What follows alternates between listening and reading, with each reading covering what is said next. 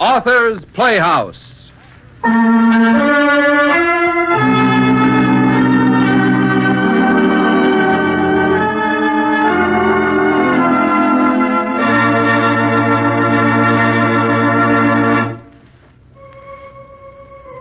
Now listen, Clayton, old chap. Do you expect us to believe that you actually met a ghost in the club last night? That's correct. Not only did I meet the blighter, but I got him out of no end of a jam. You mean that the ghost was in trouble and that you helped him? Of course. You see, this young ghost had come to haunt the club.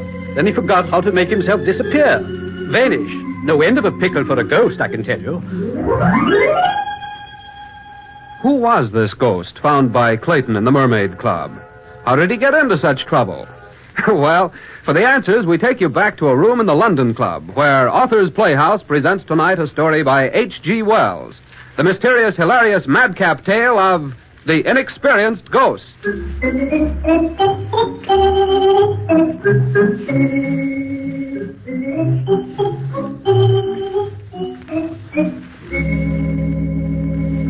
The scene in which John Clayton told us his last story comes back very vividly to my mind. Sanderson and I had come down to London that morning, seeking to join our old friend Clayton for a pleasant weekend at the Mermaid Club. Clayton had arrived a day earlier and spent the night at the club, which indeed gave him the opening of his story. We had dined and were in that mood of tranquil kindliness when men will suffer a story. When Clayton began to tell one, we naturally supposed he was lying. It may be that indeed he was lying, but that's not for me to judge. This I know, and Sanderson can vouch for it too, that the incredulous story began when Clayton rose from his seat by the open fire, stretched himself comfortably, and called to me. I say, you know that I spent the night here alone, don't you, Evans? Of course, old chap. We're sorry we couldn't get here sooner.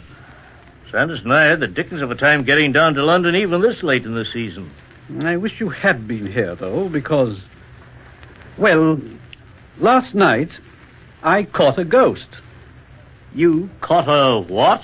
A ghost. Oh, that's wonderful. Superb. Where is it? Well, Sanderson, this wasn't exactly a regular ghost, you understand.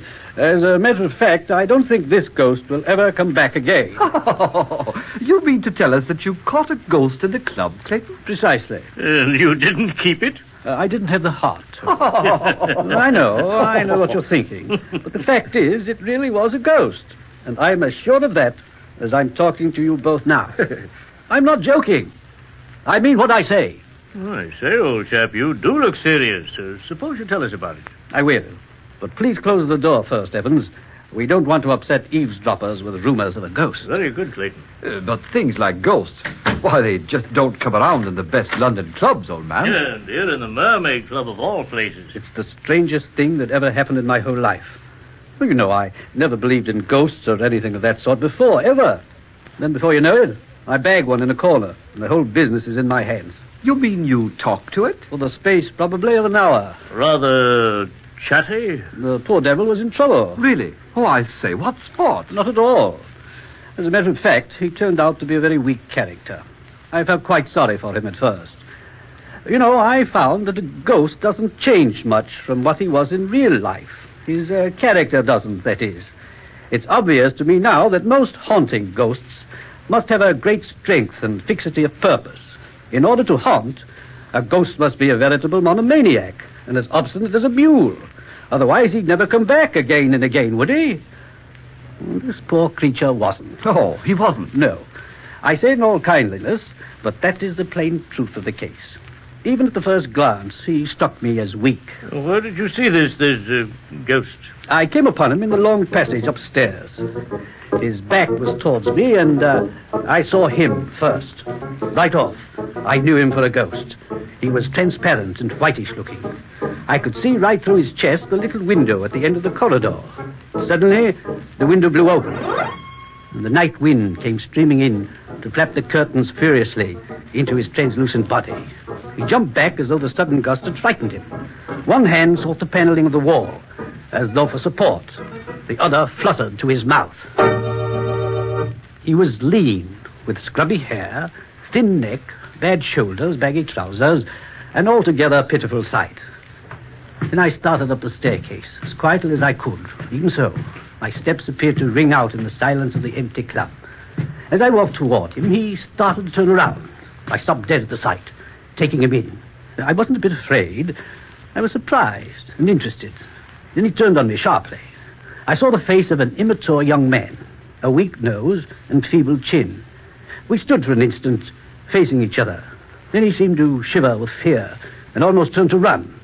As I looked at him rather curiously, he appeared to gather his nerves together, as though remembering his high calling as a ghost.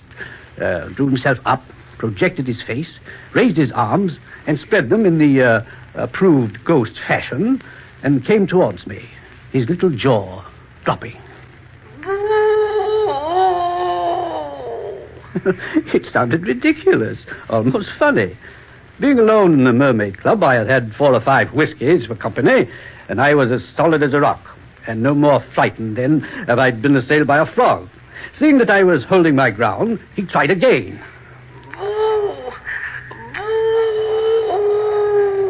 Boo yourself. I'm a ghost. Go away. Nonsense. Stuff and nonsense. You don't belong to this place. What are you doing here? I'm halting. Be frightened and run away. Oh, cut it out. Your feeble gasp is really annoying. Are you a member of the Mermaid Club? No, sir, I'm not. I'm a ghost, you know. Yes, so you told me. Well, that doesn't give you the run of the place. Is there anyone you want to see or anything of that sort? No, sir. Then what are you doing here? You ask me, you look like the ghost of a silly, awkward, aimless young man. I'm haunting. Well, you haven't any business to. Not in the club. You've already admitted you aren't a member. But I'm a ghost. A real ghost. That may well be. But this is a respectable private club in London. You can't stroll about the halls in a careless way like this. Why, you could easily scare the members out of their wits.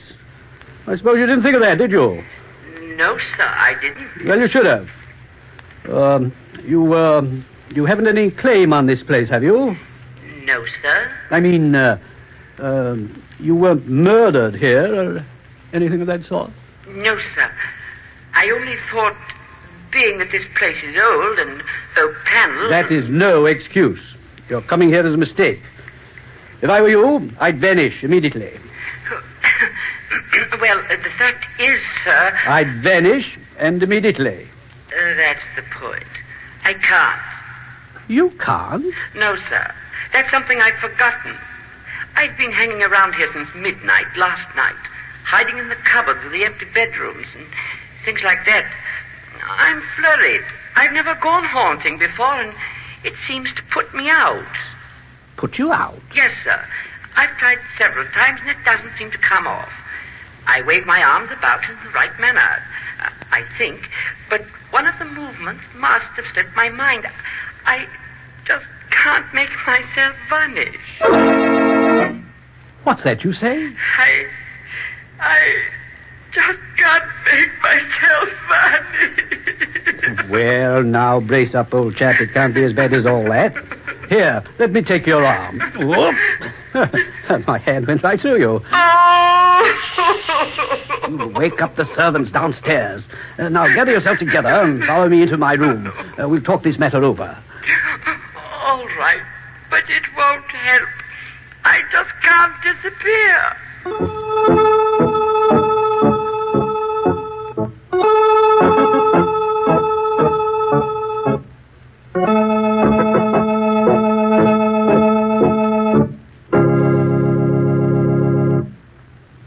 Do you mean to tell us, Clayton, that you brought your ghost into this very room? Naturally. He looked at me in such an abject way that I felt compelled, against my better judgment, to help him out. After all, it wouldn't have been sporting to have left him to the servants. You were in the spot, weren't you, old man? That isn't the half of it.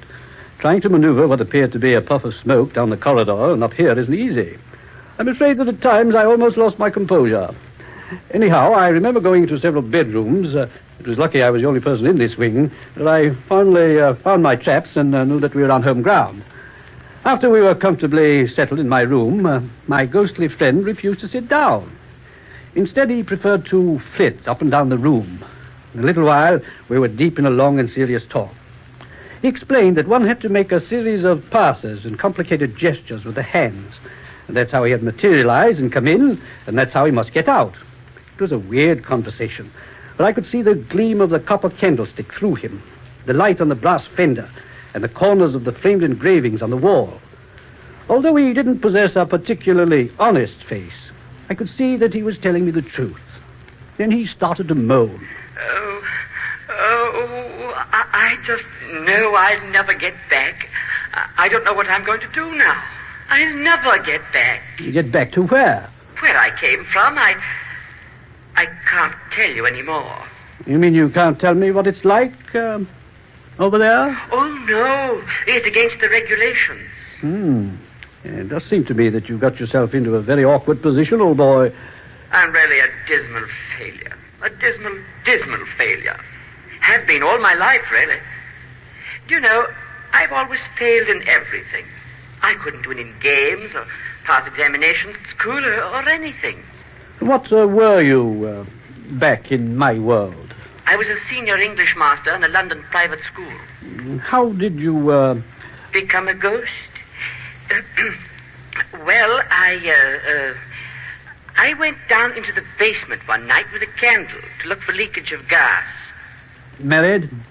Only engaged. The gas incident blew that up, too. And I'm miserable now. They stuck me in with a group of very young ghosts. Really children, you know. And all they think about is going haunting and things like that. They seem to think haunting is a tremendous adventure. And tonight was your first time? Yes. And you saw how well I made out. They told me it would be a wonderful lark. Some lark. Just another dismal failure to add to my record. Nothing else. Now, don't brood on these things too much. The thing you've got to do is get out of this. Get out of this sharp. You're the first one who's ever been kind to me. All right, now, all right. For the love of Pete, don't bawl. Though being a ghost is bad enough. I don't think I could stand a weeping ghost. Can't you help me? Well, I'll try. Now, you've got to pull yourself together. Concentrate on vanishing. Oh, it's no good. It won't work. You say you have to make certain passes with your hands? That's right. But I've forgotten. No more of that sort of talk. Now, you try. Try. Yes, I'll try. 1, 2, 3... Oh, no, that's not right. Try again. Harder. 1, 2, 3, 4... Oh, I just can't disappear, sir.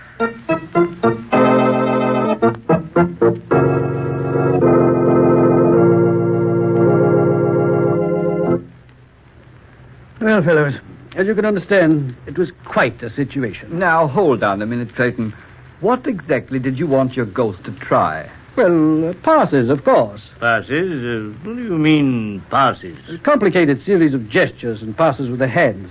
That's how he'd come in, and that's how he had to get out. Lord, what a time I had. My dear Clayton, how could any series of passes I ever... tell you, Evans, I don't know how. All I know is that you do passes, and he did at least. Did you observe them? Oh, yes, I certainly did. There we were, I and this vague ghost.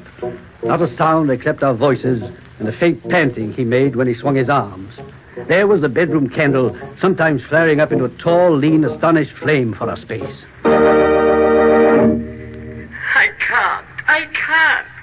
I never shall be able to. Now, pull yourself together, will you? I can't do it. And so, in order to encourage him, I began to help him. You began to help the ghost? Yes, that's right. Help him with what? Why, the passes, of course. That is interesting. You mean to say this ghost of yours actually gave away... Yes, Sanderson. He did his level best to give away the whole confounded barrier between this world and the next. But he couldn't have. You would have gone there, too. We'll come to that later, Evans. Let Clayton continue. Our ghost tried and tried, and he despaired. It looked hopeless, and then suddenly he got up abruptly from his chair. Look, you've seen all the passes. I do something wrong somewhere. Suppose you go through the whole performance so I can watch you. What good would that do? Well, I believe that if I could see it, I could spot at once what's wrong. All right. I'll do it if you think it'll work. Now, how did you start again? With the left hand. Like this. Oh, yes, I remember now. Like this? Yes, that's it. All right, I'll try it. 1, 2, That's it. 3, Just continue. 4, Like that. Yes, that's right. 5, Oh, no. Bring the palm up and over. 6, That's better. Now with the right hand. 7. That's right. Good. Fine. Excellent. Now I know. Know what? I know. But I can't do it if you look at me. I really can't. Oh, come now. After all, didn't I... I think that's what it's been all along. I'm such a nervous fellow that your presence puts me out. Will you please leave the room? Now, wait a minute. Don't you think it's only fair that I see how it's being done? But I can't do it if you're here. Now, you've got to try, that's all. I'm not leaving. Oh, this isn't fair at all. Please leave the room. I definitely will not. Oh, please don't be stubborn. Can't you understand? I cannot do it if you look at me. Well, suppose I turn my back to you. I want you to leave the room. I will not. That's final. You'll turn your back? Yes. Well, all right. You can do that. Is, this all right? No. Turn a little further. That's better. Now, I'll start again, and this time I know it will work. 1, 2... Naturally, I wanted to see, but he was so obstinate. 3... So when I turned, I made very sure that I was facing the wardrobe mirror. 4... He started off the same way. I followed his actions through the looking glass. 5... Around with his arms and his hands. And then with a rush that came the last gesture of all, you stand erect and open your arms. And thus he stood. And then... 7... And then he didn't. He wasn't. I wheeled around from the looking glass. There was nothing. I was alone with the flaring candles and a staggering mind. What had happened? Had anything happened? Had I been dreaming?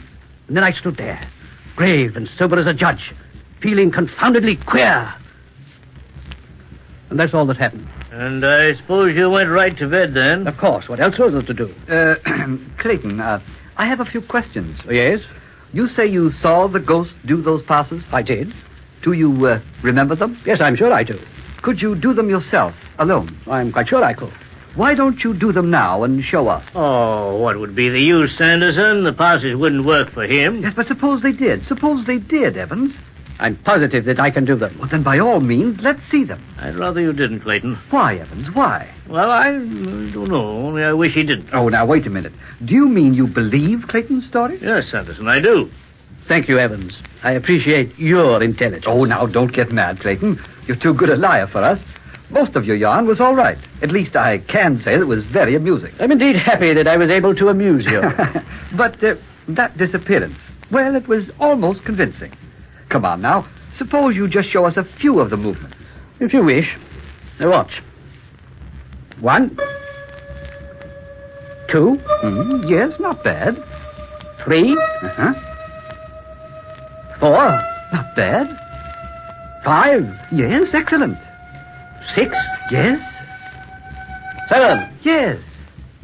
Do you wish a further demonstration? That's really not bad at all.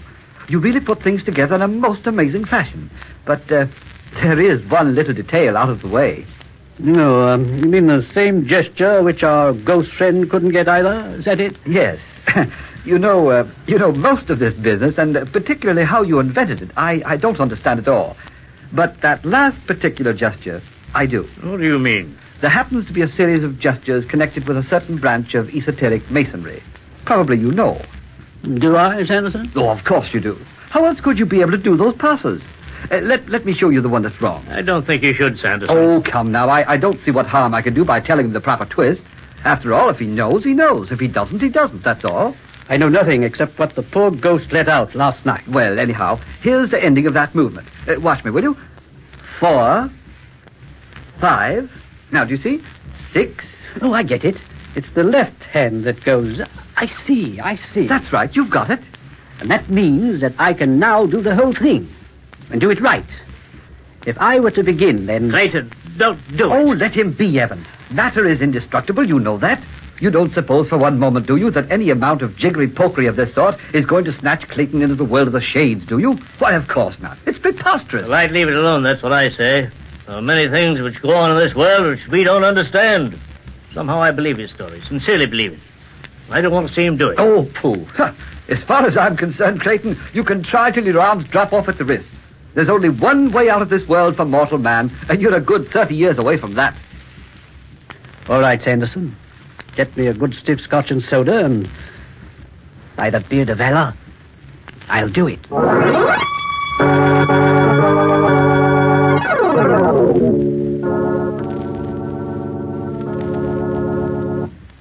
Are you quite ready now, Clayton? Don't do it, please. Listen to me for once. You don't know what you're dealing with. There are many things which we're not supposed to know. To tamper with them only means that You're right in believing me, Evans. But you don't have to worry about anything. Yes, Sanderson is all wrong. I did tell the truth, and I do know the passes. I shall do them, and I shall vanish. I shall get to the last gesture, and as it swishes through the air, presto, this hearthrug will be vacant, this room will be blank amazement, and a respectably dressed gentleman of 40 will plump into the world of shame. You won't succeed, Clayton. I certainly will. But, man, the whole thing is against all common sense. I decline to argue any further. Let me finish this scotch, and then let the thing be tried. After all, I don't know whether a ghost can enjoy scotch or not. No, Clayton, no. Now, please, Evans. Well, I'm ready to begin. 1. I've got a stiff feeling right from 2. the back of my skull down to the... Be quiet. 3. I don't like this at all. Oh, shush. 4. Very good, Clayton. So far, your waving hands are very convincing. 5. Make him stop, Sanderson. My teeth are tingling. 6. Make him stop. There, he's coming to the last gesture now. 7. He's finished. There he is, standing with his arms wide open, looking quite impressive. And, as I told you, nothing happened. Oh, no? Then what am I doing standing beside my own body? Look, his face. He's going to fall. He's collapsing. Go, quick, catch him. That's just my body, you got Can't you see me? The real Be careful, me standing beside don't you. drop him. Look at his face. Ghastly, isn't it? Oh, it's changing. Look at it. Of course. I say, I do look rather queer, don't I? It's like a house when the lights go out. No expression at all. I'll open his vest and shirt so he can breathe. There, that does it. I guess the excitement was just a bit too much for him. Oh, bother, the decanter's empty. I'll just go for some brandy. Oh, dear. Poor old Clayton. I knew you shouldn't have done it. Listen, Evans, old man, I'm really all right. It's just a joke, you know. I wish Sanderson would hurry with that brandy. I wish you could see this as I do, Evans. There you are, holding up my head and looking very sad, while I, or my ghost, sits comfortably across from you in this armchair. Oh, it's very curious. I'm sure it's never been done before. Wake up, Clayton. Wake up, old man. You look as though you'd seen a ghost. Oh, seen one? I am one, you old fool. But just wait until I get back into my body. We'll certainly have a laugh on old Sanderson. Mr. Clayton, what are you doing here? What's that? It's me, the ghost. But you seem to be one, too. Why, hello. Yes, I just wanted to show my friends that I could make myself disappear as you did. Oh, sir, but you weren't supposed to watch me. Well, I did, in the mirror. But see here, after all the trouble I went to help you disappear, you turn up again. What do you mean by that? Don't stand over there beside my body. Evans might look up and get the scare of his life. Please don't shout at me. He can't see either of us, you know. Fine, here comes Sanderson. Well, you certainly took your time. Well, I had to go all the way down to the servants' quarters. Here it is. Hold him up, will you, while I pour some of this brandy? Here we are. Yeah, that will do it, I think. There. He doesn't move. How about his heartbeat? Oh, normal, I should imagine. But I'll check it just to make sure. I guess the little bedtime story that he told us. What's the matter, Sanderson? But it can't be. It can't. What is it? This is something beyond human comprehension, Evan, but Clayton is dead. He's dead. How ridiculous. Oh, but it isn't, Mr. Clayton. Shh, listen. He has actually passed into the world of shades as only a mortal can, by dying. But that's outrageous. Why, I didn't mean But that. what caused his becoming a ghost? The passes, the incantation, or just sudden heart failure? That's not a matter for our judging. It's just one of those riddles that must remain unsolved. All that we know for certain is that in the very instant he concluded those passes, Clayton fell before us, dead. No, listen, I'm coming back. I'm not really dead. Oh, but you are, Mr. Clayton. You really are, you know. Well, let us go downstairs and wake the servants, Sanderson. There's no more we can do. No, wait. Don't go away. Look, Sanderson, Evans, I'm coming back. It won't do you any good to follow, sir. They can't see you. No, they can't. Listen, young fellow, you got me into this. Oh, don't look at me like that, sir. I couldn't help it. Oh, you couldn't. Wasn't it you who forgot how to vanish? Yes, but... And wasn't it you who brought your troubles to me? Yes, but don't look at me like that, Mr. Clayton. And wasn't it because I helped you to vanish that I got into this state? I'm sorry, but You're sorry. I like that. Now listen, you can jolly well start finding a way to get me back into my body. That's impossible. It's never been done, you know. Don't touch me, Mr. Clayton. Stay away from me. I'm a ghost. So am I, at present. But I'm not going to get you out of this club until you found a way to get me back into my body. Do you hear? But that means we may stay here in the club forever and ever.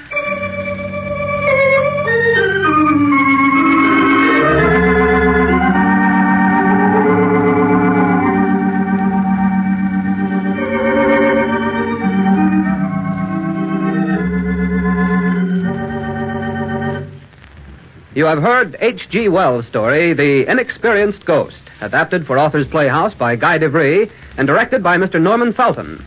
Mr. Herbert Butterfield played the part of Clayton, Mr. Wilms Herbert was heard as the ghost, Mr. Clare Baum as Sanderson, and Mr. Charles Eggleston as Evans. The music was arranged and played by Jack Lyon. Next week, same time, same station, Authors Playhouse will bring you a special adaptation of Robert Browning's The Pied Piper of Hamelin.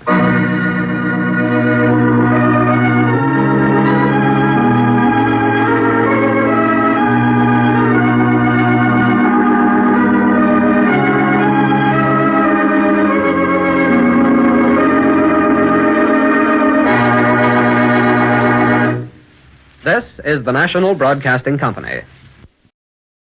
The Carter Coal Company and the dealers of Olga Coal present The Mummers in the Little Theater of the Air.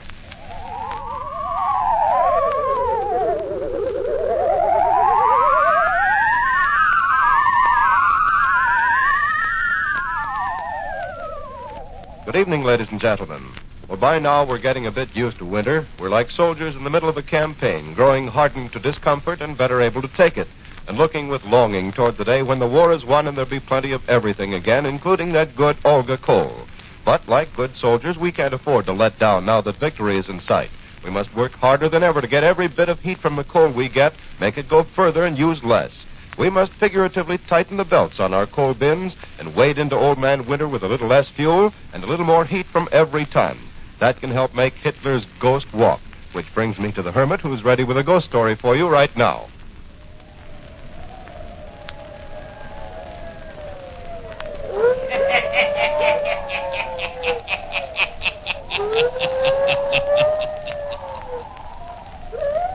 Ghost stories. Weird stories. And murders, too. The Hermit knows of them all. Turn out your lights. Turn them out. Have you heard the story of Hanson'S ghost? Then listen while the Hermit tells you the story.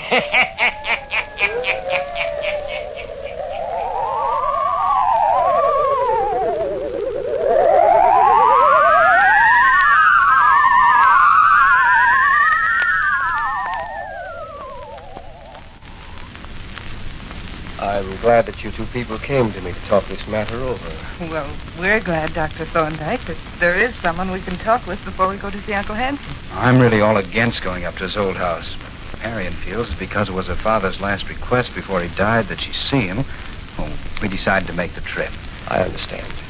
We might as well tell Dr. Thorndyke the truth, Douglas. My father also said that Uncle Hanson has a great deal of money. He felt that it should be left to Douglas and me. You are the only rightful heir. Dad said that if Uncle Hanson knew us, got acquainted with us, he might come to his senses and leave some of it to us. You make us sound awfully mercenary, Mary. Well, it should belong to me. Uncle Hanson cheated my father out of part of the estate. Yes, I remember. You see, Mr. Randall, your wife's uncle and I went to medical school together. So Marion told me. Then, when we planned to leave New York and come to see him, I thought it best that we write to you first and find out about Uncle Hanson. I'm glad you did. Marion wrote to her uncle and never heard from him. I'm not surprised. So, here we are in Warhawk. And, Dr. Thorndyke, you said in your letter that Uncle Hanson was very queer, that you wouldn't advise us to stay at his house. True. So before we go there, Douglas thought you should explain to us. Just what is wrong with him, Dr. Thorndyke? Well, first of all, no one in Warhawk ever goes to see him. Second, he lives in an old, bleak house that in itself has a grim past. Oh. Now, you may think I'm the one who is queer when I tell you this, but there is scarcely a person here who doesn't believe that the house is haunted. Some old superstition, Yes. But as far as I can see, it must have some truth to it. And Uncle Hanson lives there all alone? No. An old servant, a shy, crafty, almost demented-looking fellow lives there with him. I don't want to frighten you unnecessarily, but 2 years ago, I made a visit at the old house. You saw Uncle Hanson? Yes, at his request. You see, while your uncle and I were studying in medical school together, he had begun to show signs of strangeness. Yes? He was experimenting with a strange theory. He believed that he could recall from the dead the soul of some individual, and that the soul he recalled could return to the body of some person living in the present. Merciful heavens. Terrible, isn't it? Man must have been crazy then. Oh, he was very serious about it. But why work on such an inhuman theory? Because he felt that to return a soul from the dead was the only way of perpetuating life. If he could recall from the dead a soul that had passed beyond before its time, and could get it to live in another body, then the person could go on living. Preposterous. He claimed that someday he would prove it. He claimed that he himself would never die, for he would get some dead soul to occupy his body, and this way he might retain perpetual life. It's all pretty awful and muddled. To think that such a crazy man was my father's brother. As I started to tell you, 2 years ago, his old servant brought me a letter asking me to come that particular evening and see Dr. Hanson. I drove over to his house that night, walked to the door, rang the bell.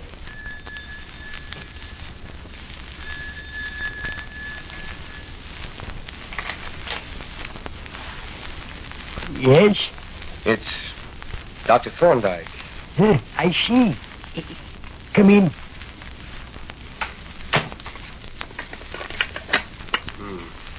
Keep it dark in here. I can't see where I'm going. The doctor needs it dark for his work. We don't care for the light. Will you tell Dr. Hanson that I'm here? He expects you. You can follow me up these stairs. All right. Can we have a light to see by? Your eyes will grow accustomed to the darkness like mine do.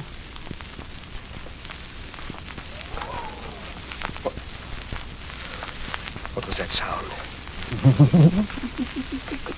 Did you hear it? I only heard it, but I felt as if some icy hand had reached out and touched my face, almost clawed at me.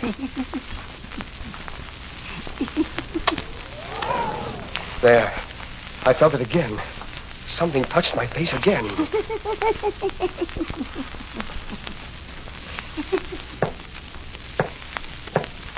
Come in. Hello, Philip. So you came, Thorndyke? Yes. I sent for you to prove my theory to you, Dr. Thorndyke. Yes, Philip? And don't look at me as if you thought I was demented. I'm not crazy. I never thought you were demented. Only obsessed. Dr. Thorndyke was visited by one of the wandering spirits on the way upstairs. Really? Something cold brushed against my face, if that's what you mean. The spirits that roam this house were trying to be kind to you. Trying to get into your body. Trying to give you new life. You're lucky. So, you're still working on that old theory, are you? Working? I have it practically complete. Now listen, Philip, if this is what you called me over tonight for, I can't stay and listen. I have calls to make. You always scoffed at me, didn't you? Never believed I could do it. Why would you want to do it, Philip? I have found a young soul that died too soon. The spirit of a man who was stabbed by his own wife. What do you mean? In this very house. Yes, he lived here. We know. Don't we know, Thread? Yes, we know. A young man who was stabbed by his wife. She went to prison for it. I remember the story. But about the spirit of that man, I'm able to recall. You did not know. Philip, this is nonsense. I'm about ready to call that spirit forth and get it to take abode in my body. Philip Hanson, I won't stay here and listen to such balderdash. You know what it will mean to me? I shall never die. Never. For once I've recalled one spirit to come and live in my body, I can recall others. I'm leaving. Wait, not yet. I shall never die. I shall have years and years to use my money. No one will be able to take it from me. It shall be mine for years to come, long after you are dead. I have no desire to live beyond my time, Philip. But I have. I'm going. Now, wait. I shall show you my experiment. Then you can go if you wish. What do you have cooking in that kettle? And in these test tubes? The essence of spirits. Turn down all the lights, Thrill. Yes, sir. Now I shall pass my body through the fumes coming from the steaming kettle. I shall put the fumes all about myself. Watch. And to make no sound. Now.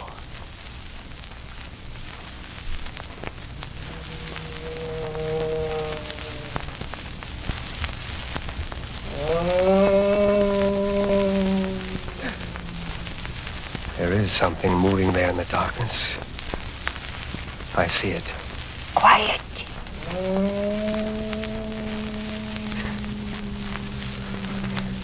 Where's the door? Let me out of here. I shan't stay another minute. Let me out of here.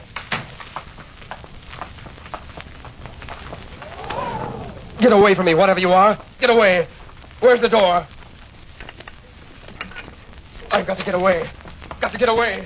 Get away from here. Get away. Away!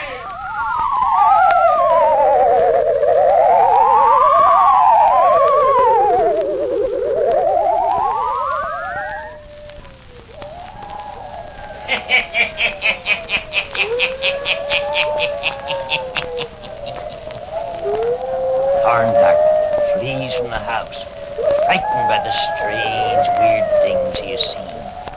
Is it true that Dr. Hanson is able to make a dead spirit return? Or is it something he and his demented servant has conjured up to frighten people away? The hermit will tell you before the night is done. Well, when it comes to frightening people, I'm not very good, but I'm a whiz at encouraging them, and that's what I hope I've done for you.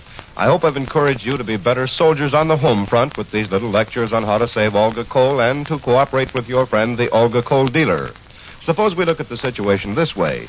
We'd all like to do more to help win the war, so suppose we imagine we're all soldiers and the Olga coal dealer is the supply sergeant. Well, he's in it along with the rest of us, and he can't give out any more coal than he gets.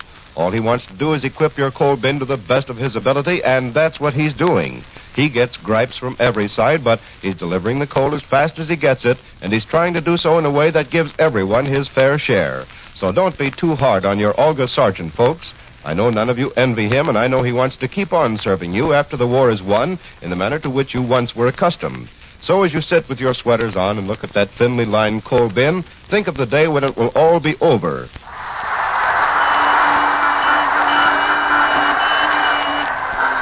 And you can once more take phone in hand and say, I want a whole bin full of that good Olga coal. That's right, the kind spelled O-L-G-A. Well, come on in, Hermit. You haven't even been here, and we've been telling ourselves stories.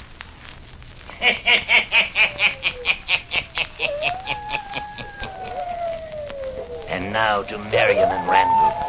Dr. Thorndyke of the town of Wohog goes on telling the story of Marion's strange Uncle Hanson. Yeah. Listen.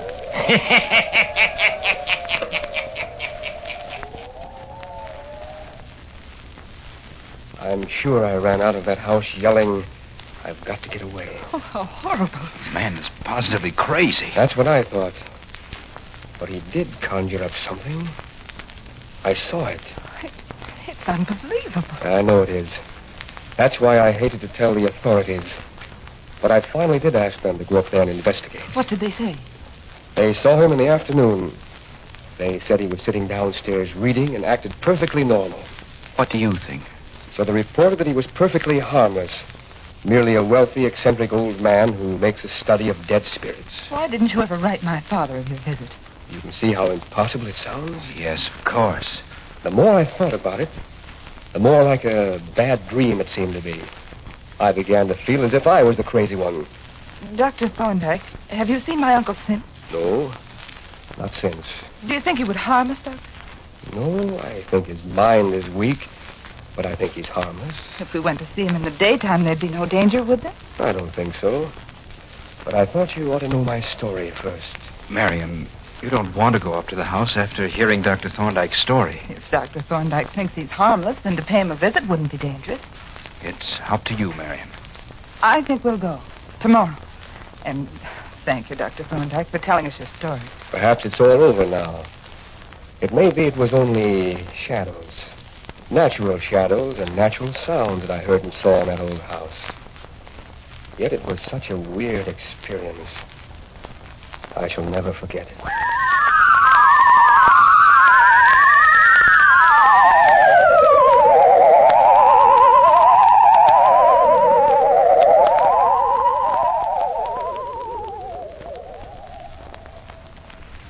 Are you nearly ready to go down to dinner, Douglas? Yes, dear. Just fixing my tie.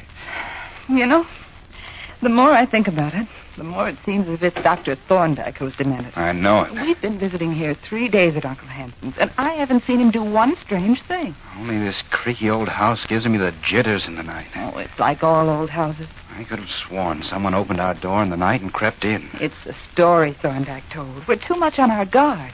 Everything has a double meaning to us now. Maybe you're right. Sure I am. And Uncle Hanson has been awfully kind to us, and so pleased to see us. Uh-huh. Even this old servant of his isn't bad. He's been kind, too. He cooks good meals for an old duffer, doesn't he? Yes. And do you know what he said to me, Douglas? What? Well, he told me yesterday that Uncle Hanson was so glad we came to see him. So glad that you and I were sensible. Uh-huh. And that now he could die peacefully, knowing that we wouldn't waste his money for him. Well, it's all turning out better than I anticipated. Huh? You ready to go down to dinner? Already. He still works in his laboratory long hours, doesn't he? Yes. I asked him last night to let me see it, and he said perhaps he might tonight. Why do you want to go up there? Oh, just to see what he does. You can see that he's completely forgotten trying to restore dead spirits. I'm not afraid of him, honey. I guess you're right. So, I just want to see what he does do up there in that room. Maybe we can tonight.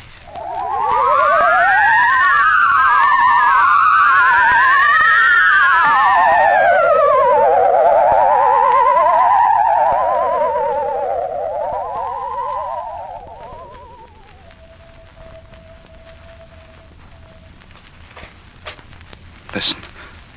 What was that? Marion, wake up. I thought I heard our door creak open. What, Douglas? Sure as anything, I thought I heard our door creak open. I was asleep. I didn't hear anything. If there were only electric lights in this house. Where's that darn candle? There was one on the bedside table. I can't find a thing groping around in this dark. You've got yourself upset from visiting Uncle's laboratory. But he did have the most queer-looking gadgets up there, didn't he? Yes. Now, if I can only find a match.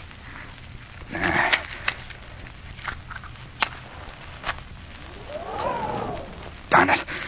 Where did that wind come from? It blew the light right out. Oh, why don't you forget it? You just heard some board creak. There isn't anything in here. Darn funny creaks. It's strange how you're more upset than I am. I'd just as soon move out any time, I can tell you. I'm not frightened anymore. Good night, dear. Good night.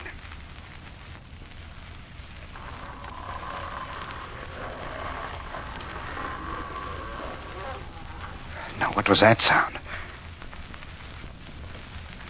Marion, something cold passed over my throat. Marion. Douglas, what is it? Get away from me. Marion. Douglas, there's something standing right over you. I can see it. Douglas. Oh, help. Don't move. This won't take long. It's Thrail. Thrail, what are you doing? Get away. Get away from here. Leave me alone if you know what's good for you. Get out of our room. I'm going to call my uncle. Get his hands off my throat. Get them off my throat. Help. Uncle Hanson, help. Help. Let go. Let go of me. Hey, stop. We won't need the dead spirit of Mr. Randall. The other one has come back. The other one has come back? Yes, come. All of you to my laboratory.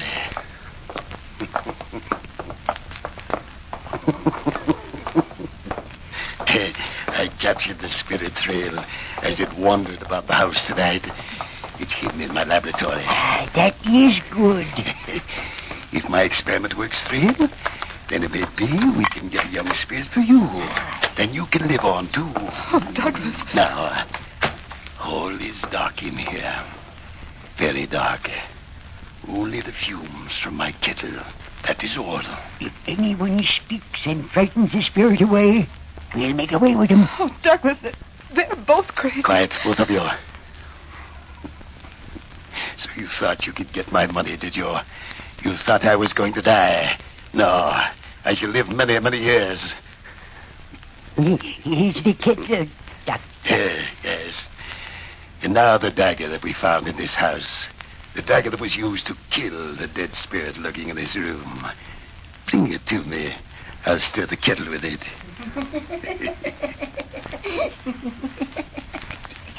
Here it is, Doctor. Yes.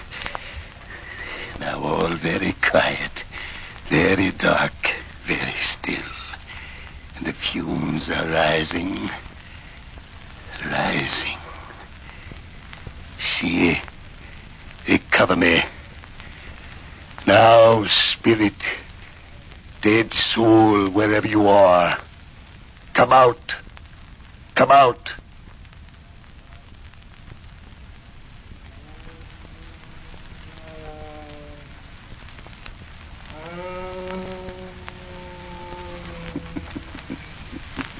Spirit is here. Can you hear his voice? It's getting lighter. Can you see? Look. Over there. A shadow is taking form. Look. There is some light. It is approaching me. Look. It is coming near me. Yes, I'm coming closer. Closer. I see him. Look. It's going right up to Uncle Hanson. You wanted to call me back. Well, I am here. And I shall enter your body. Just as you wish. Dr. Hanson. I'm disappearing. Merciful heavens. What's happening? Look, see. Before you stands another man. He's done it. He's no longer Dr. Hanson. The spirit has entered his body. I'm back again. See this dagger in my hand. I'm back again. So you thought my wife killed me long ago, did you? Well, she didn't. I killed myself. Oh, look. I tried to kill her just as I'm going to kill you, Thrale. No. No. Yes, just as I'm going to kill you now. Have mercy. Hey, Dr. Hanson, come back. Take the spirit out of your body. He's going to kill me. Help! Help! You wanted to bring me back, didn't you? Save me! Save me! Help! Mary, Help! don't move. Stand right where we are. I'll see if I can save him. They're pinning me. Thrale, here, this way. Here. Now, stand back with me, out of the way. Look. I couldn't kill my wife long years ago, and I can't kill you. But I can kill myself again. Yes. What is he doing? You brought me back into your body, Dr. Hanson, only so that I might kill myself again. Now the dagger through my heart.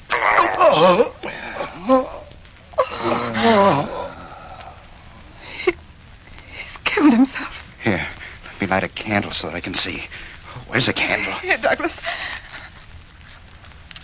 There. Oh, it's Uncle Hanson. Look, he's on the floor, dead. The dagger through his heart. Yes. The spirit returned and did the same act that it did when it was living. We didn't count on that. But, Douglas, it's only Uncle Hanson here. He's killed himself and he tried to kill his servant. But we did hear another voice, didn't we? Of course you did. It was the spirit that wanders this house. And the Dr. Hanson tried to get into his own body. Oh, it's so terrible. But it didn't work. It didn't work like he thought. The spirit came back and did the same deed all over.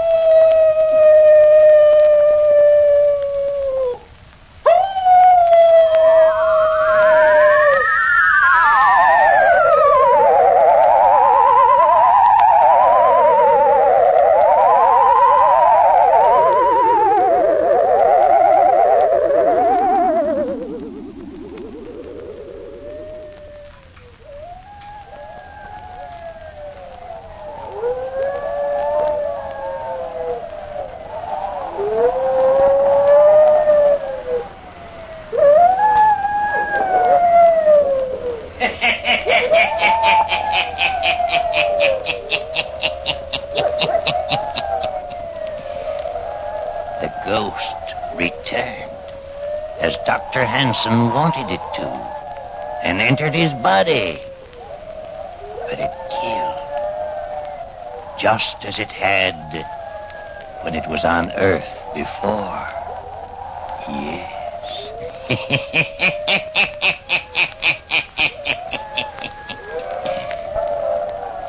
Turn on your lights. Turn them on.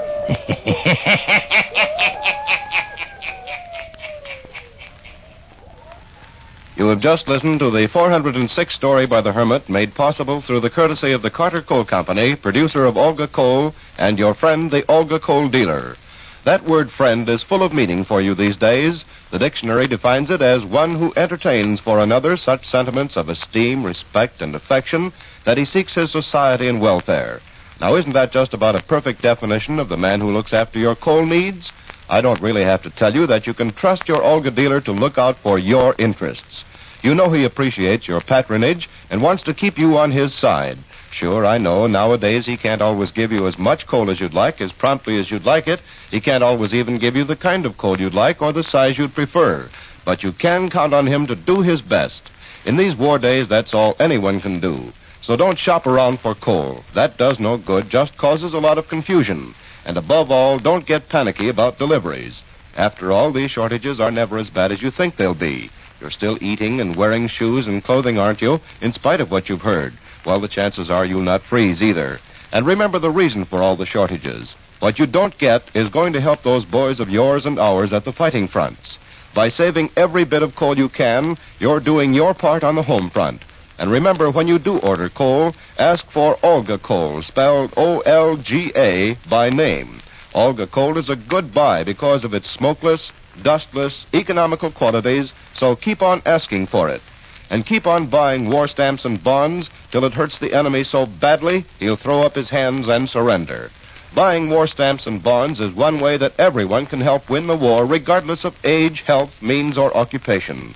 Every penny you citizens of the United States and Canada put into war stamps and bonds weighs the balance that much further in our favor against the Japs and Nazis. Buy war stamps and bonds, and don't stop until the enemy gives up.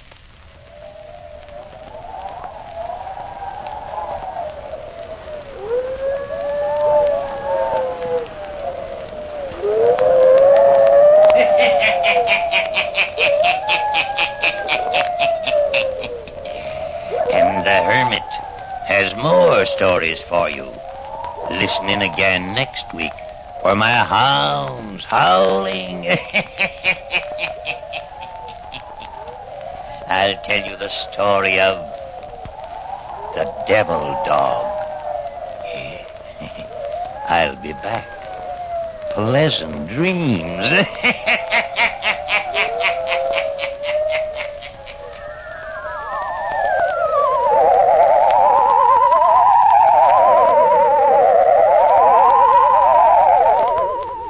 All characters, places, and occurrences mentioned in the Hermit's Cave are fictitious, and similarity to persons, places, or occurrences is purely accidental.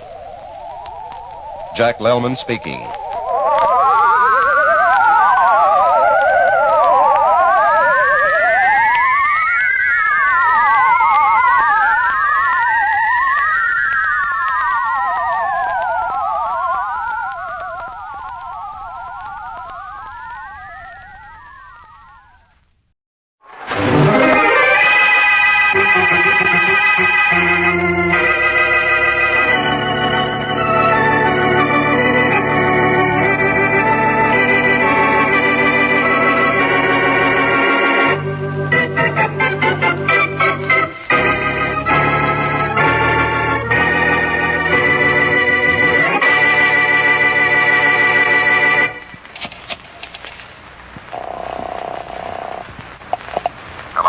Blackie? Shorty, how are you? When'd you get back in town? About an hour ago. I was going to call you from the station, but all the phones were busy. Where are you now, Shorty? I'm in Delaney's drugstore on the corner of Sunset Parkway and Oak Lane. Well, say, that's not far from here. Grab a cab and come on up. I'll bring you up to date on what's happened since you've been gone. You all right, Shorty? Sure, boss. I've gone straight. I'm going to go straight. Well, go straight out of that drugstore, get straight into a cab, and come straight up here to my apartment. I will. Be seeing you, boss. So long. Help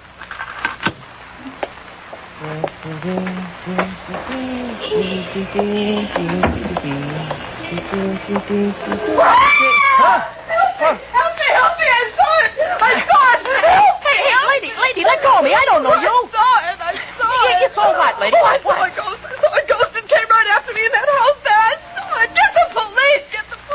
No, you're talking to the wrong guy. Forget the police, lady. Hey, you better get back in the house. No, I won't go back in that house. Not ever. I saw a ghost.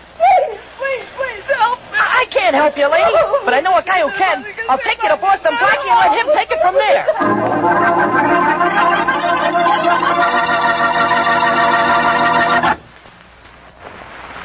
And now back to Boston Blackie. Enemy to those who make him an enemy. Friend to those who have no friend.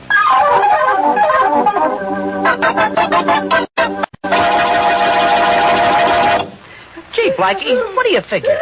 Is this dame on the level about seeing a ghost? I don't know, Shorty, but I'm glad you brought her up to my apartment.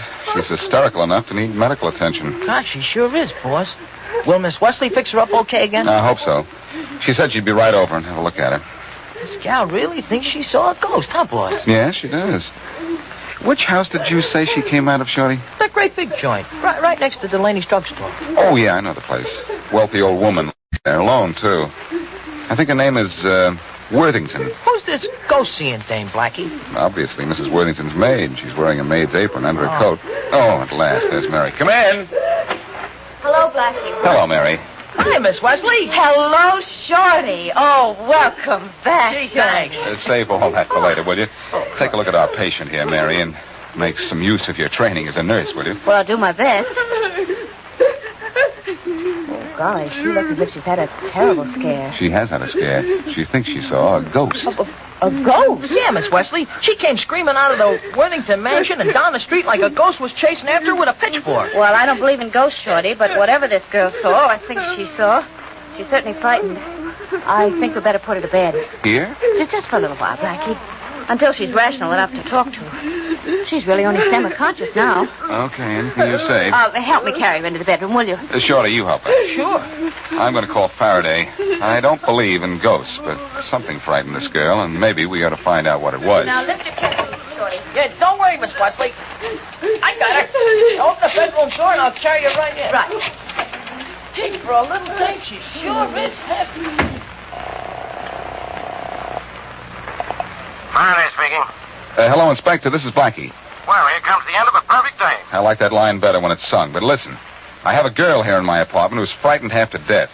What'd she do? Get a good look at you? No, at a ghost. Oh, I see. Well, in that case, a ghost. Faraday, listen, I don't want to I'll have... tell you what you don't. You don't have anything to talk to me about. And even if you did, I don't want to listen to you. Goodbye. Faraday, don't be a Faraday. Hey, Blackie, did you get Inspector Faraday, huh? Yeah, Shorty, I got him, but he got sore. I guess we'll have to investigate this alone. How's the patient? Miss Wesley's going to put her to bed. Good. We'll leave Mary here with her and go down to the Worthington mansion together and see what's what. Okay. Miss Wesley got her to talk a little, Blackie. Her name's Madeline. And you were right, boss. She is the maid in Old Lady Worthington's joint. Blackie, Oh, Mary, everything all right? Yeah, I think so. The minute I got her to bed, she fell asleep. I think she'll be all right when she wakes up. Good. Look, do you mind staying here while Shorty and I go to the Worthington mansion and find out what frightened our friend Madeline? All right. I'll just sit out here and read till she wakes up. But, darling, be careful at the Worthington house, will you? Just the thought of ghosts terrifies me. Not me, Mary. I'm a member of the Spook of the Month Club.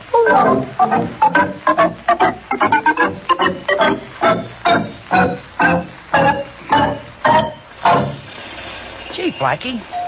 Old Lady Worthington sure lives in one swell joint, huh? Not one swell joint, Shorty. 3 of them. She has this house, a place at Bar Harbor, and a $250,000 shack at Palm Beach.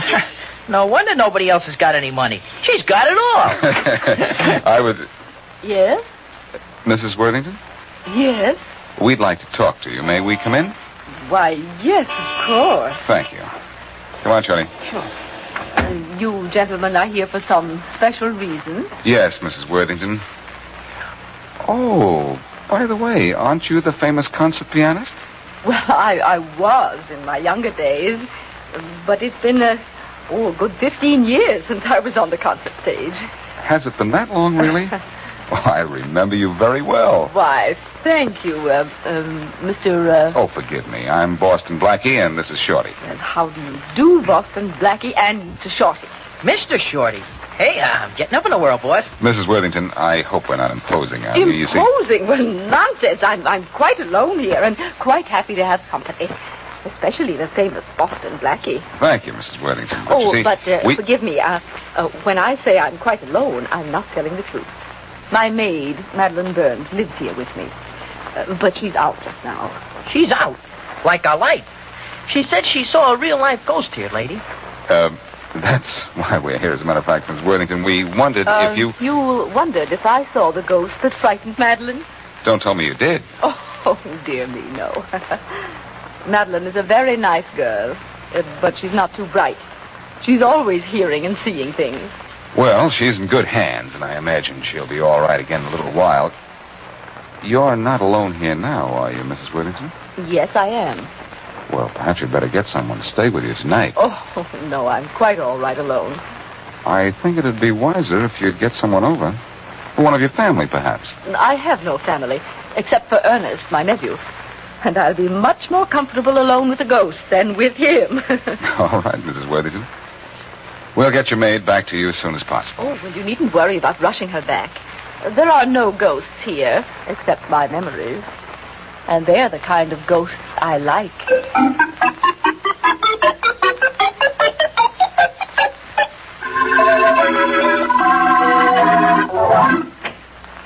Hello, Mary.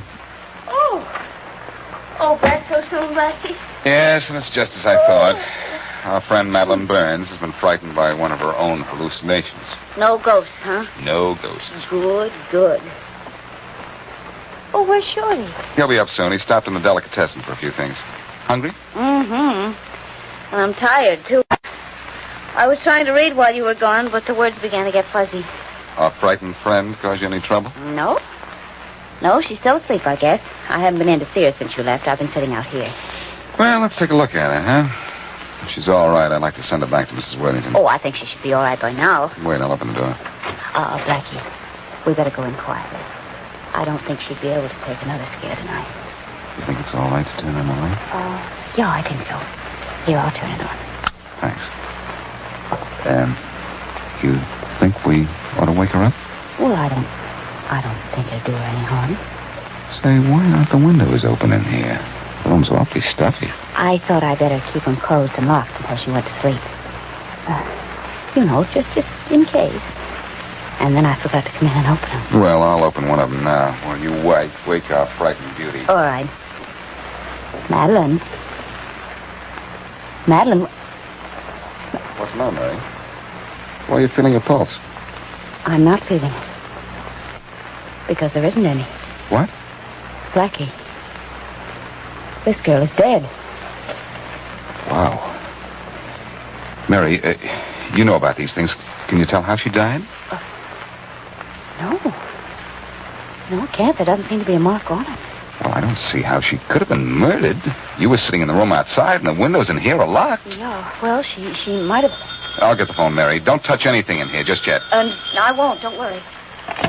Hello? Mr. Boston Blackie. Yes? This is Mrs. Worthington. Oh, yes, Mrs. Worthington. My maid, please send her back to me quickly. There are ghosts here. I saw one just now. It came nearer and nearer, faster and faster. When I screamed, it disappeared.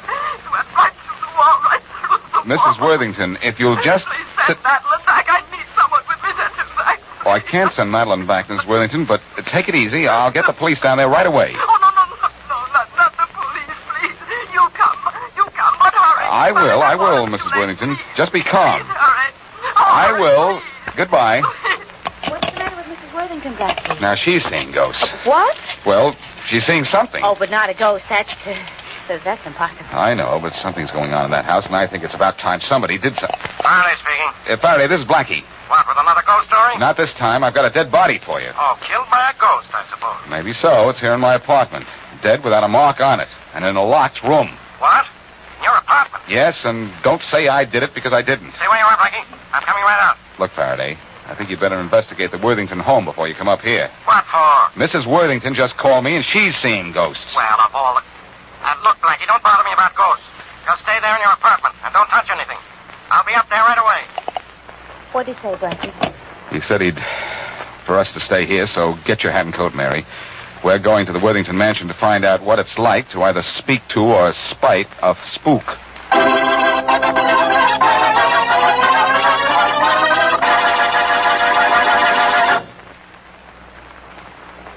And now back to Boston Blackie.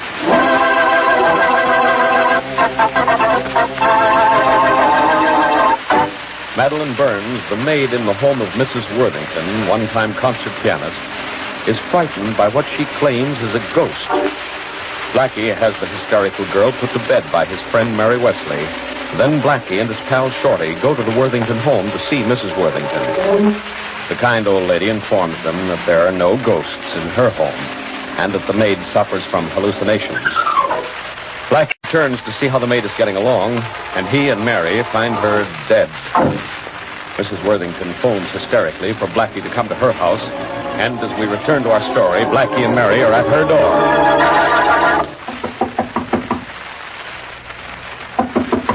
Oh, Blackie, maybe Mrs. Worthington isn't home. Well, Mary, we've knocked on the door enough times to be the police. Let's try going in and see. Well, nice try.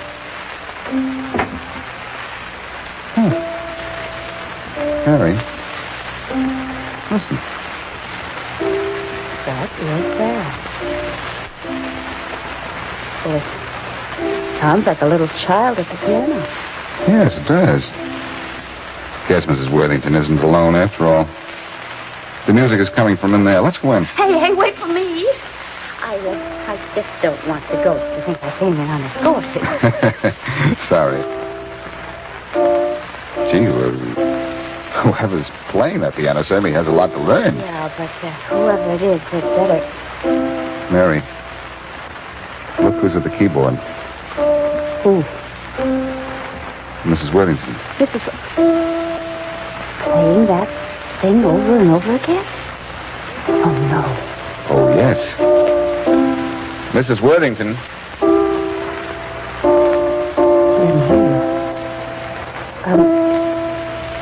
Mrs. Worthington. Oh. Hello. Mrs. Worthington, we've come to... Speak to you later. I can't just now. I'm practicing. I play rather well, don't you think? It should be a successful concert. But forgive me, I can't talk anymore. I must practice. Oh, Blackie, listen. Not here, Mary. Come over this way. She's gone out of her mind. I know it. And when I saw her a few hours ago, she was as rational as you and I. Blackie, seeing something would do this to her. Maybe it was a... Ghost? Yes. Oh, but we don't believe in ghosts. Or do we? I don't know. You tell me. Apparently Madeline Burns was frightened to death by a ghost. Mrs. Worthington has lost her mind because of a ghost. Maybe. Oh, thank goodness she stopped playing anyway. But look at her, Mary. She's staring at the door as if she sees something. And there's nothing to see. Except maybe a... Ghost? Yes, Mary. Oh. And if that door opens for the first time in my life, I hope it's only Faraday. I'll get it, Mary. Oh, it may be Mrs. Worthington's nephew. You called him, didn't you? You know I did. You held my hand so tight I hardly could dial the number. Oh, there she goes again. And here's Faraday. Come in, Inspector. What's going on here, Blackie? You'll find out. What about the girl in my apartment? How did she die? Plain case of heart failure. Then that proves it. Proves what? She was frightened to death by a ghost. Sure, she... Are you still yapping about ghosts? I quit believing in ghosts when I was... Hey, who's playing the piano in the other room? Margaret Worthington. The one who used to be a famous concert pianist? Yes. And Faraday, she's completely out of her mind. Crazy? Driven crazy by a ghost. Blackie, one more crack out of you about... Come inside and talk to her. You'll find out for yourself. I sure will. Let's go. Oh, hello, Inspector. Now, Miss Wesley, don't you give me any crazy talk about ghosts. I don't think it'll be very crazy if I do, Inspector. Listen, Well, that's the door. I'll get it. And I'll talk to Mrs. Worthington. Mrs. Worthington? Yes? May I talk to you a minute? Yes, but... I'm coming. Yes?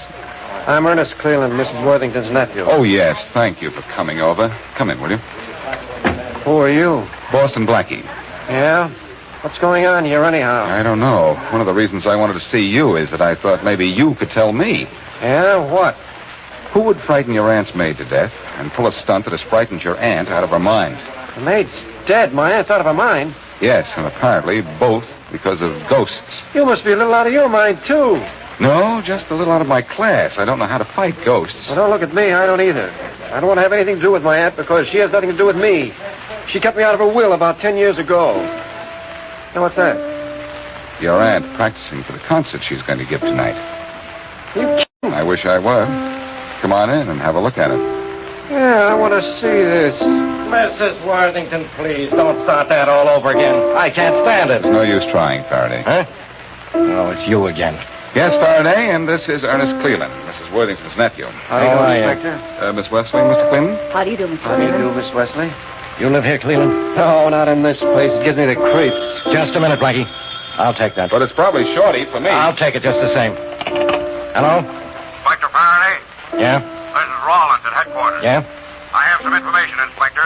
The house Mrs. Worthington lives in is on property that belongs to the Matthews Realty Company. So what? Quit wasting your time, will Let me you? finish, Inspector. The Matthews Realty Company wanted to buy Mrs. Worthington's house. She wouldn't sell. You know who owns the Matthews Company? Who? Joe Ghost? No, Charlie Kingston bought fine. Uh-oh. Thanks, Rollins. This is beginning to make sense. Bye. All right, Blackie. Come on quietly. Come along. Where? What for? To headquarters. And I'll worry about the charge later. I thought you were at the bottom of this. Your pal Charlie Kingston wants this house. And dreaming up ghosts is your way of getting Mrs. Worthington to sell it. Come on. Oh, Blackie. I said, get going, Blackie. Stop nudging me with that gun. I'll go. Stay here with Cleveland and Mrs. Worthington, Mary. I'll be back. All right, Inside an hour. Yeah, in an hour, you'll be inside a cell, Blackie. And you have to... Oh, dear, I was afraid this would happen. This fella Blackie always getting into trouble? Always, Mr. Cleveland. And it's always because he's helping others, too. That ought to teach him to mind his own business. Excuse me, I'll be back soon. There's something I want from upstairs. I left it here the other day. Yes, of course. Mrs. Worthington. Mrs. Worthington. Couldn't you please stop playing those same notes over and over again? I have to practice, my dear. The concert is tonight, you know. Yes, I know, but if you just... I am the ghost of the Worthington house. I heard it. Oh, yes, I heard it, too. Miss Wesley. I am the Worthington. Well, where is that voice coming from? I can't see anybody. I don't either, but there is a ghost. This time I hear it. This time I really hear it. I am the invisible ghost of the Worthington home. I am around, behind, in front. Oh, this time it's real. It's real. I do hear it. I do hear it. I never should have started this. There really are. Now, Mrs. Worthington. Oh, my gosh. Oh, my gosh, she's fainted. Mary, Blackie. Blackie, where are you? Mary, this is Blackie. Remember everything Mrs. Worthington says or has already said. If she said anything, I'll be right in. Well, all right, but where are you, Blackie? Blackie, I've got to revive Mrs. Worthington first. I can't... Mrs. Worthington, please. Here I am, Mary. What happened to Mrs. Worthington? Oh, she's all right. She just fainted, that's all. Well, what did she say when she heard my voice come over the radio set? Your voice come over the radio set. Now, just what is this? Well, I left here with Faraday, but as soon as we got outside, I grabbed him, tied him up, and put him under the front steps. Oh, Blackie, you didn't. Oh, but I did. I came back here, turned on the hall radio, and dialed the police wavelength. Then I went outside to Faraday's police car and used the microphone. Well, I'll tell you this. You certainly sounded like a ghost, all right. Enough to make Mrs. Worthington talk? Yes. Blackie, she said that this time she could really hear the ghost voice. And that before, she was responsible for making up all the ghost... Oh, look, she's reviving. That's good. Mrs. Worthington, you never really heard or saw a ghost in here before, did you? Oh, no, I didn't. You pretended to see one, and you pretended to be insane. Why? I can't tell you that. I can't. Or I'll be killed.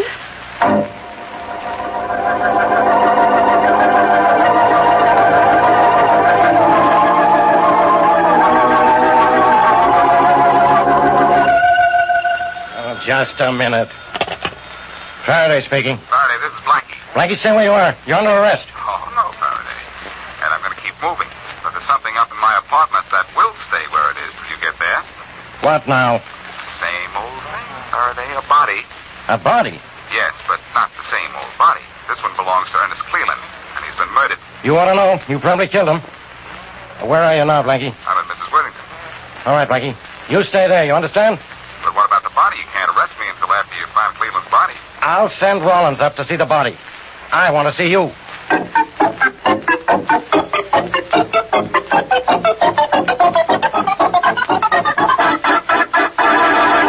No, Inspector Faraday, Blackie isn't here. Did you expect to meet him here, Inspector? Yes. Well, he'll probably be here in a few minutes. He usually keeps his word. Mrs. Worthington, I'm afraid I have some bad news for you about your nephew, Ernest Cleveland. He's dead. He's dead? Murdered. Oh, well, I'm sorry, of course, for him. But, well, it makes things a lot easier for me. You see, there never have been any ghosts in this house, Inspector. And I was never out of my mind. I was pretending. You were? Why? Well, now that Ernest is dead, I can tell you. I had cut him out of my will, and he threatened to kill me unless I changed my will and left a large sum of money to him. Oh, I see. So you pretended to be out of your mind because if you were declared insane, you couldn't legally change your will, huh? It was a clever stunt, wasn't it? Yeah. But it cost the life of Madeline Burns. I know. I had no idea that I would cause her. You didn't cause her death, Mrs. Worthington. Blackie. How do I look coming out from behind curtains, Inspector? You look better going. Behind bars. I'm not going behind bars, Faraday, and if you think Mrs. Worthington is responsible for a maid's death, you're wrong again. What caused Madeline's death was a guilty conscience. A guilty conscience? About what? What she and Ernest Cleland were plotting to do to Mrs. Worthington. They were going to kill her together. What? And when Mrs. Worthington told her about seeing a ghost, the maid's imagination ran away with her, and she thought she really saw ghosts herself. They were going to kill me. Blackie, how do you know Madeline and... Inspector, look what we found. Ernest Cleland. Oh, my goodness. Push me, will you? You mean he's not dead? Where'd you find him, Rollins? In Blackie's apartment, tied up like a birthday present. I did that to him, Faraday, and told you he was dead, hoping that you'd tell Mrs. Worthington. Well, why did you want me to think he was dead? Well, when you wouldn't explain why you were afraid you'd be killed, I remembered what Ernest had said about being cut out of your will. So I grabbed Ernest and made him tell me about his deal with the maid, tied him up, and left him for the police. And is that all there is to this whole ghost business? That's all, Inspector. There are no such things as ghosts. What's that? Blackie, it's ghosts. Ghosts, I tell you. What are you laughing about? It's ghosts. We're being surrounded by ghosts. No, we're not, Inspector. Yes, we are. I saw one of your cops in your police car when I came in. Huh? He probably fell asleep. The radio in here is still on, and right now he's snoring right into the police microphone. Oh. That's what that noise is. I hope.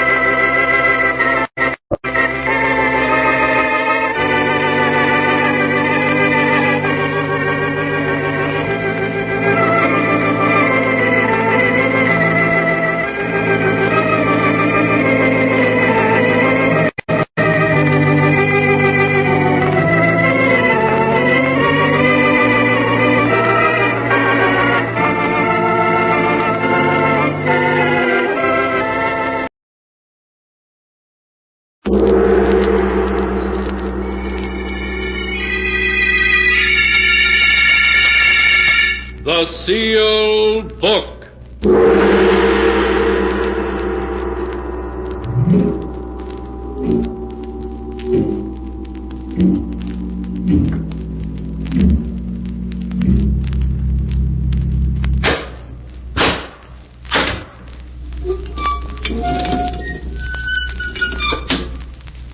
Once again, the keeper of the book has opened the ponderous door to the secret vault, wherein is kept the great sealed book, in which is recorded all the secrets and mysteries of mankind through the ages.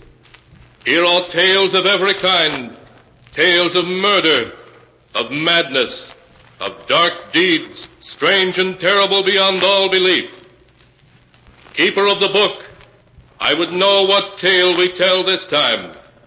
Open the great book and let us read. Slowly, the great book opens. One by one, the keeper of the book turns the pages and stops. Ah, the strange story of two scoundrels who would stop at nothing for money. A tale called The Ghost Makers.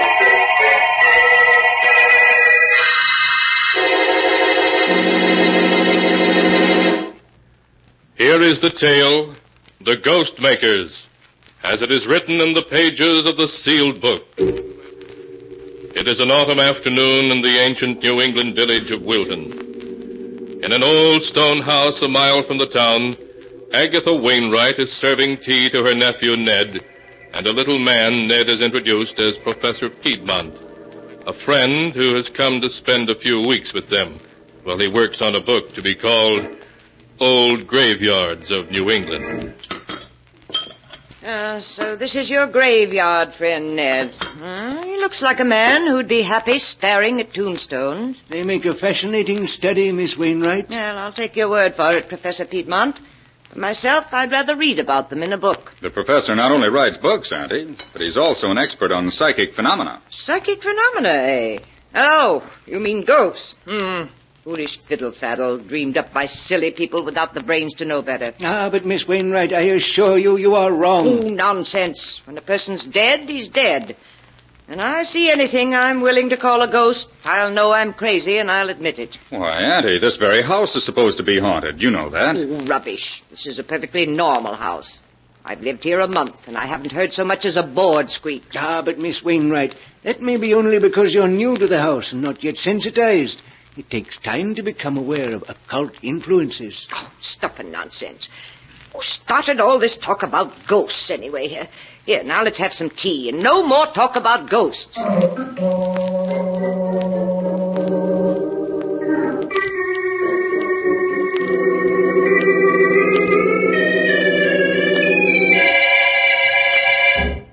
Well, Ned, now that we're alone, suppose you tell me a little more than you put in your letter. I'm still not sure why you sent for me. All right, Professor. This is the gist of it. 3 months ago, Aunt Agatha's brother died, leaving her an estate of $400,000. And I'm Auntie's only living relative. I see. Yes, light begins to dawn. No, wait. My uncle arranged his will so that Aunt Agatha gets only the interest, about $20,000 a year, and this house to live in. On her death, the entire estate goes to charity. I'm cut off without a penny. I see your uncle didn't like you, Ned.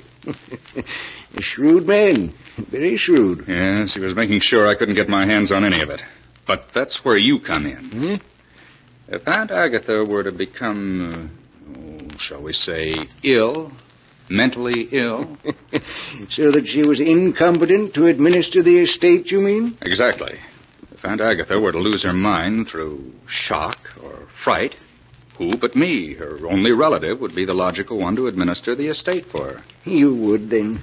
Then you'd have the whole income for as long as she lived. Yes, and part of the principal, too. I know ways to manage it. But I've got to get my hands on some of it before the end of the year. I'm sunk. I owe a little money, about $25,000. If I don't get it quickly, well, the people I owe it to are rather short-tempered. I understand. Yes, Ned, I remember when I knew you in Chicago. You liked to gamble, didn't you? But that's your affair. Personally, I prefer to stick to my own profession, creating ghosts. Yes, I've heard of some of your jobs, Professor, and some of the ghosts you've created to order. Yes, I pride myself on having a unique occupation, Ned. I believe I'm the only ghost maker there is. And the ghosts I've created have been effective, too. So I understand. Now, what I want you to do is this.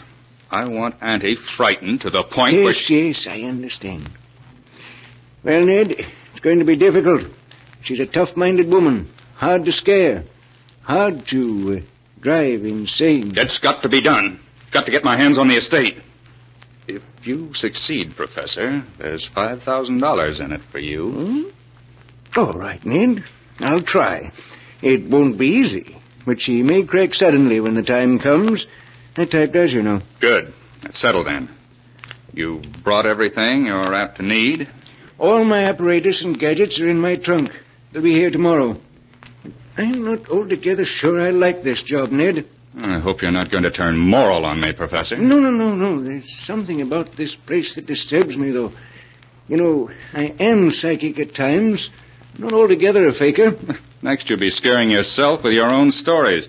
As we were driving past that old cemetery this afternoon, I suddenly felt a premonition and a chill. The kind of chill you're supposed to feel when you go near the place you'll someday be buried. Oh, it was just the wind. We'll have to get you some red flannels. Here. Here's something that'll give you your courage back. Drink it down. Yeah, that does me good. Of all the different kinds of spirits, I prefer those in bottles. I thought you'd like it. Now let's go downstairs again. We won't talk about ghosts anymore tonight. But tomorrow night, who knows what may come knocking at Aunt Agatha's door.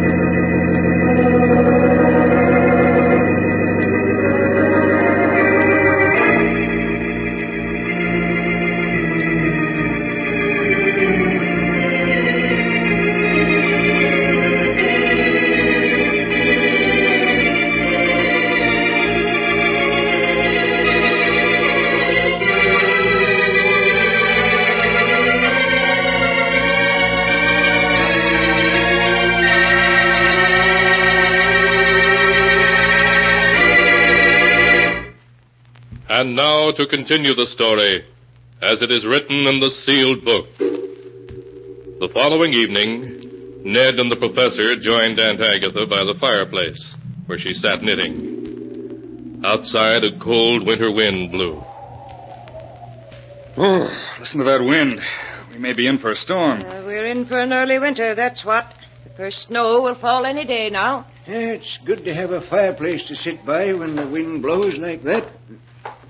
Here's the cider and donuts, ma'am. Very well, Emmy. Bring it right in. Cider and donuts. Just what we need on a night like this. Will you have a glass, Mr. Ned? Oh, yes, thank you, Emmy. Will you have some cider, Professor Piedmont? Professor, Emmy's trying to give you some cider. Excuse me. I was listening. Thought I heard someone knocking on the front door. Someone knocking? Well, there is someone there.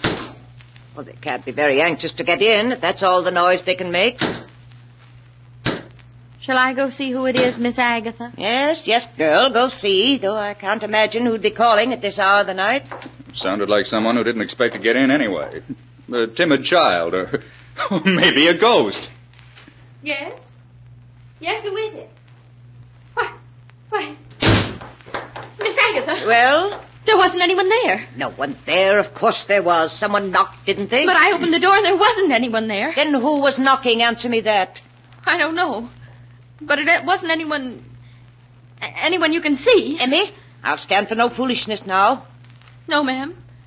But just the same, there's nobody at the door. Someone's playing tricks on us, and I'm going to see who it is. I'll come with you. You won't find anybody there. Well, we'll see. Well, what is it? What do you... There isn't anyone here. No, but there was. They slipped away into the bushes. That's what they did. Yes, of course. Some small boys playing tricks, I suppose. If I catch them, I'll tan their hides. Who was it, Miss Wainwright? Just some boys playing tricks, Professor. That's all it could have been. Come on, Professor. Drink your cider. What? Oh, yes, of course. Professor, you look like a man who was listening to something then. What was it? Oh, no, I assure you. I'm too old not to know when a man is lying, Professor Piedmont. What were you listening to? To tell the truth, I thought I heard voices. What kind of voices? Far away voices, crying something I couldn't make out. I bet it was just the flames in the fireplace. I'm sure it was. Of course, that's all it was. Well, what do you say we all turn in? This New England air makes me sleepy. Knocks at the door when there's nobody there. And voices. Yes, it's high time we were all in bed instead of sitting around here imagining such nonsensical things.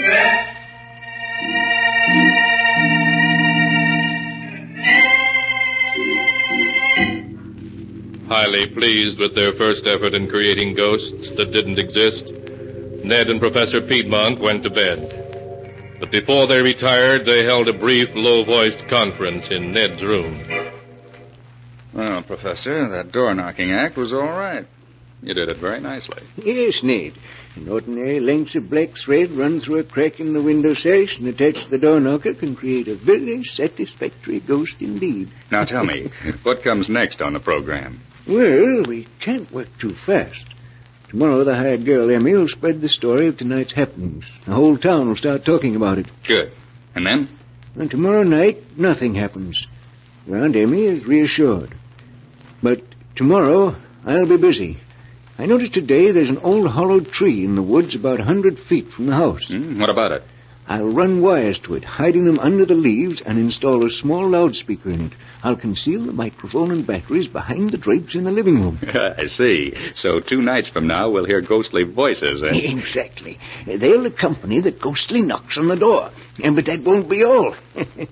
There'll be other surprises on the program. Professor, remind me to tell you sometime that you're about as unpleasant an old rascal as I've ever met.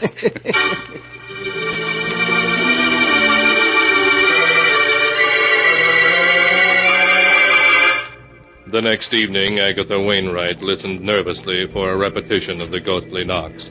But nothing happened, and she regained her composure. The evening following that, however, as she and Ned and the professor sat in the living room around the fire... 9 o'clock.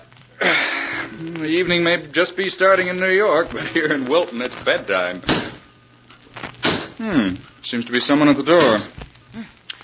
So there is. Shall I go? No, Emmy can answer the door. She does little enough to earn her money. Emmy? Emmy? Yes, Miss Agatha? There's someone at the door. See who it is, please. Must I, Miss Agatha? Must you indeed. Answer the door, Emmy. I'd rather not, ma'am. Emmy, see who is at the door. Yes, Miss Agatha. I'm going. Who is it? There's no one there. There's no one there again. Emmy, get control of yourself. But I tell you, there's no one there. Then it's someone playing tricks. That's all you hear, Emmy. Yes. Yes, Miss Agatha, I hear. But I don't believe it. Go to your room. Yes, ma'am. I'm sorry, Miss Agatha. But there wasn't anyone there. I hope I'm not going to have to discharge that girl. Shall I go this time, Auntie? No, Ned. If the rascals play their tricks, whoever they are, they'll soon stop when they see we pay no attention. I wonder if I could see them from the window. Maybe we could trap them if we were to go quietly out the back door and slip around to the front. What was that?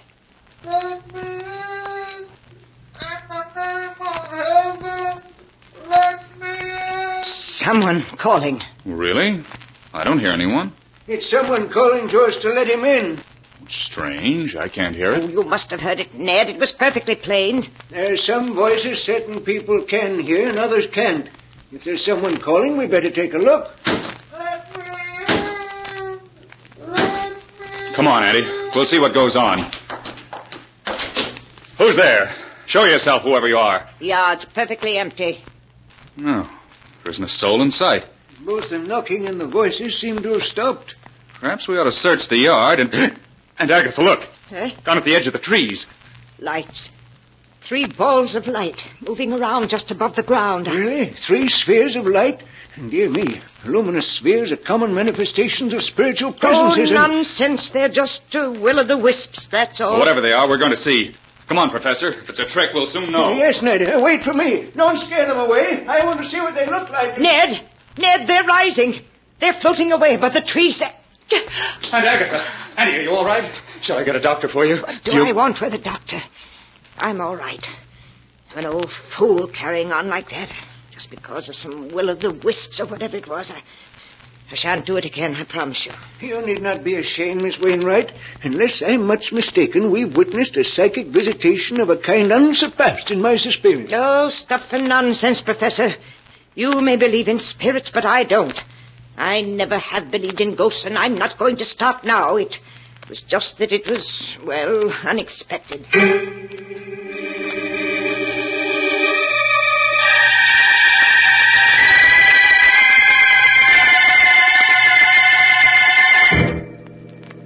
In the days that followed, Ned Wainwright and Professor Piedmont found it impossible to shake Agatha Wainwright's iron nerves.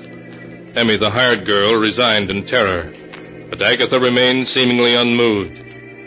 Resolutely, she ignored the ghostly knocks, voices, and footsteps that Professor Piedmont's ingenuity devised.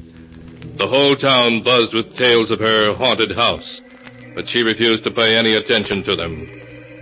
After a month had gone by, Ned was ready to admit defeat. Well, Professor, you're a washout. And Agatha hasn't turned a hair at your ghost. No, Ned, I told you it might take a long time. She's a very strong-minded woman. Believe me, anyone else would have cracked by now. Well, she hasn't, and she's not going to. I still say it may happen all at once. She's nervous and distraught. She doesn't sleep well. Every evening she sits listening for ghostly voices, though she won't admit it. But she's made up her mind not to believe in ghosts, and I'm afraid she never will. Well, what do you suggest? It's the middle of December. I've got to get my hands on her money by the end of the year, and I'm sunk. We must play our last card. You. Me? What do you mean? She's fond of you. You're her only relative. What are you getting at? How would she feel if you, her only relative, were to die and come back here as a ghost? I don't follow you. My plan is simple. We'll say goodbye to your aunt and drive off as if we were going away. Then, secretly in the night, we'll return to the house. Yes? And then what? We'll see to it that she receives a phone call from a friend of mine in Boston. He'll announce to your aunt that you and I have been in an automobile accident, that we've been killed. Oh, I see. Yes, I begin to understand. Immediately after the phone call, we'll knock. She'll come to the door and see us standing there. And having just heard that we're both dead... Exactly. And if that doesn't work, Ned, we are defeated.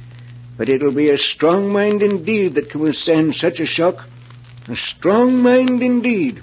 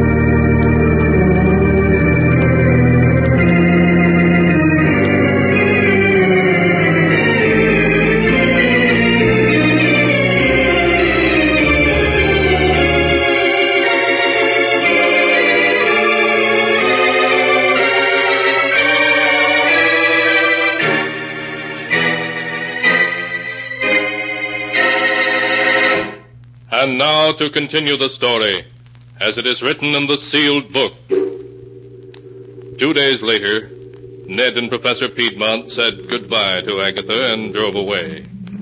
It was starting to snow as they left, so they made their way by a roundabout route to an isolated roadhouse, and there they spent the day waiting. After darkness had fallen, they started back towards Aunt Agatha's house. By now, there was snow feet deep on the road, and the cold blast of the north wind made even the heated interior of the car uncomfortable. Brr. I'll be dead when this is over, Ned. The thermometer must be down to 0. Yes, at least. Well, we're almost there. We'll drive up to within 100 yards of the house and wait in the car with the heater on.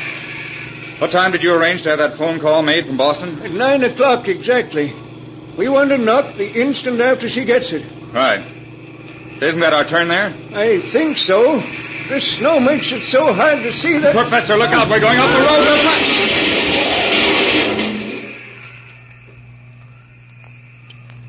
Ned! Ned! Are you hurt? My ankle. Help me out of here. Come on. Hurry, Ned. I smell gasoline. The car may catch on fire. All right. Help me onto the road. Yes. What happened? We skidded down a 10-foot bank and turned completely over. If you'd watched where you were going, it wouldn't have happened. I couldn't tell there was ice under the snow. No, but never mind that. We've got to get to shelter. And I think my ankle's broken. Yes, I can't step on it. Yes. You can lean on me. But where are we? A quarter of a mile from Aunt Agatha's. There isn't another house within a mile. Then come on. We've got to get there quick. Lean on me and help all you can. If we don't get there soon, we'll freeze to death.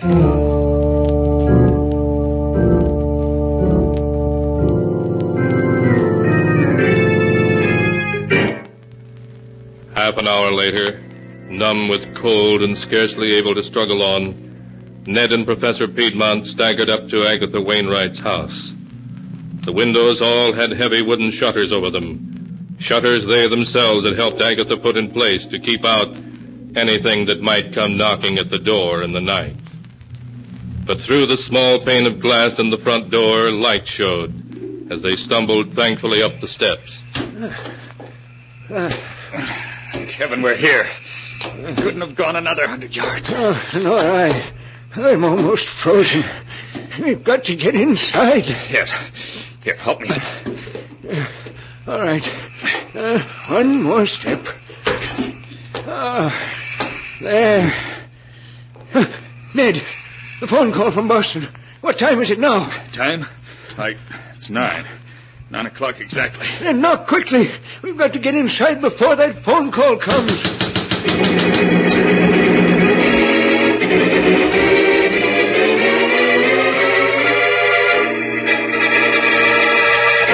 Inside, Agatha Wainwright heard the knocking, but before she could go to the door, the telephone rang and she answered it first.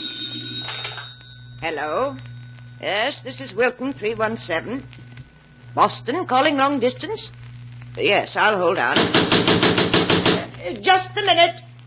Hello? Yes, this is Miss Wainwright speaking. The Boston General Hospital. My nephew Ned. What is it? What's happened to him? Oh, dead. An automobile accident. Both of them killed? No. Oh, no. Yes, I'm all right. Thank you for letting me know. I'll come in the morning. Ned killed? Oh, no. No, he can't be. It's Ned. Let me in. Let me in. Ned's dead. He's been killed. Let me in, please, Aunt Agatha. It's Ned. Let me in. No, Ned's dead. Ned's dead. Yes, Sam, let us in. No, you can't be Ned. Ned was killed. He's dead. Aunt Agatha, please. It must be Ned's ghost. The professor was right. There are ghosts. It's Ned's ghost out there. Aunt Agatha, we're freezing to death out here. Please, let us in. No, you can't come in. You're a ghost. You're Ned's ghost. You can't come in. I won't let a ghost in here. I won't.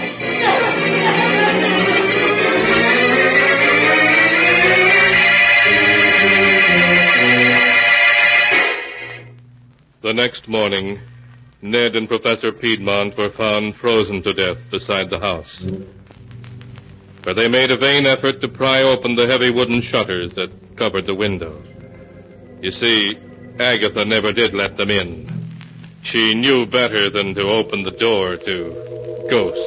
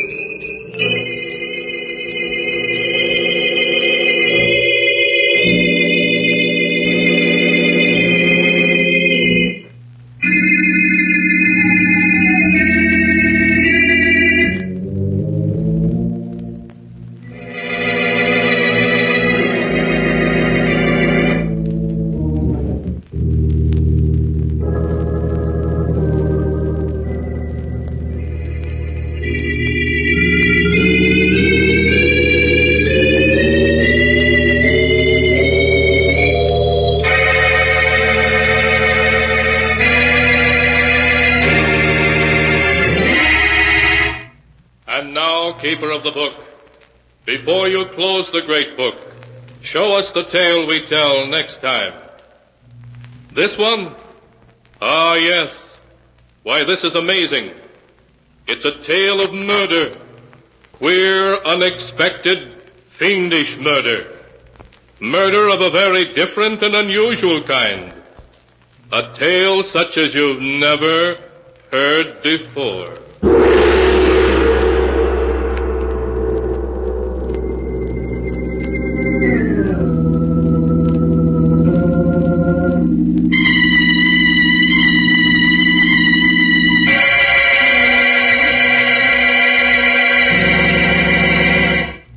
Be sure to be with us again next time, when the sound of the great gong heralds another strange and exciting tale from The Sealed Book.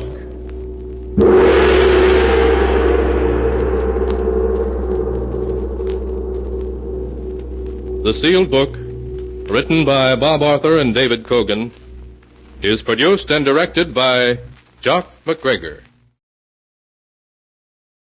Petri Wine brings you Basil Rathbone and Nigel Bruce in the new adventures of Sherlock Holmes.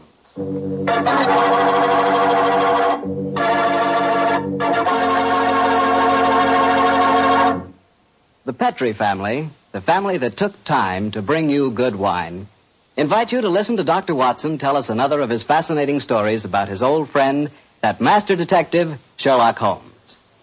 You know, we're really happy to be back with you once again, and we're looking forward to getting together at this time every week from here on out. And I hope you won't mind if every once in a while I sort of get a word in edgewise about Petri wines. You know, and I really mean this, Petri wines are wonderful wines. For instance, right now, I wish I could give you a glass of Petri California port. You could hold that Petri port up to the light and look at its clear, deep red color. You could smell that luscious grape aroma. And best of all, you could taste that Petri port. What a flavor. That Petri port just sort of rolls around on your tongue, and oh boy, is that ever good. Try Petri port after dinner some evening, or try it when some friends drop in. You can serve it proudly because, after all, the name Petri is the proudest name in the history of American wines.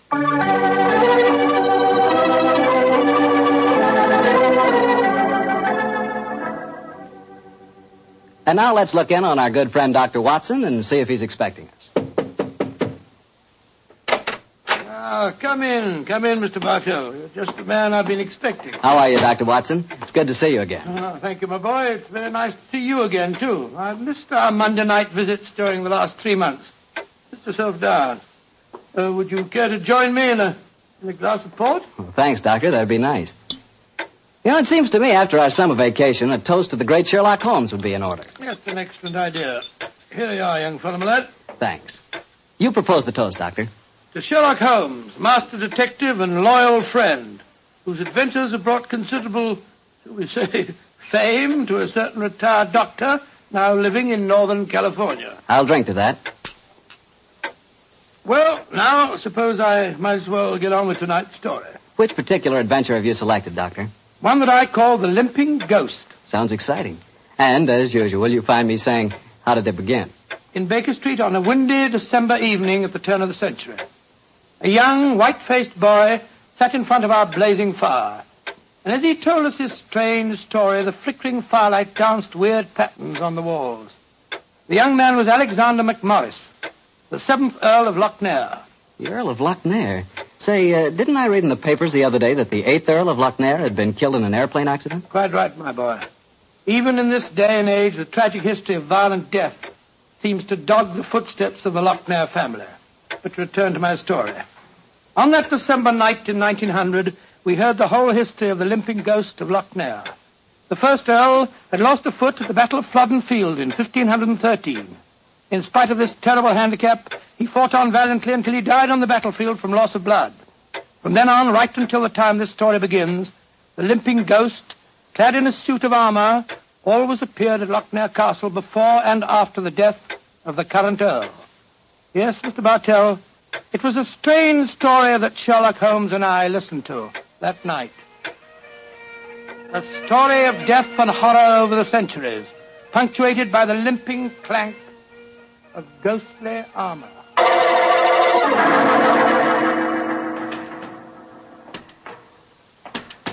Milady, I have terrible news for you. Your husband, the Earl, was killed in the explosion that destroyed Lord Darnley.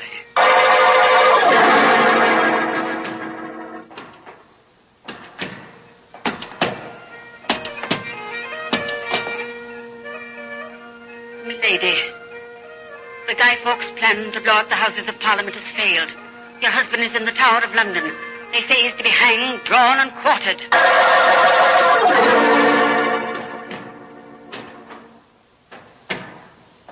Madam, I regret to inform you that your husband, on my instructions, has been arrested for murder. I have no doubt that he will hang.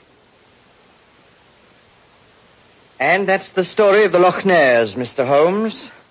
You were instrumental in sending my great-uncle to the gallows, a fate which he richly deserved, I'm told. So it seemed only natural to come here to Baker Street and consult you now that I'm in trouble. I shall be most happy to do anything I can to help you, sir. I don't remember anything about your sending the Earl of Lochnair to the scaffold, Holmes. Well, he did, Dr. Watson. Oh, really?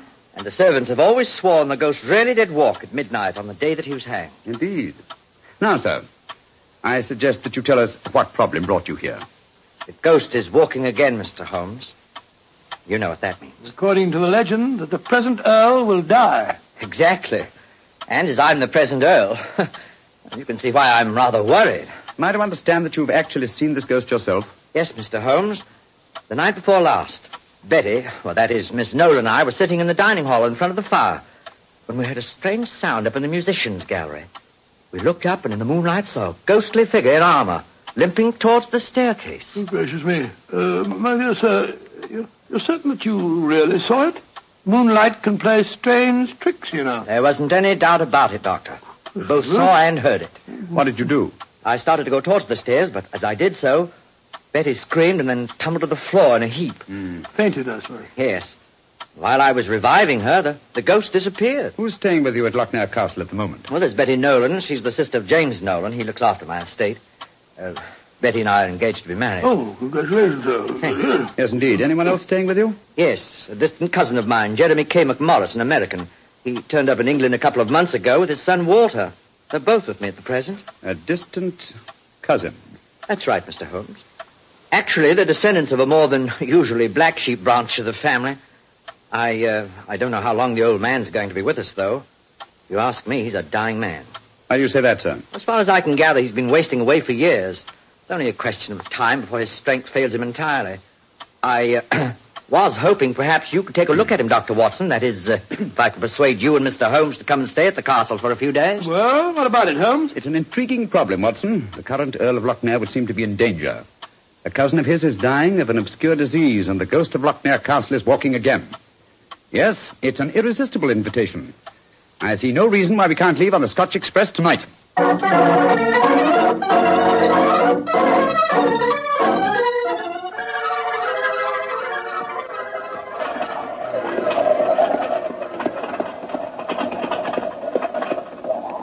quite a heavy fall of snow here in your absence, young man. Quite so, and judging from the color of the sky, there's more to come. Very angry looking. Oh, now, as we round this bend, you'll be able to see the castle. Ah, yes. There you are, gentlemen. Magnificent. Yes, it's a fine place, all right, Doctor, though it cost me a great deal in upkeep. As a matter of fact, I only have one wing open. It's always been something of a problem to get servants to come and live here. See, the local villagers have a great respect for the Lochnair ghost, you know. What servants do you have at the castle at present? A cook housekeeper, Mrs. McClintock, fine old lady who's been with me for 6 years now. And then there's old Tammas. He served my family for as long as I can remember. Well, as a matter of fact, there he is now. Hello, Tammas. I'm glad to see you back, my lord, and that's a fact. Oh, thank you, Tammas. Oh, these gentlemen are Mr. Sherlock Holmes, Dr. Watson. Good day to you, gentlemen. How do you do? Good day, Thomas. Good day. Before I take the trap round to the stables, I may as well break the news to you. Yes? What's happened, Tammas? It's your cousin, my lord. Poor old Mr. McMorris. He's dead. What? Died early this morning. God rest his soul. Dead? I'm very sorry that I arrived too late to be of any help. Well, thank you for telling me, Tammas. Oh, you may take the trap round now. Aye, sir. I'll bring the baggage up later. So he's dead.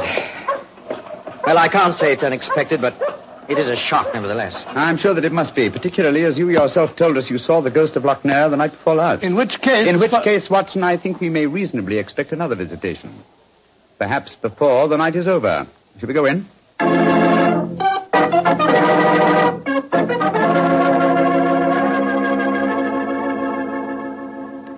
This is Miss Nolan, my fiancée, Mr. Sherlock Holmes, and Dr. Watson. I'm very glad to meet you. How are you, Miss Nolan? And this is her brother, James Nolan, the manager of my estate. How do you do, sir? How are you, Mr. Nolan? Much better for seeing you both up here. I'm sure it won't take you long to lay this ghost business by the heels. Well, I trust you don't overestimate our abilities, Mr. Nolan. Alec, you've heard about your cousin, of course. Oh, yes, my dear. Tammas told us as we drove up. Where's Walter? He went into the village with the doctor and the body of his father. Oh. He should be back soon. How's he taking it? Very quietly. Too quietly, if you ask me. Those Americans are pretty demonstrative people, you know, and Walter's has been no exception. But he behaved very strangely this morning. When the doctor told him his father was dead, he just said, now things will start to happen, and then shut up like an oyster. I can't make head or tail of the fellow. Yes, quite so, quite so.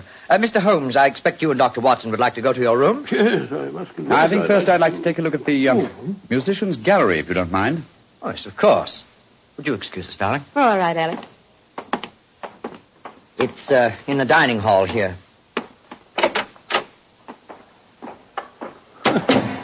They must have been very hospitable people in those days. 50 or 60 people could eat at that table. Yes, Doctor. Needless to remark, we hardly ever use the room nowadays. There's the musicians' gallery, Mr. Holmes. Oh, yes, I see. How do we get up there? I'll show you. See, there's a stone staircase behind this tapestry here. Follow me. Watch your step. It's quite narrow, rather dark. Watch your head, Watson, old chap. Oh, don't worry about me, Holmes. I'm perfect. Oh, I say. Must have built these stairs for pygmies. Oh, yes. Here we are, gentlemen. This is the musicians' gallery. By Jove. It must have made a pretty picture in the days gone by. A little string orchestra fiddling away up here, and down below the Scottish nobility bobbing and floating round in the intricacies of a Highland schottische, or a stately gavotte or something. Where does that door lead to? To the bedroom wing. And that's where the ghost appeared from the other night, I suppose. Yes, Mr. Holmes. Uh-huh. The door's ajar. You generally keep this door unlocked, sir? Why, no. But the key mysteriously disappeared about a week ago. James is having a new one made. I must remind him about that. Alec, where are you? Oh, we're up here, Walter. We're coming down. That's Walter McMorris. My dead cousin's son. Poor fellow, this must be a dreadful day for him. Yes, I'm afraid this is going to be a rather painful interview. Oh, hello, Walter. This is Mr. Sherlock Holmes and Dr. Watson. How do you do, sir? How do you do? Sherlock Holmes, sir. I've heard about you and your friend, Dr. Watson. Walter, old man, I'm dreadfully sorry about your father. Are you now? Isn't that nice of you? Well, you'll be sorry enough when you hear that I'm going to take you to court and prove that I'm the real Earl of Lochnair. Why, Walter, you're out of your mind. Am I? No. Father was out of his because he kept quiet all these years. But I'm going to have my rights. I've looked up the records. I've had genealogists working for months. And I've got all the facts that prove you're an imposter. What are you talking about? You know well enough. When Sherlock Holmes here sent your great-uncle to the gallows 20 years ago, the title and estate should have come to my father. When I leave here tomorrow, I'm going straight to the finest lawyer in London. Heavens, man, if you believe this, why have you said nothing about it till now? Because I'm smart. I found out a thing or two since I've been staying here. And one of the things I found out is that your precious fiancée and her brother wouldn't look twice at you if it weren't for your money and the title. Shut up. You'll find out. She's a smart little filly, and she knows what kind of a track she's running on. You dirty... My compliments, sir. A very professional uppercut. Yes, and a very well-deserved one. Aye. Offensive scoundrel. Sorry about this. Please don't say anything in front of Betty. It'd only upset her. I quite understand. Come along, Watson. Let's go and find our rooms.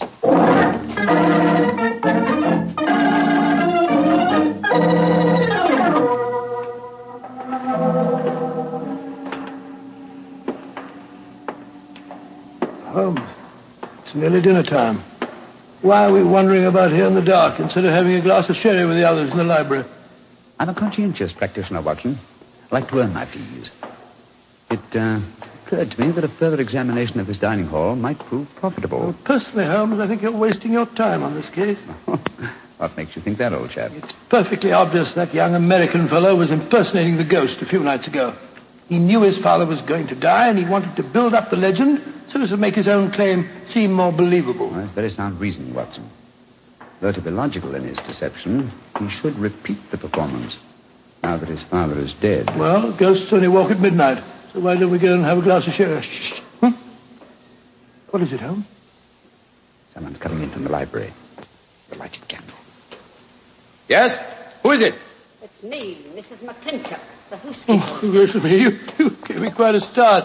I heard voices and I knew the candles were not alight in here, so I came in to see who it was. You're watching for the ghost, I suppose. Well, you'll no be disappointed, gentlemen, though you may see more than you bargained for. Those that meddle with ghostly things they dinna comprehend are playing with something much more dangerous than fire. Fire burns. But the shades on dead people... Holmes! Look up there in the gallery. The door's opening. It's the ghost. Aye, here he comes, the poor body. See the armor on him, and the way he's dragging one leg behind him. Yes, it's really quite an effective impersonation. And the twilight provides most appropriate lighting for his play acting, too. You mean it's the young American? Of course, obviously. Look behind him. There's another figure. Yes. Dressed in the same kind of armor and carrying a sword. The game's afoot, Watson. The ghost has seen him. He's turning. The second figure's raising his sword. Look out!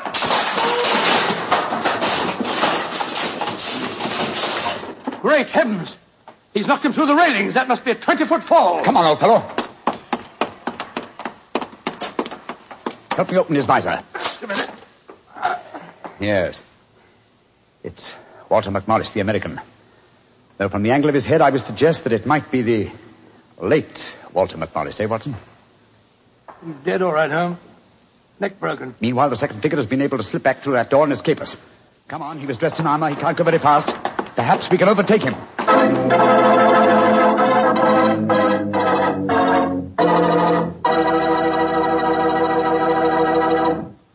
Dr. Watson's story will continue in just a few seconds, which is all the time I need to tell you about Petri California Muscatel. Ever try Petri Muscatel? It's a wine that looks like sheer gold, and it's made from big, plump, juicy muscat grapes. Boy, pop one of those muscat grapes into your mouth, and you know you've got something delicious. You know that. And you get the same flavor in Petri Muscatel. It's the perfect wine to serve a lady. Women love it. And that best time to serve it is after dinner or on a Sunday afternoon, you know, times like that.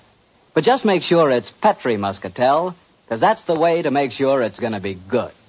Remember, Petri.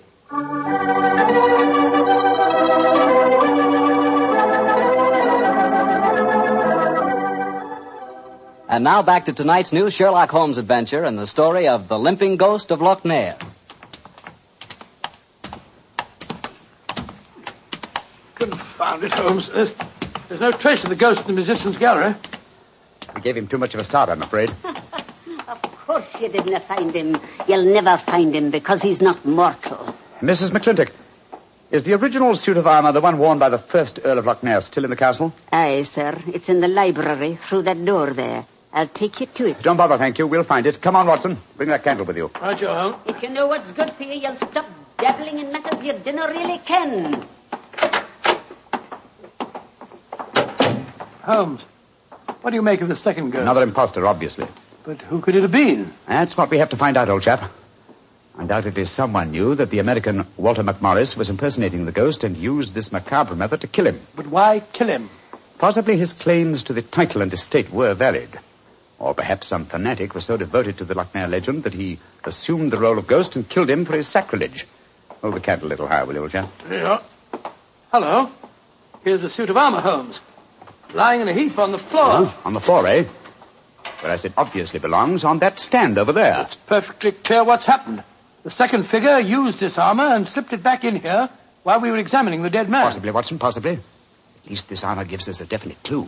But it limits the field of possible suspects. How do you mean, Holmes? Well, it's an interesting fact that the human race has grown definitely larger in the past 400 years. Very few modern men can wear authentic ancient armor like this. For example, take the first item on the top of the heap lying on the floor here. These gauntlets of chain mail. Try them on. Well, much too small for exactly. me. Neither you nor I could have worn this suit. No, nor could young Nolan, the estate agent. Whereas his sister could have done. Yes, so could Thomas the butler. He's a small fellow. And if it comes to that, Watson, our distinguished client, the young Earl of Lochnair, is himself a small man. By Jove, so he is. And he might easily have had a motive. Young McMorris had disputed his right to the title earlier in the day. But we mustn't jump to conclusions. Nevertheless, you see what valuable evidence this armor has become. Hello. It sounds as if the rest of the party are on the scene. Yes, I suggest that we join them without making any reference to this suit of armor. Remember, old chap, one of them in there is a murderer. And we may have to set a trap to catch him.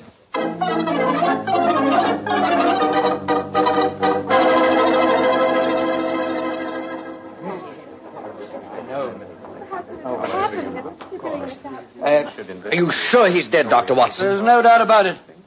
His neck was broken instantly by the fall. It's dreadful. Father and son both dying on the same day. And you say the real ghost came up behind him, Mr. Holmes, and struck him so they crashed through the railing up there. I said another figure dressed in armor and killed him, Mr. Nolan. 'Twas a real ghost. I saw him with my own two eyes. He killed that man for trying to bring shame on the name of Lochnair. Shouldn't we get into touch with the police? How can I get a message to them tonight? Have you looked outside? We're almost completely snowed in. Snowed in? Oh, Alec, I'm frightened. Hush, darling. There's nothing to be afraid of anymore. No, at least we have the assurance that the ghost will not limp again. Why? Well, the murderer has no further motive for impersonating the ghost. To walk now would be to support the dead American's claims. No. We shall spend a quiet night, and tomorrow I shall communicate with the proper authorities as to my quite definite notions regarding the murderer's identity. But if the ghost should walk again, Mr. Holmes? Well, then, sir, I shall know that at last I've encountered a truly supernatural crime and shall retire from the practice of detection.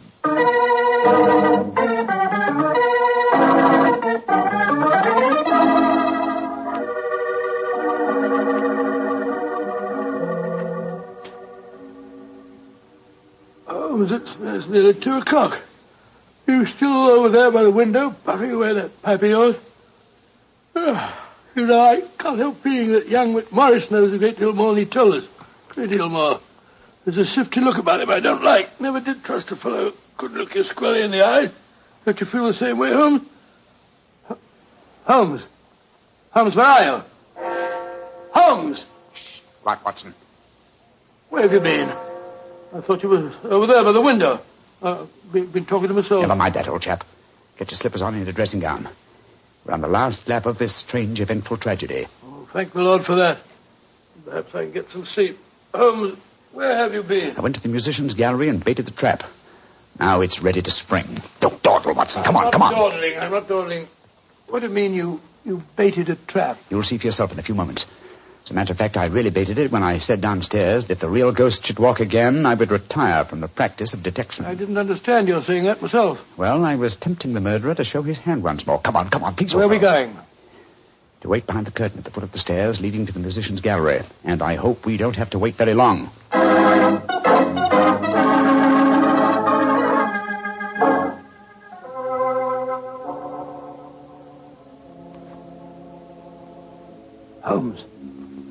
I'm getting a crick in my neck trying to peer through this wretched curtain. How much longer do we have to wait? Our murderer arrives. You certain he'll come? Not certain, but hopeful. Extremely hopeful. You know who it is, don't you? Yes. But my proof is too thin for a court of law. I must catch him in the act. Here he comes. Splendid. Let's go up and grab him. No. They walk into my trap. He's coming towards the head of the stairs. Oh! Great Scott! Exactly. A simple piece of wire stretched across the gallery is remarkably effective, even with ghosts. Come on, Watson. Help me off with this visor. There we are. Good Lord, it's James Nolan. Exactly. What happened? You walked into a simple trap, my friend. I'm afraid the next trap will be more lethal, for it will undoubtedly prove to be the one beneath the gallows.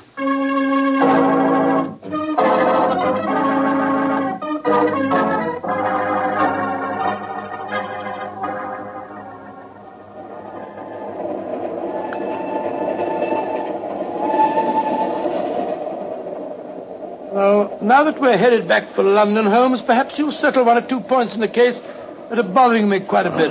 With pleasure, my dear chap. What are they? I still don't see what Nolan's motive was in murdering the American. Oh, that should be obvious. He wanted to ensure that his sister's fiancé would enjoy undisputed title to the name and estates. Well, how did you know it was Nolan? When I examined the authentic suit of armor, you see, it was obvious it had never been worn. But I still don't quite understand. Oh, come now, old chap. The suit of armor was in a heap on the floor. Yeah? And if it had been hastily discarded and yet, the gauntlets were on top of the pile, you remember? That's right, they were. If the suit had really been worn, the gauntlets would have been the first things to have been taken off, and so would have been underneath the pile. Obviously, therefore, the armor had been disarranged in order to make people believe the real ghost had walked. Yeah. After the American's death, the suspects were four: Miss Nolan, her brother, Thomas, the butler, and the Earl himself. Well, I ruled out Mrs. McClintock because, you remember, she was standing behind us at the time of the murder. Well, I'm beginning to understand. All the suspects except Nolan were small enough to have worn the armor. That's right. Therefore, only he could have pretended to use it. Pretended? But he did use it. Oh, no, my dear fellow. Undoubtedly, he procured a similar one of modern manufacture. An amazing case, Holmes. An interesting one, at any rate. And once again, old fellow, I'm forcibly reminded of an old Scottish litany. Scottish litany? Which one's that? Oh, you remember it. From ghoulies and ghosties and long-legged beasties and things that go bump in the night. Good Lord, deliver us.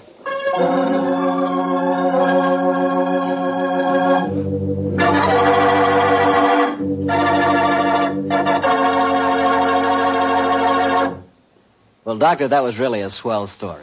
You know, for a while there, I was beginning to believe in ghosts. Well, I'm ashamed to admit it, but at the time, so was I.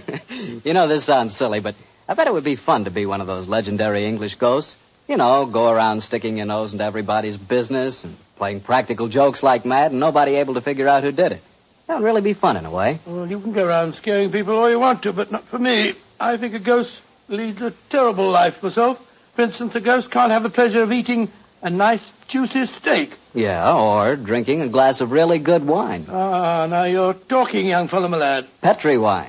Yeah, still talking, young fellow. You see, when I say good wine, I always mean Petri wine because you can depend on Petri. I know. Why, the Petri family has been making wine for generations, handing on down from father to son, all their skill and knowledge and experience. When you realize they started the Petri business way back in the 1800s, well, common sense tells you the Petri family knows practically all there is to know about the fine art of turning luscious grapes into clear, fragrant wine. Yep, whether you're looking for a swell wine to serve before dinner or with dinner or after dinner, for any occasion, you just can't go wrong with a Petri wine because Petri took time to bring you good wine. And now, Doctor, what story are you going to tell us next week? Well, now, next week, Mr. Bartell, I'm going to tell you a strange adventure that Holmes and I had in the English countryside. It concerns the apparent madness of a certain Colonel Warburton and the puzzling mystery of 2 dead dogs.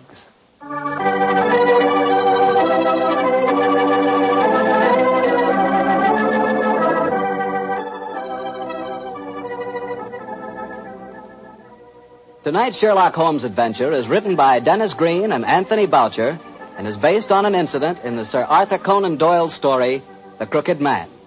Mr. Rathbone appears through the courtesy of Metro-Goldwyn-Mayer. and Mr. Bruce through the courtesy of Universal Pictures, where they are now starring in the Sherlock Holmes series.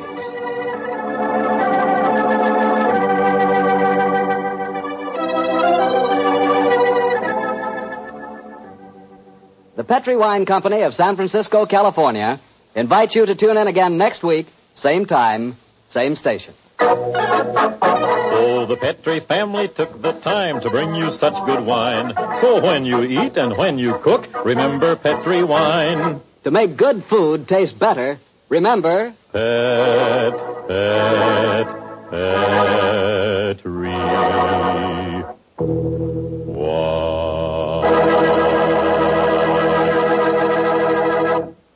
This is Harry Bartell saying goodnight for the Petri family. Sherlock Holmes comes to you from our Hollywood studios. This is the Mutual Broadcasting System.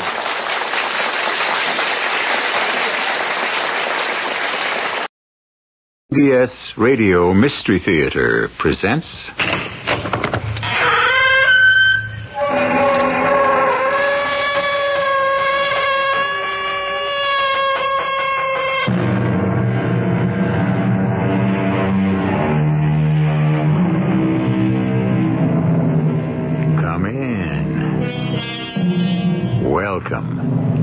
I'm E.G. Marshall. I don't know about you, but to me, there is no story with a deeper fascination and compelling attraction than one about a haunted house. No matter how often the bells are rung, there is an infinite variety in the changes. The possible musical combinations in a scale of 8 notes are not infinite, but they are wide enough and complex enough to provide more variety than most of us will encounter in a lifetime. We were on our way back to America, but some way down the road, the bridge is out. Ah, 'tis a most annoying bridge, it is. One day there, and then the other nowhere. There must be some way so my daughter and I can continue south. Now, there is a strange thing entirely. Do you know that that's the only bridge that exists anymore? You mean we're trapped in this old ruin of a house or castle or whatever it is? As to that, it's up to your honor and herself. Who are you and what are you? Now, that's something else for you to judge.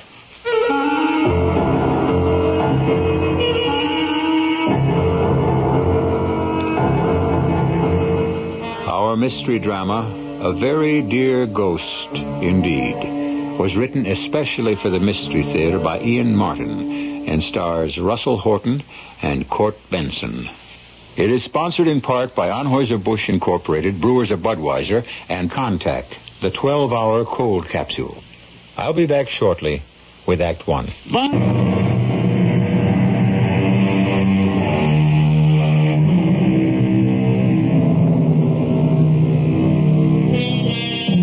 In the year 1898, the world was a remarkably stable place.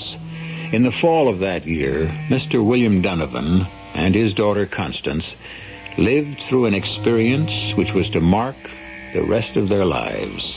An experience sheerly accidental and coincidental. Or was it? Well, it's Mr. Donovan's story, not mine, so let him tell it. In the autumn of that last year of the 19th century, business had brought me to Europe and the British Isles. Having traveled so far, and my only daughter being with me, a sudden fancy had taken me to visit the island of my forebears. So it was that Constance and I, having hired a small chaise in preference to taking the public stagecoach, first saw Carrickmoran from high in the mountains, on the way from Limerick to Cork. Oh, look, Papa. That lovely big old house sprawled in the clearing in the forest, halfway there down the mountain. Isn't it magnificent? With all its turrets and battlements and buttresses. Well, it may have been once, Constance, my dear. What's the matter, dear? Oh, nothing, Papa. I'm sorry. It just went out of sight. Good heavens, daughter, don't startle me like that. What? What went out of sight? The castle. suddenly there was a sort of patch of mist came drifting, and the whole building seemed to dissolve and disappear into the trees. What a romantic you are, my dear. Don't you suppose it could be haunted or some fairy castle like King Arthur? Well, we're a long way from Camelot. Ah, but we're in the Emerald Isle, the home of bogies and banshees and leprechauns and all kinds of strange magical things. Thank heavens we haven't run into any of them so far. Oh, well, there's the little village. You can see it again. Isn't it quaint? What happened to your magic castle? Well, we must be down about level with it. I do wish we'd be able to see it up close, and then we... What is it, Papa? Oh, confound it. Look, that sign. God save you, travelers all. Don't try to cross the bridge. 'Tis dangerous for both man and beast. Oh, damnation. If we can't get across the gorge here, well, let's take this road, turning off to the right. Castle Carrick Moran, it says. So it really exists. What do you mean? Well, it must be that wonderful old building we saw from higher up in among the trees there. Well, I suppose we haven't much choice. It's the only other road. There must be a bridge of some sort there. Oh, Papa. Suppose there was no place else, and we had to spend the night in that lovely old ruin. Now, don't be ridiculous, Constance. We're on the doorstep of the 20th century. Even in this out-of-the-way place, there are some forms of communication. Well, I'm sure you'll handle it, Papa. You're always so resourceful. Oh, but it's all terribly romantic and exciting. I have the strangest feeling we're somehow lost in a whole world of yesterday.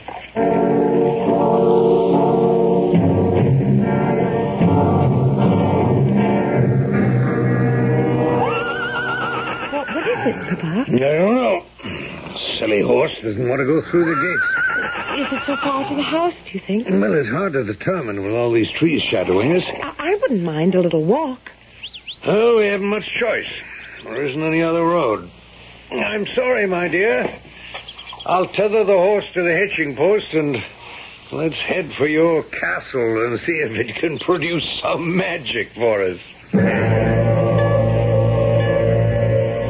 It was a surprisingly long walk through that winding, tree-shadowed lane, like some strange expedition on the bottom of the ocean, so overgrown and darkly shadowed was the carriage path. The house itself, seen close to, was a further, almost chilling shock, all overgrown with vines and lichens. The stones half collapsed on themselves, the mortar dry, crumbling, and running to powdered dust. There was about it a smell of decay, of damp fern and creeping moss, a fetid odor of the dead. The bell pull produced a cracked, rusted sound which brought no answer. We might have abandoned it all, except that suddenly, out of the darkening mountains, came a driving rainstorm with low, grumbling thunder in the not-so-far distance. There isn't much question it's a deserted ruin, Constance. But still, till this rain has passed, we're more or less sequestered here. Papa, couldn't we go in out of the rain? And I must admit this portico offers little protection from the weather. Let's see.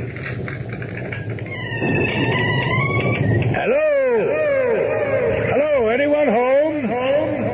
Of course there isn't. Oh, look, Papa. The cobwebs hanging in the hall and the dust on the floor is undisturbed. Well, I doubt if we'll find much help here for our plight. We better get back to the chairs. Oh, can't we explore it just a little? No, it's far too dangerous.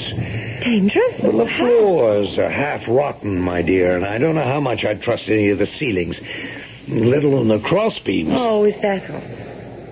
Now, what does that mean? I thought...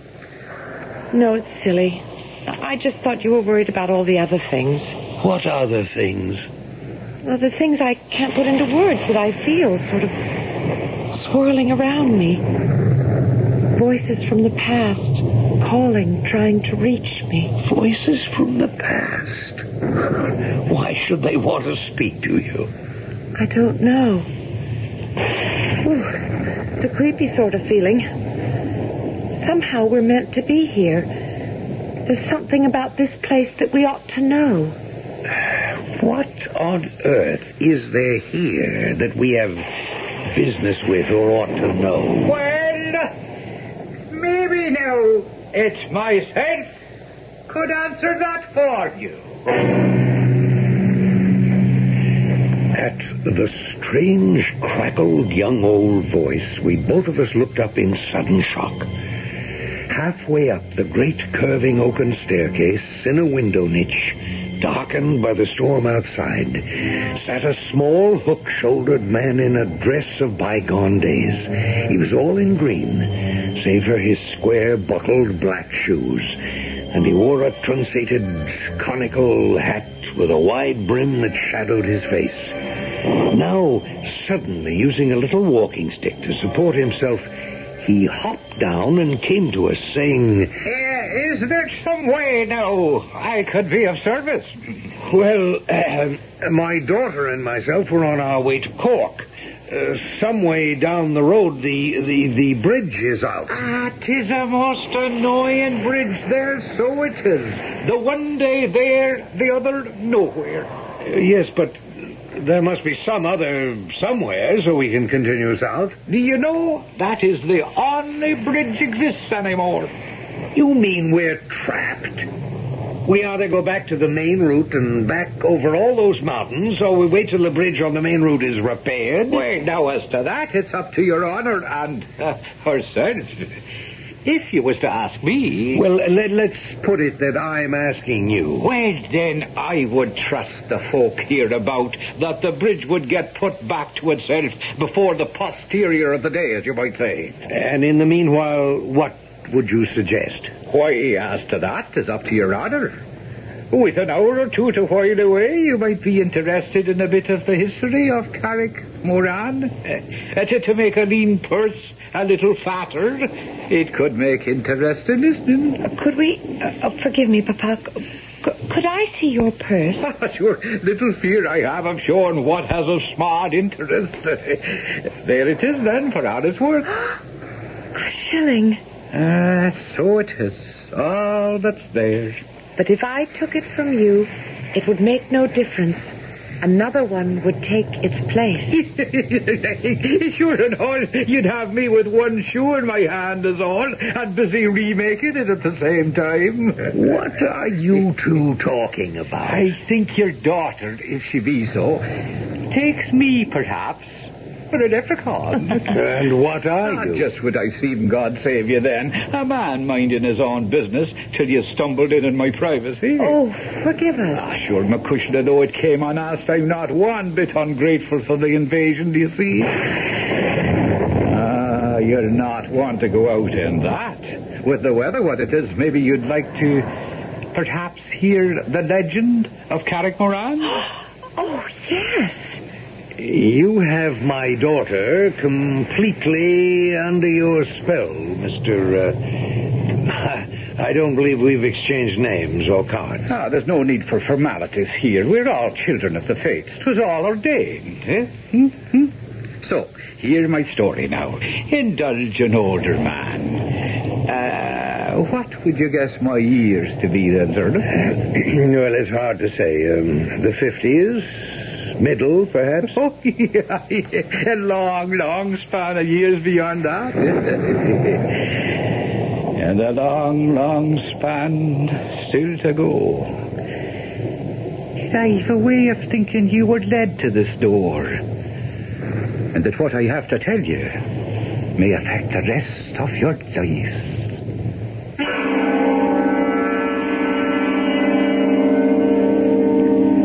William Donovan does not entirely share his daughter's eager expectancy.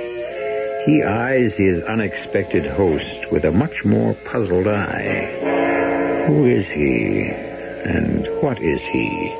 and some uneasy twinge deep within him even suggests to his practical mind that perhaps he has been wrong to deny the supernatural all his life. Maybe, at last, he has met up with it. I shall return shortly with Act 2.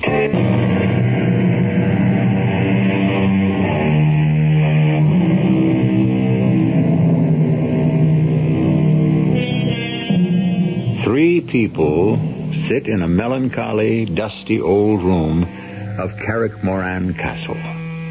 The girl is young, lovely, and still pale from a recent tragedy in her life. Her father is a square-set, successful American businessman. The third is...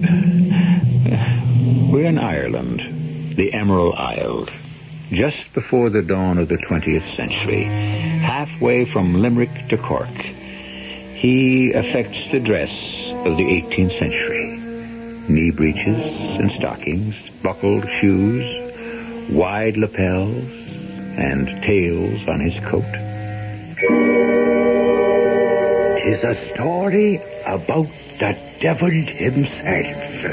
Oh, you'd have to go back near 100 years or so to just before the union of the English and the Irish. It was a time of trouble, you understand, and anyone who owned a property at all was after yearning for peace and stability, like the owner of this castle, who had a daughter the likes of you, Mavourneen, with too much spunk and spirit for her own good. Why, damn the young rapscallion, I tell you, Marine, I'd put a bullet in him out of hand if he so much as shows himself near you again. But I love him, Father. How can you love a man who hasn't 2 pence to rub together? Oh, Jamie can't help it if he's poor. No more can I, so it seems. The more reason I'll not see you married to anyone who can't support you and keep a roof over your head. But I love him. And I love your mother, who lies in the will of God confined to her bed. I'll not see her put forth from Carrickmorran as long as she lives. And what has Ma to do with me? We're in a bad way, daughter. The potatoes failed us. There are no men to work the bogs and bring in teats, and there's no money at all. The only thing will save us all is Lord Connor and all the gold he offers. You're going to sell me to that fat old pig. I won't marry him. You'll do as you're told. 'Tis for your own sake and your mother's. Oh, you should be ashamed, Da. Well, 'tis done and will not be changed, and it's Lord Connor you'll marry, or the devil himself will have us all. Ah, it's you he should take and save the rest of us. Now, there's a terrible thing for a daughter to say to her father. Oh, that's so terrible. He half owns you already. You might as well go all the way and make a pact with him to sell your soul entirely. Well, many a word is said in anger we'd all like to recall.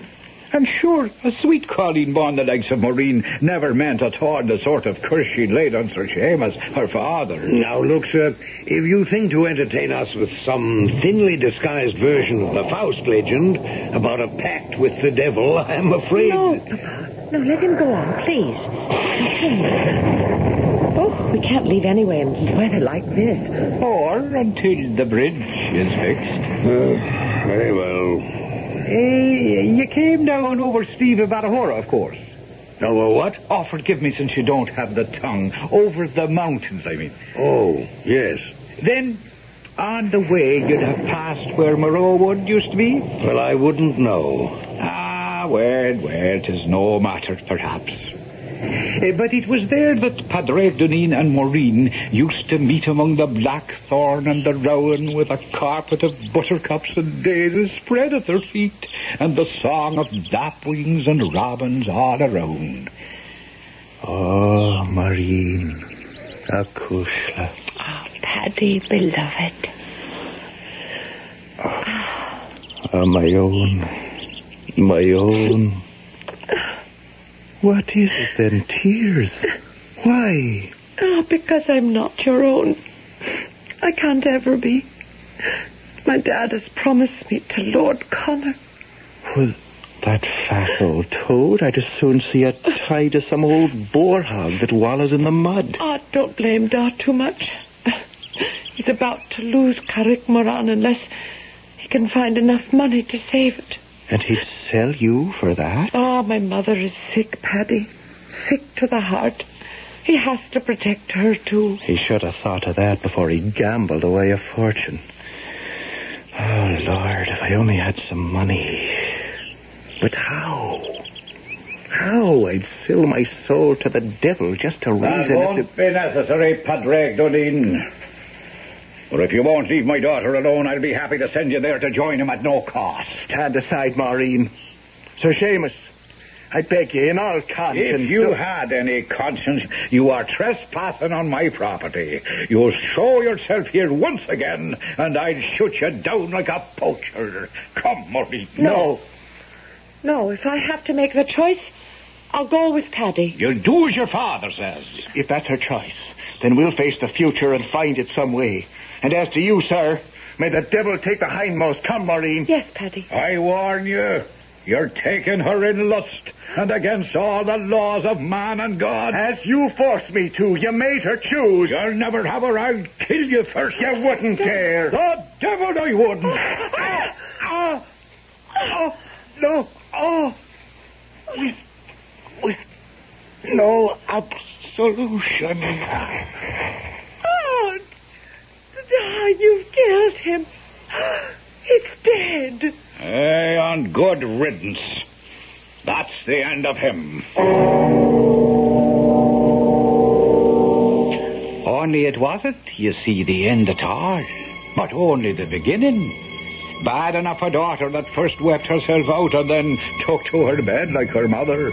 Bad enough the dreams of tortured conscience that kept Sir Seamus awake night after night with his shame at the sudden blind rage that had made him pull the fatal trigger. But worst of all, the final outcome, that it had all been for nothing.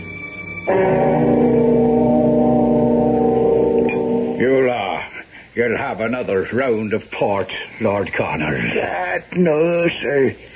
My gout is nagging at me enough already.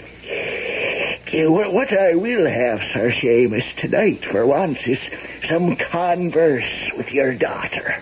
In a pox on all the back-ends and fillings. I want her, sir, while I'm still capable. Well, now, you must understand that my daughter has been ill-disposed.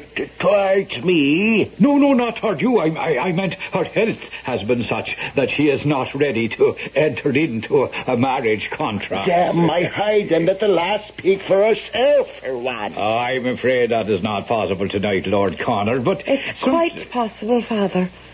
I'm here to speak for myself. Maureen, you look pale, girl. Please, Lord Connor. I want to put an end to this farce. I want to put an end to silly dreams. Both for you, Lord Connor, and my father. I have been studying and discussing with Father Ignatius, and from his instruction have met the Holy Mother of the Sister of Mercy at the convent. I have been accepted as a novitiate, and after serving my term, I will become a nun in that order. But what about your mother, girl? I have arranged with the sisters that she shall be nursed and cared for until she passes away. And what about me? Oh, you are the last person, dear Father, who should demand anything. Oh, you don't care about Carrick-Moran. You let our home go to ruins, or whatever parvenu wishes to pick it up at a bankrupt sale. The only worldly possession I desired, my Paddy, you took away from me. I renounce everything else gladly and give myself to the service of God. I am not going to mince words, Seamus Moran. You tricked me, and your daughter traduced me, and by heaven, you shall suffer the consequences. Don't expect me to have any mercy. Unless your debts are paid in full to the hilt, I shall foreclose. Now, your lordship, if you could give me just a little time. Not a minute, not a second, sir. I shall be happy to crush you like an ant under my heel. Oh, Seamus was beset. His world was falling apart around him. He wrapped himself in his riding cloak and going down to the stables picked himself Ben, his favourite hunting horse, and galloped off into the early night. By twilight, he had tethered his horse and found himself in Moraw Woods, wandering on foot, a rope in his hands. Every step he took was as long as 3, and as dark came down and the moon went riding, he was looking for a stout oak tree on whose branches he could suddenly end it all. And then, standing facing him in a dapper glade, was the shape, if not the substance, of Padraig Doneen. A fortunate meeting, Sir Seamus. Oh, since you're long dead and buried an ill one, I'm afraid, Padraig. What brings you back seeking for me?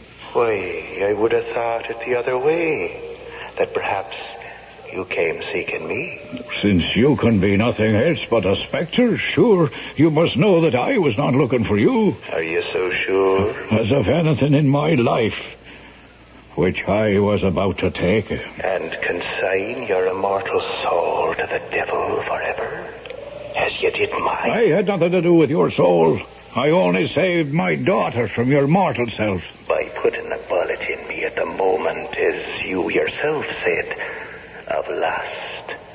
By dispatching me from this world without the comfort of extreme-unction, clothed in all my sins, unshriven. The devil only claims his own. As he would if you were to take the rope. I warn you, you would regret it.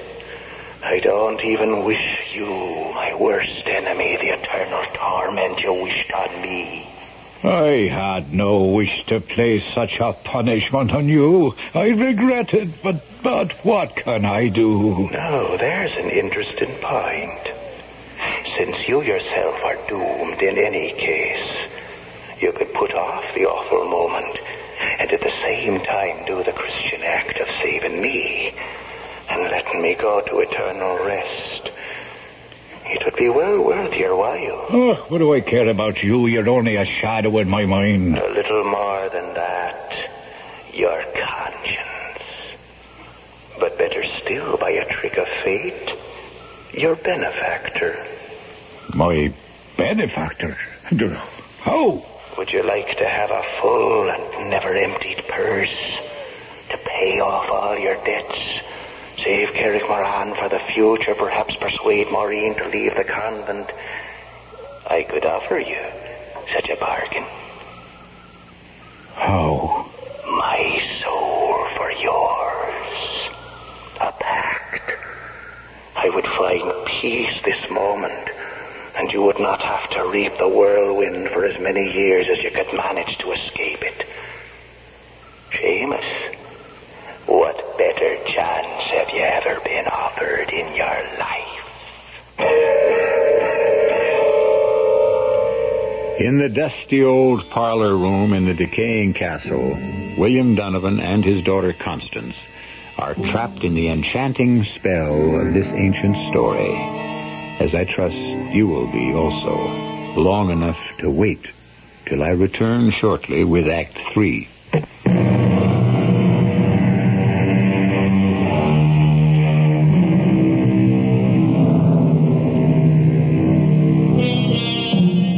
The rain has stopped outside the lichened walls of Castle Carrickmoran, and the evening sunlight glistens in the cobwebs that festoon downward from the ceiling, creating a magic background for the little green man with a hooked back, who leans on the silver head of his ivory-tipped cane as he spins his own web, an alluring and hypnotic skein that has enmeshed his American listeners. Well, you're not going to suppose that Sir Seamus was about to accept a pig in a poke? Taken aback and awed for all he was at holding converse with a ghostie, a man he had shot himself in cold blood. No, there was still a mite of bargaining to be done. You'd have to be a little more exact. I mean, what are the terms of the pact, Seamus, I've laid it out for you. I've got a patron now, as I'm trying to explain. Old Nick himself. Aye. Who else? You delivered me to him. And he's willing to take me for you. When you're ready, a better chance than I had, sure. Oh, what does it mean when I'm ready? You'll make a compact fair and square. I'm authorized to act in my present master's behalf. You can make your own terms. A full purse that's never empty? Like the leprechaun who always has a shilling whenever he opens it. I'd want a bag of gold on the same terms. You'd have it. And how long would I have it? How long would you ask for? No, there's the whole trouble, do you see? I'm willing and allowed to make any reasonable bargain, even to giving you a trial run, as you might say, from now to the 1st of March.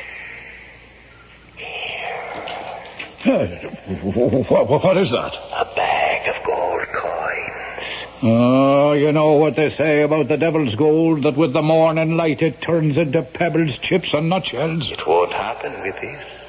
How can I be sure? I am only a messenger, but I am empowered to say this.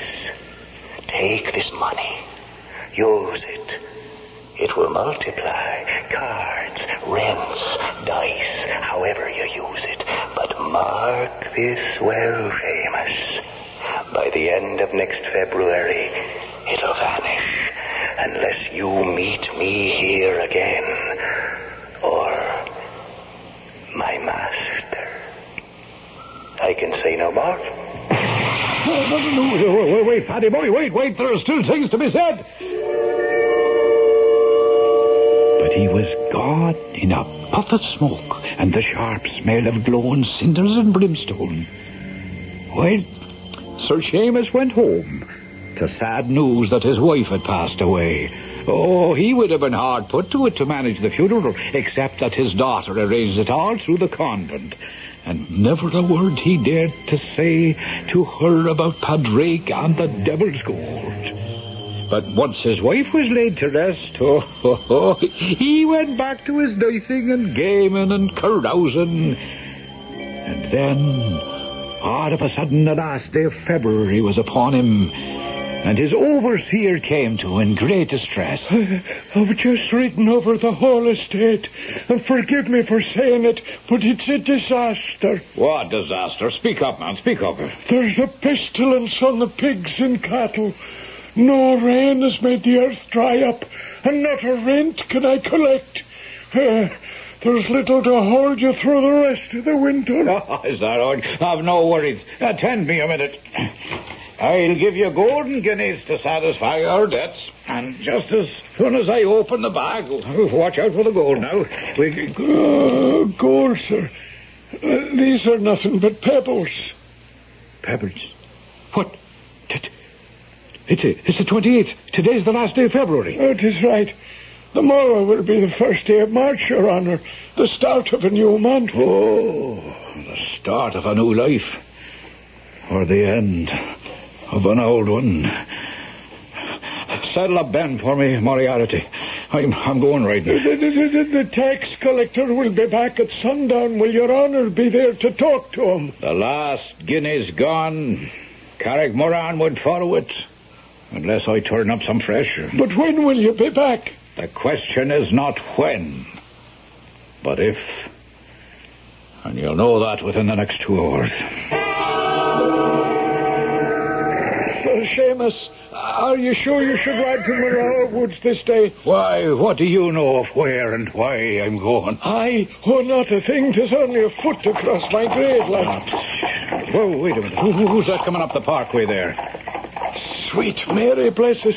It looks like the little mistress herself, with a nun driving the shay. Maureen come from the convent? Today of all days? Hold Ben here while I talk to her alone. What? Maureen Nakushla, what brings you here? Hello, Dad. Sister Aloysia had to go marketing, and the Mother Superior gave me permission to visit a little with you on the way back. Oh, well, there, now, it's good to see you. Da. Oh, you look pale, though. Da. I had a vision last night when I was telling my beads. An angel that spoke to me and said you were in trouble. But when I asked if I could help, the vision only shook her head and said that it was a devil's choice at best, and perhaps it was the only chance for remission of your sins. And so what did you think you could do about it?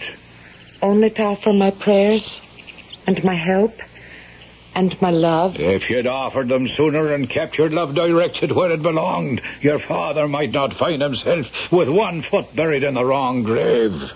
Now, just remember, what I do is in part for your sins, as well as for mine.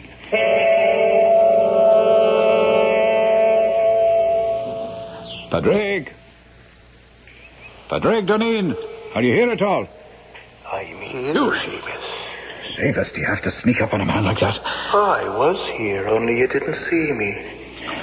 Padraig, I'm having second thoughts. Oh, now I wouldn't do that. There'd be the devil to pay for both of us then. Seamus, you have nothing to lose, for he'll get you in the end. But I have everything to gain, for I never should have been his slave. In the name of your daughter, take advantage of a pact you couldn't hope for otherwise. What terms? What terms? That the bargain dates for 7 years, until March the 1st of that year. That you shall have all the pleasures and the glory of the world, and unlimited money to enjoy them. And when the lease is out? That is between you and the principal I represent. Well, what's the Mary protect me? I'm out of hell.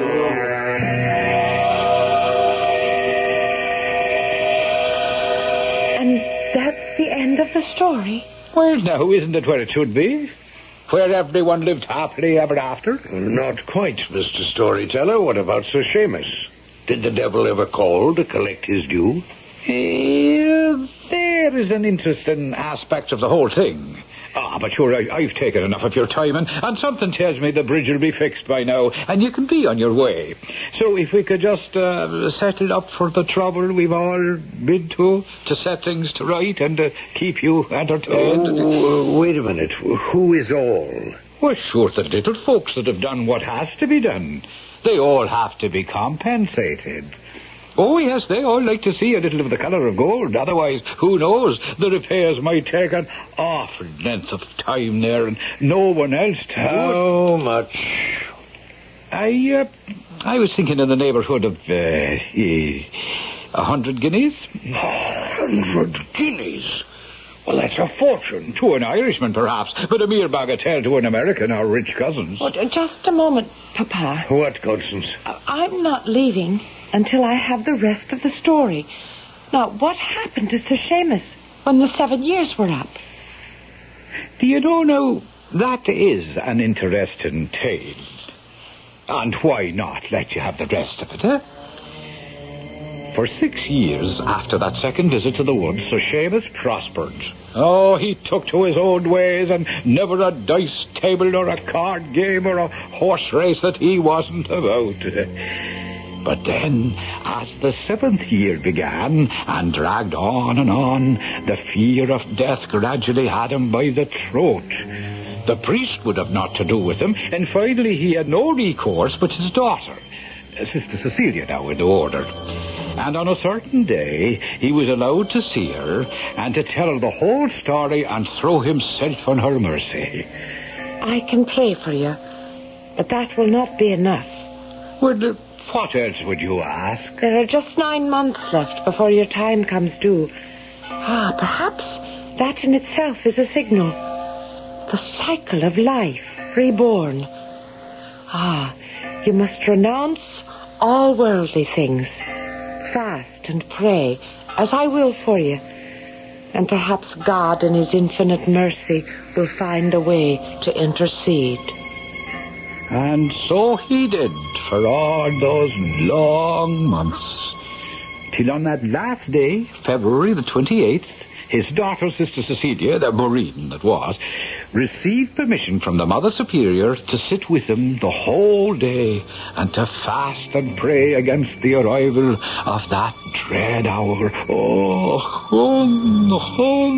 a sad sight the once ruddy and stout Sir Seamus was, nothing but skin on bone and white as a haddock's belly. But the hour of midnight passed, and glory be to God, the fiend dared put in no appearance. And 'twas time for his daughter to leave.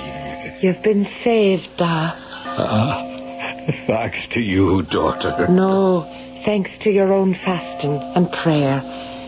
I must leave you now. But I caution one thing.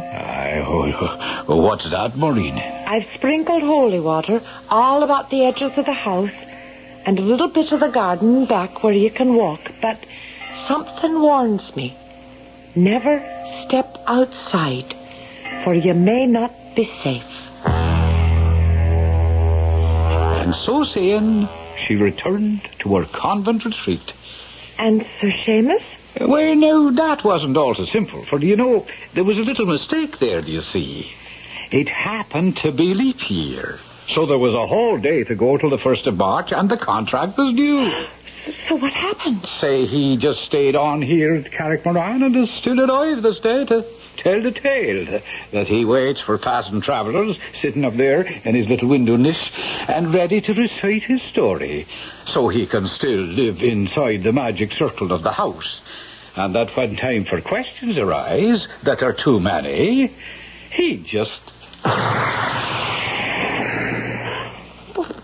Where did he go? I'm damned if I know. It just disappeared, like a puff of smoke. Papa, you don't suppose that he is Sir Seamus and that... Oh, don't be ridiculous, darling. Well, he'd have to be nearly 300 years old. What is it, Papa? Do you know, if you keep me here any longer, I might begin to believe such nonsense. This damned enchanted isle.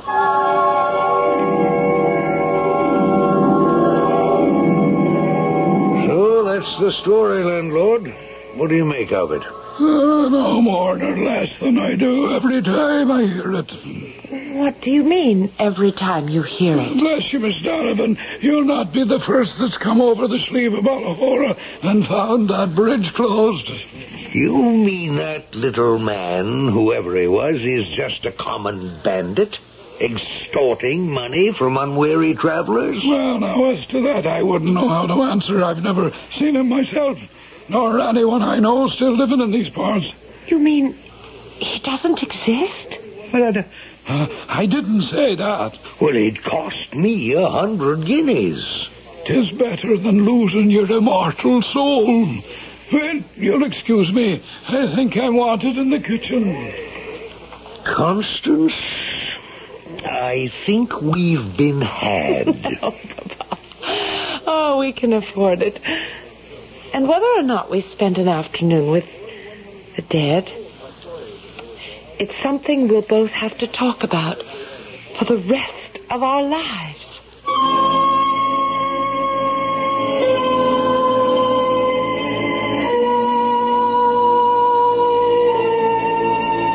A 300-year-old man, a shade from the past, a leprechaun with a glitter in his eye, or a master storyteller who waited for the right moment and the right audience to keep his coffers full of gold.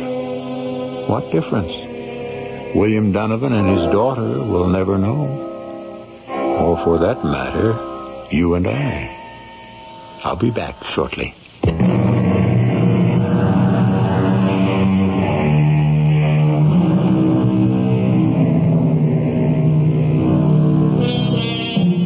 It's interesting that the title most think best suits Era, or Erin, or Ireland, is the Emerald Isle. Of course, it refers to the incredible green of the grass that grows there. But the cognomen was first applied in a poem written by a Dr. Drennan in the 18th century. It seems fitting to close today's tale with a quote from it. Nor one feeling of vengeance presume to defile the cause or the men of the Emerald Isle. Our cast included Russell Horton, Patricia Elliott, Cork Benson, Ian Martin, and Earl Hammond. The entire production was under the direction of Hyman Brown. Radio Mystery Theater was sponsored in part by Buick Motor Division. This is E.G.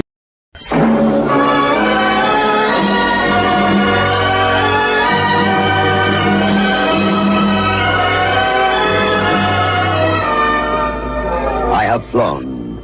I have sailed. I have moved about this world of ours, and ever in search of the finest of its kind, we bring you the tops in spine chillers.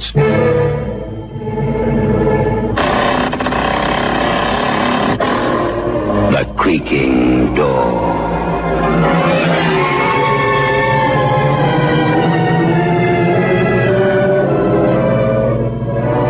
The manufacturers of State Express 3/5 Filter King cigarettes take pleasure in presenting The Creaking Door.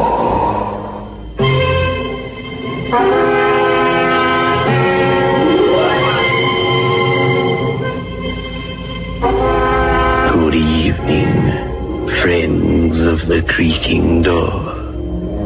The creaking door is open, so do come in. You're welcome, if you can stand the cold. Hundreds of friends are simply dying to come here.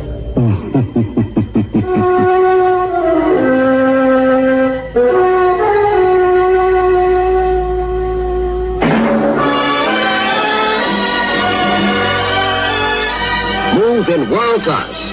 Get the taste of new smooth State Express 3/5s today. We promise you, it's the smoothest cigarette you can get.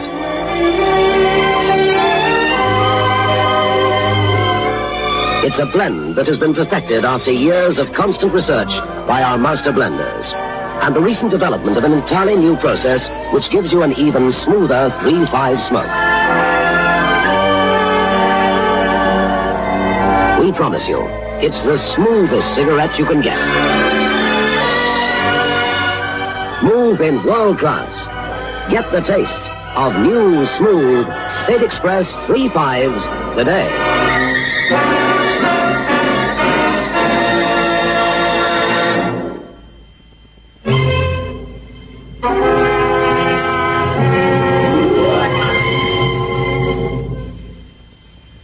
Harry Logan is a nice young man. Just the sort of person you'd like to invite for a weekend at home. If only the nasty, suspicious police weren't convinced that he's a murderer. Go through it again, Logan. There's nothing to add. Nothing. Who cares? You got time. I'm paid by the police department, so I got time. Let's hear it again. Lieutenant, I don't want to. Go through it again, baby. You might even convince me. How'd you like that?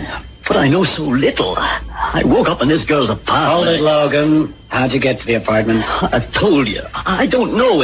It's all a blank. I wonder if a grand jury will believe you. Go on. Well, I woke up in this apartment. It was a nicely furnished place.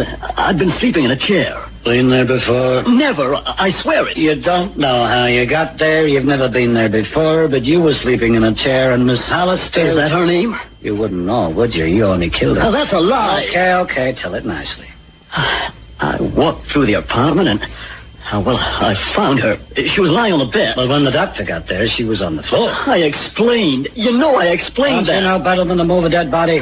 I didn't know she was dead, I tell you, but she was lying there as if she was sleeping. And you've never seen her before, never been there before, and this doll is strangled while you're sleeping in a chair. She's wearing a nightdress, and she was strangled, Logan, strangled. And her name is Hollister? Marion Hollister, as if you didn't know. A rich girl with rich parents, and they have enough pull at City Hall to put you away for life, just for being there. Want to change your story? I can't change it. That's the way it happened. What do you remember immediately before you found yourself in this apartment? The last I remember is getting off a subway train at City Central. I was walking up the escalator and... there was a girl. Oh, there was a girl, was there? You missed that bit out. Where was she? She seemed to be sick. She was leaning against the wall of the station just beyond the escalator, and I think I stopped and asked her if I could help. And you remember nothing more? No, not a thing. This is a highly likely story. Let me tell you, Logan, amnesia has been put forward as a defense in a score of murder cases in the city. It has succeeded twice. Most times with girls so pretty that they'd have got away with it if they'd been caught with a smoking gun in one hand. I can't help it. I'm telling you the truth. Okay, I'm going to put you back in a cell. Maybe you can remember a little more. Officer, take this man away.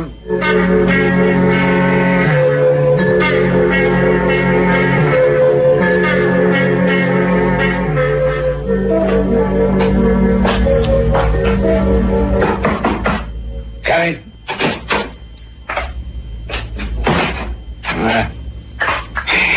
Chief, I hate to say this at my time of life, but I have a sneaking feeling this guy, Harry Logan, is telling the truth from the Hollister case. He just happened to get in this apartment where she was killed, and he can't remember a thing. He says he saw a girl in the subway. She was sick, or so he thinks.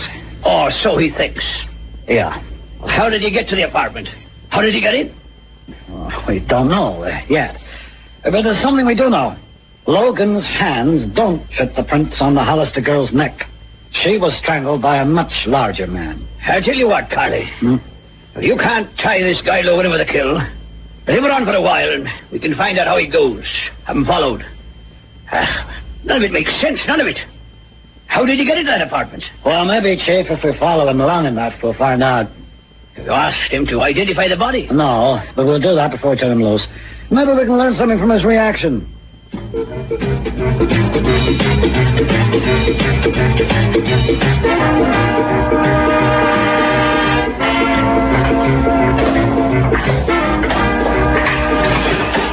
And here, Logan. Is this the morgue? It's not the art museum. Over here. Now, did you ever see her before? Well, it's horrible. Horrible. Yeah, I'm inclined to agree with you. I asked her if you'd ever seen her before. No, never. Not to my knowledge. Sure? Sure as I can be. Lieutenant Cowley, this is like a nightmare. Okay, son, come upstairs to my office. I want to show you pictures of how she was when she was still alive.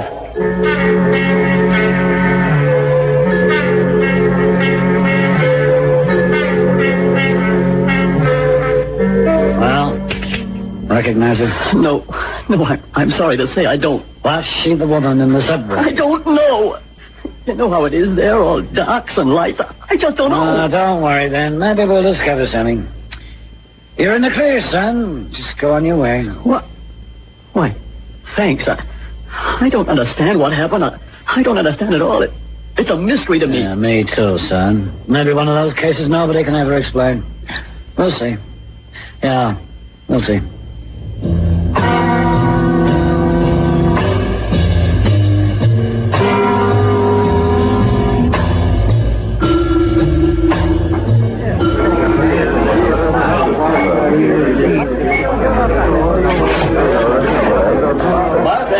Give me a beer and a sandwich.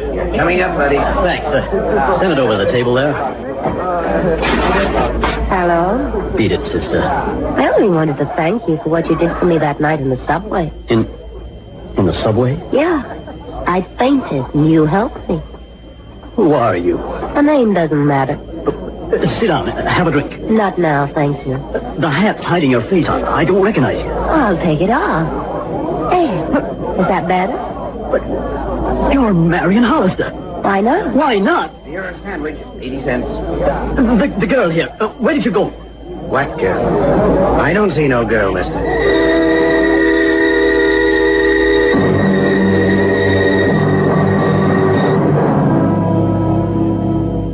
Lieutenant Carley, I know you think I'm crazy, but this is on the level. I saw her. I spoke to her. Marion Hollister is being buried today. How did you identify her? Her father made the identification, but we checked her fingerprints. They're on record. She knocked a guy over with her car 3 years back. Got away with a rap, although I think she should have gone to jail. Now, just take it easy, son. What happened then? Oh, you've been under a bad strain, boy. Been in jail, accused of murder. Well, you got a dream or a hallucination or something, that's all. Oh, somebody was impersonating her.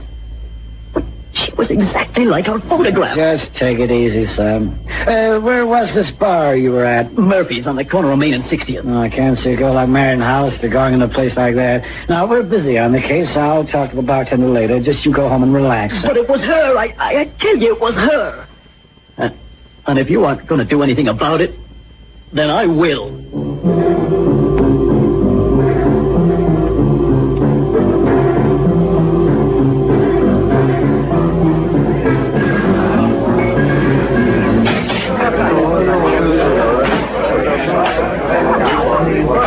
Hey, you. Yes, sir? Take a look at the seal. Okay, have a drink on the house. Beer? Another cheap cup. Scotch, then? I don't want a drink. Now, what is this, mister? Hold up. Oh, I get it. I pay you or you raid the place. Yeah, well, business is lousy. The most I could go is $50. Look, I want information. A guy named Logan was in here the other night. Yeah, that's right. How'd you know his name's Logan? Right. One of the reporters told me. One of the newsmen. You served him a beer at his table. Was a dame with him? I never saw a dame. You sure? Sure, I'm sure. Get your jacket, mister. I'm taking you in. Say, what is it? Ask for questioning. Are you coming quietly or in suitcases? I'll come quiet. Cops. You can't win with cops.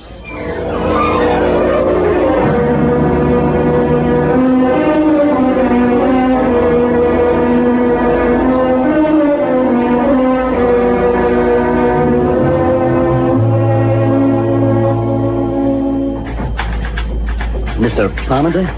That's me, son. You're the crime editor of the Banner? Yeah. I know your face. You're the guy that was picked up as a suspect in the Hollister case.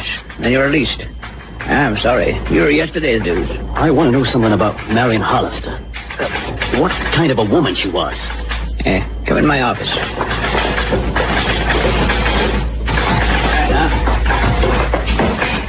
Take your seat. You got anything to tell me we don't know? What kind of person was she, the Hollister girl? Between you and me, strictly a hot rod. A poor little rich girl. Could you be more specific? Well, I'd lose my job. Her dad owns half this city and half this newspaper. Now, look. She lived for the kicks, drink or drugs or anything else. It was all the same to sweet little Marion. She didn't look that kind of girl. Oh, so you did see her? Only her picture. She was arrested once for driving stinking drunk, and she killed a guy. Her old man even sprung her on that one. She had a sweet face. No heart. Was there anywhere specific that she used to frequent? Fellini's gambling club on the east side.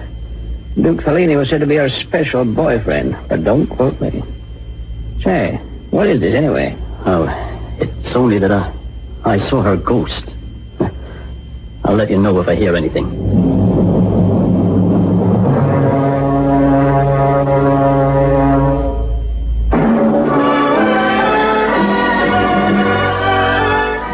Move in world class. Get the taste of new smooth State Express 3.5s today. We promise you, it's the smoothest cigarette you can get.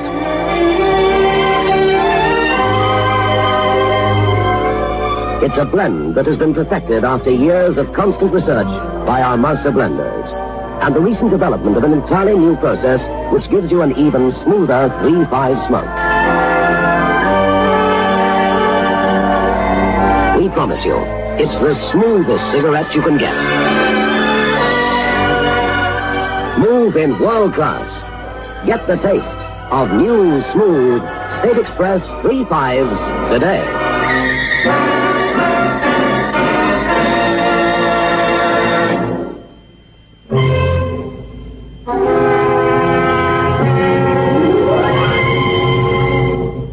I don't think Logan believes in ghosts. Do you? But after all, he saw the girl dead. The fingerprints checked. The fingerprints don't lie. But ghosts do. They lie uneasily in their grave.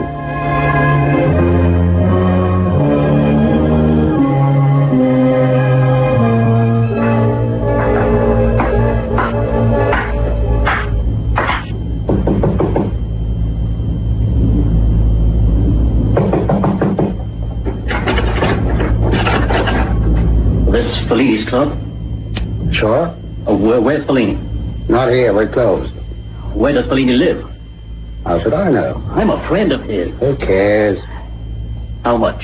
$50. Spring a 10 spot. Hand it over. There. Now talk. 13 Wilshire Chambers. That's an unlucky number.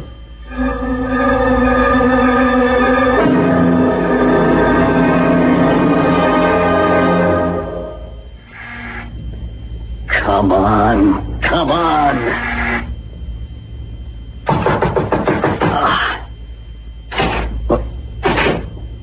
What do you know? Wasn't even locked. What?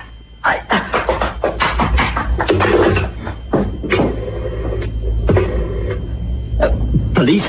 Give me Lieutenant Carley. Hello, Carley? I'm in the apartment of Carlo Fellini at 13 Wiltshire Chambers. Come over quick. Fellini's dead.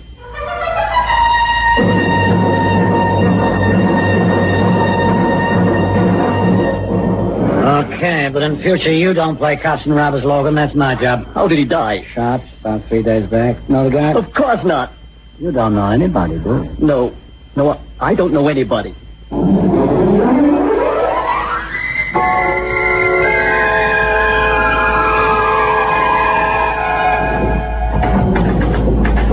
Beats me.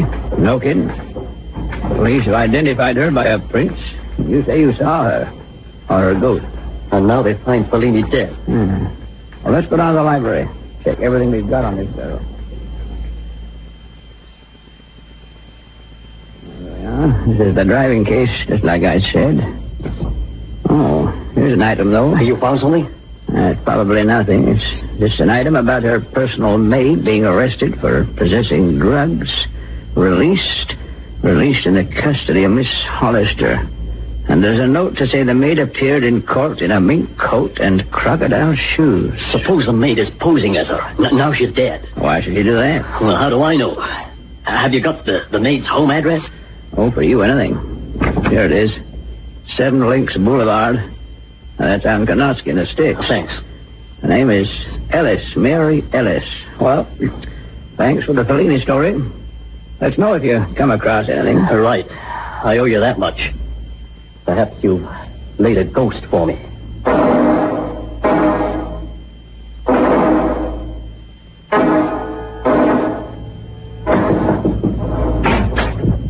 What do you want? I want to discover the whereabouts of Miss Mary Ellis.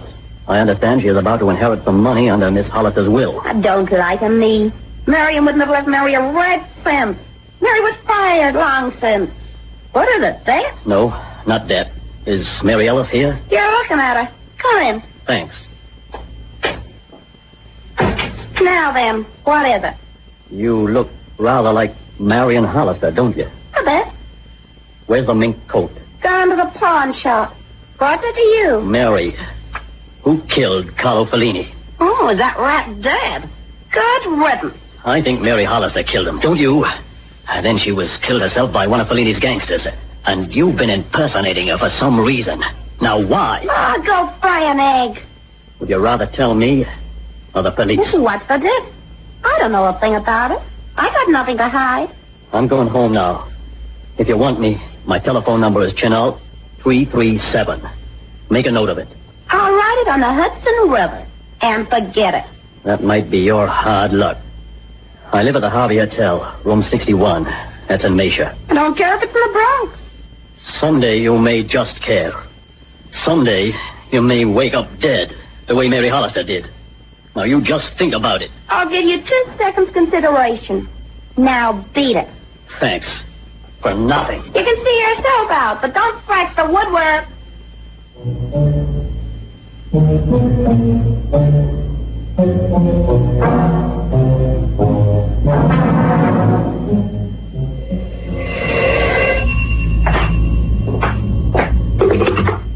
Logan here, room 61. This is Marion Hollister, Mr. Logan. I don't know what the game is, honey, but Marion Hollister is dead. And I don't believe in ghosts. Don't you, honey? Perhaps you should. Whoever you are, what do you want? To talk to you. Come over to the apartment. Where are you from? Sure. And I'll bring the police with me. Oh, I wouldn't do that, darling, if I were you. Why not? Because they wouldn't find anything there. Are you coming? Okay. I'll be along. I'll leave the door off the latch. I'll be seeing you.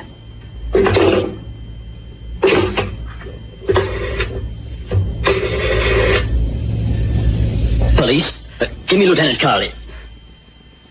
Hello, Carley. I just wanted to tell you that I've got a date with a dead woman.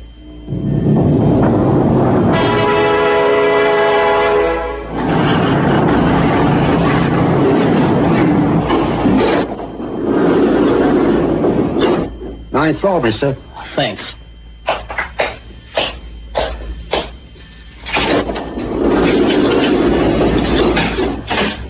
Anybody there? Where are you, Marion? Where are you? I'm here, darling. Where? There I was before. No. Don't you like me? The same black negligee, the bruises? Darling, I want you to forget me. Please. I can't rest while this goes on. Please let me sleep in peace. Come on, boys. Come on. Where's the light switch? Huh? Oh, here. She was here. Huh? I tell you, she was here. Just like it was that night. She was here and she was dead. Look, I don't know what this is all about, but I'm going to find out. Sergeant Wells, yes, sir? Search this place, find out how that woman escaped. I'll take you. Logan, if this is all a figment of your imagination, there'll be trouble. I'm warning you. I don't know anymore. I just don't know. Maybe I'm going mad. Now go back to your hotel, Logan. Keep off the streets. You may be in danger. I'm in danger. I'm going out of my mind.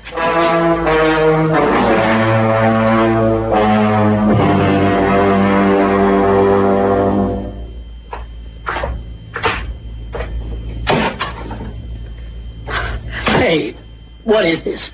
What are you doing here? Don't you like me? Even a little? You're real. You want a ghost? No. I'm not a ghost, Logan. I'm Marion Hollister. That's impossible, and you know it. I was Mary Ellis, too. See yourself out and don't scratch the paintwork. But the Hollister girl's fingerprints were checked. Oh, surely. But you see, I was on a drunken driving charge. My maid looks a lot like I do. That's why I chose her. She could always give me an alibi. Well, I paid her well to stand in for me. It was her fingerprints they took, not mine. Then the real Mary Ellis was the dead girl in your apartment. That's right. My money comes from my dad. When I went to Fellini's place, Mary was seen around as me. I'd been forbidden to visit Fellini. Poor Carl. I killed him. I killed him with this gun. Put that thing away. I shot Carlo because he was through with me. All he ever wanted was money and more money. He called me names that night. Carlo has a brother. Carlo's brother has big hands. Poor Mary Ellis. She did look like me. Give yourself up. If you explain it... Oh, it won't help now. I was going home by subway and I suddenly felt faint. After all, I just shot Carlo. You wanted to help me and that was all. But I couldn't let you give evidence later that you'd seen me. That would have placed me too near to Fellini's place. What happened to me? I asked you to take me home. Then I rang a certain doctor I know. He just hypnotized you, that's all. Told you to forget and sleep. Logan, if I'd have gone into my bedroom, I'd have seen Mary Ellis dead. I didn't. Not till later. Then I couldn't move you, and I had to leave you there. And now? I tried to make you think I was my own ghost and shake you off the trail. I made up as Mary Ellis in case the police went to question her. They didn't. You turned up. But you didn't really believe in ghosts, did you? I began to, at the end. How did you get out of the bedroom? Oh, I just slipped past the police in the dark. Well, I decided to shoot myself, but the game isn't played out yet. It might be easier to shoot you. You're only making it harder for yourself. You know that. I don't think they'll do much to you for shooting a rat like Fellini. Sorry, Logan. You were good to me. You liked me, even. But I'm rotten, and I always was, and I'm going to do the selfish thing to the end. Put it down! Yeah, down this house. Do you see Logan's been close-tailed ever since we let him out of jail? Well, here goes nothing. You rat. You stopped me doing the only decent thing I ever tried in my whole life. I hate you. I hate everybody. It'll pass, Marion. Everything does. Things can get better for you. Believe me.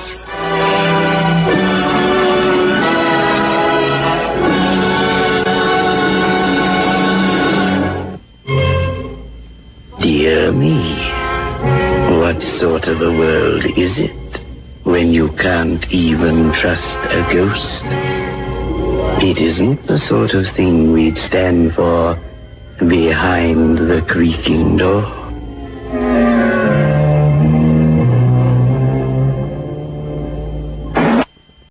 Mars Incorporated, makers of America's most enjoyable candy bars, presents Curtain time!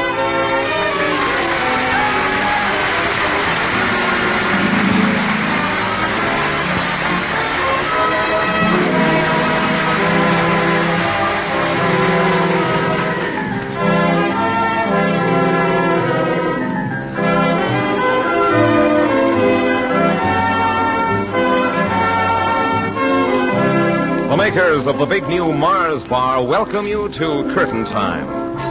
The summer season is nearly at its height, and tan faces and gaily colored clothes predominate in the crowded lobby. And here, as always, at an opening night, is the well-known man about town, your host, Patrick Allen. Good evening. Well, Mr. Allen, what's in store for us tonight? Comedy and romance, Myron, and I might say summer romance. But there's the overture, so we'd better hurry inside the theater for tonight's production of Curtain Time. Tickets, please. Thank you, sir.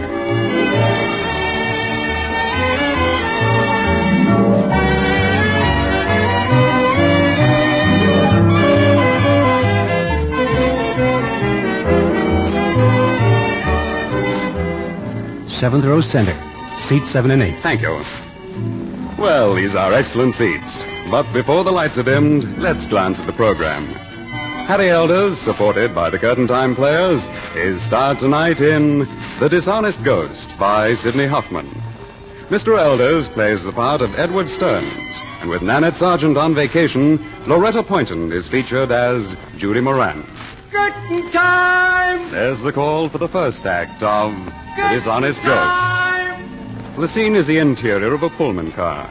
The train hasn't left the station yet, and a middle-aged man stands beside one of the seats, talking to an attractive young lady who has just sat down.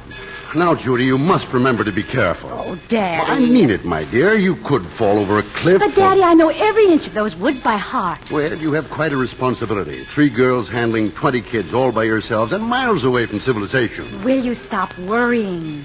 All right, my dear. I'll be up next weekend to see how you're getting along. Oh, wonderful. And in the meantime, I'll certainly miss you at the office, Judy. Oh, darling, I'm sure the Moran McGuire Publishing Company can get along without one little old manuscript reader for a few weeks. Well, I gotta get off now, dear. Right. And it looks as though you've got the whole section to yourself. Well, now, Daddy, please run or you're... Goodbye, dear. Be sure to write now. Yes, goodbye. Yes, sir. Up a tea. Thanks, Porter. Pardon me, Oh, that's all right. Make yourself right at home. Thanks. For a while, it looks as though I'd have both the upper and lower to myself. Well, I'm sorry, but will you excuse me if I'm not very sociable? Well, of course. I have some work to do. Yes, I see. Are you a writer? Mm-hmm. What are you writing? I beg your pardon? I said, what are you writing? Oh, a novel. Right now, I'm making some corrections. Then it's finished? No, I've got 236 pages so far. And... Oh, I suppose I should ask you. Ask me what? Well, sometimes I type at pretty odd times, and if I decide to do some writing tonight, You mean you can type in an upper berth? Sure, why not? Why not? You must be a contortionist. No, I'm not. It's simple. You just put the typewriter on your lap and, type. Well... Thanks. I was sure you wouldn't mind.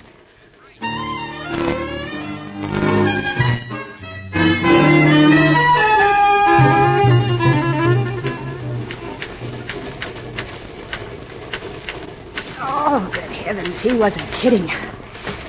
Well, if he's going to keep this up, I may as well pull the curtains back. Hey, what's this? Well, what do you know? Shakespeare dropped a page of his book. And I'll bet a cookie he doesn't know it. Let's see.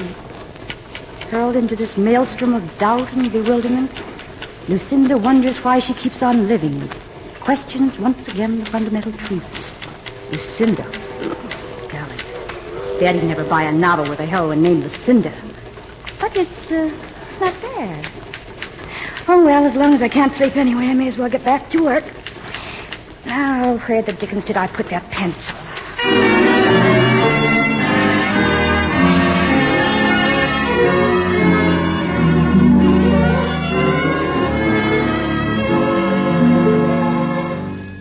Oh, but, Porter, you must have seen it. I saw it, sir. I went to the corridor first thing this morning. There wasn't a scrap of paper on the floor. Just the same, it was... You better hurry up, sir. The train's almost ready to pull out. But I've got to find that page. You better get off quick, sir. We've been standing here in this station 2 minutes longer than we're supposed to. Oh, all right.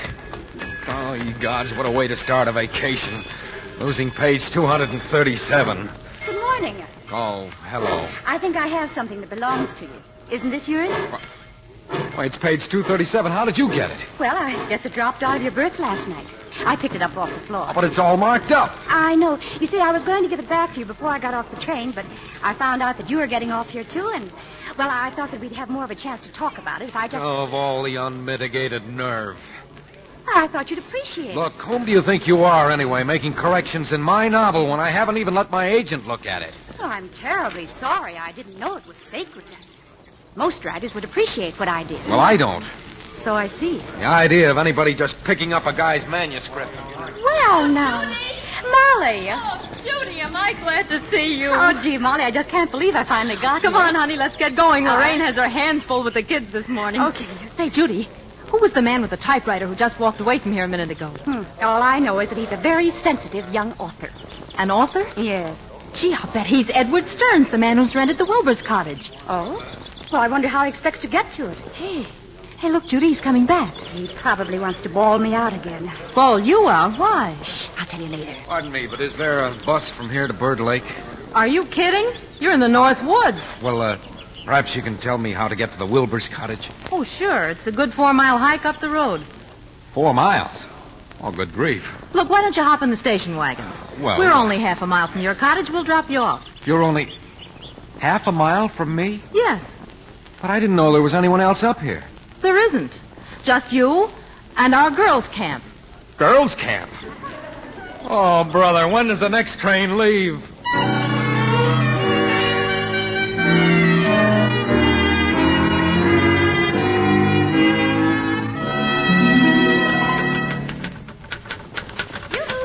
Anybody home?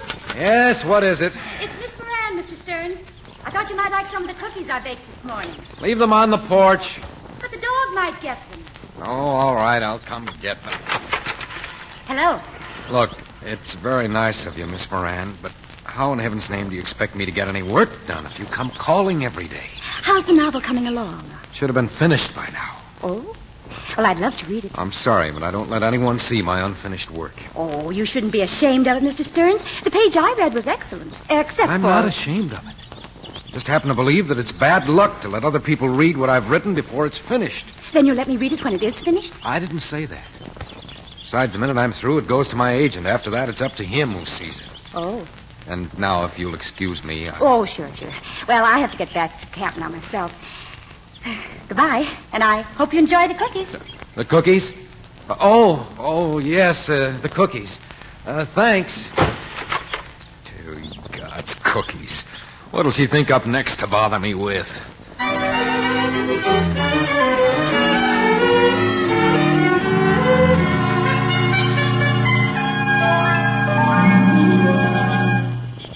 Mr. Stearns! Mr. Stearns!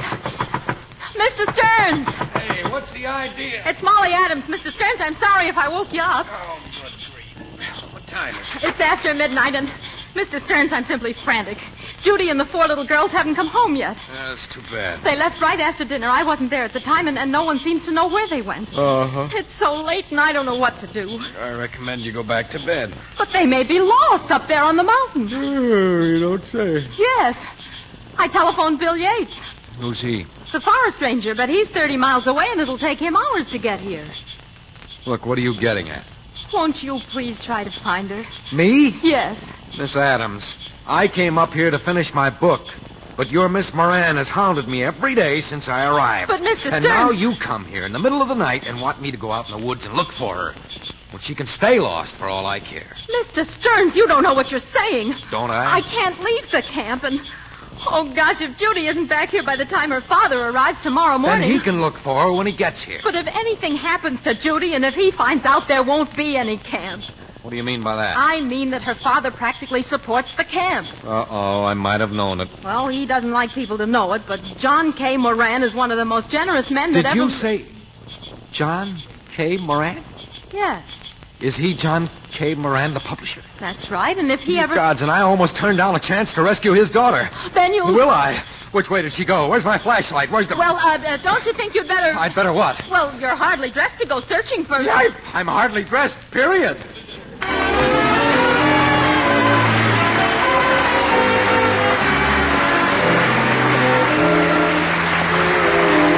curtain falls on the first act of tonight's Curtain Time play, starring Harry Elders and featuring Loretta Poynton.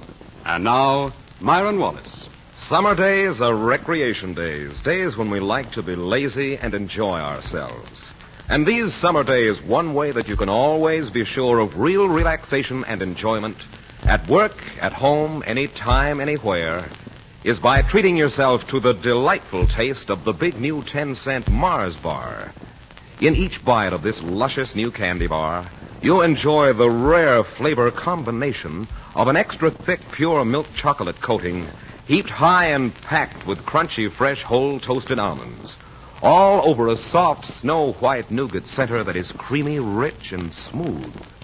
Together, the milk chocolate, crisp almonds, and soft nougat make every bite of the big new Mars bar a taste of candy at its finest. For the finest quality candy bar of them all, just try a Mars bar.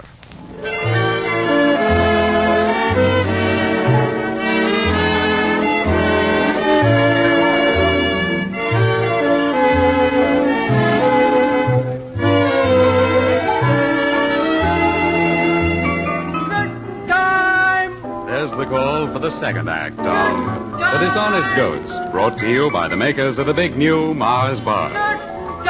Edward Stearns, who has gone north to the Northwoods in order to finish a novel, has been pestered ever since he's been there by Judy Moran, the publisher's daughter. Well, to top things off, Judy, a counselor at a nearby girls' camp, has got lost, and Edward is out trying to find her.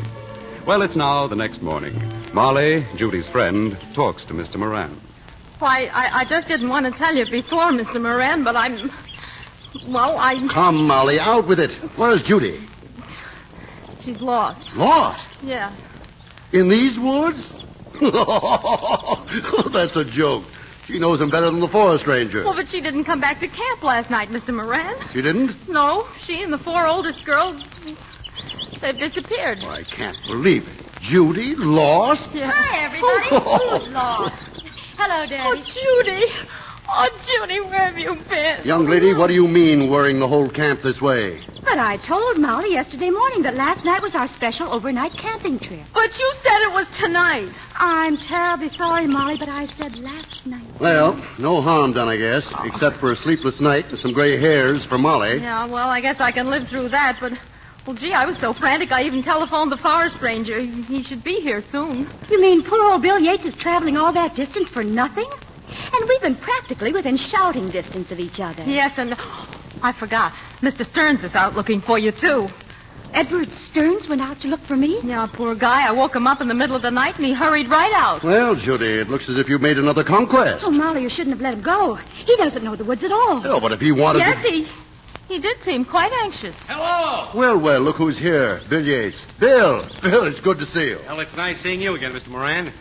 And Judy, I thought they said you were lost. Oh, no, Bill, it's Mr. Stearns. He went out to look for me in the middle of the night, and he hasn't come back yet. Well, it's sort of hard to get lost up on Bird Mountain. The trails are all marked real clear. Did them myself. Oh, but he doesn't know anything about trail markings, and he's been up there alone all night. Then I guess I better go after him. Well, I'll go with you. I'll be ready in a minute. What do you mean you'll be ready? Where do you think you're going? Father, Edward's lost up on that mountain. He may be hurt, and all because he... Well, I've just got to help find him.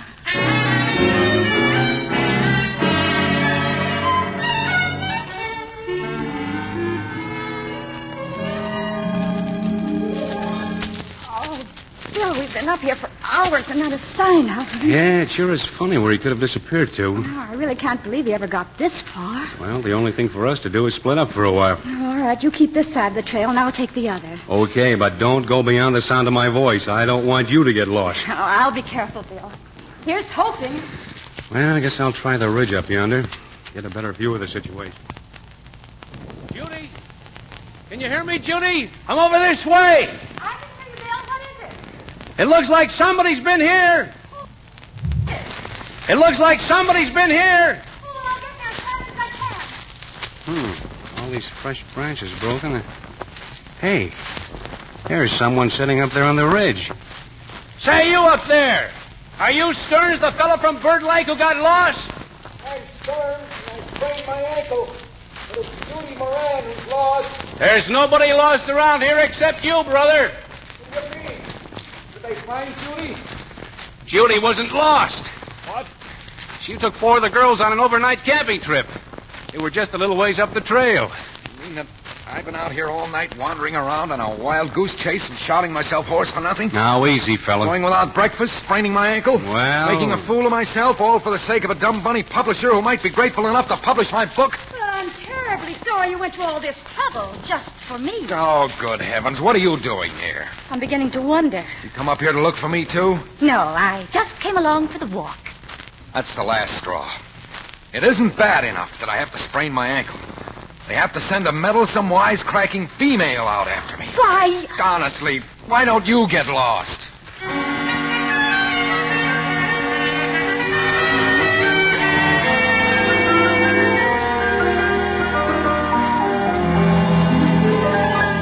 Oh. Well, easy does it now, fella. Oh, but I must be darn near pulling your neck off. Don't worry about me. Besides, we're past the worst part, aren't we, Judy? I suppose. Look, how much farther do we have to go? My foot can't take much more of this. Well, we're almost there. When we get around the next turn, we should be able to see the cabin. Right, Judy? To tell the truth, I'm a stranger here myself. Oh, for crying out loud. Don't stay mad. I'm sorry. You said that before. Well, what do you want me to do? Dedicate a book to you? Not if it's that book you've been writing. What do you mean, not if it's that book? You don't have to be nasty. You haven't even read it. And I don't think I care to now. Hey, I think I see the cabin. Hey, you're right.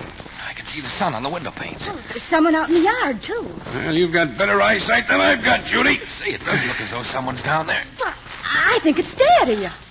What's he doing? He keeps going into the cabin and coming out. Say, that doesn't look like sun on the window panes to me. No, it doesn't. And there are other people there, too. Oh, that's funny. I wonder why... Good heavens, my cabin's on fire. Edward, you can't. But I've got to get my cabin. Edward, be careful of your ankle. Wow, look at him go. Never saw a fellow run with a sprained ankle like that. Oh, Bill, what a terrible thing to happen. And it's all my fault. It is not, Judy, and stop fretting about him. From what I've seen of him, he's not worth worrying about. Oh, but he is, Bill. He is. Young man, of all the stupid, harebrained young idiots, you take the prize. Running off to the mountain there and leaving a fire burning in the fireplace. Why, you could have... Tell me, did you save it? Save what? He means his book, Daddy. We didn't save anything. All we could do was... Get out of my way. I've got to go in there. Now, hold on. Edward, you can't go in there. It's nothing but smoldering wood. Yes, Molly and the rest of us got the fire out. If we hadn't, the whole force would be in flames by now. But as far as trying to save any book... That's just swell. My novel, it's just a bunch of ashes.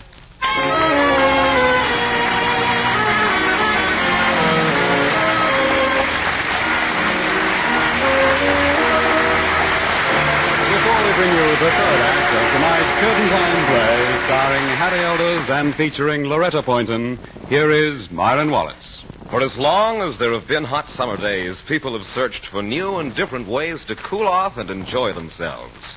And now candy lovers have discovered the luscious new summer treat of a chilled Mars bar. With each bite of a Mars bar that has been chilled in your refrigerator, your teeth sink through a crisp, cold milk chocolate coating that is heaped extra high and packed with crunchy, fresh, whole toasted almonds, all over a cool, snow-white nougat center that is creamy, rich, and smooth. Here is truly one of the greatest of candy triumphs, for the finest quality candy bar of them all. Just try a Mars bar.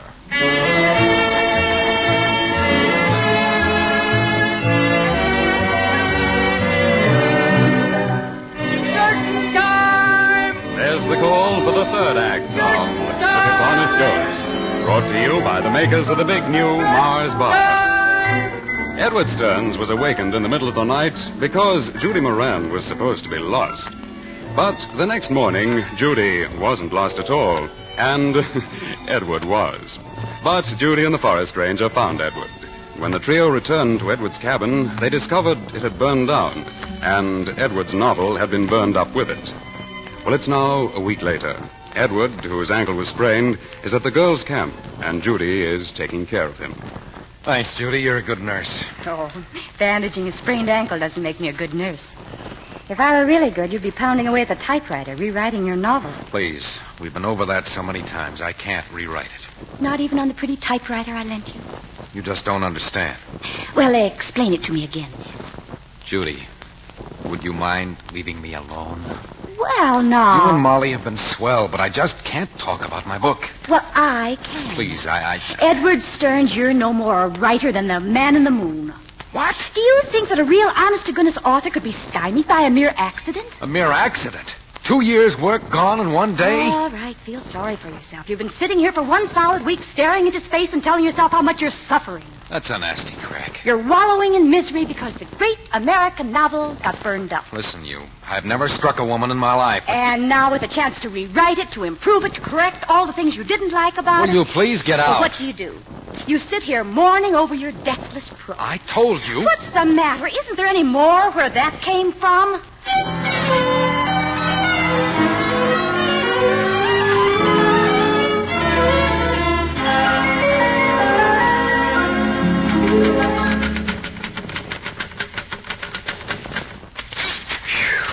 Chapter 1, all finished.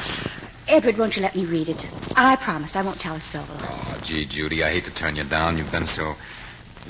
That is, you and Molly have been so swell. Pretty please? Oh, well, I don't suppose it matters if you do read it. Then you will let me... Here, take my carbon copy and I... Yes? Well, I don't know exactly why, but I hope you like it. You do? Well, I think I will.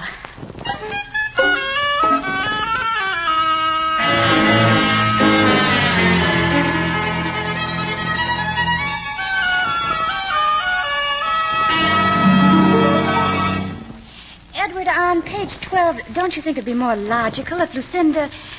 Oh, Edward, won't you please change her name? No, I won't. Lucinda's real. That name belongs to her just as much as... Well, just as Judy belongs to you. All right, if you won't, you won't. But what do you think of my other suggestion? Well, it hadn't occurred to me, but the way you explain it, yes, it does sound better. Well, then why don't you change it right now? That's a good idea. Here, give it to me.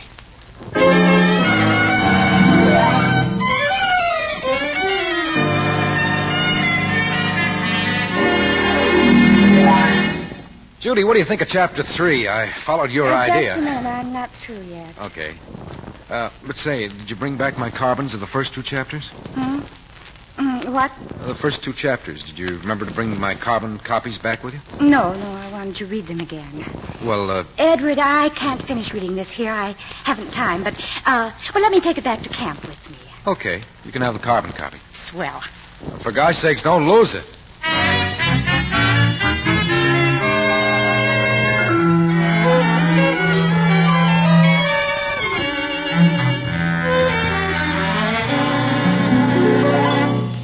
So far, it's positively wonderful. Gee, I'm awfully glad you like it, Judy. Oh, well, I really do. But, well, I didn't mean to interrupt your work.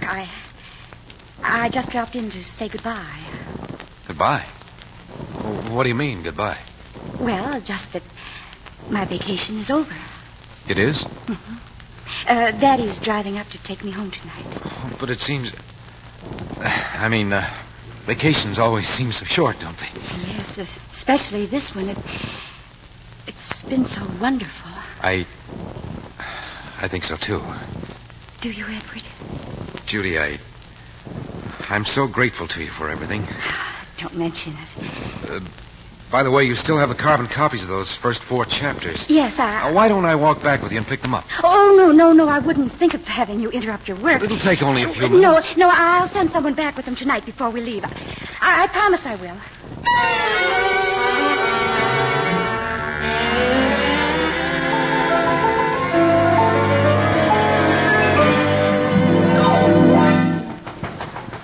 Come in. What? Oh, Mr. Moran. Come in. Sit down. Certainly will, my boy. But I haven't got much time, so let's get right down to business. Business? Yes, now let's see where I put those darned option papers. Option papers? Of course. Stern, you don't sound much brighter than I thought you were. If I didn't know that you had written this, Written? If you hadn't known... Oh, yes, here they are. Now, stop muttering for a minute and sign here.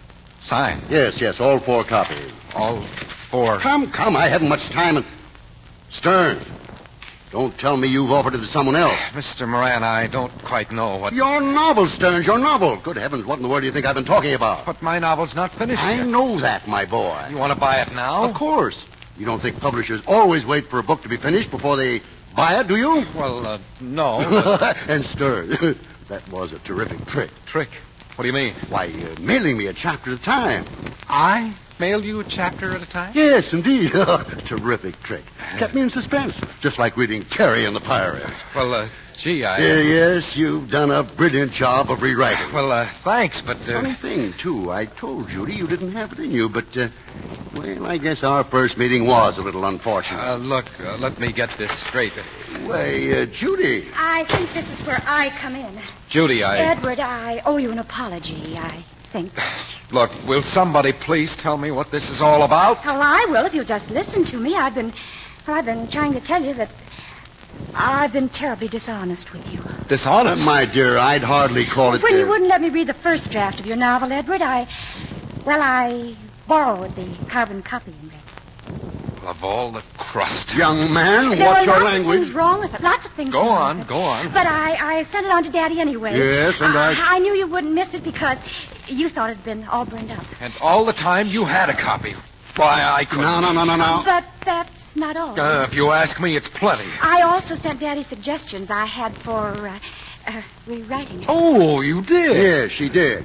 And I wrote back that if the revisions were made successfully, I might be interested. Oh, honestly, Edward, if you'll You had the colossal gall to take it upon yourself to show me how to rewrite my novel. Are you sure you didn't also start the fire? Stearns, you're accusing my daughter of arson. Oh, what a sap I was. Here you couldn't return my carbon copies because you've been mailing them to him. Young man, were you planning to sell your book, or did you just want to frame it and hang it on the wall? Why, Daddy's right. Are you going to give him an option on your book, or aren't you? Well, gee, an option? Well, now he's waking up. Oh, good grief. What's the matter with me? I don't know, but I hope it's not catching. Oh, gosh, Judy, if it hadn't been for you, Then you're not mad at me anymore? Mad? Oh, I should say that. I'm a busy man, Stearns, and I've got a long trip ahead of me. Are you going to sign this or not? Judy, can you ever forgive me? I can. If you can forgive me for presuming to be your ghostwriter. Oh, you're the most charming ghostwriter that ever lived. Now, if I may bust in on this Mutual Admiration Society. Oh, sure, Mr. Moran. Yes, here's my fountain pen. Thanks. You sign right there. I will if my hand doesn't shake too much. Son, there's just one thing wrong with your book so far. Oh, what's that? The name of the leading character. You've just got to change that girl's name. Well, I've been considering that. You have? Yes. Good. But I can't do it without asking Judy first. Well? How about it, leading character? Can we change your name? You mean my last name? I do. Well, Mr. Author, seeing you put it that way, it's a deal. The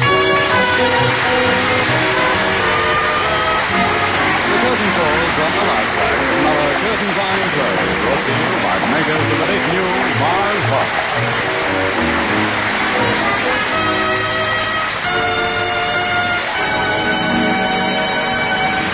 Tonight, Curtain Time starred Harry Elders and featured Loretta Poynton. The supporting players were Geraldine Kay, Michael Romano, and George Caesar.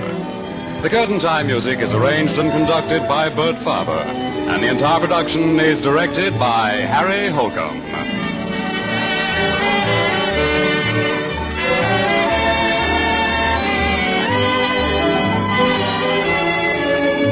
Next Saturday, Curtain Time will present a comedy romance entitled The Story of Pat and Mike. And now I'll join this gay theater crowd as it leaves the Merchandise Mart. many on their way to the glamorous after-theater spots here in Chicago. Until next week, then, this is Patrick Allen reminding you of your date every Saturday, same time, same station, when the makers of the big new Mars Bar present... Curtain time!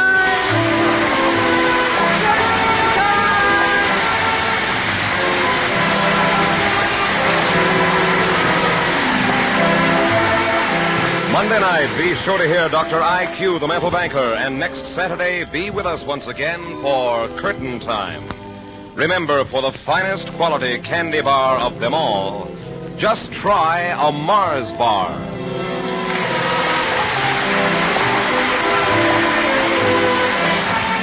This is NBC, the national broadcasting company.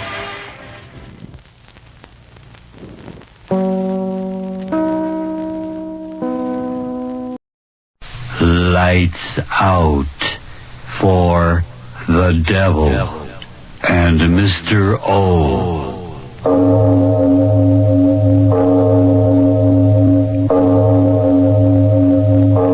It is later than you think.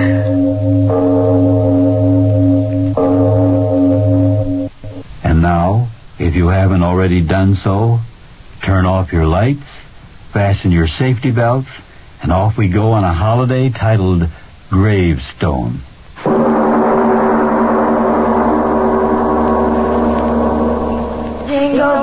Jingle bells, jingle all the way. Oh, what fun it is to ride in a one-horse open sleigh. Hey, that was swell. Now let's go to town. St. Louis woman with her diamond ring, kicking that man around. No, stop that, Kay. What's the matter? Am I scaring the horse? Oh, it seems like a sacrilege singing a song like that out here. This beautiful, clean snow and blue sky. Well, what's wrong with a hot song to keep us warm? If you think the St. Louis blues is going to dirty up the snow, you ought to hear Frankie and Johnny the way I sing it.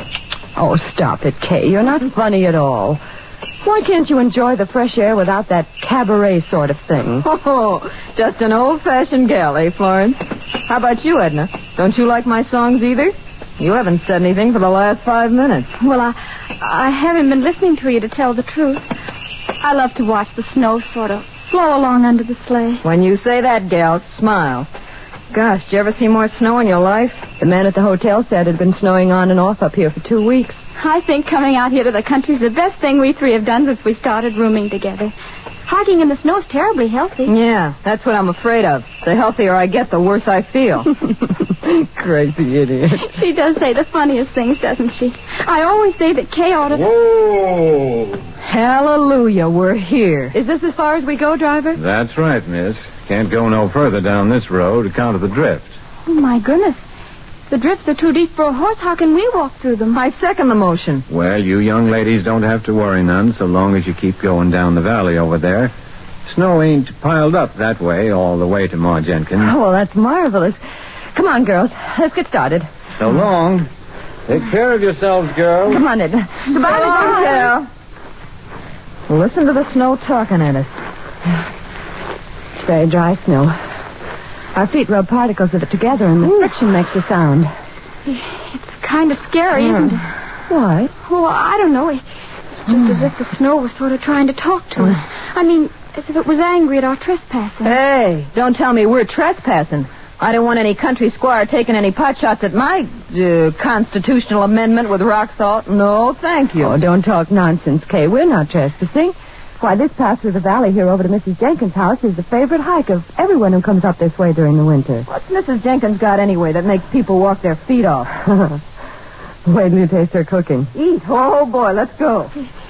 It's awfully quiet out here, isn't it? Oh, that's the glory of it. I've had the roar of the subway in my ears so long. Okay, don't walk so fast. Come on, look what I found. Oh, come on, Edna. Oh, please. Let me take your arm. I'm getting out of breath. Well, take it easy. There's no hurry. Well, what is it, Kay? Look, through the circle of trees here. Look what I discovered. Well, isn't that interesting? It's a sort of a natural amphitheater. Sure. Say, who was this guy, Daniel Boone? What's an amphitheater? Well, that means an oval circling place with rising tiers of seats. It's, like that place we went to for the horse show. Oh. Back in the times of the Greeks, they had outdoor theaters. Listen to the They made use of places just like this where the ground sloped up and made a sort of a natural arena or stage below. Theater. That's an idea. Sit down, gals, and I'll give you a special performance of the K Follies. It's awful snowy here, isn't it? I'll trample it down with my spring dance. Welcome, sweet thing. Isn't she a nut dancing in the snow? If I had that girl's energy. She's really graceful, isn't she? I'll bet if she went on the stage... Kay! She fell. Kay! Kay, did you hurt yourself? Oh, did I land on my dignity? Here, give me a hand. Here, I'll help you. There you are. Oh, did I take a flop? Did you hurt yourself badly? I'll live. What in the world did I trip over? Oh, no wonder. Look at that rock under the snow. No wonder I did a nosedive. Oh, my goodness. There are rocks like that all over. Oh. A person could break their neck if they... Girls. What's the matter? What is it? Kay, the rock you tripped over. It's not a rock. What are you talking about? Of course it's a rock. Well, yes, but it's something more than that. It's a tombstone. Tombstone? Oh, no, it can't be. Look for yourself. It says, "Here lies buried the remains of one who, restless in life..." Stop. Don't read anymore. Stop. And all these other stones laying flat on the ground. They're tombstones, too? Yes. Whew, what a place to pick to dance. Oh! What's the matter, Edna? What did you scream for? Kay, you danced on the grave. What? You danced on the grave. I saw you do it. You danced on the grave. Okay. Edna, stop it. Stop it. What's come into her? Edna, stop that thing. Edna, stop, for heaven's sake. Control yourself. Okay. Kay, I'm so sorry for you.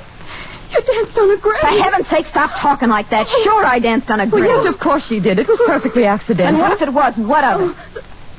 The poltergeist. The what? Edna Hanson, what are you talking about? What's that word you just used? Poltergeist. Okay, what have you done? You superstitious little fool. If you don't stop talking that way, I'm going to slap your face. What's the matter with you? I didn't do anything. You walked on the grave. You danced on the grave. Edna, be sensible. We all walked on graves, but it was purely accidental. Yeah. We had no intention of desecrating them. It doesn't matter, I tell you. It doesn't matter. The poltergeist. He'll come. I know he will. Oh, what's the use? She's crazy. Edna, what are you talking about? What's the poltergeist? What are you so frightened about? My father, he told me, if you walk on a grave, if you dance on a grave, the poltergeist. Poltergeist what? What is a poltergeist? An evil spirit. It comes out of the grave. It kills. It destroys. It'll kill us. It'll kill us all. Stop it. It throws things Oh, out. please, lay off that. Will you, Edna? But it won't get me. I'll run Edna, away. come back here. She's gone insane. I'll get her. Edna. Can't catch her. Edna, don't run away. Nothing will hurt you. Nothing. Oh, Edna, look out. Kay, what happened? That stone. It hit Edna. Edna, open your eyes. Blood all over her face. Kay, who threw that stone? Who threw it? I don't know. It came from the graveyard.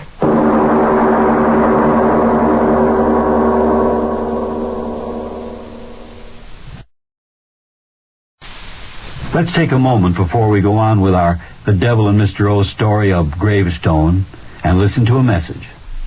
Say, folks, next time... We'll return you to The Devil and Mr. O's story of Gravestone.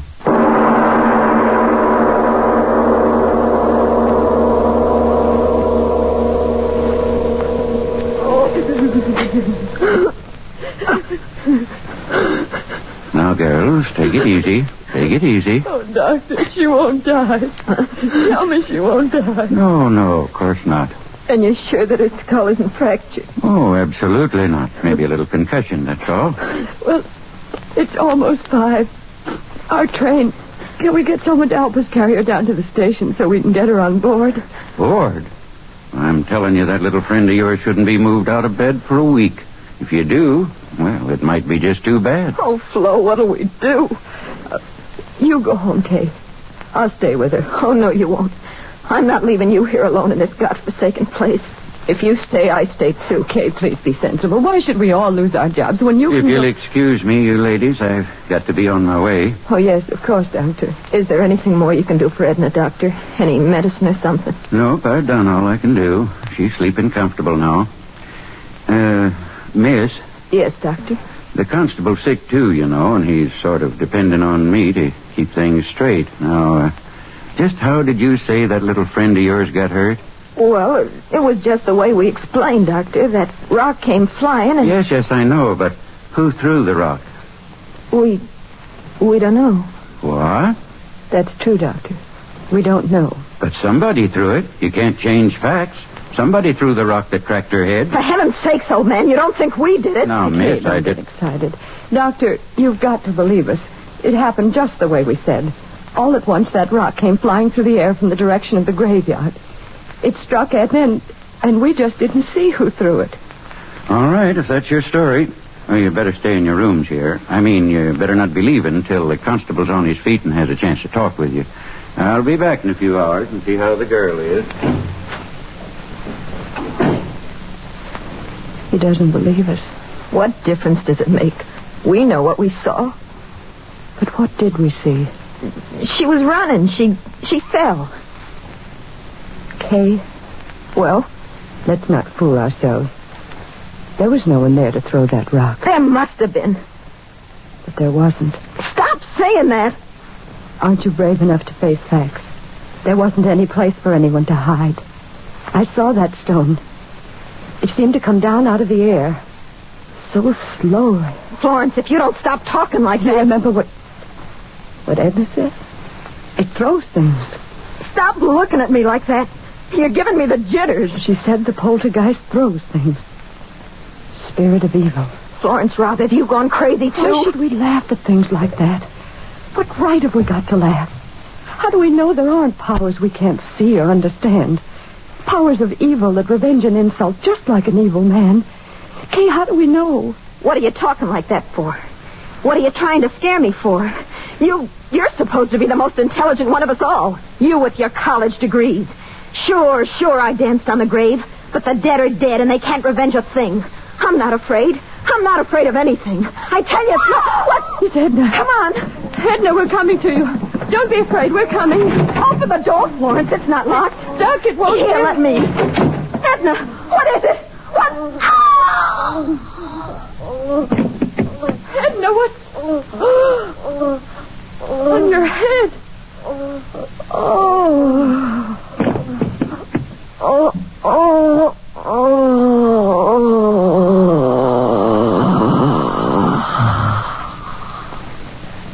Hey, what's going on here? I run a decent place, and I don't want you...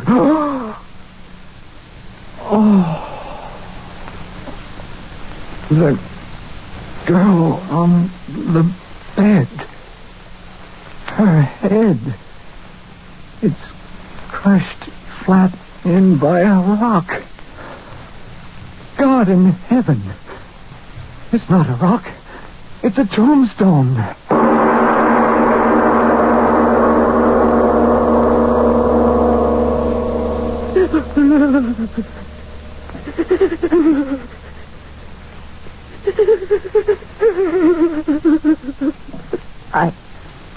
I wish I could cry. But I haven't got any more tears. Florence, darling, please. You'll kill yourself if you keep on like that. Oh, if this horrible night would only end. It was my fault. Mine. I was the one who got her out here. She didn't want to go. She hates the country. But I made her come. I made her.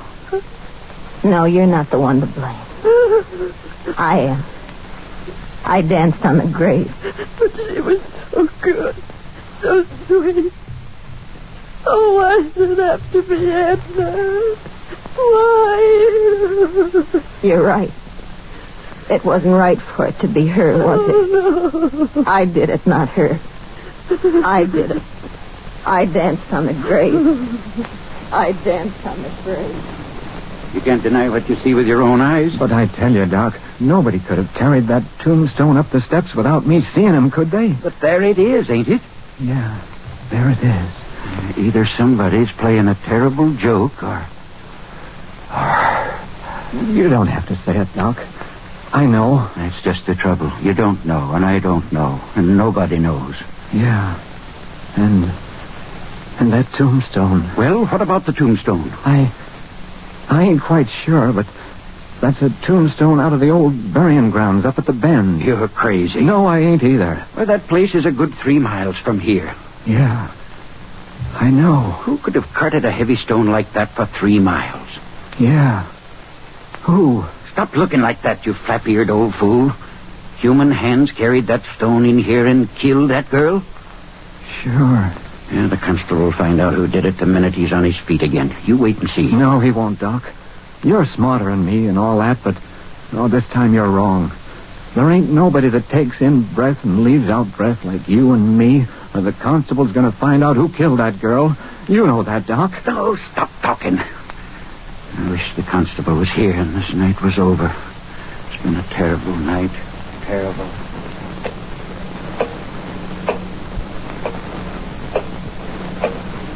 Terrible clock.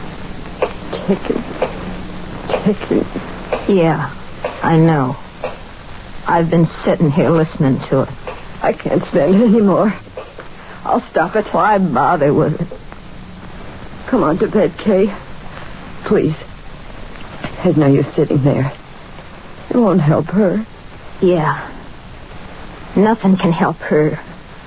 But maybe I can help you. Me? It was my fault. Mine. I was the reason it happened.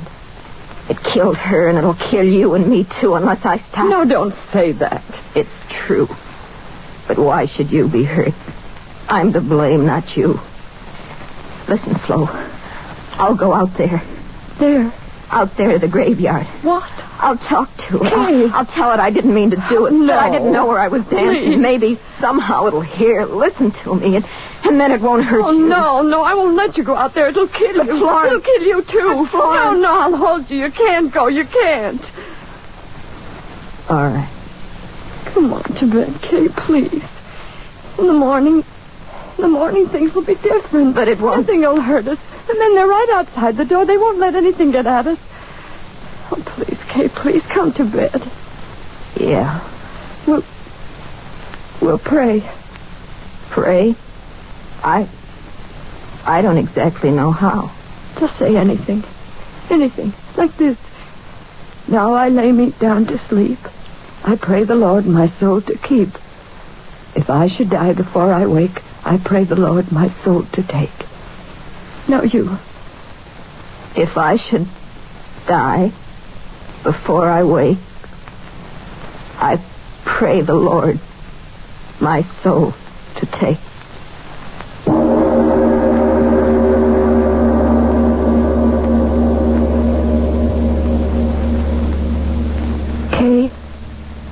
Kay, are you asleep? I can't sleep anymore. Kay, tomorrow, when it gets light and everything, do you think people will believe us? Do you think so, Kay? I'm not quite sure what happened. I always used to be so sure about things.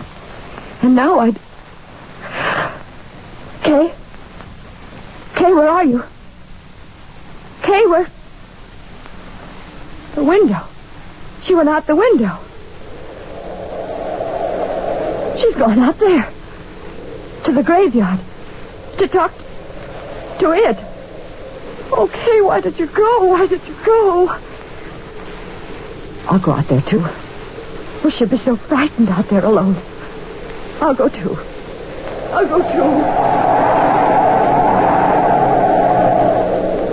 Oh, so cold. My hands. Snow so sharp. Cutting my legs. Oh, why did you go out there, Kay? Why did you? I've got to find you. The wind. Oh, why doesn't the wind stop? Blow, blow, thou winter wind. Thou art not so unkind as...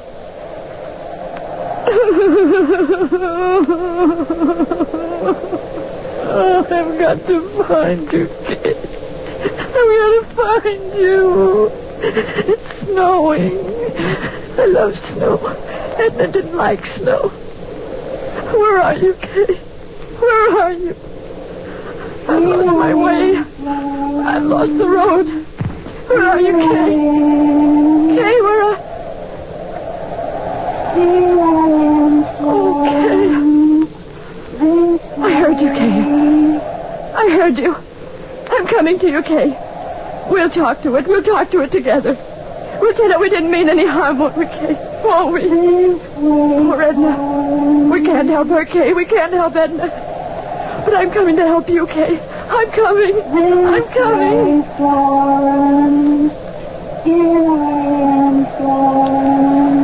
Yes, I hear you. I hear you. I'm coming, darling. I'm coming to help. I'm coming to help you. I'm coming. I'm coming. I hear you. I hear you calling my name. I hear you. Yes. Here we are, Florence. This way, Florence. Here we are. Yes, I hear you. I hear you. Where are you? Where are you? This way. No! No!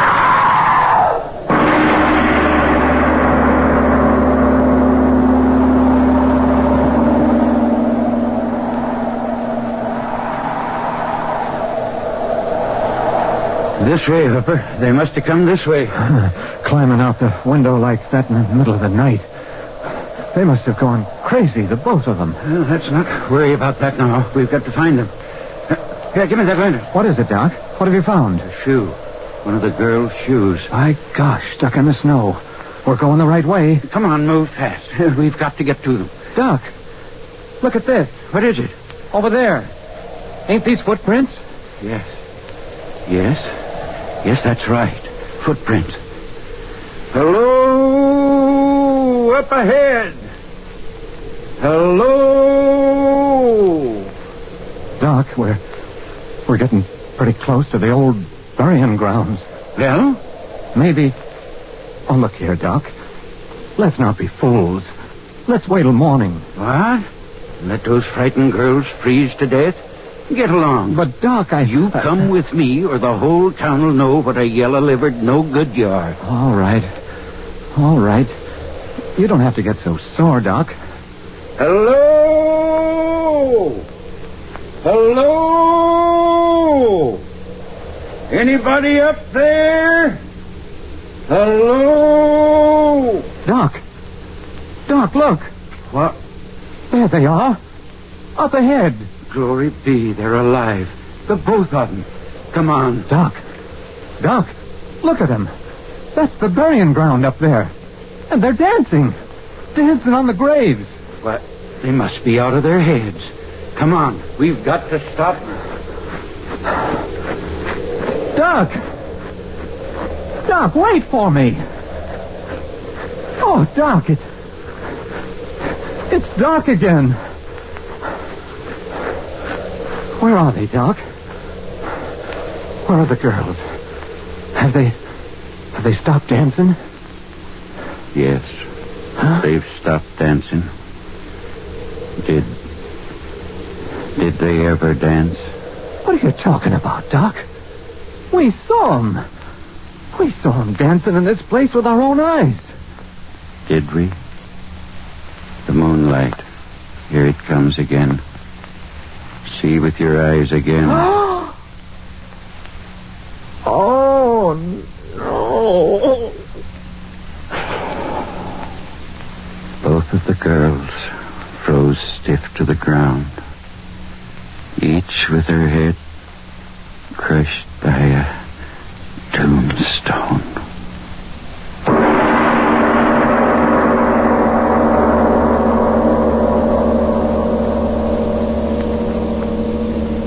This is Mr. O. Arch Obler. Can such things happen? Well, mischievous, revengeful spirits doing all that sort of thing? In Africa once, I saw a native chief's home where rocks and pans and everything else were flying through the air, and no one was in the room. No one. I, too, have only questions, no answers, except about our next story, after a short message from your station. This is Mr. O again. Our next play in the series is titled Ancestor, and it's a ghost story, pure and simple. A girl is being held captive by criminals, and as she tries to... But that's next time.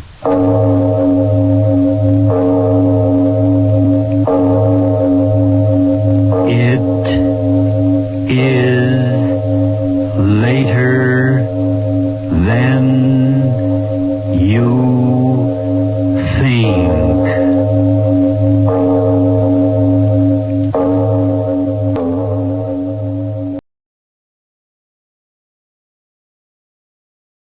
Tired of the everyday routine?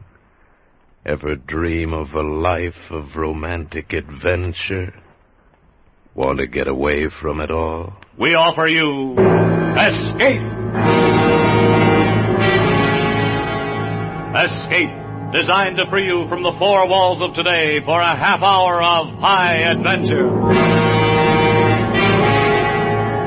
Tonight, we escape to a lonely lighthouse off the steaming jungle coast of French Guiana and a nightmare world of terror and violence as we bring you again, in response to hundreds of requests, 3 Skeleton Key, starring Vincent Price.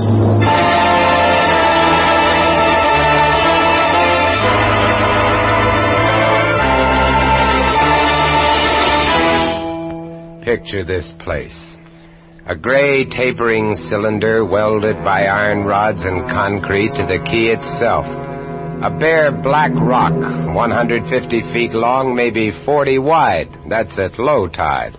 At high tide, just the lighthouse, rising 110 feet up out of the ocean. And all about it, the churning water, gray-green scum dappled, warm as soup, and swarming with gigantic bat-like devilfish, great violet stools of Portuguese man-o'-war, and yes, sharks, the big ones, the 15-footers. And as if this weren't enough, there was a hot, dank, rotten-smelling wind that came at us day and night off the jungle swamps of the mainland.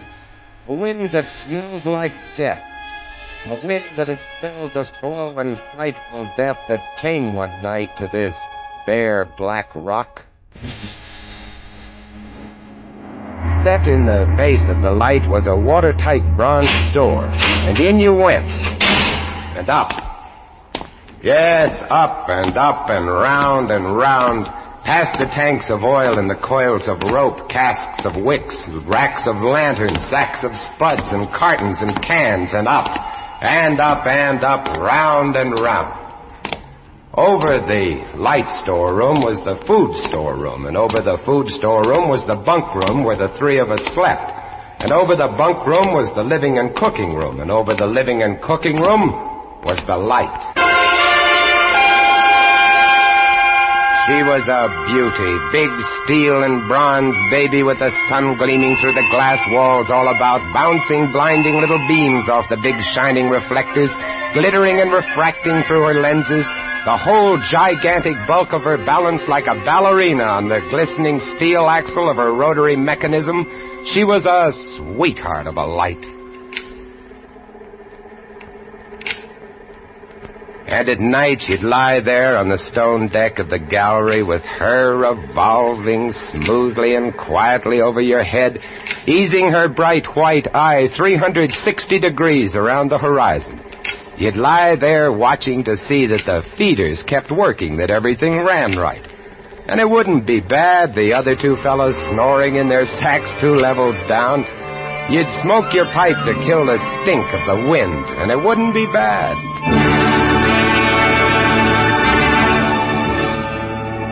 About those other 2, Louis and Auguste. What a pair. Louis, he was head man, was a big fellow from the Basque country, black beard, little hard black eyes, and a pair of arms that I tell you, those arms were as big around as my legs. Yes, head man he was, and what word he let go was law. A silent fellow, and although I spent my first 2 weeks trying to strike up a real conversation, the most I could ever get out of him was... John, I took up this profession because I don't like people. They want to talk too much. It's quiet work, light tending. Let's keep it that way. You're getting to be as bad as Auguste. I thought maybe for once they'd send me somebody who That could keep was his mouth Louis. shut. When he accused me of becoming like August, I quieted down because August was the talkingest man I'd ever met. The talkingest and the ugliest. He was hunchbacked, stood 4 feet high, had red hair and big blue eyes. It seems he'd been an actor in Paris. Yes, indeed. Played in over 200 different productions, dear boy, at the Grand Guignol. Oh, but it was monstrous horrible, the way we used to scare the audiences. I was hated. Yes, they used to throw things and hiss and bare their teeth at me. Finally, it got too bad. I couldn't stand it any longer. I gave up the theater. My nerves, you understand. Yes, gave it up completely. I really did. Couldn't stand it any longer.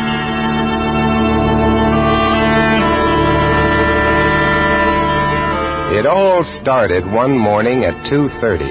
I was on watch, lying on the cool stone deck, pulling on my pipe, staring out at the blackness, the phosphorescent combers, and the big yellow stars, when out of the corner of my eye, I noticed something show up for a second. Something the light had touched, far off. I waited for her to come around again, and when she did, there it was. Three-master, a big one, about a half-mile off and coming down out of the north-northwest, coming straight for us. You must understand, our light was where it was for a very good reason. Dangerous submerged reefs surrounded us and ships kept clear. But this one, this sailing vessel, was coming straight on. I went over to the gallery door and yelled, "Louis! Louis!" Couldn't understand it. I waited for the light to come around again. Wailing! Ship headed for the reefs! Hurry right up! I had the glasses out now. I couldn't read her name, but I could see her quite plainly. All sails set, the foam creaming away under her bow, her beautiful lines. A Dutch ship, I guessed her. But why didn't she turn? Every time it passed, our light hit her with the glare of day. Ship? Where? Northwest. The light will touch her in a moment. Can't they see? Look at her. She just keeps coming on. Yeah, the squareheads. What is it? Watch northwest. I know what it is. Huh? What? The Dutchman, the Flying Dutchman. We did a play about her once. Oh, what a performance. You ghastly galleon, hag-ridden, curse-driven, must on. Shut up, will you? She's luffing. Yes. Sloppy way to come about. She's derelict, that's it. Derelict? Abandoned. The crew left her for some reason or other. But instead of sinking, she's gone on, running before every wind. She'll not run long. Not with these reefs to break her up. A beautiful ship. Now, why would men leave a beautiful ship like that? She didn't ram us, although we all expected it. But as we waited for the crash, she luffed again, caught some odd gust, and went about. We watched her the rest of those black hours, heeling and rocking, pushed and pulled by every stray wind, every freak current. Watched her until the dawn came, till the sea turned from black to a pearly gray. And on she came again, heading for us. We all had our glasses trained on her now. August, you can kill the light. Right, Chief? She doesn't look so good by daylight. Think she'll ground this time? What? I say, do you think she'll ground this time? Huh? This is impossible. Absolutely impossible. What? Here, take my glasses. They're better than yours. All right. What is it you're... I had to focus, and then my breath froze in my throat. The decks were swarming with a dark brown carpet that looked like a gigantic fungus, but undulating. And on the masts and yards, the guys and all were hundreds, no thousands, I don't know, an endless number of enormous rats. See them? Yes, I see them. Now we know why she's derelict. Yes, now we know. What are you two doing? Here, give me a look. Yes, give him the glasses. Take a good look, chatterbox. Give you something to talk about. She's still heading for us. Yes. She's going to turn. She better turn soon. Suppose she doesn't. You mean suppose she piles up on the key? It's low tide. Yes. Yes, it is. Where's all the conversation, August, huh? Here, want the glasses again? Want another look? No. She's still coming on. Go away! Go away! Turn! Will you turn, I say? I pray you! Turn! She's climbing up. The rats! Look! On the water! Like a carpet! They're swimming. Sure, they're swimming. Those are ship's rats. But they're swimming for the rocks. The door below! It's open! Come on. Down we went, racing down the stone stairs, taking them 3 and 4 at a time. Scared? You bet we were scared. August, you get the windows. Maybe they can climb. We don't know. Right, Chief. But hurry!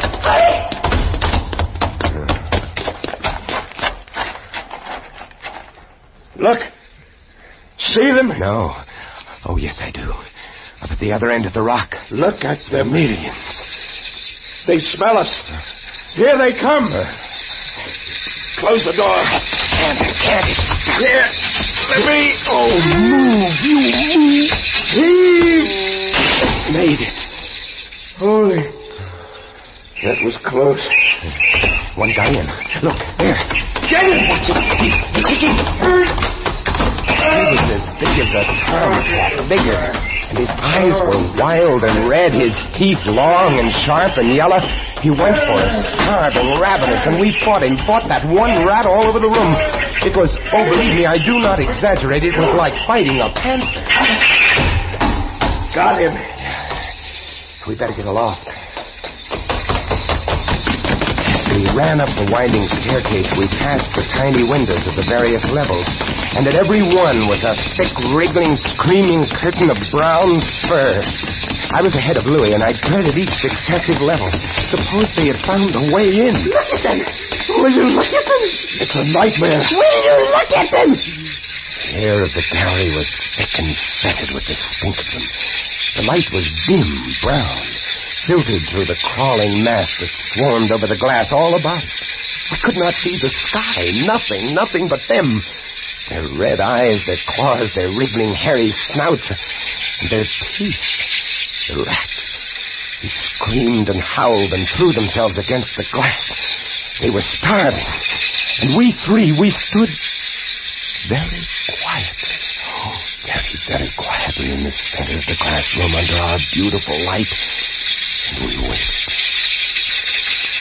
What can we do? What can we do, Chief? Take it easy, old man.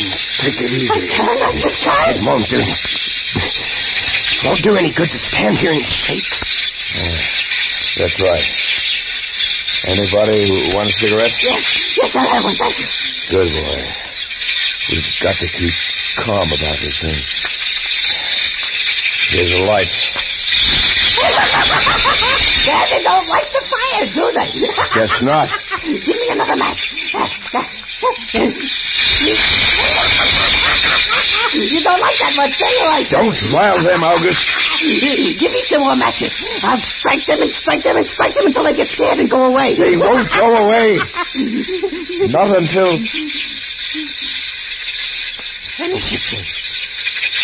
Not until what? Not until they've been fed.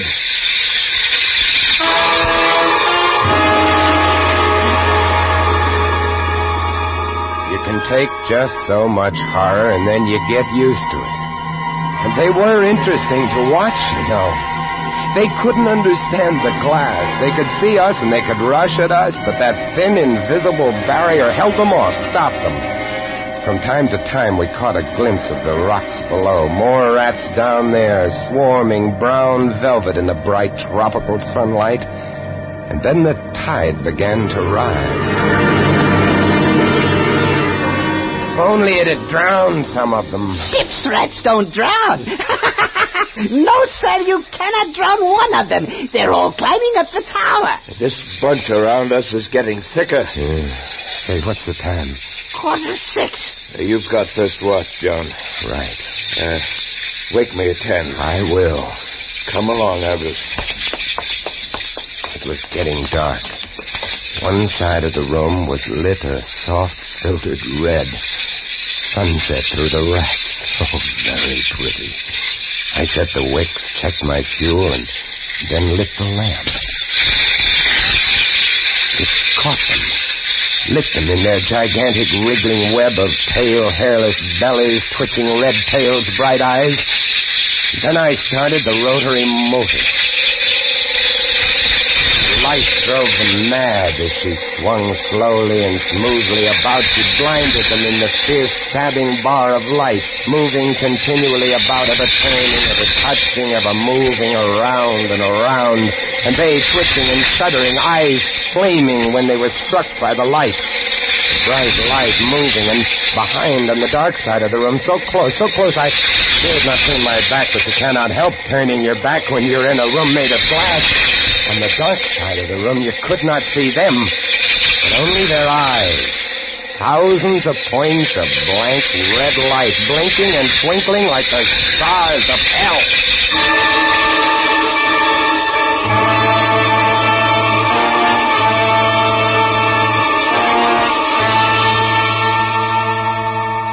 Louis relieved me at 10, but I didn't get much sleep that night, and when I came up into the gallery early next morning, there stood August, his back to me. He was bowing to the rats, waving his arms and making a speech. I am going to play once again that magnificent role which made me the toast of the Paris Theatre. Prelate, the evil genius of the medieval underworld. I am he who did guide the dark soul of the Maréchal into the nether path.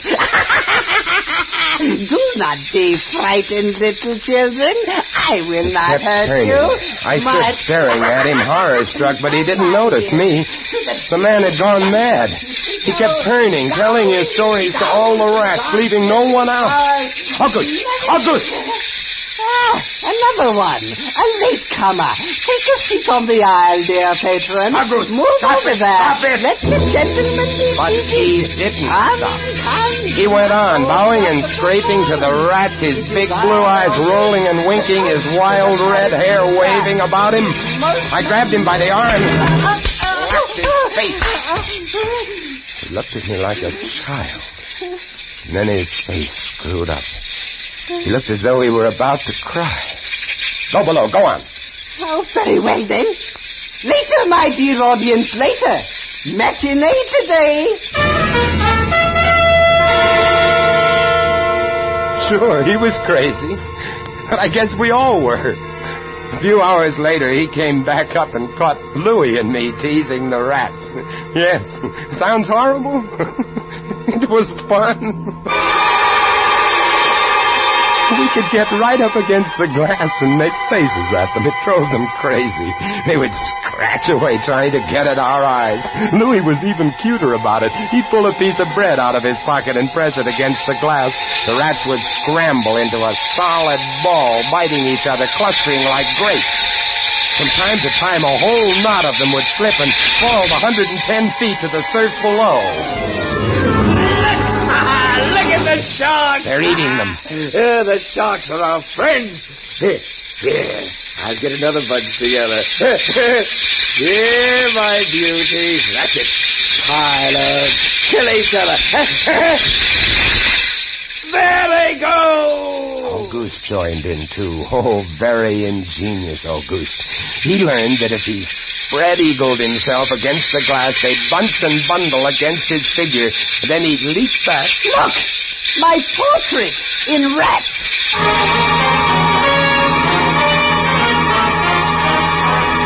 It went on all day, and then I was lying in bed. It was about midnight. I was very tired, and I was just beginning to fall off to sleep when I became conscious of a new sound.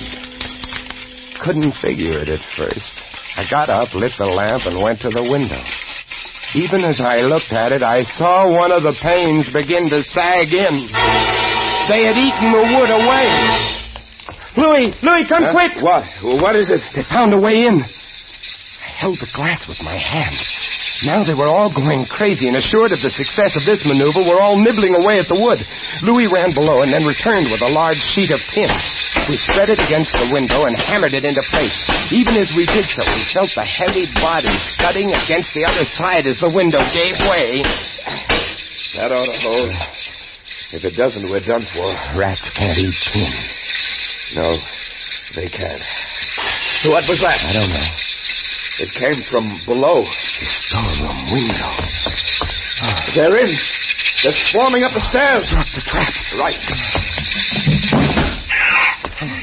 Two of them got in. Let's go after them. We didn't have to go after them. They came at us. I leaped to one side and grabbed a marlin spike, swung, and smashed one in midair. No! I whirled to see Louis with the other. It had ripped his hand open, and the blood was pouring all over the place.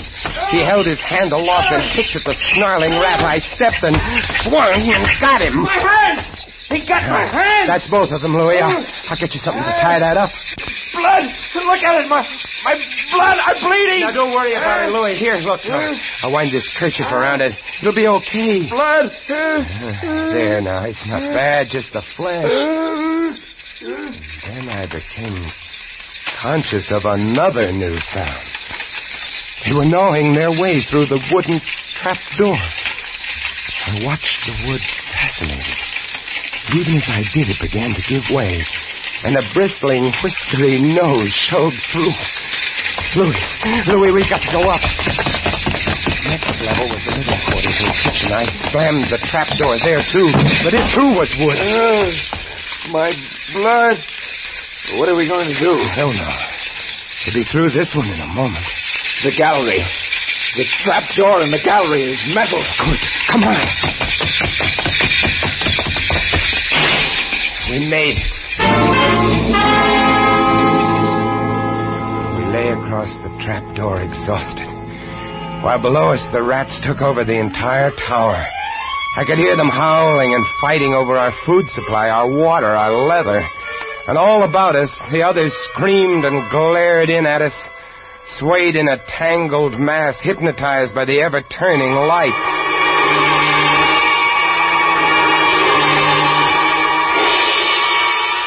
By morning, the air in the little room was horrible. Until now, we'd been getting air from the tower below. Now that was sealed off, and so was all our food and water. We lay exhausted, panting, waiting. The hours crawled on. I was almost dozing from fatigue when I saw a sight that brought me too fast. Would you like to come in, my beauties? Would you? I hold the powers of life and death, and I can let you in, you know. August was standing by the glass, and in one hand he held a wrench. He was tapping the glass gently, not quite hard enough to break it. I eased myself to my feet and very slowly, tiptoed toward him. All I have to do is tap just a little harder. I found a coil of wire in the toolkit, and I trussed him up, fastened him to a stanchion in the center of the room. Louis was of no help. He lay on his side, looking at his bloody hand, weak and sick as a baby. So there I was, a lunatic and a coward for company, and all about watching our little drama, the rats.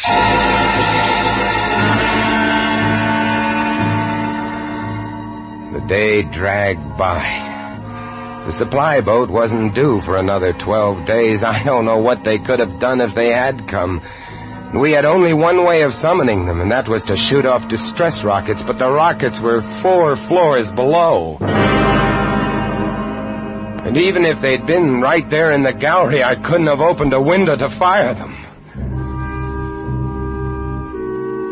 That night I tended the light, but its flame was devouring our oxygen.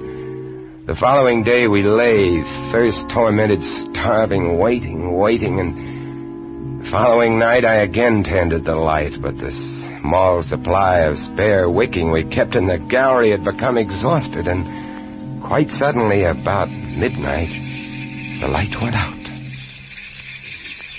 There was nothing I could do. Wicks were stored 3 levels below. Nothing I could do. Nothing. From time to time, I'd strike a match to see the clock. When I did, it lit up the million red eyes about us. All about us. Watching. Waiting. Below, it had grown quiet. They'd cleaned us out, and now they, too, were waiting. All waiting. And then the rats, quite suddenly, were silent. And then I heard it.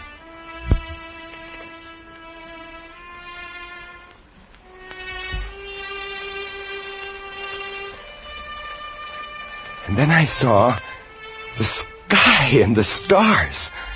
The rats were gone. I went to the glass. Out there on the water, a small freighter, a banana boat, showing a few lights, came softly and innocently at us. The light was out. They didn't know. I wanted to open the windows to call out to them, to warn them somehow, but I was afraid. What if the rats were hiding from me, tricking me? So I waited. She grounded very softly on a reef not 200 yards from the quay. Grounded so gently that the man playing the cornet, was he a passenger or crewman off watch, didn't even stop playing. They tried washing her back off. I could have told them to save their fuel. The tide was rising, would have floated her free. And I waited.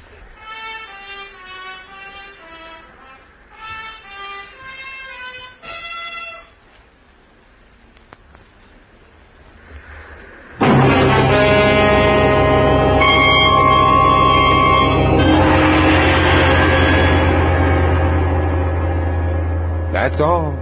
That's the story. The sun came up and there wasn't a rat on the whole quay. Every last one of that terrible army had left us, gone back to sea on their new ship.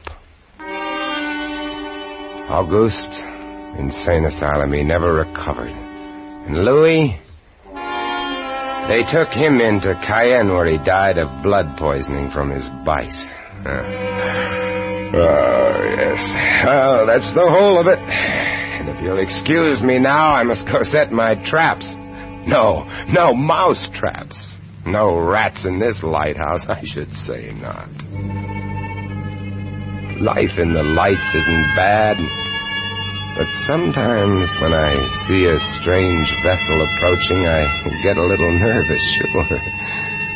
Somewhere on the seas, there's a little banana boat without a crew. That is, without a human crew.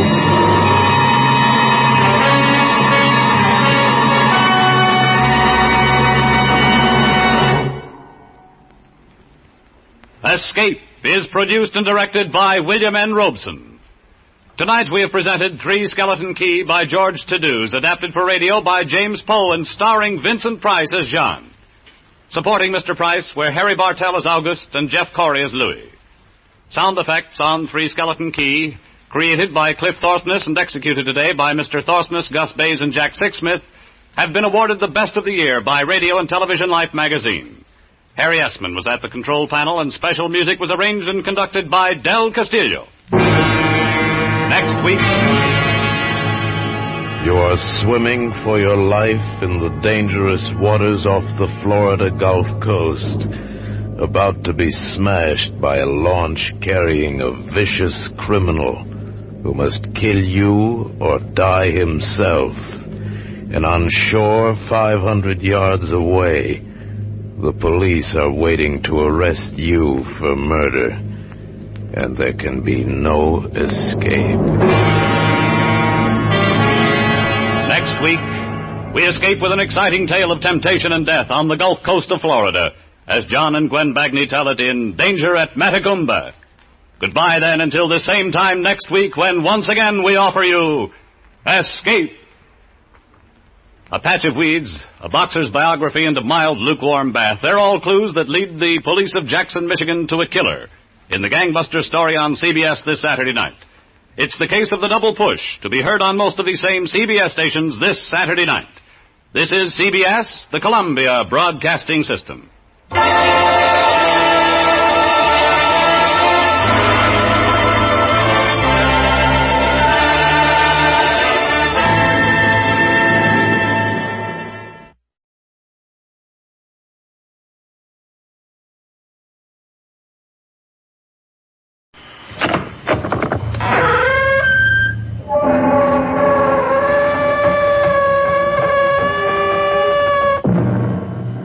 in. Welcome. Welcome to Mystery Theater. I am Hyman Brown. There is a saying, there do be girls in Galway that are the fairest in the world. Of course, there are other things in Galway, all Ireland for that matter, that you don't find anywhere else. Banshees, the little folk, and of course, the leprechaun himself. Blarney and the Blarney Stone itself. So many things that are too hard to credit. The only way is for you to make a trip there for yourself. And we are about to do that now.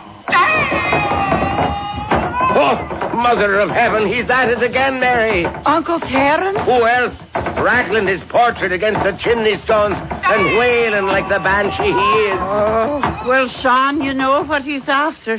Turn the picture face to the wall and give the poor man the chance to dress himself in privacy. All right, Mary.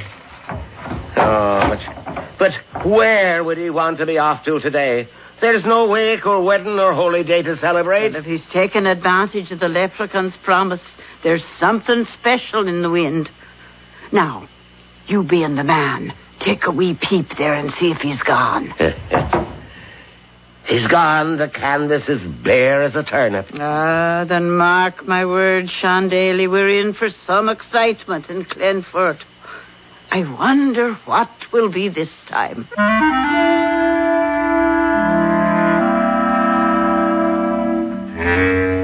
Our mystery drama, The Wakeful Ghost, was written especially for the Mystery Theater by Ian Martin and stars Paul Hecht.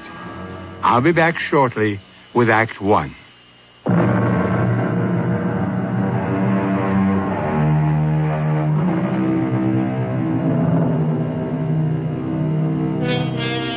Brian Mackin finished his last year of medical school and found himself with $1,000 left of his inheritance and 2 weeks before he began his internship.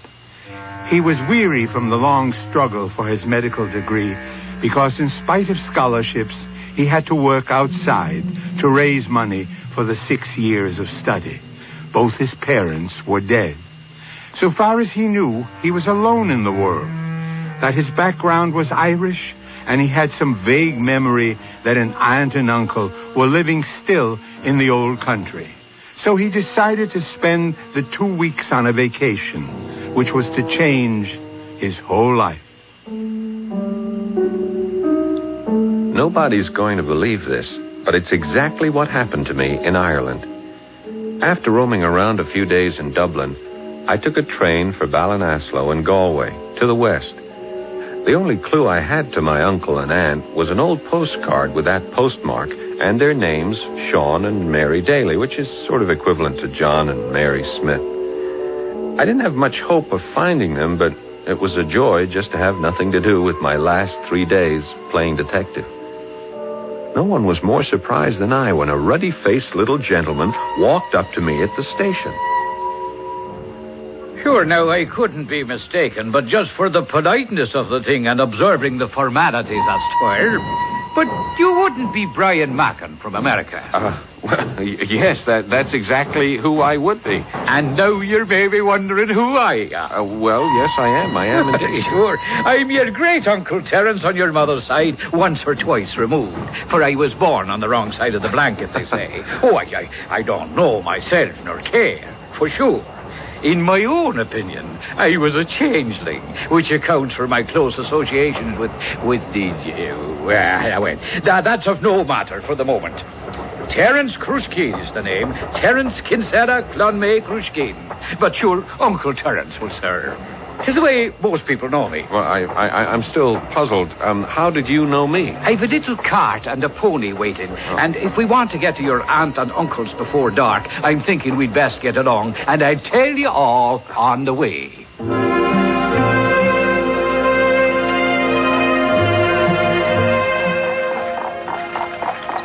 I don't mean to be rude, sir, but I still would like to know how you knew I was coming here today. I only made up my mind on the spur of the moment this morning. Now that's where you're wrong, do you see? What do you mean? Well, while we're riding along, would you like a little dash of poteen to warm the cockles of your heart? Is that the Irish whiskey you make out of bog water that's about 180 proof? The same? No, thanks. No, that's the stuff I had last night in Dublin that knocked me out like a Mickey.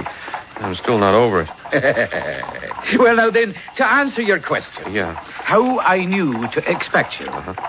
Do you remember the little chap in the green bowler you met at the Snug last night? Oh, yeah, I remember him. He introduced me to this nectar. Well, now, McDrouche is a friend of mine. Yeah, well, that's not what he said last night. That he wasn't a friend? No, I mean that wasn't his name. Oh, he probably called himself Michael Mahan or some such. Yeah, that's right. Sure, that's what he uses as a cover when he's out and about the town. What is he, a secret agent, IRA or something? Not him. He's all peace and goodwill. He's a leprechaun. A leprechaun? That's right. Oh, God, come on, Uncle Terence. Stop pulling my leg. Michael Mahan was no leprechaun. Did he have a little green bowler? Well, I don't know if you could call it green. It was green. Old. And did he have pointy little ears just under his hat rim at the top, like? Well, as a matter of fact, medically, I was interested because the auricular cartilage was strangely shaped. The what was what? At the top of his ears. There. You see? There's your answer. Enough to convince an American. Anyway, your friend the leprechaun sent me a message in a way that we have. And that's this how must be the greatest put-on of all time. You're not going to tell me you're a leprechaun, too. Oh, no. I'm more of a banshee, you might call me, but with special privileges. Oh, yes, quite special. But that can wait. Oh, Mariner. Oh, is this where my aunt and uncle live? It is. Sean and Mary Daly? That's who they are. Are they expecting me? Lord bless you, no, but you'll be welcome, son, as welcome as the flowers in May. Here, take your bags and jump on down. Well, aren't you coming in with me to introduce me? Well, sure, you're a nice, well-mannered lad, and you'll manage by yourself. But it's time enough to put Maureen and the cart and myself away till any of us is needed. God hold you in his pocket till we meet again. We are going to, aren't we? Oh, yes, indeed. I don't know how 'tis to be arranged, but I have plans for you and the future of more than one. At the moment he was calling it back to me, the twilight was upon us. It must have been some trick of the rising evening mist, but I swear, before he reached the corner of the building, Uncle Terence, the old-fashioned cart, and Maureen, who pulled it, seemed to disappear in the gathering gloom. Good evening to you, young gentlemen. Excuse me, are you, by any chance, Mrs. Sean Daly? I am that. Did you have a brother who emigrated to America called Thomas Mackin? I did. And you're from America? Yeah. You couldn't be... Is it Brian you are?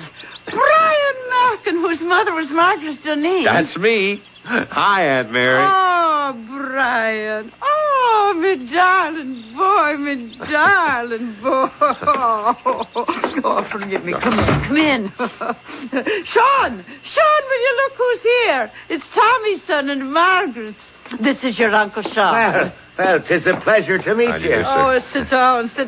Sean, take the boys' bags. Yes. How did you ever find us? Oh, it's been years since we lost track. Sean and me had to move so sudden like, and our letters seemed to go astray. Now tell me about Tom and Margaret. Well, Mother and Dad both died suddenly within a month of each other. I've been so busy burying myself in schoolwork, I didn't...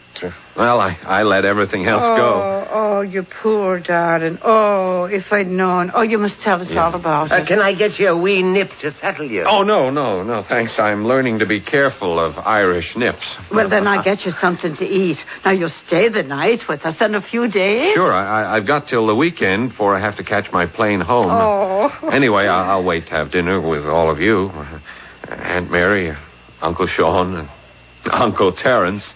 Uncle who? Uncle Terence. He met me at the station, brought me here. I'd never have found you without him. He just went to put the horse and cart away.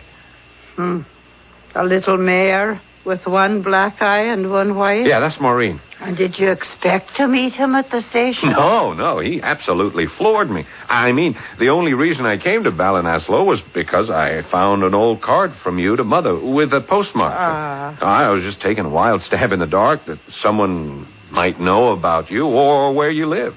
I wanted to...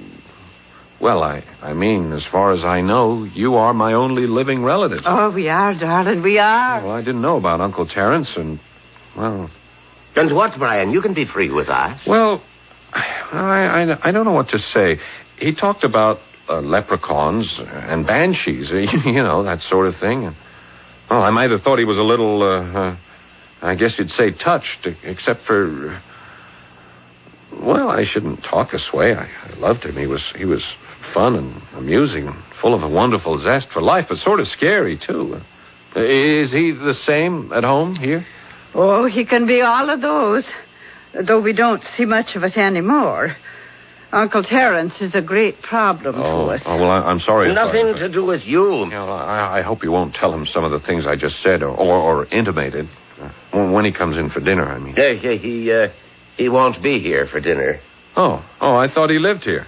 Well, so he does, in a sort of way. I think it's time that we told the boy the truth, Sean, as best we can. Yes. Well, you had a good long look at Uncle Terence. He wouldn't forget it. Oh, no, never. Look behind the picture and make sure... Yes, he's back again. Now, come here. You see this portrait, Brian? Now, would that be Uncle Terence? Oh, yeah. That's him. That's him to the life. You're not exactly. The gentleman you are looking at has been dead these 35 years. What? The only problem is that he won't stay decently in his grave.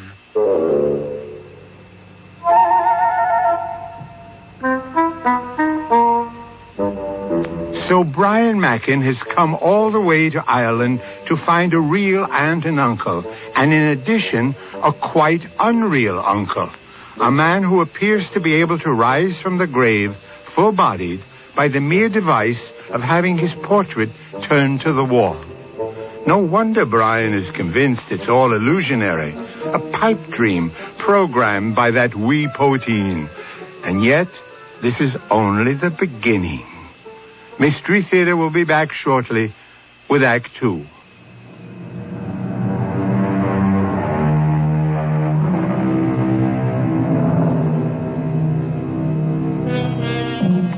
Back again to our world of fantasy and a young American trapped in a web of superstition, illusion, or perhaps just the spell Ireland can weave so easily about any visitor to its shores. Still, whatever doubts and fears he may have taken to bed with him, they are all dispelled by a glorious sunrise that wakes him up with cockcrow. My window faced to the east, with the sun streaming in and striking shafts of golden light from a blue river a few miles away. I climbed out of the host of warm blankets and quilt that covered my bed.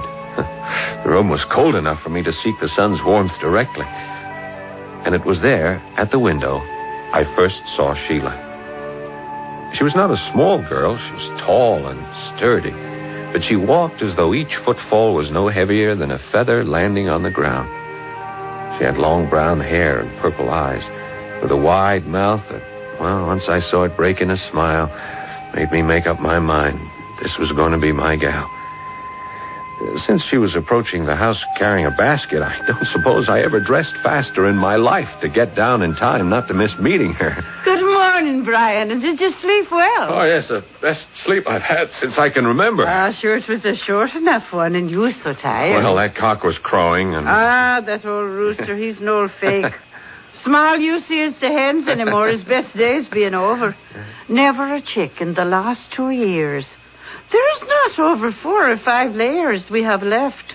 So Sheila here and me, we have a bargain. Oh, you'll not have met Sheila O'Shaughnessy from the next farm over. Sheila, this is my nephew, all the way from the United States of America. It's a pleasure to make your acquaintance, Mr. Mackin. Brian Mackin. Oh, it's a good West Country name. Mr. Mackin. Yeah, well, my grandfather came from here. From Galway, I mean. They say he was quite a bully boy. Aye. Well, those days are past, praise be. Still, the way things are, we were better off with a shillelagh than a gun. Oh, well, I couldn't agree with you more. Anyone who plans to be a doctor... Is that what you're away to be? Well, I already am. I mean, I've graduated and have my license. Now I have to intern and be a hospital resident for a few years till I start out on my own. Oh, that's grand. I have a great admiration for doctors. No, then this'll have to hold, or the bread'll burn up on us. And I want you to get it home with a little heat left in it. This is Mrs. Daly's bargain with me.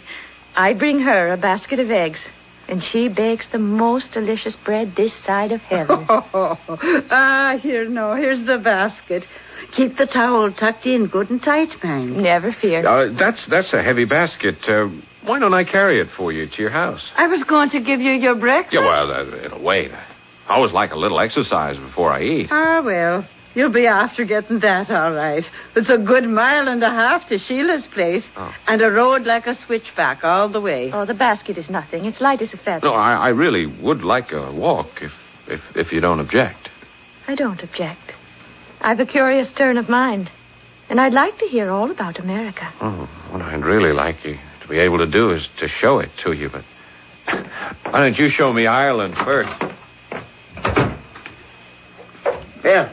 Was that Sheila O'Shaughnessy then? The same. Oh, now, damn it.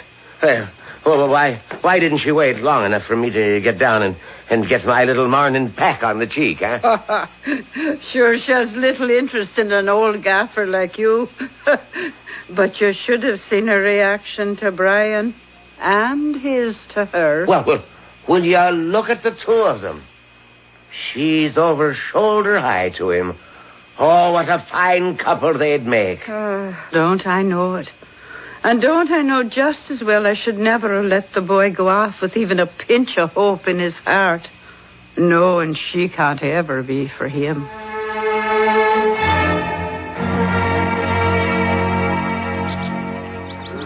And is it really true that in Chicago they have a building that's 96 whole stories high in the air? Well, yeah, that's true enough.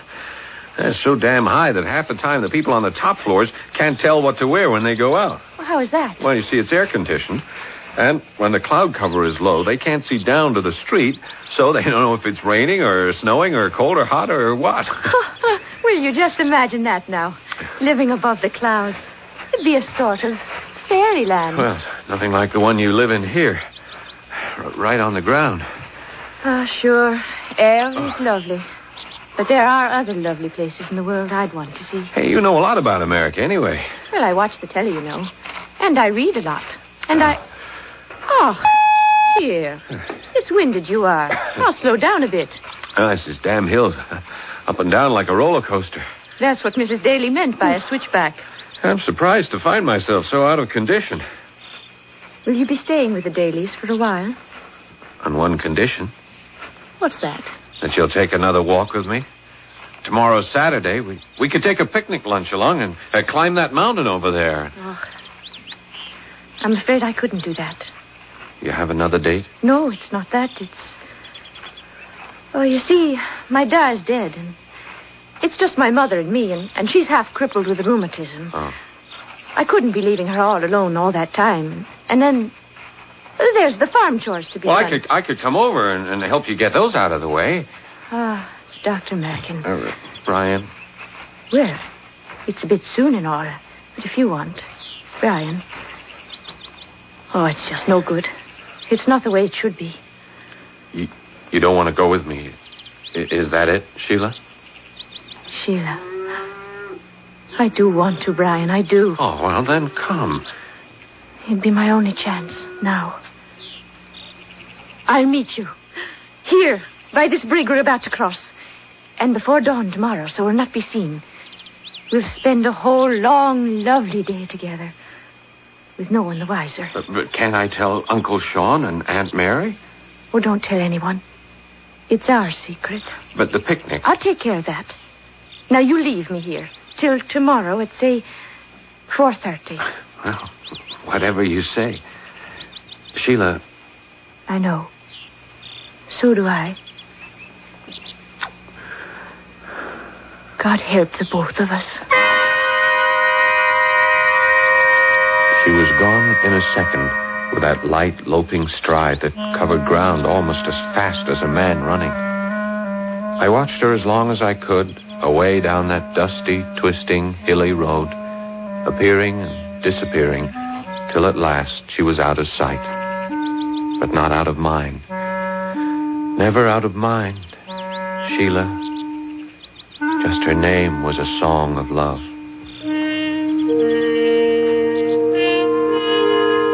I walked back on air. But fortunately, as it turned out, as I came back in the house, the first thing my eye fell on was the portrait of Uncle Terence. And for the moment, Sheila was out of my mind. Oh, no, thanks. I couldn't eat another thing. Now, the only thing I'm hungry for now is information. About Sheila, is that you mean? Sheila. No. I'd rather find out about her directly. Brian, about Sheila. Maybe I ought to tell you something. No, Uncle, I'd rather for the moment stick to Uncle Terence. Now, you said he's been dead for nearly 35 years. Oh, yeah, 2 years almost to the day before that portrait was painted. He died in 1940. Now, are you sure of that? Oh, sure, I know it well. I was just a slip of a girl not married to Sean yet. But it was the biggest wake this part of Galway has ever seen. 'Tis a pity he couldn't have enjoyed it for himself. He always was the life and soul of them, with his stories and all. Yes, he does dearly love a wake, just as much as a wedding. I did, Sean. Did what? Did love a wake.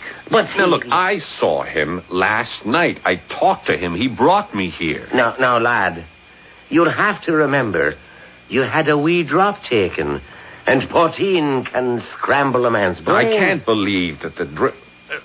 How did Uncle Terence die? A hero at Dunkirk. Dunkirk? He was in the First World War, you know, in the Navy. And nothing would do, but he had to be in the last big one, too. But a man 60 years old, they wouldn't take him. No. So he joined up with the Home Guard. When the retreat at Dunkirk came, with his Navy experience, he was taking a boat back and forth the whole 3 days. And when he saw that it would be his last trip, he found one of the fighting boys to take his ship back and gave up his own place to stay behind with a machine gun. The last boat out, just ahead of the Jerry's, brought him back. They say he had more lead in him than salt in a full salt cellar. But his finger was still wrapped around the trigger of his gun. It was a sad wake, that, Uncle Terence's. The only sad one I'd ever been to. Although none of them are the same without him to keep the jokes flying. Even Mahan had naught but sorrow in him. Him who always had a twinkle in his eye. I remember him just standing in front of the portrait there. Just standing. Not even drinking from his glass. And do you remember what he said? It was this. He says, a broth of a boy, Terence, me bucko. And you should have lived 100 years. Well, don't you worry. We'll see you do. I always wondered what he meant by that. Well, now, don't you see? If he was McDrewish, if Mahan was a real leprechaun... Now, tush, boy. Don't let our Irish fancies run off with you. Sure, all he meant was he wouldn't be soon forgotten. Well, now, I have to be off to work, and Mary has things to do, and Brian. Yeah. Don't dwell on Uncle Terence. Find some other thoughts to fill your head. Yes, I have. I have.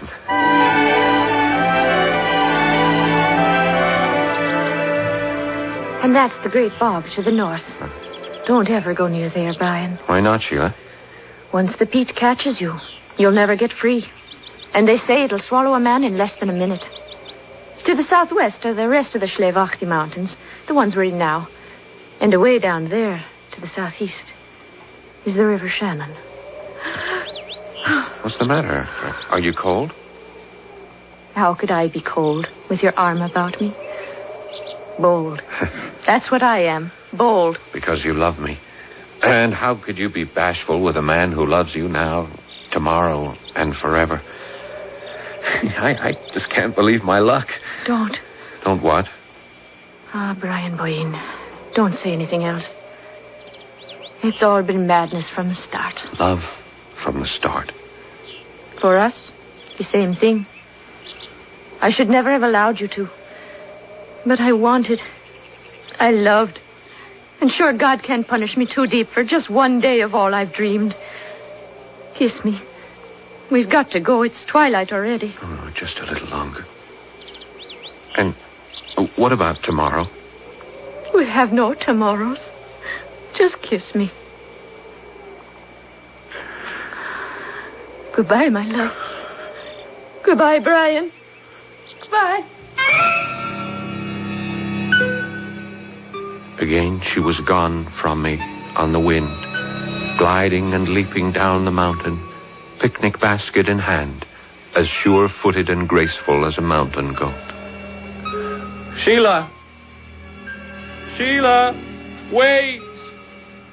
She didn't stop to look back, and I plunged down after her, recklessly and clumsily as a boar. I hadn't gone 50 yards before I caught my foot on some trailing root, falling heavily and knocking myself stone cold for a moment.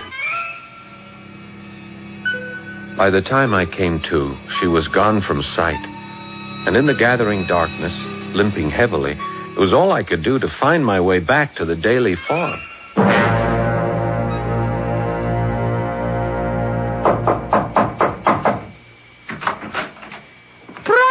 My darling, there you are.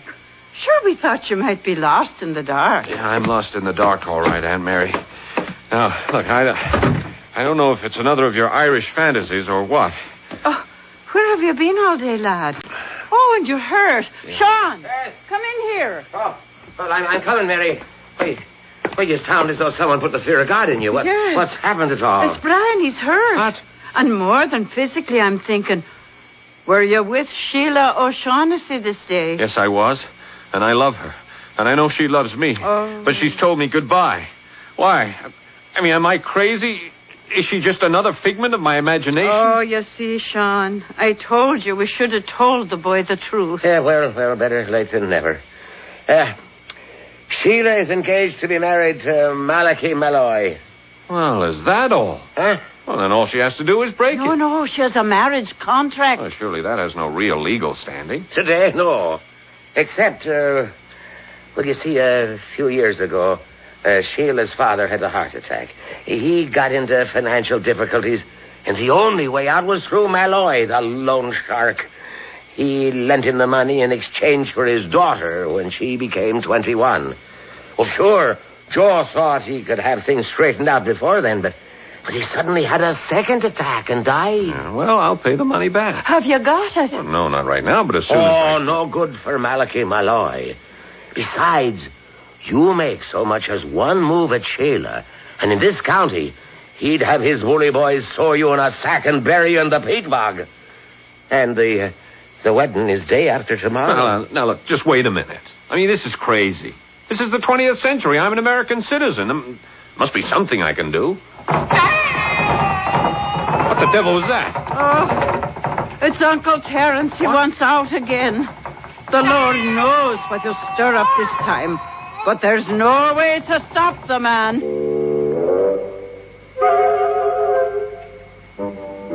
So here we are, back again about where we started. Where are we? What can Uncle Terence do or undo?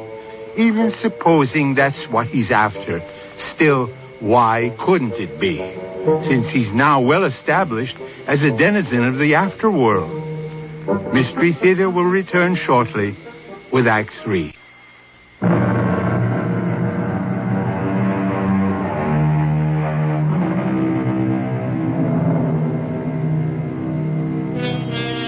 It was W.S. Gilbert, probably the finest lyricist of all time, who wrote of John Wellington Wells that he was a dealer in magic and spells, blessings and curses, and ever-filled purses, in prophecy, witches, and knells.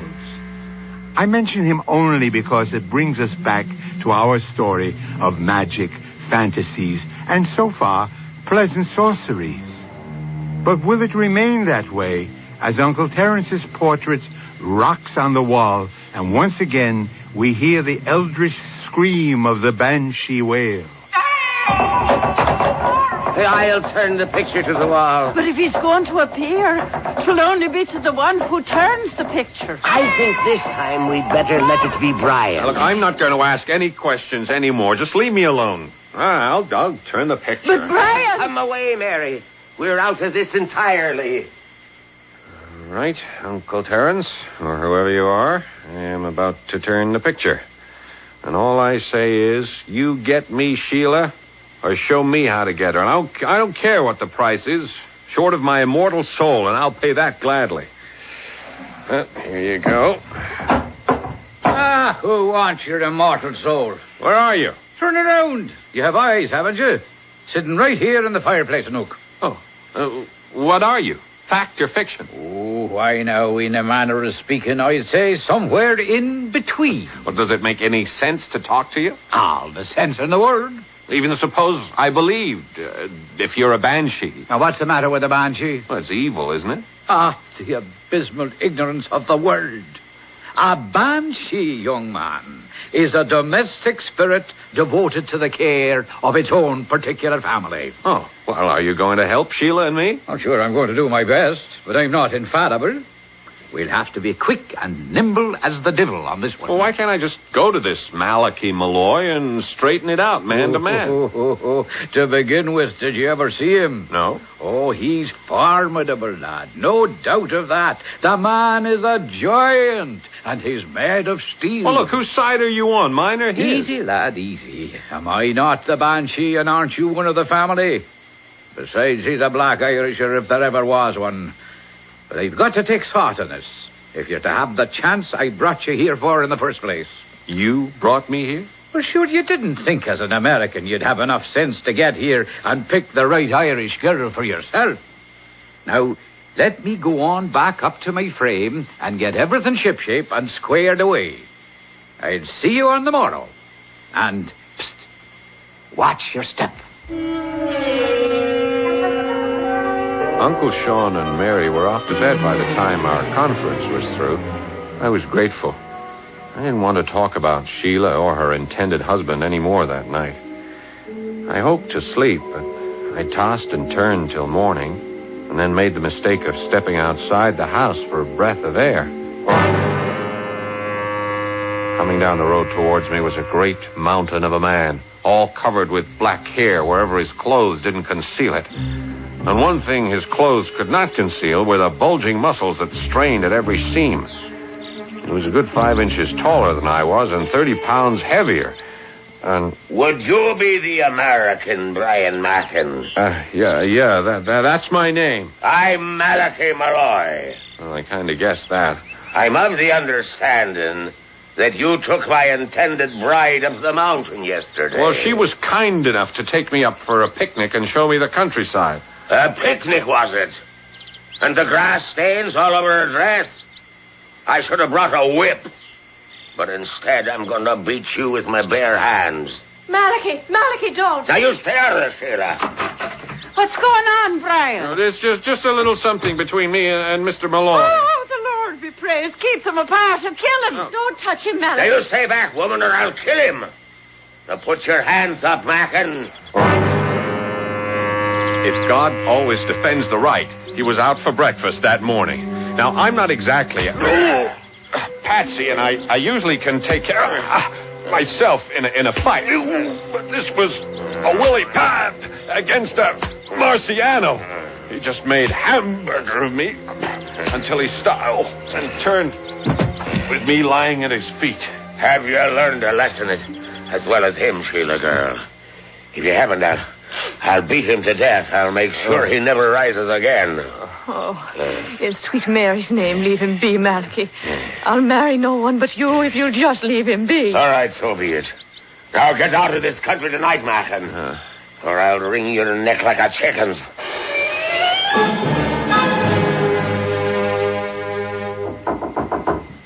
Oh. Who's that? Open the window and let me in. Quick now, I'm fading in the daylight.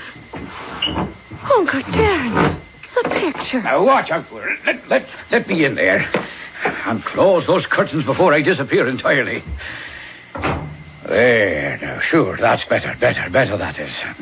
What are you? You're just a portrait.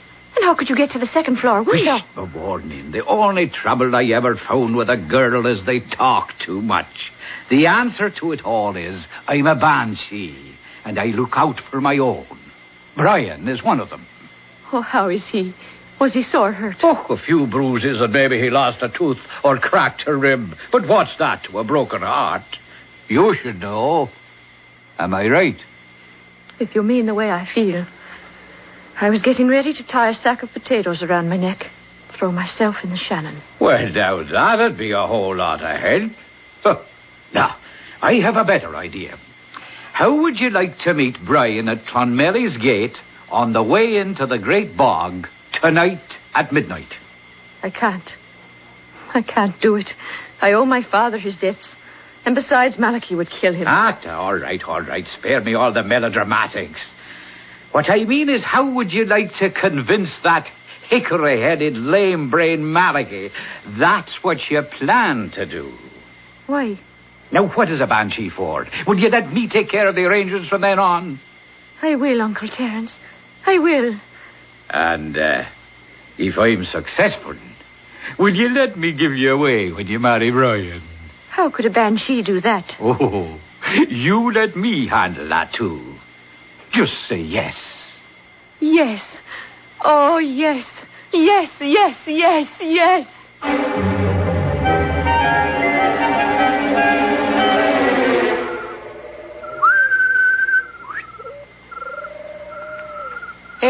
Is that the banshee himself? Is it the leprechaun? God save you, McGrush. God save you, Terence Christine. Come here, Brian. Get us a firefly there so we can see what we're at. There, now. That's better. Do you see what Malachy did to the lad? Oh, what do you want, right, Brian? Yeah, well, I took a good beating, but I'll live. It's nice to see you again, Mr. Mahat. Yeah, he said, no. Now, we all know what to do. Yeah, I just show myself in the moonlight with you in that cape and hood, and then... And then McGrush will dematerialize you back to the farm. Right. And Malachy will have no one to chase but me, thinking I'm Sheila. I'll tell you all the rest later. You have the shoes, McGrush? Just the one. You know, we leprechauns never make but one magic shoe. Well, no matter. I can hop like a toad long enough until he's well in the bog. Psst. Now, 'tis midnight. Here he comes. Send Brian home, McGrush. And give me the shoe. And off I go. Sheila, I warn you. Wait for me. So you tried to slip away with your lighter love, eh? But you won't get away from me so easy. Hey, where are you leading me? Well, we're in the bog.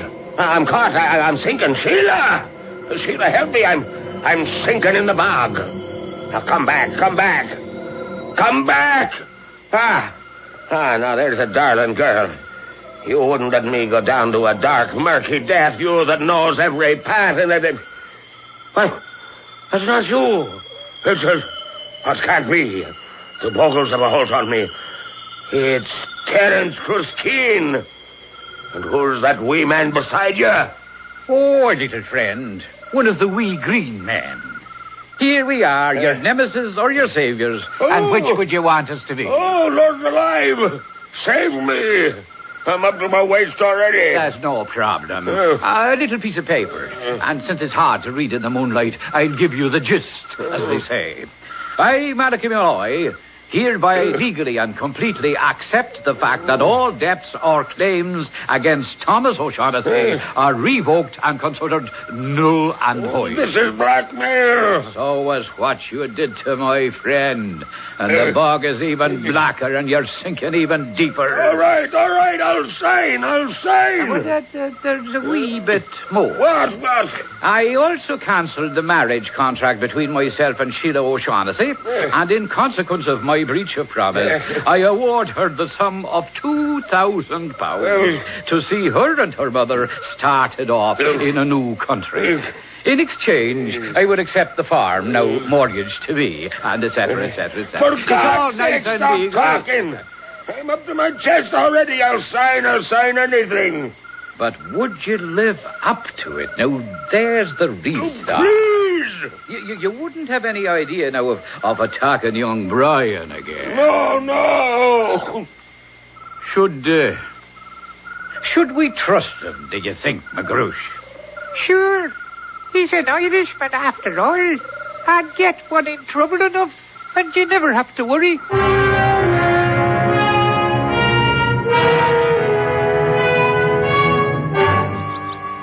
Goodbye. Happy future Don't to forget you. to send pictures of the wedding. No, goodbye. Goodbye. Sorry I have to leave. I have to get back from my job. We're sorry too, but we'll take care of Mother O'Shaughnessy till you're married and have a place to stay. Well, Mary, all's well that ends well, but who'd have thought it? You said they made a wonderful couple. I'll never understand how Malachi suddenly got so generous. I'll never understand why, but I can guess how. What do you mean? Take a look. We're going to have to get a new picture to hang over the fireplace. Oh, now, what's it doing turned to the wall again? What's he up to now? Isn't turned to the wall. Huh? It's just a blank canvas. What do you mean? Have a look for yourself. Holy mother, it's blank on both sides. Where's Uncle Terence? I've a feeling he's off to America. He always did want to see the United States. Well, we can leave it up to Sheila and Brian to worry about him now. I'll be back shortly with a final thought. You can believe it or not, but to the best of my knowledge, that's the way it all happened. And if there was a lot of magic in it, there's just as much in love. The exact quote doesn't spring to mind for the moment, but the burden of it is that no matter what happens, love will find a way. Our cast included Paul Hecht, Virginia Payne, Jada Rowland, Leon Janney, and Ian Martin. Associate Director, Marlon Swing. This is Hyman Brown, Producer-Director, inviting you to return to our Mystery Theater for another adventure in the macabre. Until next time, then, pleasant dreams.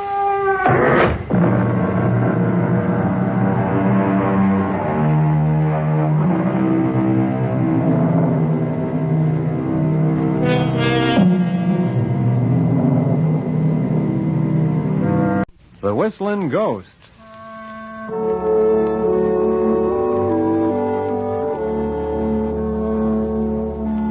Hoppy and California are on their way back from the state capital up north after taking care of some Bar 20 business. California, who used to live in this territory, has talked Hoppy into taking a shortcut to Elbow Creek, where they plan to spend the night before they finish the ride down to the Bar 20 the next day. They should have been in Elbow Creek hours ago, but California's shortcut has taken a lot longer than he expected. Oh, Dad, burn it, Hoppy. Now I went and got us lost.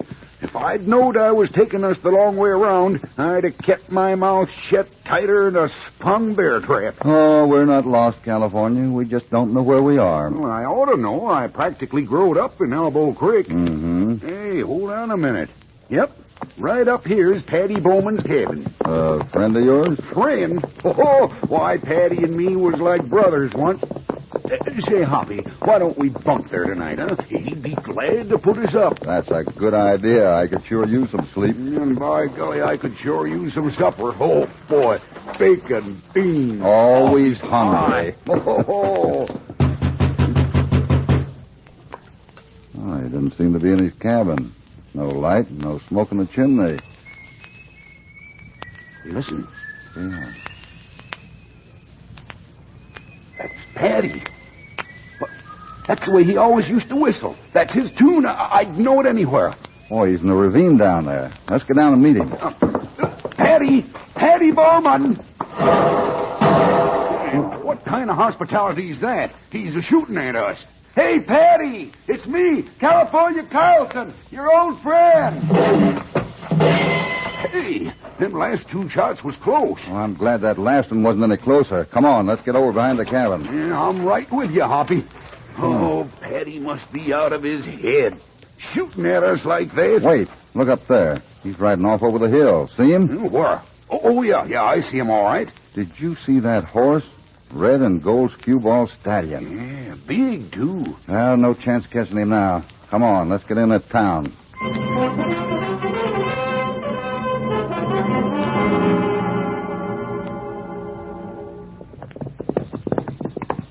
Yep, this is it. Elbow Creek. Ain't changed a bit. That's the Palace Bar over there. Let's go in. I'm thirsty. How about you, California? For a non-drinking man, you sure do have an awful hard time passing a bar.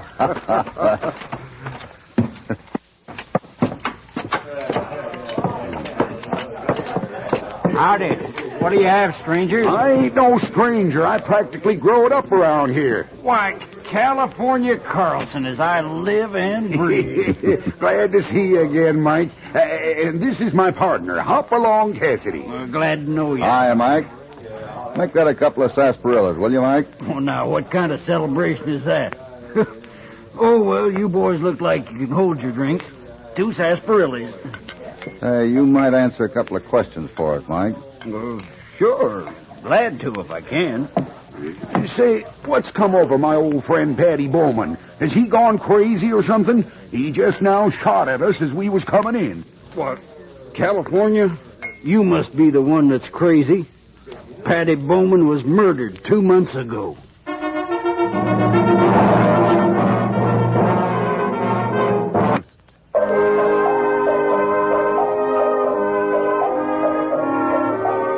On their way to Elbow Creek, Hoppy and California stopped by the cabin of California's old friend Paddy Bowman. They thought they heard Paddy whistling from down in the ravine, but the bartender says Paddy has been dead for 2 months. While they're talking to the bartender, another man steps over to join them. Evening, Sheriff. What'll it be? I heard you fellas talking about Paddy Bowman. Mind if I join you? I'm the sheriff here. Downey's the name. Sheriff, you remember California Carlson, don't you?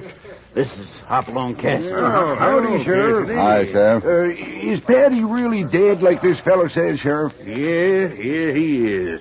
He was found up in his cabin about 2 months ago. Somebody tortured him, then killed him. I'd sure like to catch the varmint who did it, too. We all like Paddy around here. Well, if that wasn't Paddy Bowman we heard up there, then who was it? And some folks around here think it's Paddy's ghost. The whistling ghost, they call him. Shows up every 2-3 nights. Been around for a couple of weeks now, more or less. Well, for a ghost, he was doing some mighty real shooting. Oh, they was real bullets, all right. Takes a few shots at anybody that pokes around up there. I don't guess you got a good look at him, did you? None of us have. We got a pretty good look at his horse, Sheriff. Oh? Well, now we're getting someplace. Come on, I want to hear all about this. Sure, Sheriff. No sense talking in a crowded bar.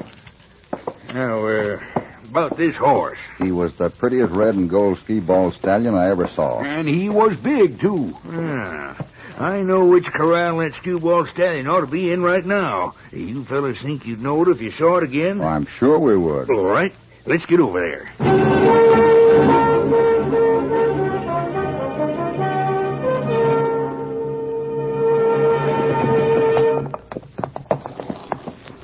Whose place is this, Sheriff? A fellow by the name of Slade. Slade? Oh, I remember him. Tall, black-haired Dutchman with bright, squinty eyes. Runs the assay office. Yeah, that's Slade, all right.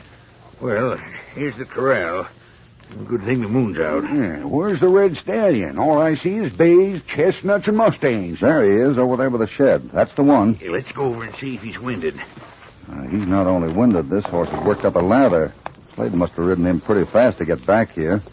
Well, do we have a talk with Mr. Slade now? Well, I don't know. Maybe it wouldn't do us much good at that. What's the trouble, Sheriff? Well,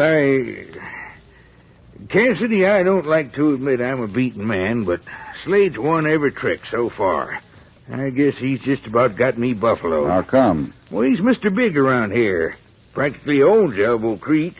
If I accuse Slade of something I can't prove, I'm out. He'll see to that. Just what are you trying to prove? Well, I think Slade is the Whistling Ghost, and I think the Whistling Ghost killed Patty.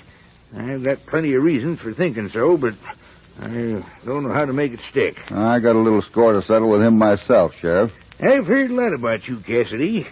When I was standing there in the Palace Bar a while ago and heard California mention your name, I said to myself, that's Providence. There's help when I need it most. But, well, now I don't know.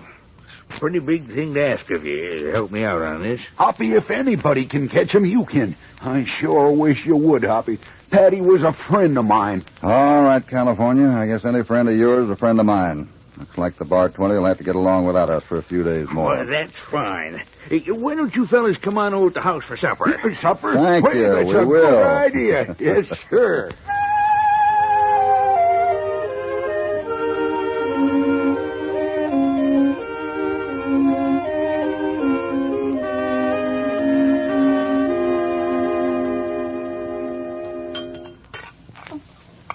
You men about ready for dessert? We got 3 kinds of pie, apple, mincemeat, and custard. Now, there's 3 reasons why I wish I was a married man. Apple, mincemeat, and custard. Oh, my goodness. Well, I'll just have to give you one of each, I guess. I'll fetch it out in the kitchen. Well, I guess we're about ready to get down to business, Sheriff. I'd like to get all the facts on this. Well, that's why I asked Ben Clayton to come over. Yep, between us, I think we can give you the whole picture, Cassidy. That'll be a great help. Well, Ben can tell you more about Patty than almost anybody. They was close friends ever since Ben set up his law practice here. Just what have you got on Slade, Sheriff? Enough to hang anyone, but a man as big as he is. Well, we've got 3 witnesses saw him go up to Patty's ranch the afternoon he was killed. But when I asked Slade about that, he said he hadn't been near there. Denied the whole thing. Mm-hmm. And what about your whistling ghost? Well, you saw the horse he was riding. Yeah, Sheriff and I rode up to Patty's place about a week ago. We both heard this whistling ghost, but he got away. And where was Slade at that time? He said he was in the back room of his office, working late. Nobody saw him there. Nobody even saw him leave. 3 times when the whistling ghost was up there, Slade was in his back room working. He said.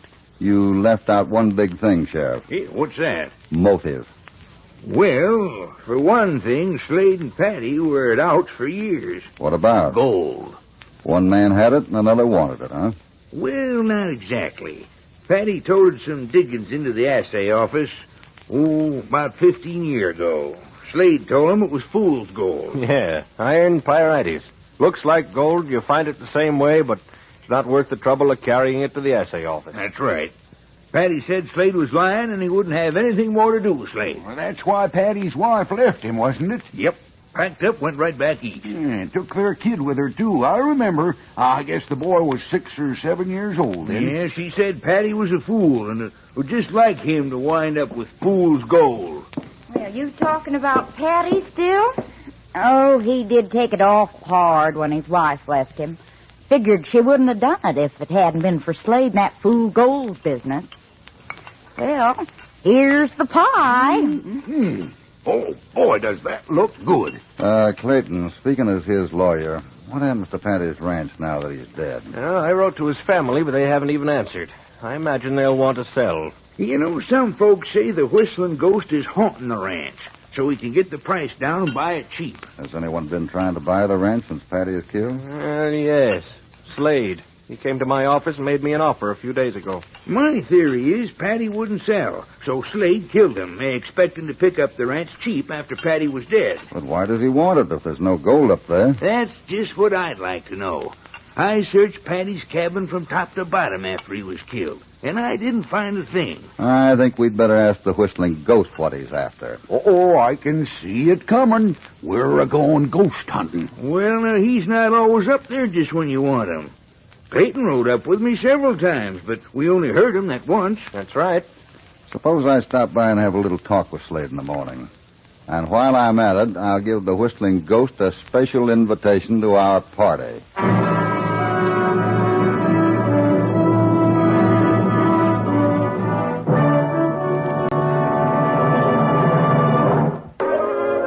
While riding through Elbow Creek, California learns that his old friend Patty Bowman has been murdered.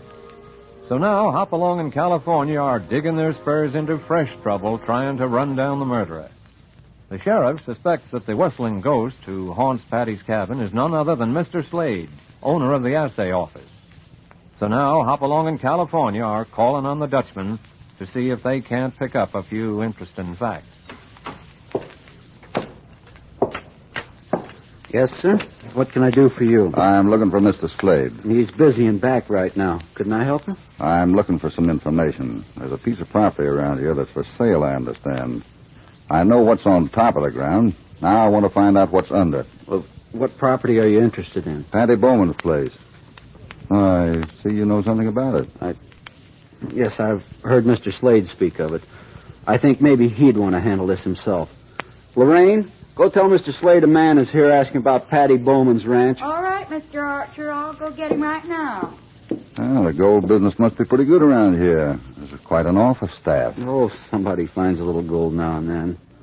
Mr. Slade and Lorraine ran the office till lately. I'm just learning the business. Archer, get me that folder on the Rainbow Mine. Yes, sir. Where is it? It's in the top drawer where all the folders are. How long is it going to take you to learn where things are? You were here 3 weeks now. You can't even sharpen a pencil without asking me how to do it. I don't know why I hired you in the first place. Yes, sir. Oh, quit picking on him. He's trying. You stay out of this. What are you doing back here anyway? Well, I just came back to tell you there's two gentlemen up front asking about Patty Bowman's ranch. Why didn't you say so?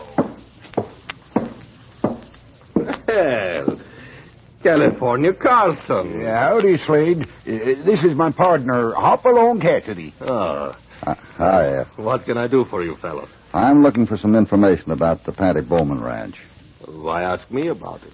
You're running the essay office. You ought to know all about the property around here. I want to know if there's gold on the ranch. Oh, sure. Fool's gold, plenty of it. Is there any of the real stuff? I told Patty Bowman 15 years ago that all he had was fool's gold. What I said then still stands. Then how come you want to buy the place? Did you come in here to ask questions about your business or my business? Maybe your business is my business, Slade. A man riding a skewball stallion just like yours shot at us last night. That makes it my business. Now, wait a minute. I'm talking. The whistling ghost was out last night up at Patty Bowman's place. He was riding a horse that looked mighty like your horse. Just what are you getting at, Cassidy? That red stallion didn't work up a lather between this office and the corral at your house. If you want to stay healthy, Cassidy, keep your nose out of my business. And stay off my property, too. Now get out of here. I haven't finished, Slade. If you're going to get tough, you'd better be able to back it up. Maybe this will convince you. No! That'll get you nowhere, Slade.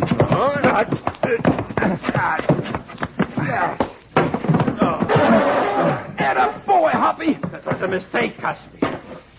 You haven't got anything on me. Somebody's after something up there, Slade. We're pulling that ghost act to scare everybody else away. I don't scare that easy. You've got everything figured out, haven't you? Slade, I've got a pretty good idea of what's hidden up there, and I'm going to find it tonight, ghost or no ghost. If you think I'm the whistling ghost, you're crazy. I've got my own theory about who that is. I'll bet you have. Come on, California. We've had our say. Let's get out of here. Sure, Hoppy.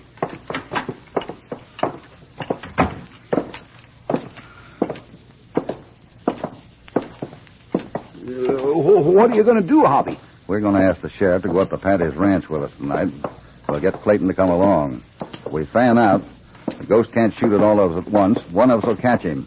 I want to find out what he's after. Well, I thought you knew. You just said that you even knew where it was. That was bait, California. Bait. We want to be sure our whistling ghost is up there tonight. So I just gave him an invitation to our party. And, California. Yeah? This is going to be a surprise party for a lot of people.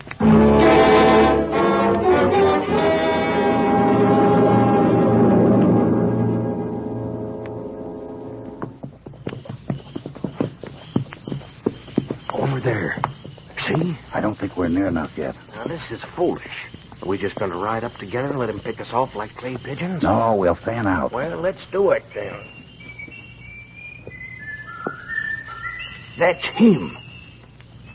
Down in the ravine there. Well, head left from here and cut down to the ravine. Let's separate and get down there.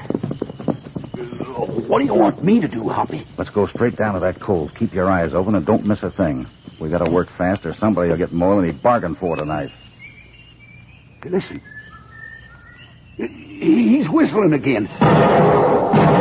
Hoppy, somebody got him. Come on, let's get down there.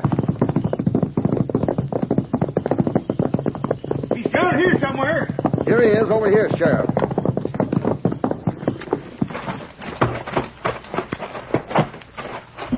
Let's get this handkerchief off his face. There, son. How do you feel? Who is it? Who was shot? Well, that's Archer, Slade's new assistant. Let's get him up to the cabin and see what we can do for him.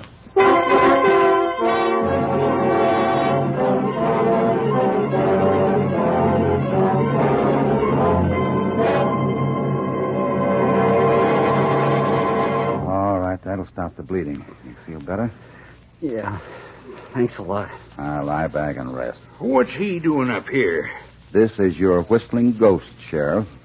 Archer? But Slade's the whistling ghost. Ain't you got one ghost too many, Hoppy? No, California. Archer is the only whistling ghost around here. But Cassidy, He was up here trying to trap Slade. You see, Archer is Patty Bowman's son. Patty's boy. Well, Patty's son, Davy? Davy Bowman? Wait, he didn't kill Patty, did he? Of course he didn't, Sheriff. He was trying to trap his father's killer. That's why he was playing whistling ghost. You mean we're looking for two people? That's right. We've got our whistling ghost, but we still have to catch our killer. Slade must have followed me up here a while ago. I guess he almost got me the way he got my father. But Hoppy, we saw the whistling ghost on Slade's horse, remember? Davy borrowed Slade's horse to come up here. Yeah, but what was the big idea? He was using himself as bait. Figuring the man who killed his father would see through the ghost act and come after him. That's right, and I could trap him when he came after me. And another reason he hung around up here was to keep people away from the cabin while he was searching it. Isn't that right, Davy? A lot of good it did, too. I guess Dad was just kidding me in that last letter. Why? What did your father write you, Davy? Well, he was going to sell the place and come east to live with me. Is that all? Well, he said he had been going over his records and he thought he could get a pretty good price for the ranch, considering what he'd taken out of it so far. Just as I thought. The way he wrote it sounded like he had something pretty valuable. There was. Gold. But then I got Clayton's letter saying he was dead and the ranch wasn't worth much. So you came out to see for yourself? Well, if there was any gold here, I didn't see it. Well, I did a little talking around, enough to make me suspicious. And I got a job at Slade's office so I could keep an eye on him. There's just one more thing, Davy. What are the words to that song you were whistling? Well, might as well tell you since there's nothing to it anyway. Dad used to sing, "Here's a little lesson for the young and for the old. A fellow is a fool to hanker after gold. And just about the time you think you're getting pretty warm, you find it's always further than you can stretch an arm." Now we're getting somewhere. I thought the song might tell me where something was hidden, but I looked everywhere and I didn't find anything.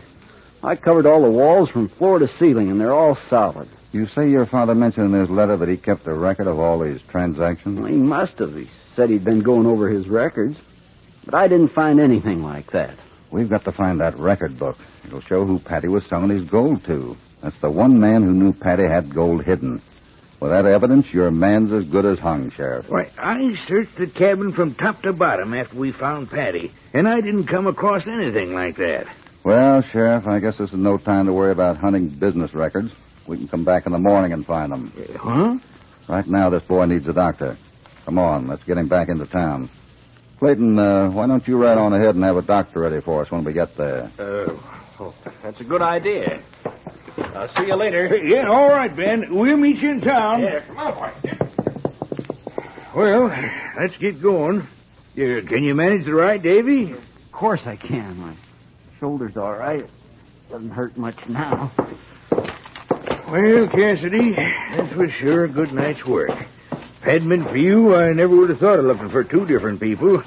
Thanks to you, we got our whistling ghost, and pretty soon we'll have our killer. Maybe sooner than you think, Sheriff. What do you mean by that? Hoppy, I knowed you was up to something when you hustled us out of that cabin so all fired quick. What are you going to do? In about 5 minutes, you and I are going back to the cabin, California. Yeah? After all, we gave our killer an invitation, didn't we? And to heck with this shoulder. I'm staying with you.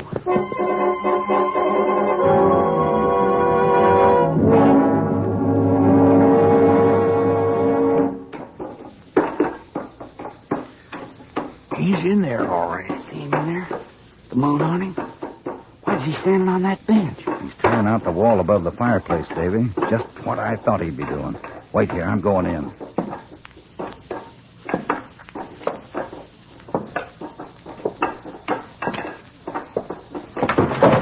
Okay, that's enough digging for tonight. Look out, Hoppy! He's got a pickaxe! All right, come down off that bench. I got some things to say to you. And keep your hand off that gun. Don't come any nearer, Cassidy. Now let's try it without the artillery.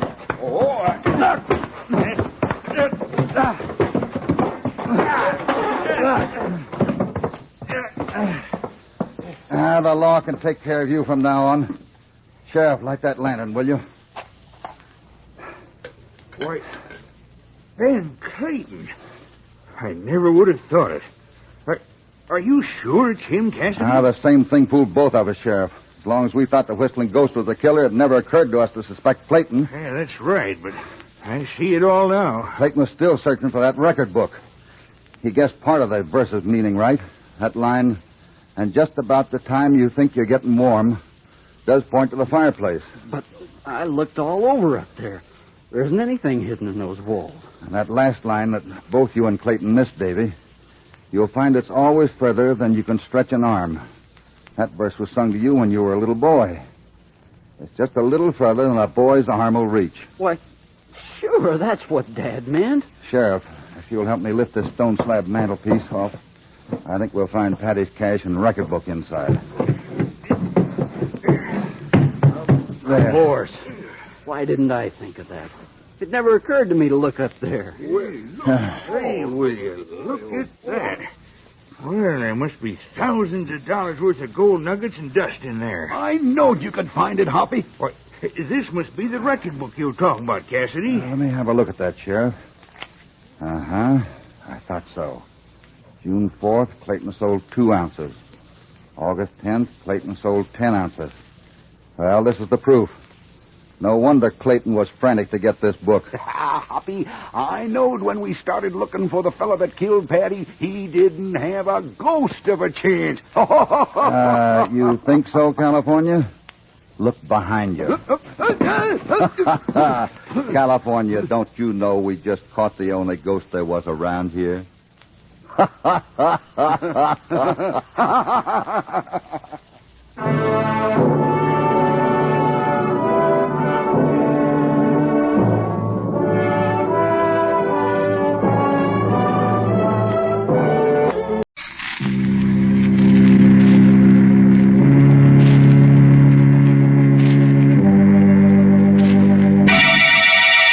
Lipton Tea and Lipton Soup present Inner Sanctum Mysteries, starring Boris Karloff.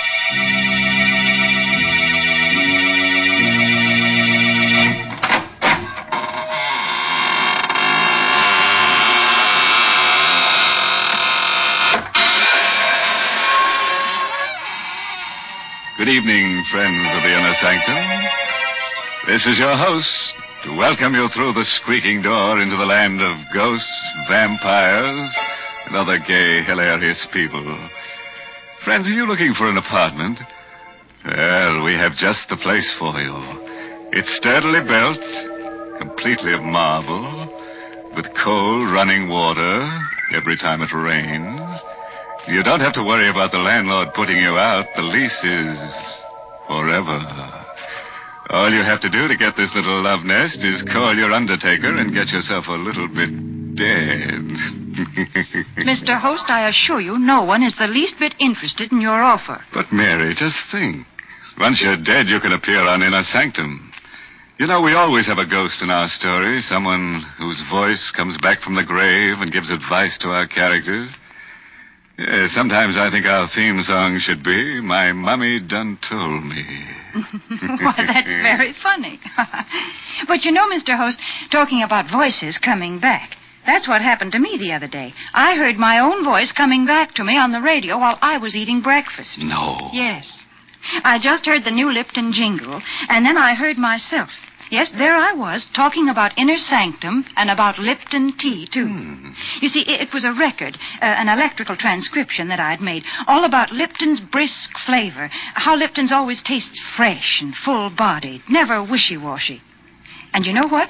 There was a man on the record who talked almost like you, Mr. Host. An imposter. I'll kill him. Oh, it was just in fun. He made spooky remarks when I talked about Lipton tea. But I did get a chance to say that Lipton's is the largest selling brand of tea in the whole world. All right, Mary, you've had your chance. And now make room for the creepiest voice you ever heard.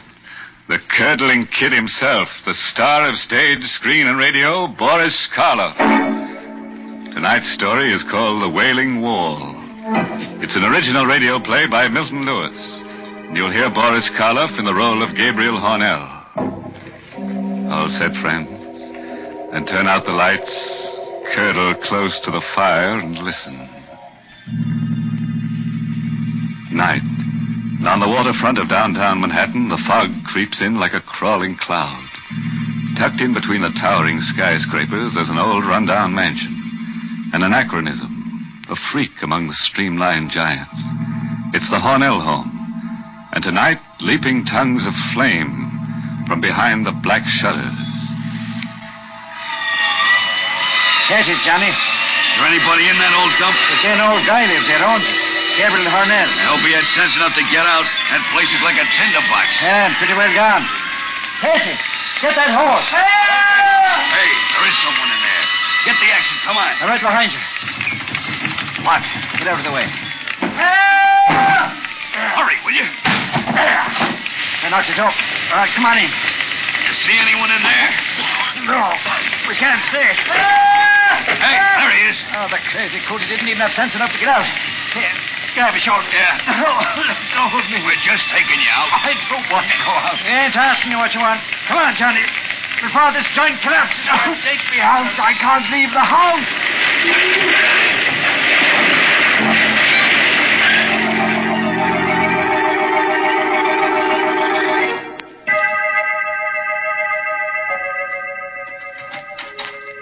Good evening, Mr. Hornell. I hope you're feeling... Mr. Hornell? Mr. Hornell?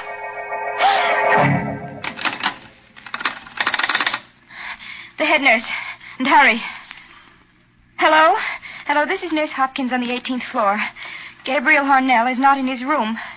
The window is open from the bottom. There's a letter. I know, but I'm sure he's not alive. Oh, the letter? Yes, I'll read it to you. To whom it may concern. By the time you read this, I shall be dead.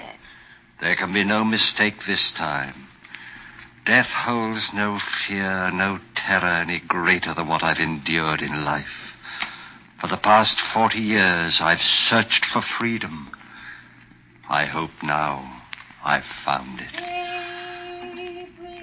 Even now, as I write, I can hear her voice, calling to me as she did that night years ago. I'd prepared everything while she was in bed. Just the last few minute little details had to be completed. Gabriel? Gabriel, do you hear me? What do you want? What are you doing down there? I'm fixing something. Well, why don't you come up?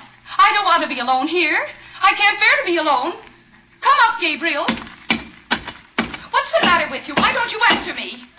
Oh, you're just doing it for spite. I know you are. Stop that hammering, Gabriel. You know I can't bear that noise. Now stop it, please. Gabriel, will you stop that noise? Oh.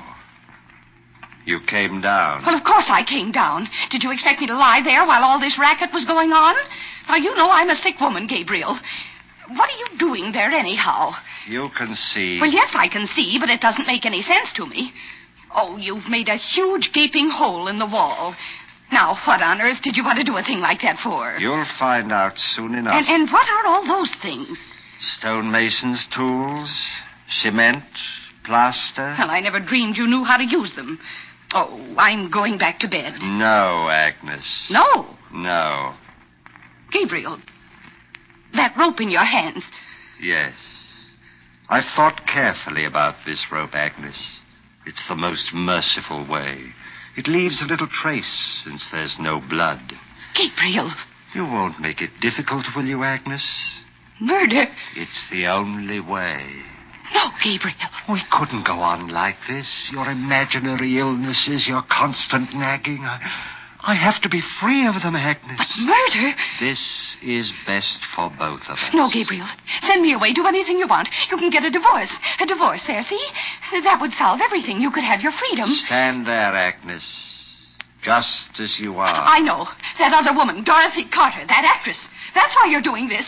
Oh, you thought I didn't know about that, Gabriel. Well, I do. Yes, I do. No. No, let go of me. That rope. Help somebody. It will be done in a minute. Done? Oh, you'll never be free of me. As long as you live.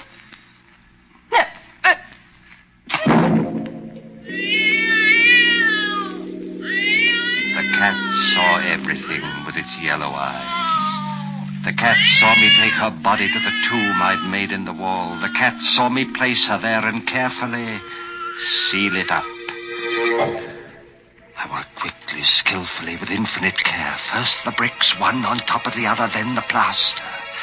Then the wallpaper to match the rest of the room. That wasn't very difficult. In a short time it was done. I was free. All I had to do now was to go to the police and report her missing. It was even simpler than I'd thought. I put on the coat. I was about to open the front door when I heard it for the first time. I thought it must be my imagination. I listened carefully. I rushed to the wall, put my ear to it. What I heard made icy perspiration ooze out of every pore of my body. The wail was coming from the wall. It was like the insane shriek of some creature of another world. Was she alive in there? She couldn't be. She was dead. I knew she was dead. And yet I heard her voice wailing. I could swear it was her voice. I couldn't go out as I'd planned. What if someone else should hear it? Would they go to the wall? Investigate? The doorbell. Oh, it couldn't be at this hour. It couldn't be, but it was. Who? Oh, I had to risk everything and answer it. I'm sorry to disturb you, Mr. Hornell. It was Patrolman Cleary. He was the officer on the beat. He was blue with cold. I was passing by and I saw the lights on. I peeked in the window. You looked in? Yes. Since you were still up, I thought I'd ring. It's bitter cold out tonight, and I'd like to warm these old bones for a minute. Oh, yes, of course, Cleary. Don't stand there in the door, man. Come in. Thank you. I see you got your coat on, Mr. Hornell. Just got in? Only a few moments ago. As a matter of fact, I was going to see you. See me? Why, yes. It's about my wife. Hi, something wrong? I hope not. I was out all evening. When I got home, she was gone. That's not like her, Mr. Hornell. No, it isn't. Was she alone all evening? Yes, at least I think she was. You know, she hasn't been feeling very well lately, and I hate to think it possible, but she may have destroyed herself. Mrs. Hornell? No, she wasn't the sort. Oh, she was ill, terribly ill. I tried to keep it secret until she recovered. But the doctors knew. Insane? Yes. Don't you see? The river. I'd better get back to the precinct and report this. You'd better come with me. The Missing Persons Bureau will... Hey, Mr. O'Neill. Yes? You must be mistaken. Isn't that her? That isn't a woman. Of course it is. She's coming from that room there. Well, sure, it's your wife. I know her voice, and she sounds like she's in pain. But it can't be. There's no one in that room. But you must have come in the back way. Come, I'll show you. No, don't go in. Huh? Nothing. No. There. You can see for yourself there's no one here. No one? I could have sworn your wife was in this room.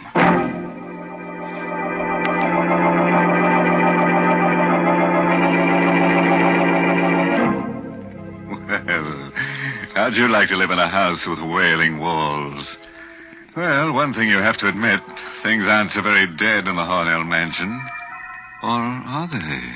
Well, all I can say is I'm glad I don't have to live in that house with that awful wailing. Why, Mary, there's a wailing, whistling kind of noise in your house, too. The first time I heard it, I was so scared I shivered in my shroud. What? Oh, you're talking about my whistling tea kettle. Oh, goodness, there's nothing scary about that.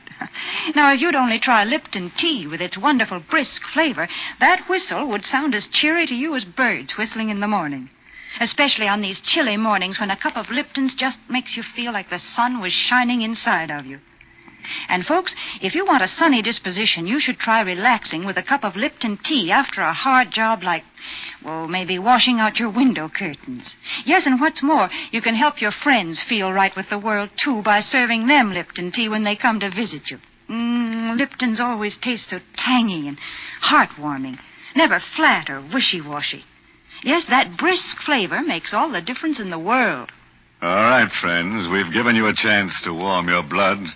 And now we fondly hope to turn it to ice again, with the help of our star, Boris Karloff. Oh, let's hear the second act of Inner Sanctum. We continue with the strange letter left by Gabriel Hornell. Cleary watched in silent fascination as the cat screamed and leaped against the wall. Would he notice the new wallpaper in the dim light? Suddenly, the policeman turned to me. Yes, I guess that noise is only the wind. Strange how like a wailing woman it can sound, isn't it? Yes. Well, that'll be leaving now. I guess it'll be all right for you to stay here. I'll make a report at headquarters about your wife. It's very good of you, Cleary.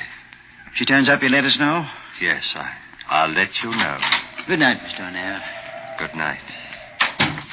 He left. I locked the door and came back to the room. The room where my wife was entombed. Was she still alive inside the hollow of that wall? I listened all that night.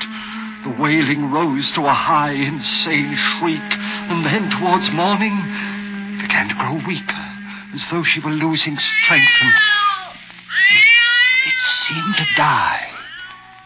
The cat crept away. There was a merciful silence in the house. She was dead. She had to be by now. I sank down onto the sofa into a feverish sleep.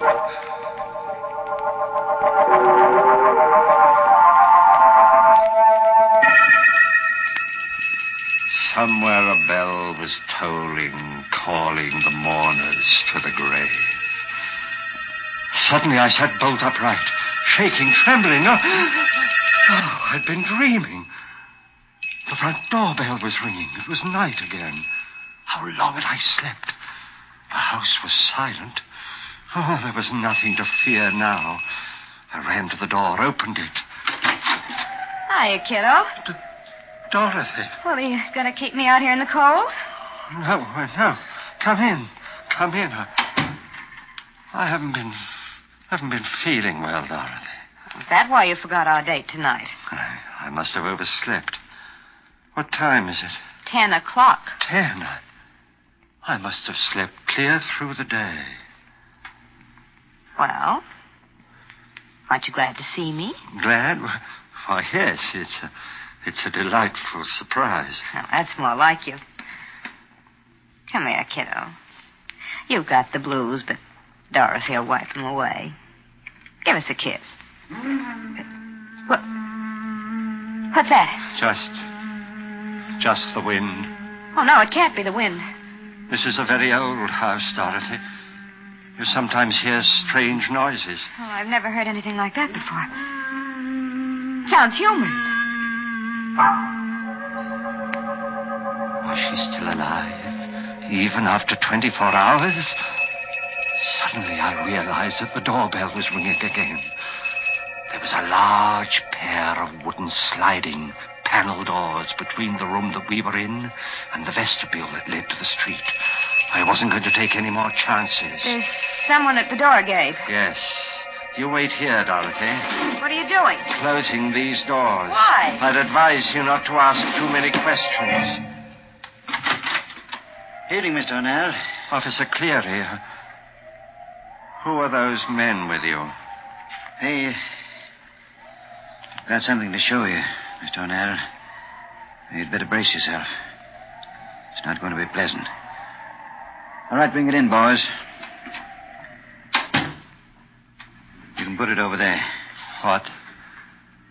What is it? It's a body of a woman. Just fished out of the river right near here. She can't be dead more than 24 hours. My wife? Hard to say. You see, the body got caught in the propeller of a boat. It's not easy to recognize it. Unless it was examined by someone who knew her very well. Like yourself, of course. Let me see it. Take away the burlap. Look, Miss O'Neill. I know. It's pretty bad. Is it your wife? Agnes? Yes. Yes, of course. It's her. You're sure now? Yes, I'm sure. Positive. All right, boys. Take it away. You can stay here, Mr. Arnett. I'll take care of everything down at headquarters. Good night. Good night, Cleary. Luck, fate, whatever it is that seemed to control men's lives was playing directly into my hands. They'd never investigate now. The nightmare was over. This time I was really free.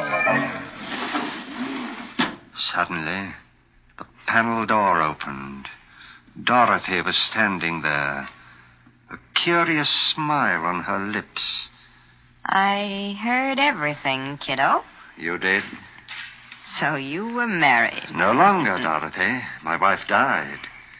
Suicide. So I heard. Now everything will be quite all right, and we can get married in a few weeks. We'll have money, lots of money. She left you plenty, eh? She was very wealthy. What's the matter? Nothing. Nothing? I see what happens to your face when you hear that wail. Did you kill her? What are you talking about? Did you murder her? You heard what he said. She was found in the river. You can fool a dumb copper, but you can't fool Dorothy. That wail. It's queer. Awfully queer. Look at what that cat's doing, will you? Jumping up on that wall like it's gone crazy. Yes, there's something about that wall. That's what the cat's trying to tell me. Something about the wall. You better stay away from there, Dorothy. I'm going to find out something. Yeah, put that bookend down. Not till I'm done with it, kiddo. What are you doing there? I'm going to break through that wall. You crazy fool, stop it. No! Here, give me that thing. You're too late, Gabe. I've broken a hole through, and I'm going to look. Now you've seen. Yes. Is it the hand? The hand of a woman. It's her. Your wife. Yes, Dorothy. You murdered her. Yes. Well, ain't you the kid? What are you going to do about it? What do you think? I want money. Lots of... That rope. Yes. This rope. It leaves no telltale traces. Oh, no, kid. Didn't you get it? It was all a joke. No, don't come any closer. Don't scream, Dorothy. It won't do you any good. Gabe, listen to me. I don't want a cent. Not one penny. I love you. I tell you. I'll keep your secret. I'll do anything you want. Anything. There's that rope. Take it away from my neck. Don't, Gabe, in the name of heaven, don't, please! Oh.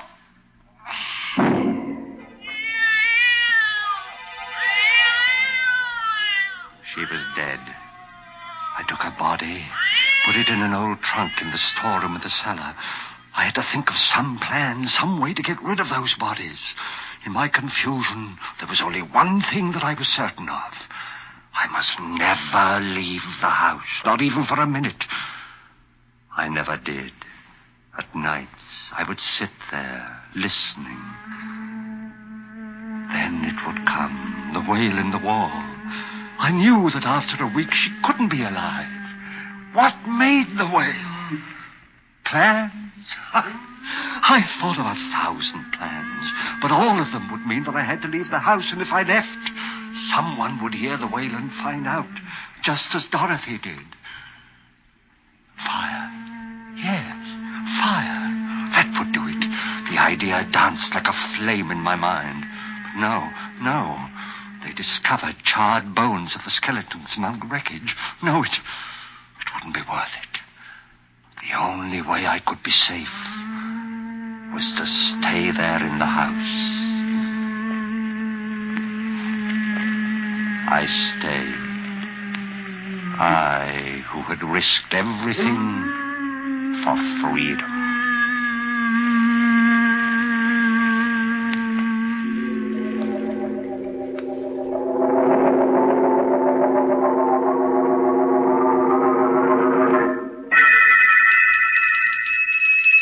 One day, the doorbell tinkled.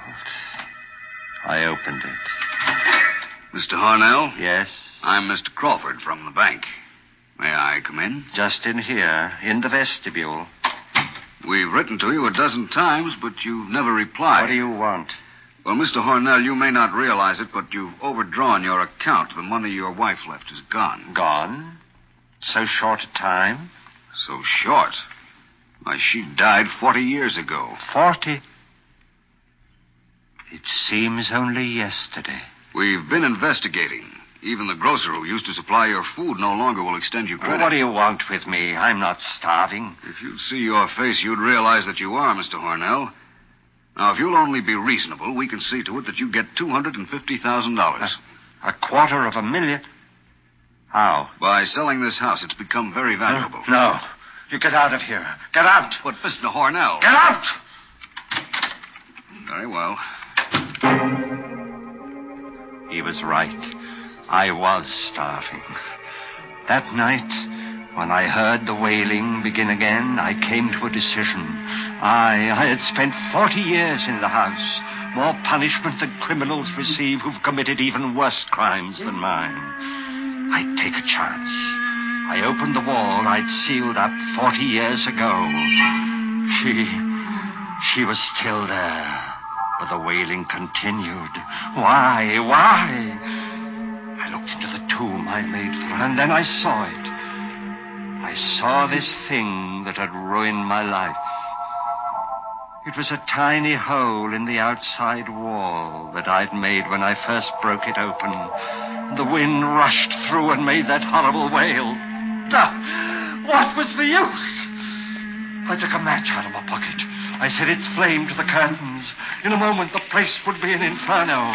But I decided to stay. I wanted to perish with the house. In death, at least I'd be free.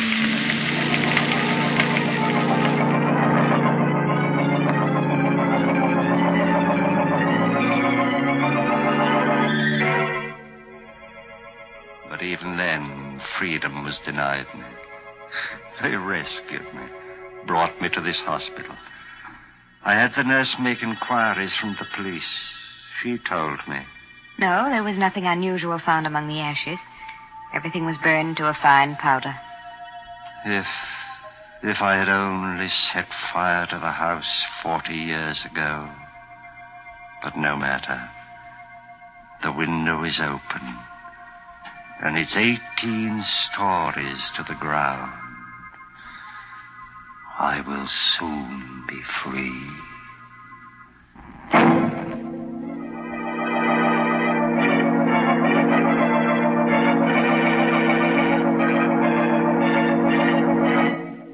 Meow. Everybody's dead but the cat. And we overlooked him because we couldn't find him. Of course, I'm sorry that wall made such an unpleasant noise, such a tuneless wailing. We tried to teach it to whistle the new Lipton tea jingle, but we didn't have time, eh, Mary? Now, you just stop teasing me, because I'm not going to talk about the Lipton jingle now. No, and I'm not going to talk about Lipton tea either. Instead, the Lipton people want me to remind you folks about something important. I mean the Victory Loan Drive. You know, friends, we've been buying bonds for many years now. But this drive is in some ways the most important. Because if a job is worth doing, then it's worth finishing. The bonds you buy now won't buy weapons. No, this time the money will help bring our boys home. It will also help take care of our wounded soldiers, provide them with the finest medical care in the world. And, friends, we can certainly do no less. And the victory bonds you buy now will help launch our veterans into a safe and secure post-war world, the kind of world they've been fighting for. Yes, you're helping others and yourself, too, every time you buy a victory bond. So buy all you can, won't you?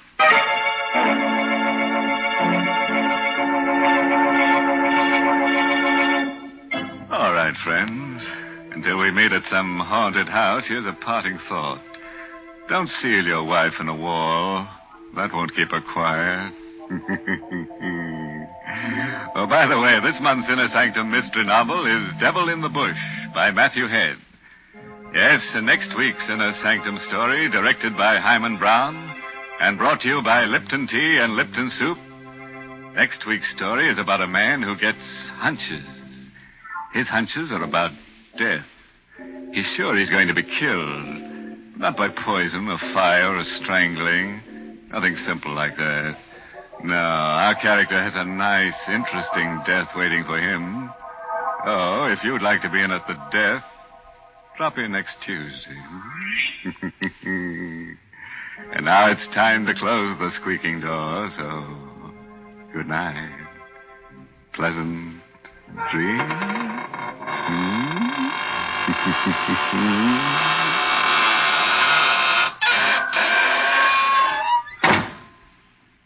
Folks, the colder it gets, the more we all enjoy a good hot plate of soup.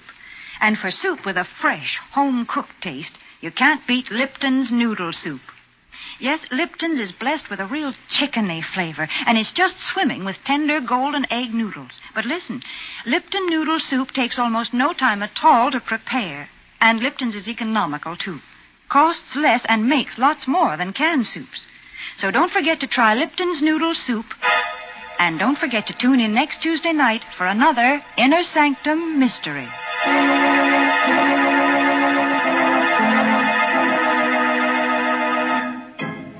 This is CBS, the Columbia Broadcasting System.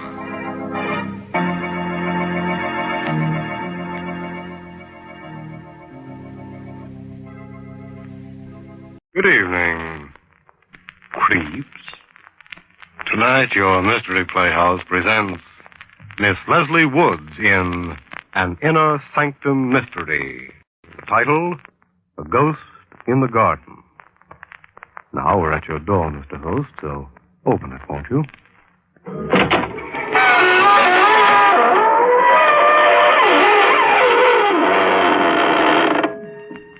Good evening, friends of the Inner Sanctum. This is your host, inviting you in through the squeaking door. Come on in. Come in, join our happy little community. And if you're not very careful, maybe you can stay. It's happened to some of our nicest people, and believe me, they've never regretted it. As they always say, it's a place to rest your bones. Remember, ours is the only community that has no taxes, no housing problems, no inflation, and no politicians. Of course, it might seem a little dead to you, but that's the idea, isn't it?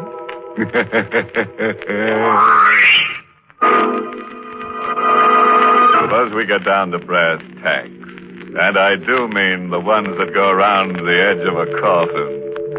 Huh? Oh, don't sneer. I've heard better jokes myself, but remember, he who laughs last laughs best. And, brother, when we in the inner sanctum laugh, we're laughing last. Meet Laura, a nice girl in her 30s who had an uncle and worried about it. It was a pleasant life at Green Tower. It was pleasant being mistress of the huge, time-worn house and the fertile acres that surrounded it, and the money that came in regularly. Always. It was pleasant being married to Tony, who was very handsome and very gay, and who, they said, had married me for my money.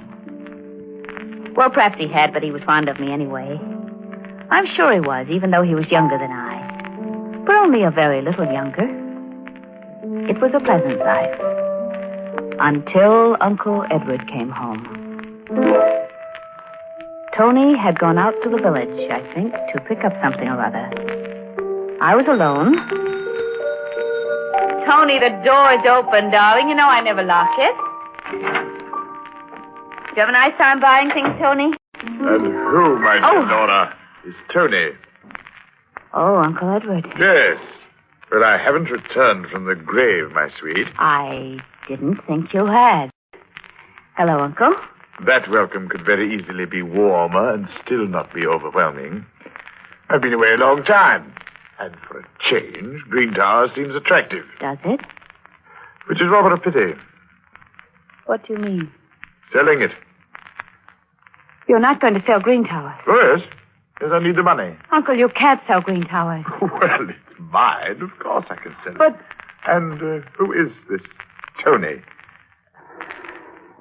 Tony is my husband. Oh, really? Well, my congratulations. And I take it he thinks you own Green Towers? Yes. And thinks you have money as well? Yes. Uncle, I thought I saw someone in the garden. Uncle, please. Be still. It's so infernally dark out there, I can't see. Might be some burglar fellow. He was standing with his back to the room, peering out into the garden. Uncle Edward, who had been away a long time and who had come back at last to shatter my life. He was not a very big man, my uncle. And when I came close to him, I realized that he was barely as tall as I. Uncle. I can't make out a thing. Those blasted shadows. He was looking out into the garden for an imaginary burglar, while I stood behind him with the old French paper knife my mother had left me. I tried again. Uncle, please. Now, it's no use, my dear. No use. Go away and stop bothering me. He didn't even turn around when he said that to me, which made it quite easy when I... The knife went in smoothly. It kept on going into his back until I thought it would never stop. But the handle broke. Uncle Edward's body stiffened for a moment and leaned back intolerably against the knife. He groaned, and he fell. After a moment, I bent over him. He was very silent. As silent as the dark garden. As silent as death. My uncle had come home more than he knew. He wasn't very heavy. And he didn't bleed at all, which was nice. As I dragged him through the French doors into the softness and darkness of the garden. I hurried, because Tony would be coming home. The ground would be softest, I knew, under the rosebuds that I loved so. It was there that I dug a grave for Uncle. And it was there that I buried him. Under the lovely roses that would bloom again and again, not knowing or caring who lay beneath them. There was the sound of our car pulling up at the front door, but I was finished. Uncle was under the roses, with a paper knife still in his back.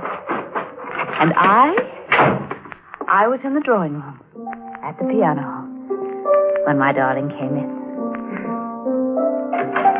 Oh, my love? Oh, Tony, my dear. Anything exciting happened while I was away? No, Tony. No. Nothing ever happens here. Nothing.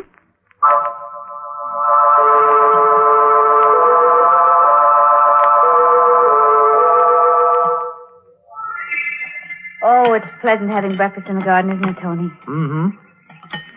Except for, look. Oh, dear. Mr. Stokes. Mm-hmm. Or windbag. Well, he's a very nice old gentleman, but he does talk a lot, and... Good morning, good morning. My, what a lovely sight you two make. Charming. Thank you, Mr. Stokes. Well, Laura, your roses are almost as lovely as you are. Ah, they're much lovelier, you know that. And where is your Uncle Edward this fine morning? My Uncle Edward... Oh, Laura, you upset your coffee. Oh, yes, I did, didn't I? That was very careless of me. Well, Mr. Stokes, I suppose Uncle Edward is still abroad. Oh, my dear, my dear, I saw him last night here.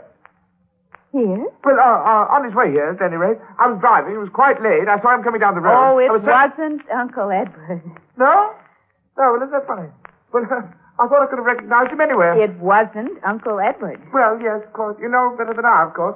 Well, I must be getting old, eh? Well, that reminds me. Mrs. Stokes will have my head if I don't hurry back home. Goodbye, goodbye. Goodbye. Who's, Uncle Edward, Laura? My uncle. Well, I could have guessed that. Oh, yes, of course. I mean, my mother's brother. A poor relative?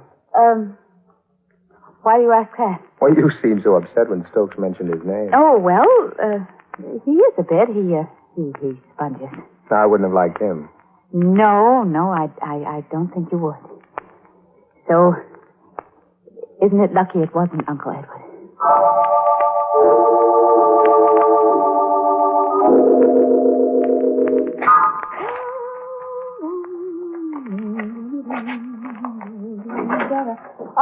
That you, Tony? Yeah, I'm going down the road to the Carters. You want to come along? No, dear. I better go through this mail. Ah, good old mail. Lots of checks coming in, huh? Lots of them, darling. Say, Laura. Yes? Well, why aren't you using your paper knife? My Oh, it needed cleaning, and I sent it away to have it cleaned. Oh, it was a pretty thing. Glad you haven't lost it. But I thought I noticed it around last night. No, I sent it away a few days ago, when I went into town. Uh-huh. Well, I'll see you later. Bye. Bye, until later. And please, Tony, please forget about my paper knife. Please, Tony, forget about it.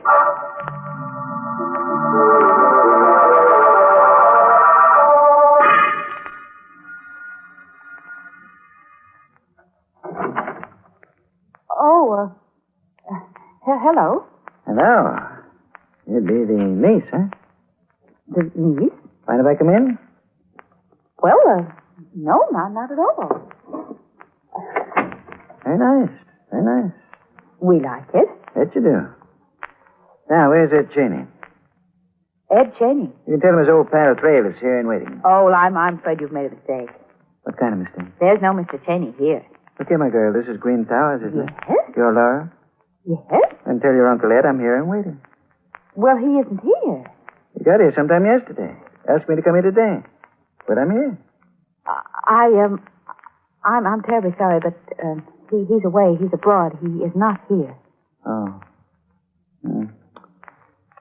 Owes me some money. Oh, he does. Yes, 5,000. I see. I don't care what I say. Why not? What I care about is the money. But I wait for him. Well, you You can't. told me he was coming here yesterday. Today hasn't come. All right, I'll wait. Oh, well, it might be very awkward. Suppose... Yeah? Suppose I gave you the money. Yeah, it'll be all right. Then you would go away? You wouldn't wait for Uncle Edward? I'd go away. All right, I think I may have it here. I always keep quite a bit of cash around. Expenses, you know. Yes, I do have it. And here you are, Mr. Thrale. Thanks.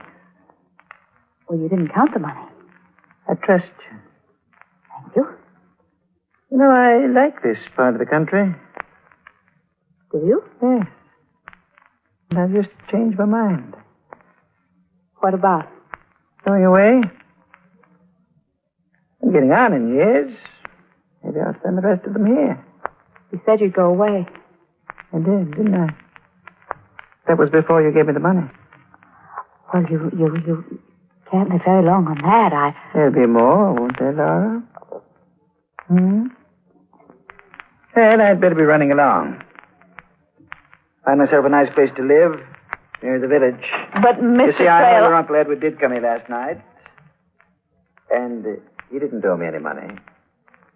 I was trying to get a job from him.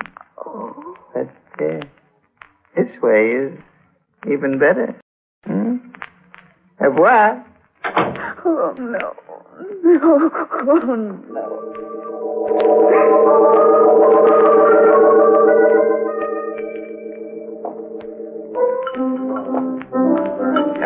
Gents, it's getting late. I'll be going to my new little gray home in the west, eh? That is nice. Good night. Old man Trail will be back, though. Buy all the drinks you can stand. Hey. I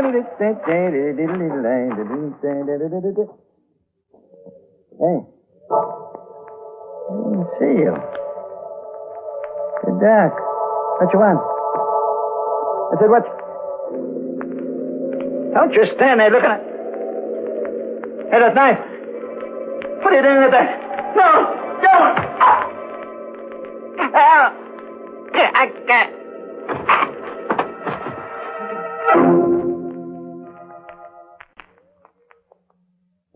Well, you're all here waiting, eh?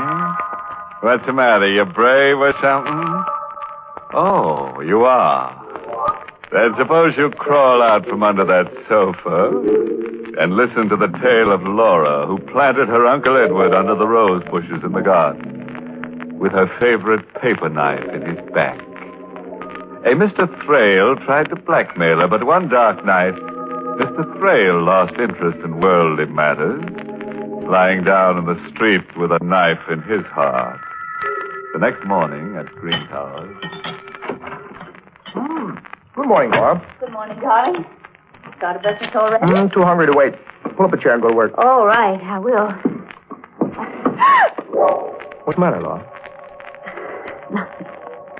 You're a bit pale. I'm all right. Tony, who put those roses on the table? I did. They're blooming. I know how you love them. Well, thank you, darling. Say, terrible thing in the papers this morning. Oh? What? Man stabbed to death in the village. Really? Mm-hmm. Stranger hereabouts. He was at the village bar, throwing a lot of money around. Walked out. Somebody evidently wanted the rest of his money, so he got a knife stuck into him. Oh, how dreadful. What was his name, Tony? It was a funny name. Hard to remember. Oh, yeah. Yeah, Thrale. Yeah, that's what it was. Laura, what's wrong? Oh, no, nothing. I do think, though, that those roses have given me a headache. Their odor's so strong. Oh, that's a shame. Well, I'll get rid of them. Will you? Thank you. I'll go and lie down for a while. Maybe my head will feel better. Yeah, you do that. Yes, I may even be able to sleep again.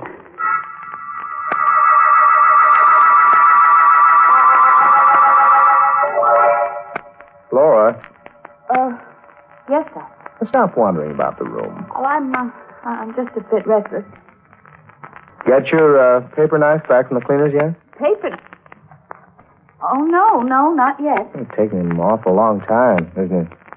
Hope they haven't lost it. I hope not. Tony. What? There are no roses in this room, are there? No. Well, then why is the odor of roses so strong? Oh, I'm worried. Why? Because there is no odor of roses in this room.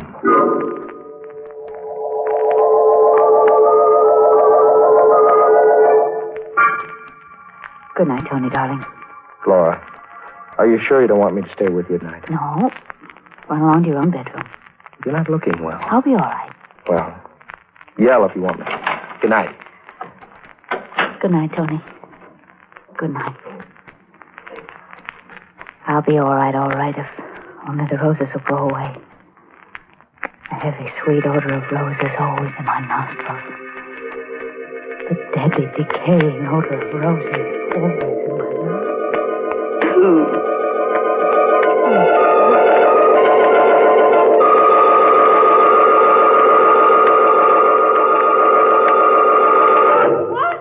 What? Oh, for goodness sake, I was asleep.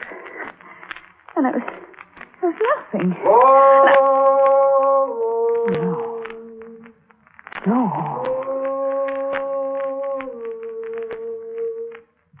Oh, no, I don't hear anything.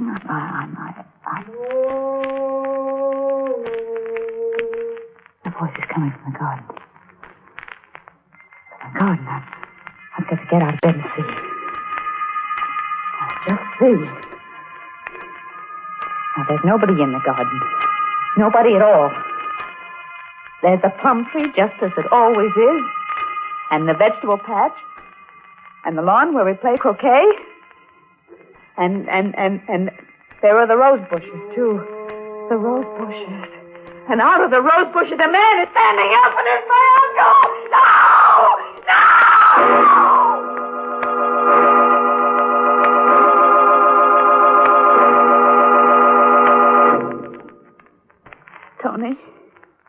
Tony, what did that doctor say?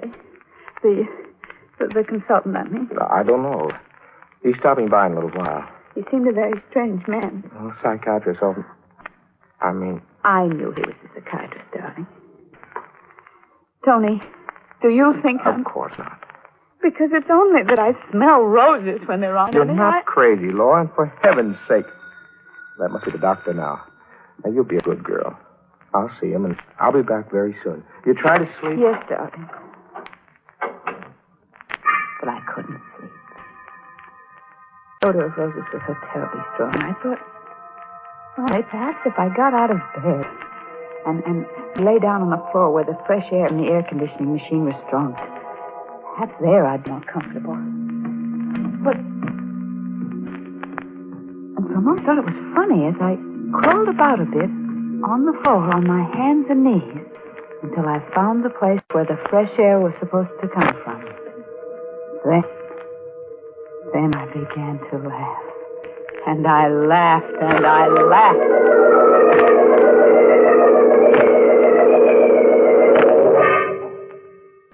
That night I waited till he slept.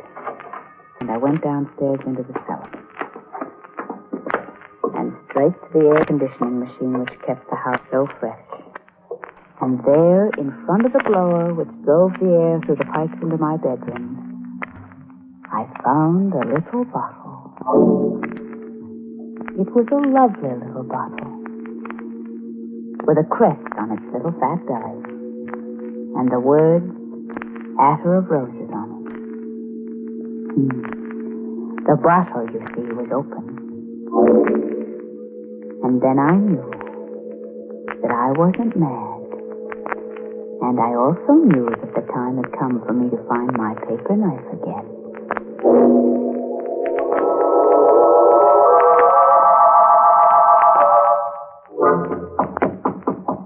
I'm awake, Tony. Brought you your breakfast. Thank you, darling. Put it down. I won't eat it just yet. All right. Hey, you had a good night? I had a wonderful night. Tony, I think I'm going to be well again. Good. Help me out of bed, darling, will you? Sure, all right. Just put your arms around me. All right. There, I'm up. Oh, don't be in such a hurry to take your arms away, darling. Hold me close. Oh, Laura, you... Whew. Darling, I forgot to tell you. What? My paper knife came back. It what? Yes, I have it now in my hand. The hand that's behind your back, Tony. Laura. Yes, Tony, here is my paper knife. You can take your arms away from me now, Tony. It was quick as Uncle Edward, but I think you'll die anyway, Tony. Yeah.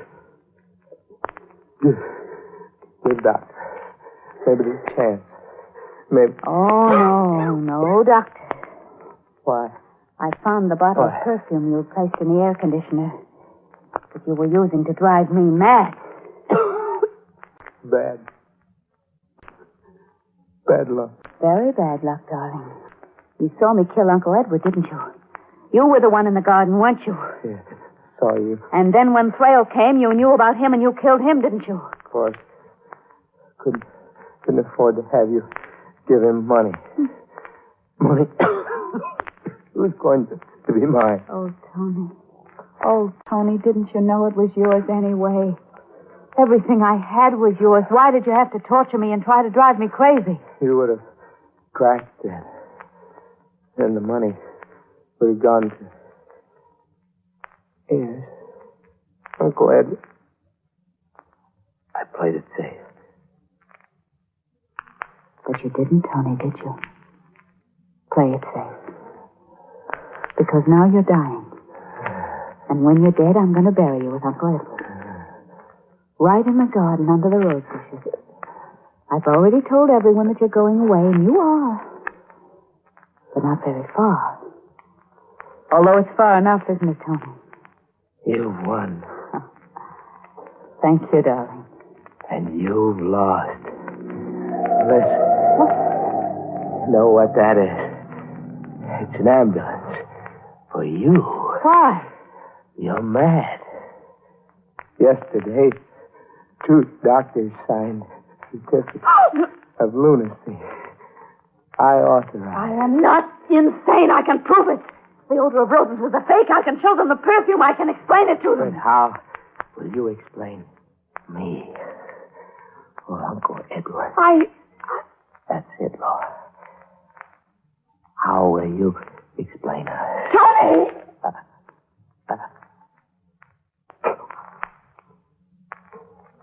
Tony. Tony! Wait! Wait! What am I going to do? If I prove I'm sane, they'll hang me. And I don't want to be hanged. But if I say nothing, they'll think I'm insane and they'll send me to the asylum, and I don't want to go to the asylum. And they won't go away. They won't go away.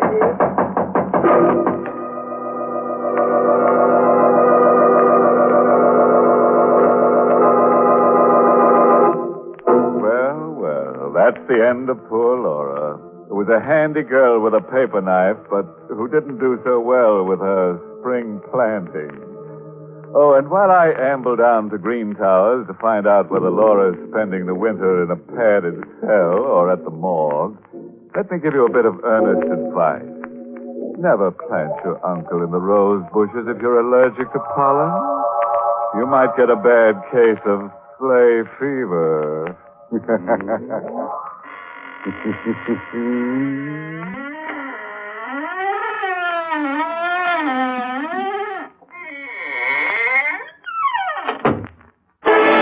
Sanctum has been a presentation of the United States Armed Forces Radio Service, voice of information and education.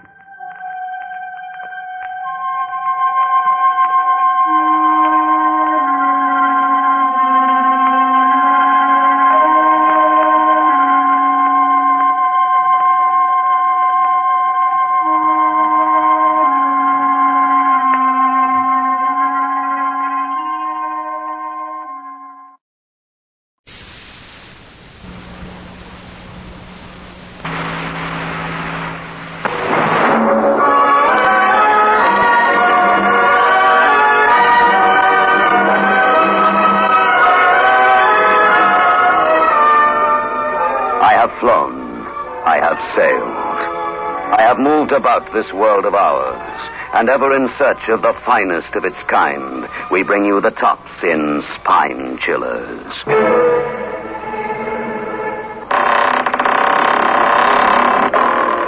The Creaking Door.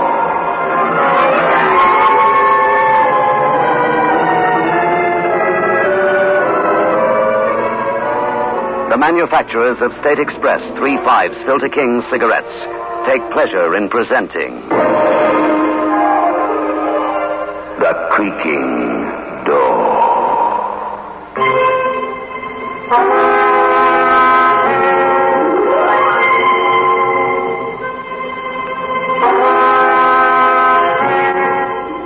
Good evening, friends of The Creaking Door. The Creaking Door is opening So do come in.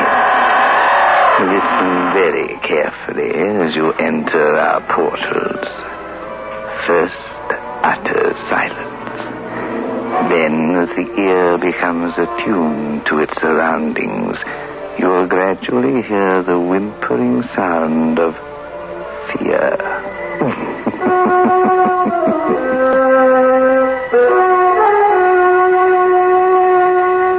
Get 3 5s. Get the taste. 3 5s by State Express. Get the taste of international success. The taste that's uniquely 3 5s. Only when no expense is spared in its making can a cigarette taste so right, so smooth, so satisfying. 3 5s. Get the taste. The taste that State Express created for you. The taste that has made 3 5s the king-size cigarette of international success. Get 3 5s. Get the taste.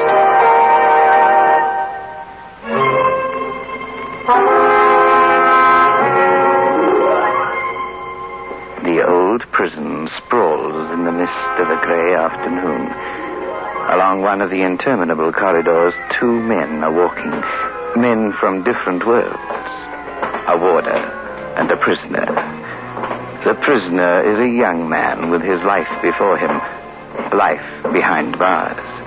And yet, this man is in the grip of something stronger even than the soulless jail. He is terrified of something that lurks in wait for him out there on the moors. Wait here, Bolton. Come in. Bolton, sir. Number 773842. Wait outside, warder. Yes, sir. Here you go, Bolton. You wish to see me, Bolton? Yes, sir. I request a change of occupation, sir. But you must see the chief warder. I'm the governor of this prison, and our functions are different. Warder Grayson refused me a change of job, Mr. Hall. And you wish me to override his orders?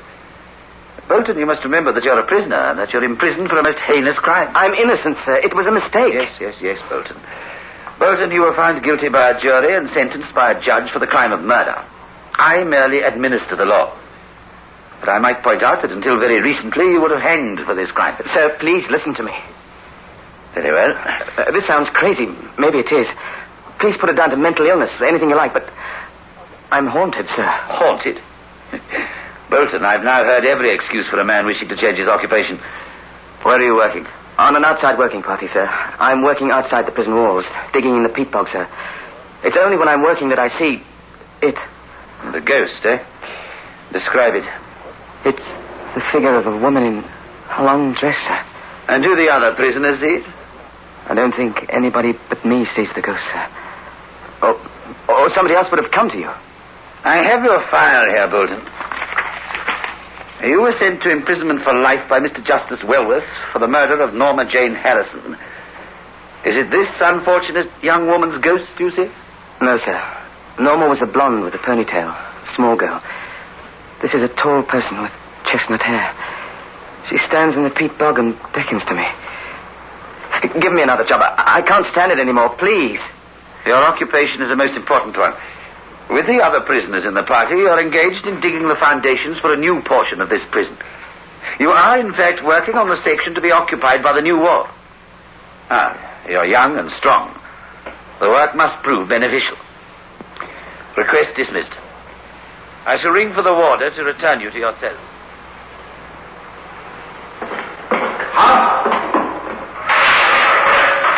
Here you go, Bolton. Hello, kid. Where you been? I've been to see the governor, Len. I wonder why you went to see him now. Trying to get my job changed, Len, that's all. You know, kid, I like you. I wouldn't want nothing to happen to you. What could happen to me? Well, one of them needles we use for sewing mailbags might slip. Or some naughty convict might have kept a razor blade hid away somewhere. He might go mad, see? Then why threaten me? I mean you no harm. No. Listen, son, this is a jail. It's the man who strikes first that wins here, not the scholar like you. Please, Len, I swear I'd never hurt you. You're my cellmate. Look, son, I was one of the big-time gangsters outside. That's no lie. I know, Len. It was in all the papers. Look at my record. Robbery with violence, attempted murder, grievous bodily harm, and the rest. I got pals on every landing. Len, I'm not working against you. Then why go to the governor? You grassing on me. Breathing Len's little secrets in all's ears, eh? No, I swear it. I'm not Len. I wondered why they put you in here with me. A dirty stool pigeon, that's what you are. No, Len. Then tell me why you went to see Orr. Spit it out and be honest for once. I'll tell you the truth. But then you promised not to tell the others. Tell me the truth, and I'll know if you lie to me. I'm haunted. Honestly, I'm not lying. Well, why didn't you tell me? Mate, there's thousands of blokes get haunted in jail. You're going a little bit jail crazy, that's all. Look, when a man like me says he can stand 10 years penal servitude, that means he's tough. He can come out, spit the world in the face and go on. I see this ghost when I'm working. Honestly. A woman with chestnut hair. You'll serve 10 years at most. This is my 8th conviction. I've got to do 15 years. It's that or escape. I'll be beside you on the job tomorrow. Don't you worry about a thing, kid. Just take it easy. And live to be an old man. Come on, you men, Dig. Come on, you men. I'd like to have you to myself for a minute, you lousy screw. I see you talking. Who cares? Look, son, this is a healthy lark, digging Pete. I can get in the library if I like. Live like a lord. Know why I work here? I've always wondered, Len. First, it keeps me fit. Second, half my day I'm in the open air. Now, what's wrong? Look, I'm all right. Stop talking, Bolton. Black thread, chestnut hair. I'm going mad, Len. No, not me, please. Take it easy. There's nothing there. Hey, it's as real as your meat. It's her, I tell you. Pointing. What did you see that man? No, look away. I see her. Honestly, I see her. Leave me alone. Leave me alone.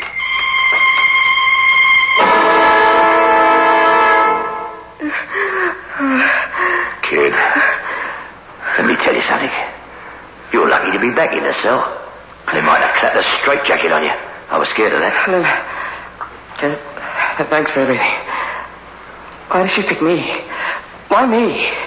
You didn't see her. Here. Is it this dame you killed? I didn't kill anybody. If I was to take a poll, every man in this jail would be innocent. Wouldn't be a guilty man in sight.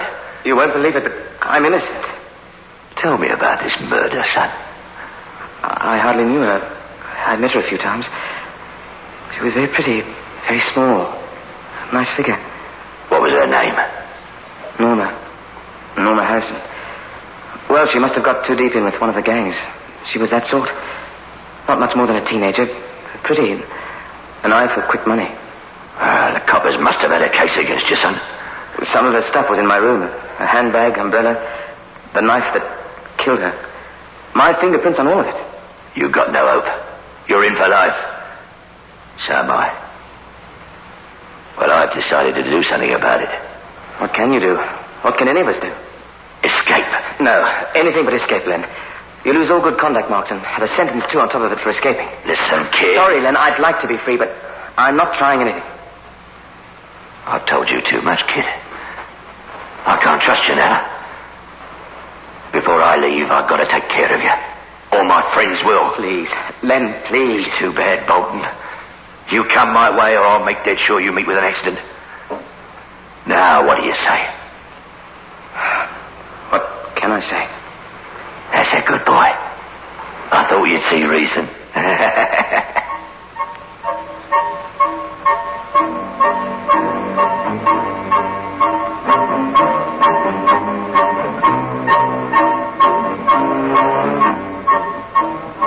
Listen, kid. Tonight's the night. Don't make no mistakes, eh? I'll try not to. The guard will be along any minute. I'll deal with him. Then we head for the inner walls. Now, the minute we... Hear that? That's water located. Now, quiet. I got my bed stripped. The minute he sees that through the Judas hole in the wall... I've got something for you, mate. He's unconscious. Come on. Just a minute. Let's get his gun. You said nobody would be hurt. I need the gun. Come on, son. Keep in the shadows and move slowly. It's open, then. Right. Now keep to the shadow as much as you can. Run for the peat bog, where we usually work, and from there to the road. You get it? All right. All right, open the door. Now you got the idea? They're sure to see us. But by then, we'll be near the peat bog. You gotta run. You gotta run for your life. Are you all right? Yes, except that peat bog. Right, never mind that now. Right, run! Come you out! Who come into it?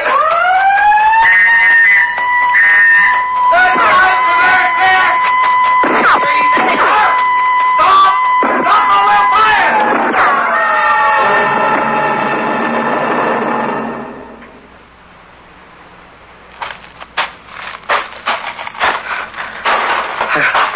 I can't. Have I? Gosh, she...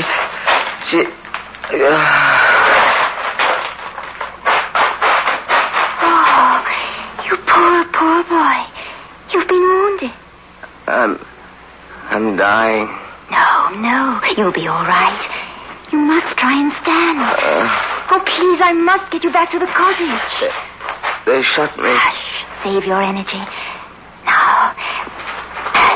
Now walk. Why are you helping me? Can't you see I'm in convict's clothes?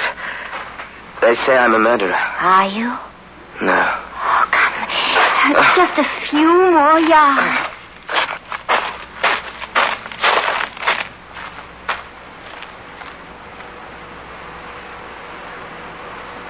There was a lot of blood, but you're going to be all right. 2 hours ago, I thought my end had come, but no. Did I tell you? Did I tell you why I'm in convict's clothes? You're in convict's clothes because you've been punished for a crime you did not commit. Just as I, too, was wrongly accused. Why do you live here on the edge of the moors all alone? Because I have to. But I don't understand. Understanding will come to you in time. Then you will know that the things they have said about me are also untrue. But you don't know me. How can you believe in my innocence? I haven't told you about the... You are innocent. And in that lies my future, my hope. You're the woman I've... By the peat bogs, where we were digging. What are you? Who are you? And you, a creature of flesh and blood, have gazed upon me without fear. I have lived alone because of my sorrows. And now you have released me. I, Anna. Thank you. Goodbye. I must go.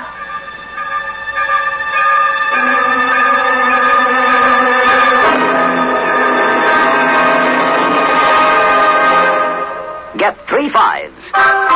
Get the taste. 3 5s by State Express. Get the taste of international success. The taste that's uniquely 3 5s. Only when no expense is spared in its making can a cigarette taste so right, so smooth, so satisfying. 3 5s. Get the taste. The taste that State Express created for you. The taste that has made 3 5s the king-size cigarette of international success. Get 3 5s. Get the taste.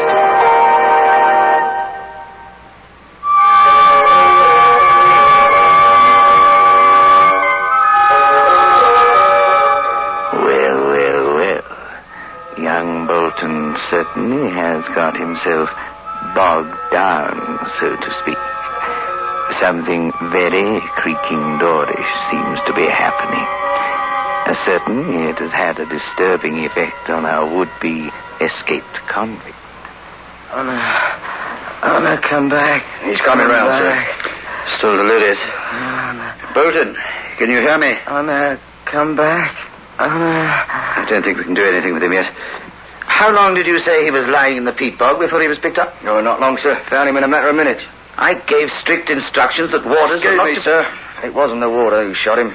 It was the prisoner he escaped with, Leonard Grover. Poor Bolton. I'd give anything for this not to have happened. Oh, what a terrible mistake we made. Anna. What do you say, terrible mistake, sir? Oh, perhaps I should have told you. However, even though you are Chief Warder, I was asked by Scotland Yard to keep the matter secret. Secret, sir?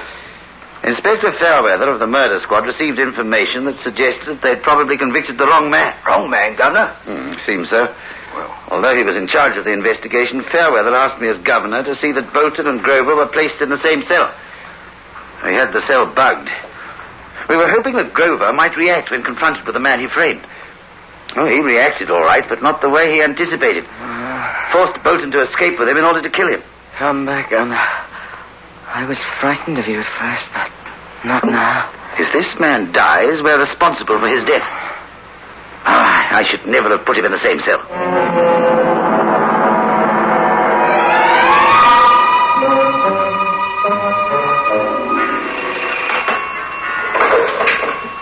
Governor Hall speaking. Sackford Police Station. Sergeant Forrest speaking. All right, Sergeant. Governor Hall, sir. We've got your man. You have? Good. Where? How? He was found asleep in an airloft. I'm afraid he wounded Farmer Mugridge. Luckily, Mr. Mugridge had a couple of his farmhands with him. Oh, well done. Keep him under lock and key. I've just received information from Scotland Yard that the case against him is complete. Bolton is to receive a free pardon, and Grover is to be charged with the murder of Norma Harrison. I'll send one of my men over right away. Very good, sir. Yes? Dr. Simmons sends his compliments, sir.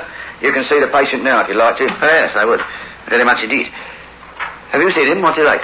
Well, sir, once I gave him the glad news that he was going to be set free, he was a changed man. Oh, poor chap. Suffering as he did, crime he didn't commit. No wonder he was delirious. Oh, well, I'll go and see him right away. Well, that's the story, Bolton. We'll try and make you as comfortable as possible until the doctor signs your release certificate. Of course, you can walk around and do anything you wish. Grover? Grover killed Norma? Unbelievable. But why? Because of you. When he found out that you and she were having an affair, he decided to kill her and then left a series of so-called clues to incriminate you. The fact that you'd threatened her publicly didn't help. I must get back to the cottage. The cottage, Mr. Bolton? Yes, where the warders found me. There's some mistake. You were recaptured within half a mile of the prison. You were shot down in the peat bog where you'd been working. But the cottage... Anna, she helped me. Cottage? But there isn't a cottage for at least 10 miles. I'm afraid you were rather delirious. But I ran from the peat bog. I saw a light in the cottage window. And she, Anna, she came and helped me. Oh, remember how I came to you, Governor, and asked for a change of job? I was so afraid of the apparition. I thought it was an apparition. And all the time, it was Anna. Anna, whom I've known for but a few minutes. And yet I feel she's been part of my life. It's your imagination, old chap. You were overwrought. Oh, who wouldn't be? Sentenced to life for a murder you didn't commit. I tell you, I spoke to her. She took me into her cottage. Don't you understand? Of course, I understand. That swine shot you in the back. You were delirious. Now, you get some rest, old chap. Otherwise, I'll have Dr. Simmons on my tail.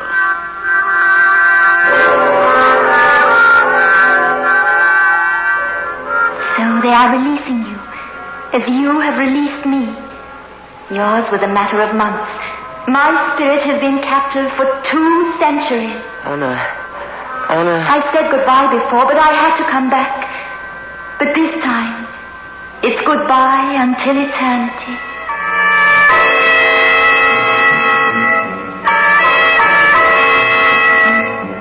Anna!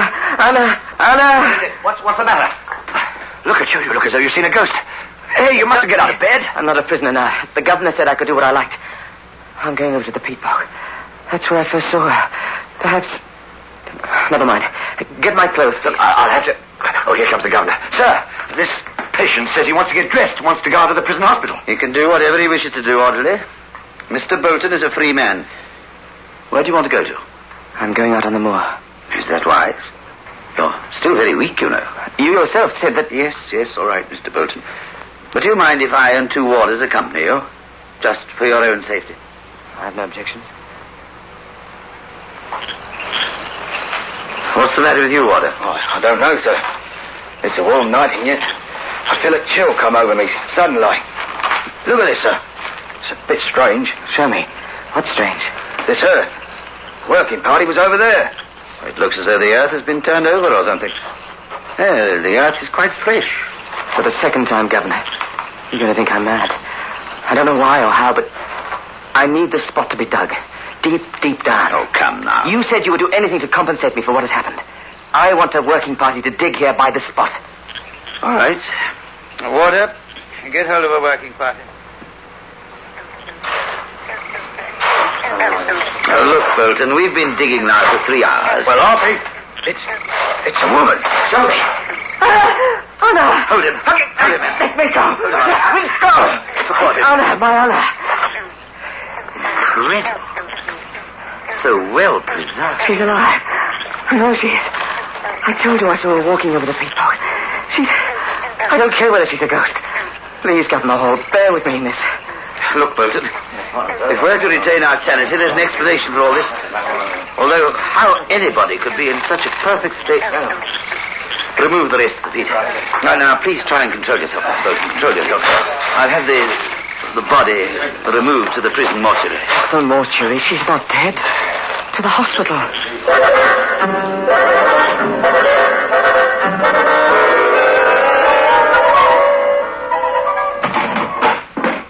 Absolutely incredible, in perfect preservation. What do you mean? The body. It's the body of a woman named Anna Grant. Anna? Let me tell you how I found her name. The parish registers are kept at Chagford. I discovered that this woman, Anna Grant, was buried alive. Buried alive? 200 years ago. She was branded as a witch and buried in unhallowed ground. It's all there, recorded in the register. She was buried in the year 1748.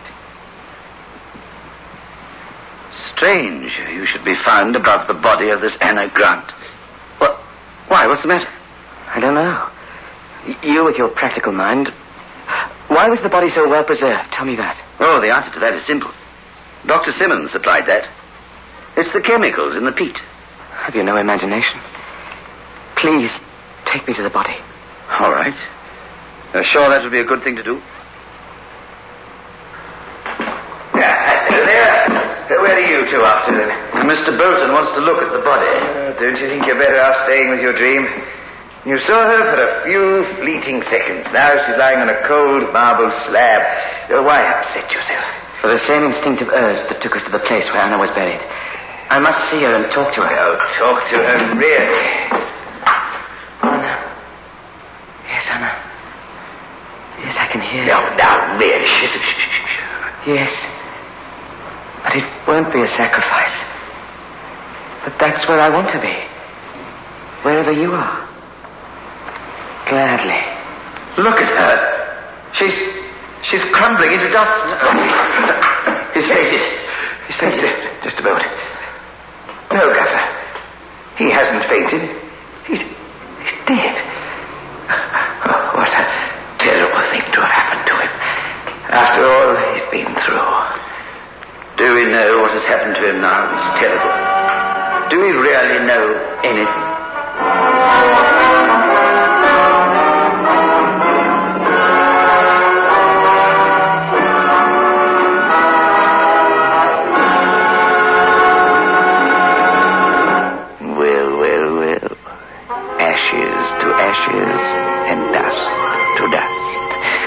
And show me the ghost that a convict can trust. Or, to paraphrase the words of another old song, can a body meet a body coming through the moon?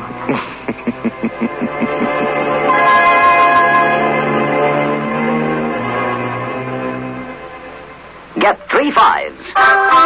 Get the taste. 3 5s by State Express. Get the taste of international success. The taste that's uniquely 3 5s. Only when no expense is spared in its making can a cigarette taste so right, so smooth, so satisfying. 3 5s. Get the taste. The taste that State Express created for you. The taste that has made 3 5s the king-size cigarette of international success. Get 3 5s. Get the taste.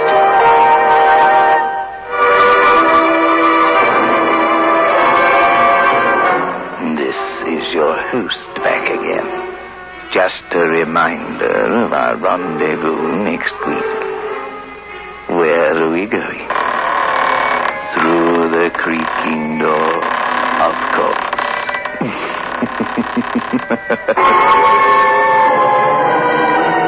The manufacturers of State Express 3/5 Filter King cigarettes invite you to listen next Saturday at 9 o'clock when they will again present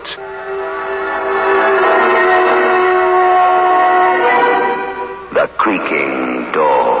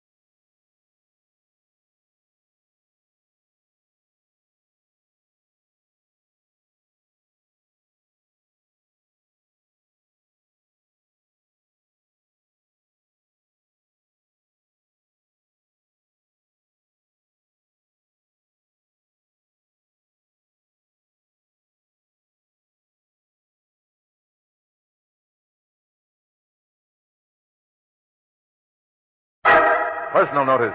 Danger is my stock in trade. If the job's too tough for you to handle, you've got a job for me. George Valentine. Write full details. Yes, it's Let George Do It, brought to you by Preem. Pream. The new miracle way to cream your coffee. We'll begin tonight's transcribed adventure of George Valentine in a moment, but first... Oh, the new way to cream it is to Preem it gets Preem. That's Preem with a capital P. Over all other products for creaming your coffee, you'll prefer Preem in instant powdered form. Pream. Here's why. First, Preem has a rich, delicious flavor because it's made entirely from fresh sweet cream and other milk products. Yet when you use Preem in your coffee, every cup contains only about half as many calories as if you used coffee cream. And then Preem is wonderfully convenient. It never sours, never turns. Keeps indefinitely while sealed. Open for everyday use, Preem stays fresh tasting to the last spoonful on your kitchen shelf or in your refrigerator. And last but not least, this new dairy miracle actually saves you more than 1/3 the cost of coffee cream. Tomorrow, start serving Preem whenever you serve coffee. Pream. The new way to cream it is to Preem it. Preem gets Preem with a capital P. And now, tonight's adventure of George Valentine, the ghost of Ireland Betty.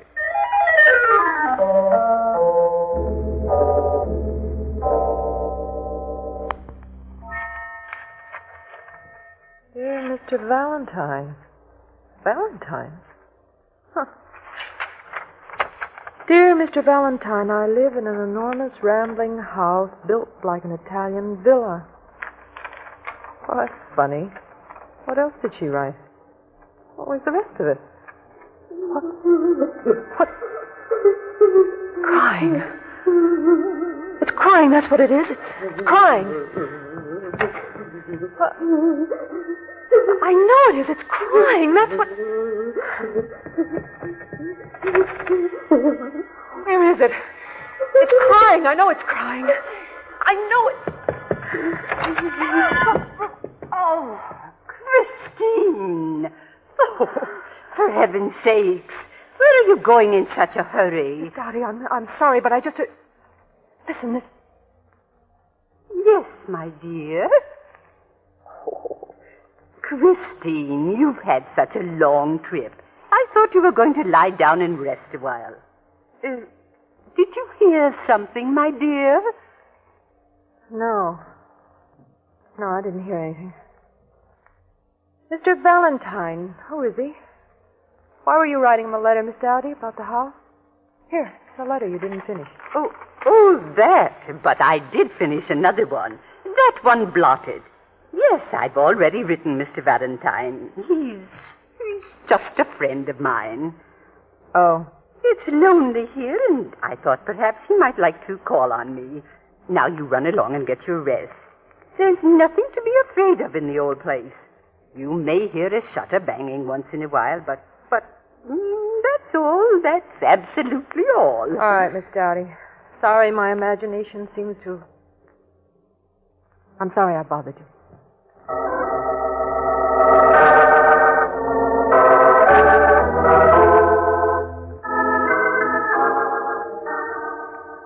Miss Dowdy, I got the letter you wrote to me all right, but... Please don't talk so loud, Mr. Valentine. In here, Miss Brooke. Of course. Oh, what a lovely old room. Christine is asleep. I don't want to disturb her. That's Christine O'Casey? Yes, she just got here, you know, from Canada. She's been there since before her aunt's death, several months ago. Won't you sit down? Thanks, Miss Dowdy, but I'm not sure we're staying. Oh, but I wrote you that... Yes, you wrote in your letter that you wanted a man investigated, a Professor E.L. Gifford from Denver. Yes, that's right, Professor Gifford.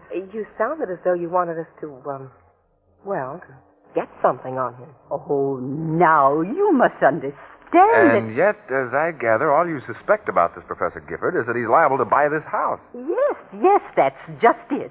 You see, Mr. Eustace, the real estate man, has received this offer from Denver. Yes, I know. I've already talked to Mr. Eustace. And I find he's also the executor of estate for one Miss Betty O'Casey, who used to own the house. Yes, For Betty, the one who died. That's Christine's aunt. And I find you don't even have anything to do with the sale of this house, Miss Dowdy. You don't even own it, any part of it. No, I don't. But I was Betty O'Casey's companion for more than 20 years, Mr. Valentine. Sure, I understand. She left you pretty well taken care of, right? Only the house went to the principal beneficiary, Christine, her relative. And it's Christine's desire to sell, according to Mr. Eustace. That's why she's here, to speed up a sale, any sale. Mm-hmm. Okay, but Miss Dowdy, what do you have against this professor? Why shouldn't he buy the house? Why should you want to hire me to interfere with any possible sale? The professor, he's not the right type. Not the right type? Yes. Well, if the house is Christine's, well, what does she say? Haven't you talked to her about it? Christine isn't... Well, she's not sympathetic to the house. What? She's not sympathetic. She doesn't understand. She's young and cynical. And this isn't just a usual house, Mr. Valentine. Well, I grant you it's pretty old, valuable maybe, but not so easy to get rid of. We looked all over for this house years ago. It was just what Ireland Betty wanted. Oh, it made her so happy. Oh, wait a minute. Who? Betty O'Casey. Ireland Betty. Oh, I know.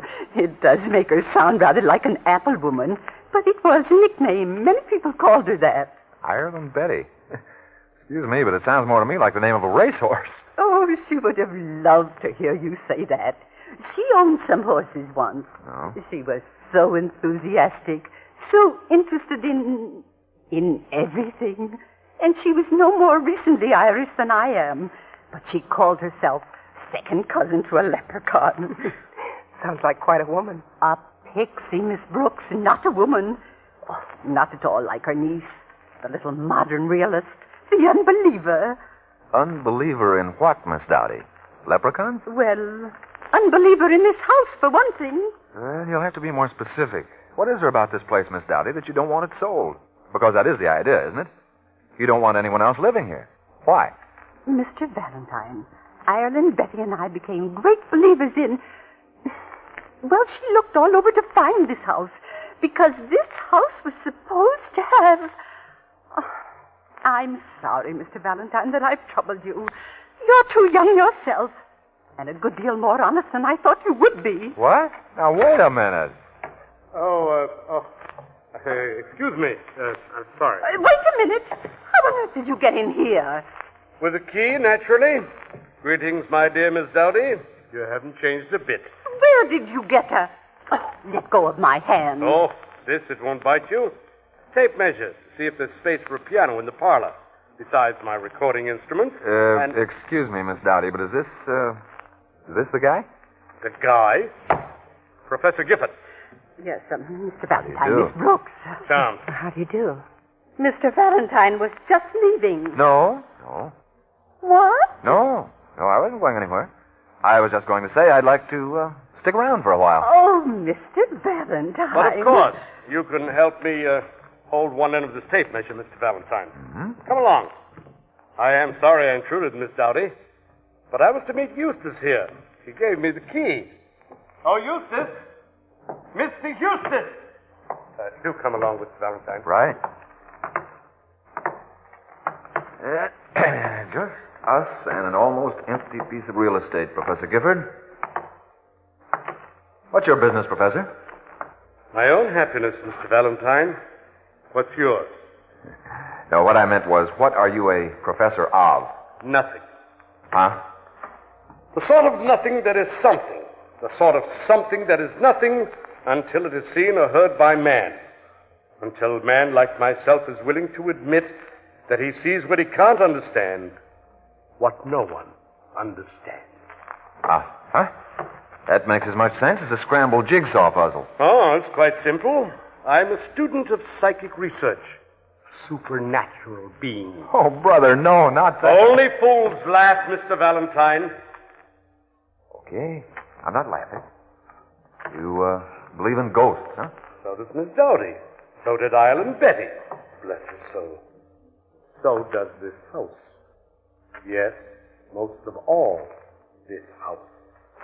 So that's why you're buying it. Place is infested with ghosts, eh? Stoffer.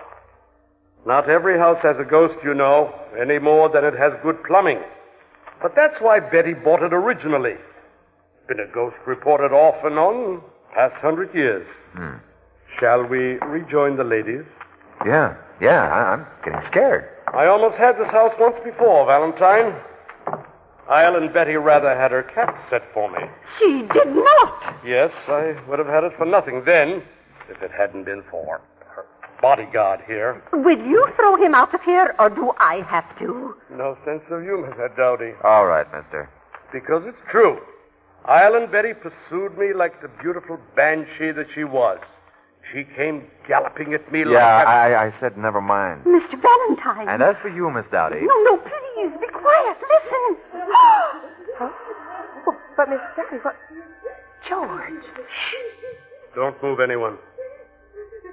That's what it sounds like. I've never known. We always wondered. Cry, eh? Yes. That's what it is. I've never heard it before. Come on, cut it out, both of you. Sure, it's crying, all right, but that's not any ghost. Miss Dowdy, where are you? Mr. Eustace, that's his voice. Get down here, somebody, will you? Come help me. It's Christine.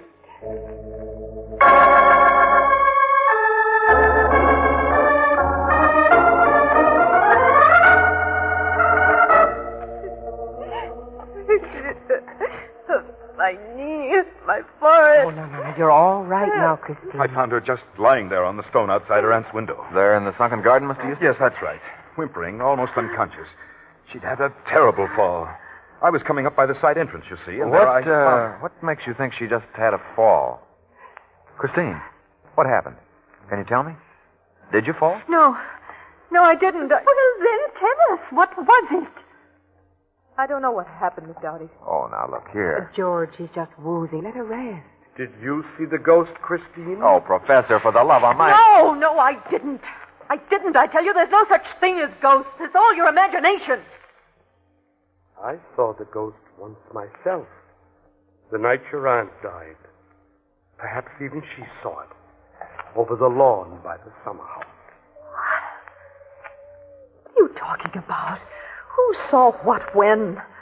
I wasn't here. You never told me. The ghost.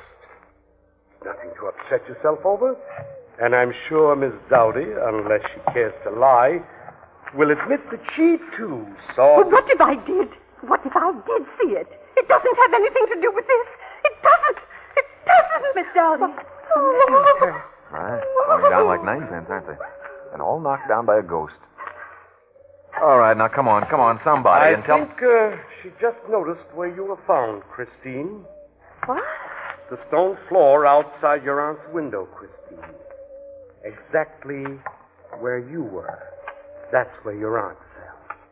Where she died. The night that we saw the ghost. Coincidence, I suppose. That's all.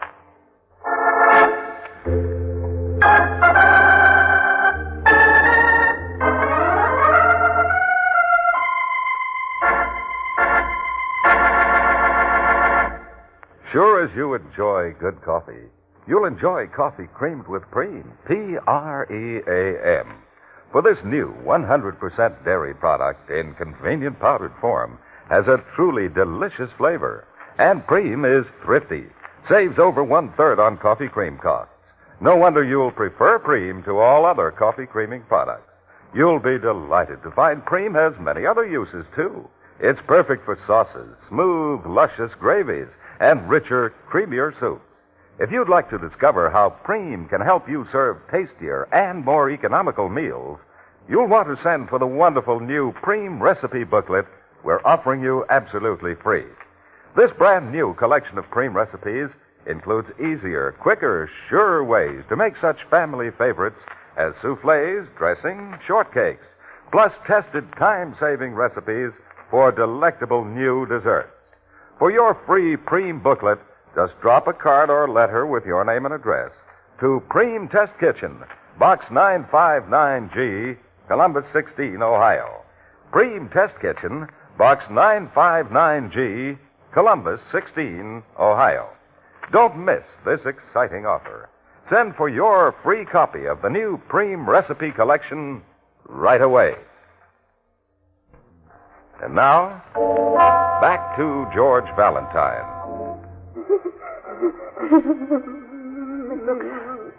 Miss Brooks, you here? Miss Brooks, where are you? Where did you go? Christine, here I am. I just went back to the kitchen to get some ice. What's the matter? Shh, be quiet. They're crying. Listen, listen.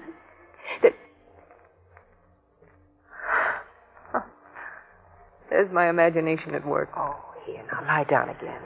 Put this on your forehead. My forehead's all right. The doctor said he'd be out later to take a look at it. Yeah, sure. You've been pretty sick up in Canada, haven't you? Yes, and I'm tired, and My aunt had asthma, you know. Did she? But that wasn't what she died of, was it? Well, sort of. That's what the doctor wrote me. I wasn't here, you know. We'd been having a fight, and she had guests for the weekend, so I just got in my car and drove off. See that window there? Mm-hmm. French doors? There's no guardrail outside it. And he thought she must have opened the doors trying to get more air. She was having one of her attacks, and... well, she fell. To the stone below. They found her the next morning.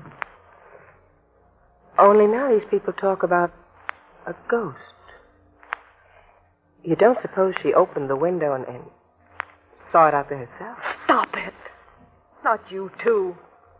How did you get hurt? Did you fall out of the window, too? No. I was out there and I tripped and fell. Really, that's all. All right. Well, why don't you want to talk about it to the others? What is it about this house that upsets you so? Everything about it, Miss Brooks. I hate it. I've always hated it. My aunt and I used to fight about it. She was so wonderful. But would she take up with those fads, those crazy people, those crazy superstitions? That awful Professor Gifford that she went chasing after trying to impress. All this talk about ectoplasm and manifestations and... Do you blame me? Christina, I don't believe in such things any more than you do. But I would blame you if you kept too much to yourself. If you attributed certain things to your own imagination just because you've been sick and then tired and upset. What do you mean? I mean what you heard when I was still in the kitchen. I mean why you've come back here and what you may have seen. And what you suspect about these people. About your aunt's death. I don't really know. Is Mr. Valentine going to stay here? Yes, Christine. Where is he now? He'll be close. He'll be right here, won't he? Yes, of course. He's just chatting with Miss Dowdy. She's probably showing him around the place.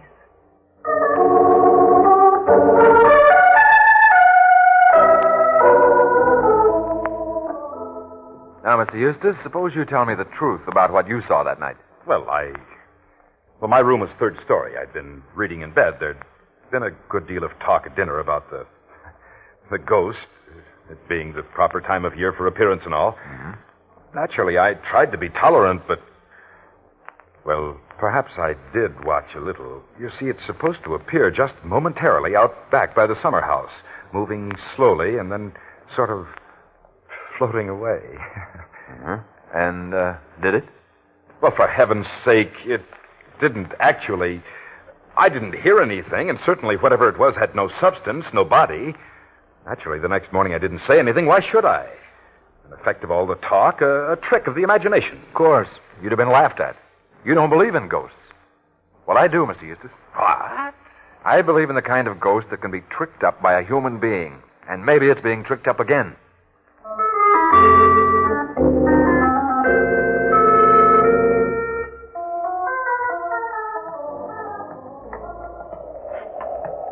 George, I sneaked out one of Christine's shoes. See? The heel here is torn off. Yeah. Now, that's where she fell. Mm-hmm. Stone floor of the sunken garden beneath the overhang there. Dark. George, listen. Loose shutter, that's all. Stone steps here have mud on the side. Roses have been watered. And mud on Christine's shoes. But if she came down here, she would have been on the path. Hold it. Yeah, here we are. I can feel the footprint where she stepped off the path by the top of the steps. The heel? Oh, it's the one, all right. Yeah. And that must have been how she tripped and fell down. Yeah, they can't hear us, Angel, but they will if we go back, so... Well, it's a lovely place, all right. A little run down, maybe, but if the gardens out here were fixed up, I'm sure they... Brooksy, look out! The shutter.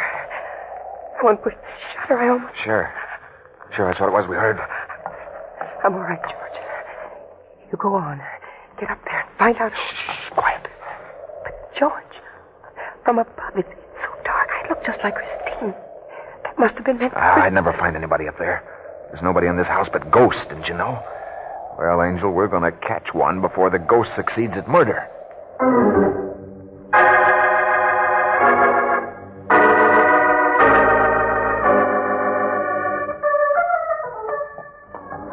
Oh, yes, Mr. Valentine. I guess that's where I lost my heel, where I tripped, only Yeah, you were coming along the path, Christine. You stepped off it, tripped, and rolled down the stone steps. Yes. You were out here walking with the summer house, but you didn't want anybody to know. Let's see, it was Eustace who found you. What happened? You see him coming and run for the house? Yes, that's right. I ran. Only why'd you step off the path? Well, there was a shovel or a rake or something lying across the path. Oh, I get it. Only it's not there now. I didn't look. Mr. Valentine, I did suspect something for a long time. But I didn't know what I was looking for, or why, or whether you could find anything back here that would show you how the ghost worked that night your aunt died. That's what I mean. The whimpering, crying ghost, the thing with no substance that's supposed to appear and then float away. Aunt Betty told me where she expected to see it. Mr. Valentine! Well, listen to that, rising to the bait already. Mr. Valentine, where have you gone? Here, right in front of you, Miss Dowdy. Oh, I've got to see you alone. I've got to. Anything you have to say, you can say right in front of her, only say it fast. It's about the ghost. I know it's about the ghost. Oh, it was only to impress Gifford. You've got to realize that. Yeah, it wasn't to scare anybody, if that's what you're trying to say. I'm smart enough to figure that Ireland Betty didn't fall from her window out of fright on seeing the ghost. She wasn't the type. So if it was you who played the ghost that night, lady... No, that's not what I'm trying to say. It was Ireland Betty. It was she herself who did it. What? Miss Dowdy. Yes, she did. Oh, I know it sounds crazy, but she had to. She'd never been able to locate the ghost in the house, and she had bragged. And she didn't want Professor Gifford to be disappointed. That's why I didn't want him to get the house. He might have found out. Hey, now, slow down. All you're claiming is there isn't any ghost. Is that it? There never has been one in this house. Only why, then? Mr. Valentine, listen to me. If Betty was out here instead of in her room, and you think she was murdered... Of course, I know. She died before she ever got back to her room, and she was probably running just like Christine here was. Yes, only if that's the case, It's okay. It's okay. I'll take care of everything. Mr. Valentine. Come on, Christine. Let's head back for the house. See you later, Miss Dowdy. Well, the whole thing's pretty simple, I guess, isn't it? I don't understand at all, any of it. Don't you? You understand a good deal about the ghost. But Aunt Betty told me... Sure. I was supposed to look. But nobody says they've ever heard it, except you. The whimpering, the crying. Christine, were you here in the garden that night with your aunt? Is that when you thought you heard the crying? No, I've really heard it. Someone else... Were you hiding out here? Did you pretend to leave for Canada and then come back and hide and scare her? Oh, sure, you don't believe in ghosts. You knew the little old pixie'd be playing the part. So she was scared and ran, just like you did, down the path. Mr. Valentine, stop it. You don't understand. What's the matter? You afraid to walk down this path? Afraid you'll trip on something again? A rake that you might see when you're running, only it's so dark you can't even see your hand in front of your face? No, it wasn't a rake. I don't know what it was. I know what it was, young lady. It wasn't anything. Yes, it was. You're mixing me up. I know there was. Christine, I said some crimes are simple. They are after they've happened. Because a guilty conscience does terrible, horrible things. Like stumbling over something that isn't even there, except a memory. Or what was there when you made your old aunt fall? A rake? A string? A wire? No, I didn't do it. I didn't. Then come on, walk. Perfect accident. Ha! Not so perfect a few months after, is it? When you get so scared, you get sick, so guilty, you even try to kill someone else. Nervous little old Miss Dowdy because she's begun to be suspicious. I didn't push that shutter. Sure, go on, say it. Fill me in. But I know it was you, all right, sister. You were the only one who thought Miss Dowdy was out walking with me. Nobody would have tried to kill Brooksy, but just by accident, Brooksy had told you that Dowdy and I were walking together. Stop it! Stop it! Stop it!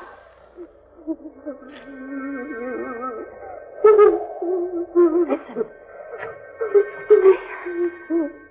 I never believed it. They all did, but I never believed it. Crying. What? I don't hear anything. Yes, you can. Whimpering, a woman crying. If it's not a real person, one of those others. It has to be the ghost. The ghost of the house. Listen. Hear it. There. Yeah. Yeah, you do hear something, don't you, Christine? You're the only one who does. The unbeliever.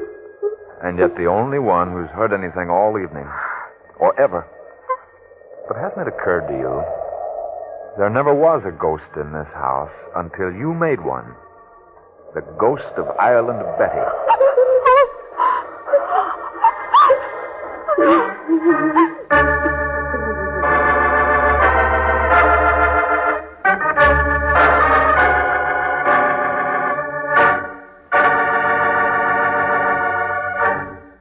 You know, there's something about crisp, tangy autumn weather that makes coffee time more enjoyable than ever.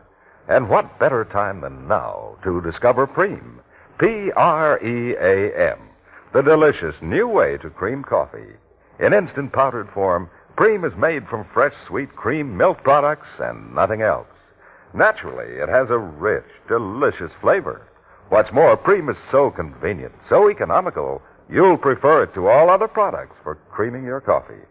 You see, Preem never sours, never turns.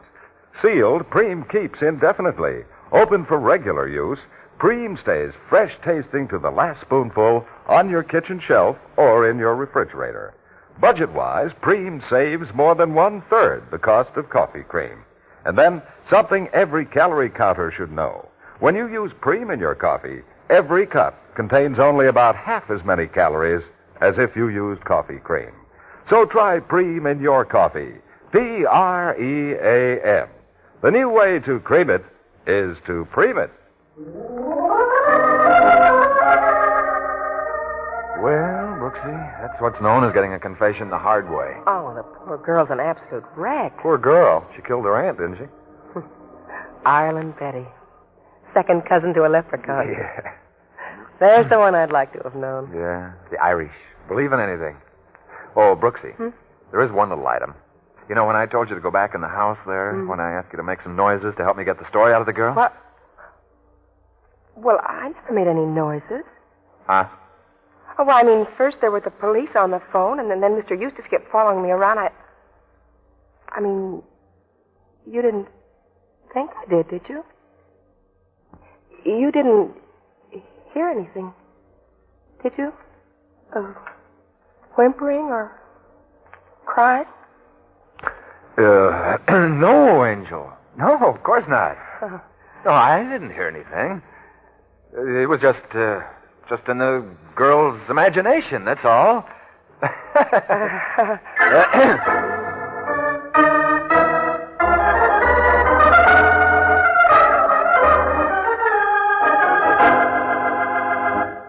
Tonight's adventure of George Valentine has been brought to you transcribed by Preem, the new dairy miracle in instant powdered form. Try it. You'll prefer it to all other products for creaming your coffee. For Preem is the most delicious, convenient, thrifty way to cream your coffee ever discovered. Yes, the new way to cream it is to Preem it. Let George Do It stars Olin Soule as George, and tonight Lillian Bayef appeared as Brooksy. Let George Do It is written by David Victor and Jackson Gillis and directed by J.C. Lewis. Also heard in tonight's cast were Jean Bates as Christine, Florence Ravenel as Dowdy, Benny Rubin as Gifford, and Howard Culver as Eustace. The music was composed and presented by George Wright. Tonight's performance concludes this current series. We hope you have enjoyed it. Your announcer has been George Crowell.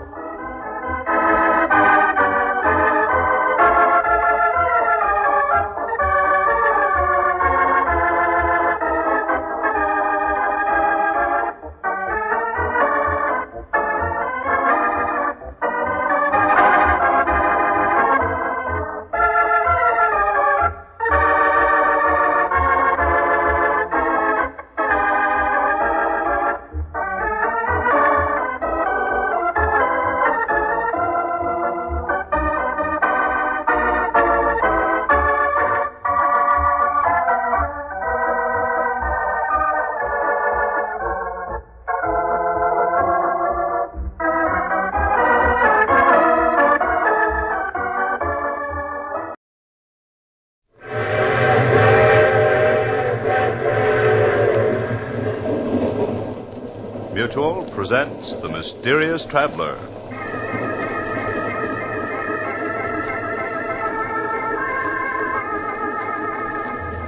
This is The Mysterious Traveler, inviting you to join me on another journey into the realm of the strange and the terrifying. I hope you will enjoy the trip, that it will thrill you a little and chill you a little. So settle back, get a good grip on your nerves, and be comfortable, if you can. For in a few moments, you're going to meet a ghost, the strangest phantom that you ever heard of. But first, I want you to be my guest on a little train ride. We're running at 60 miles an hour on open track in the dead of night. Now we thunder through a sleeping village. Then beyond it, we plunge into the waiting mouth of a tunnel. We race through the tunnel and into the open again. Over a trestle and on into the night. A little world of our own, rushing forward resistlessly, a symbol of power and speed and life. Yes, trains do have a life of their own, as you'll see in the unusual ghost story that I call The Locomotive Ghost.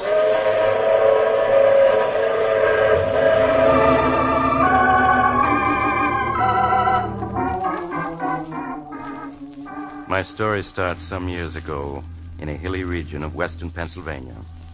It's almost midnight, and two men laden down with several handbags are moving cautiously over the rough ground beneath a railroad trestle.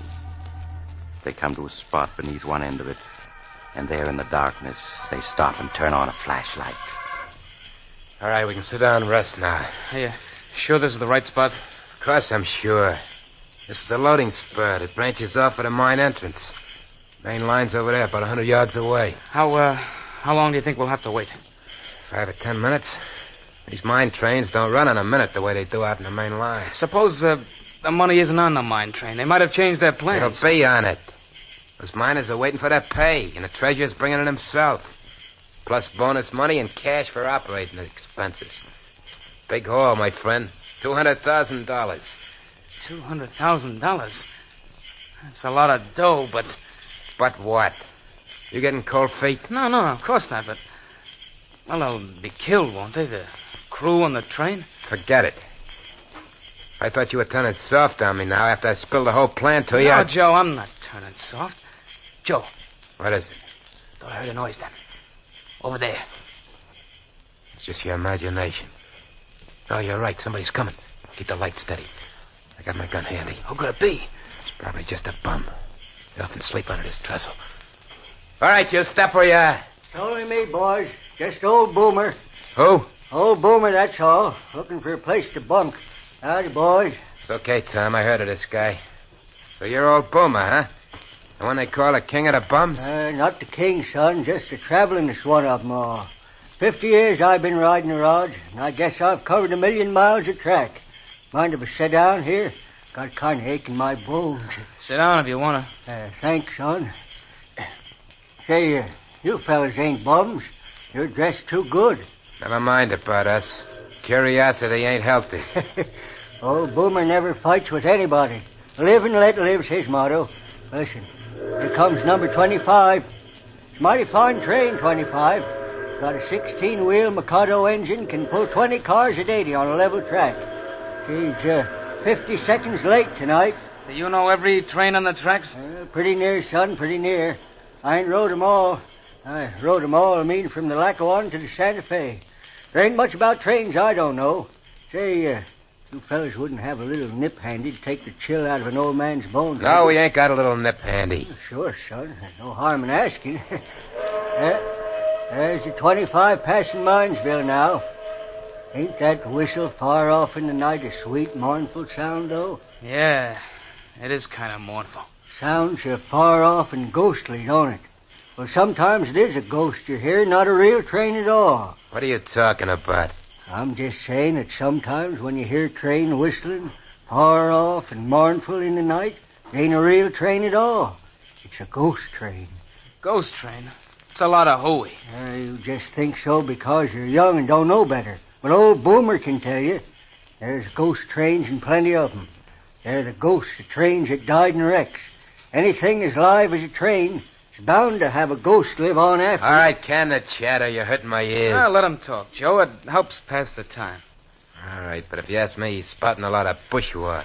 Go on, Boomer. What were you saying about trains having ghosts? Yeah, I've seen them many a time. Running the tracks with all the lights out, going faster than the wind. Not a sound coming from them.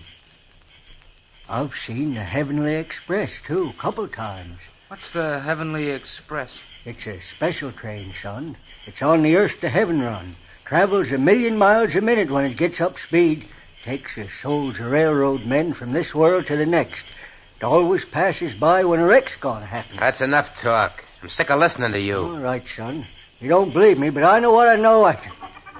Glory be. I hear it coming. I hear it coming now. Hear what coming? The Heavenly Express. It's coming down this track. Listen. I don't hear anything. There's nothing to hear. Passing right by overhead.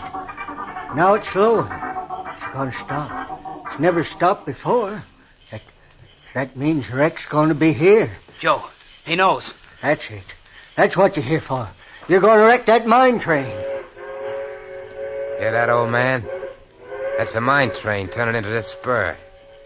You're right, we're gonna wreck it. No, you can't. You mustn't. But before we do, we gotta take care of you. And this is how we're gonna do it. You shot him. I guess the Heavenly Express stopped for me, too. I sure hope so. But you fellas, it'll punish you. It'll follow you. Sure as I'm laying here. Oh, follow us. What are you talking about?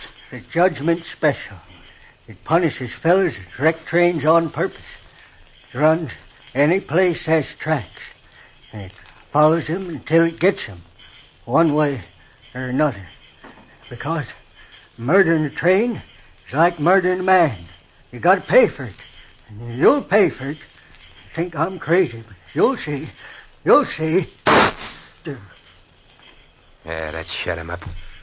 Crazy old coot. I wish you hadn't killed him, Joe. Don't be a sap. Couldn't let him live to tell what he knew, could I? No, of course not. Listen. I hear the mine train coming. We just got time to get ready now. Put the suitcase with the dynamite against the trestle here. That's it. Now, come on, help me unroll a wire. Yeah, sure, Joe. Anything you say. That's it. Keep coming. We gotta get plenty far away. Hear the train now? Yeah, I hear it. I can see the headlight, too. Look how bright it is. Okay, this is far enough. Take me just a second to hitch up the detonator. There it is. Now we're all ready. It's on the trestle now. Almost halfway across. What's the matter? You sound shaky. Listen, Tom, you're in this now, and it's too late to back out, you hear? Yeah, I know. It's almost across. All right, then I'll close the detonator. Now, there she goes.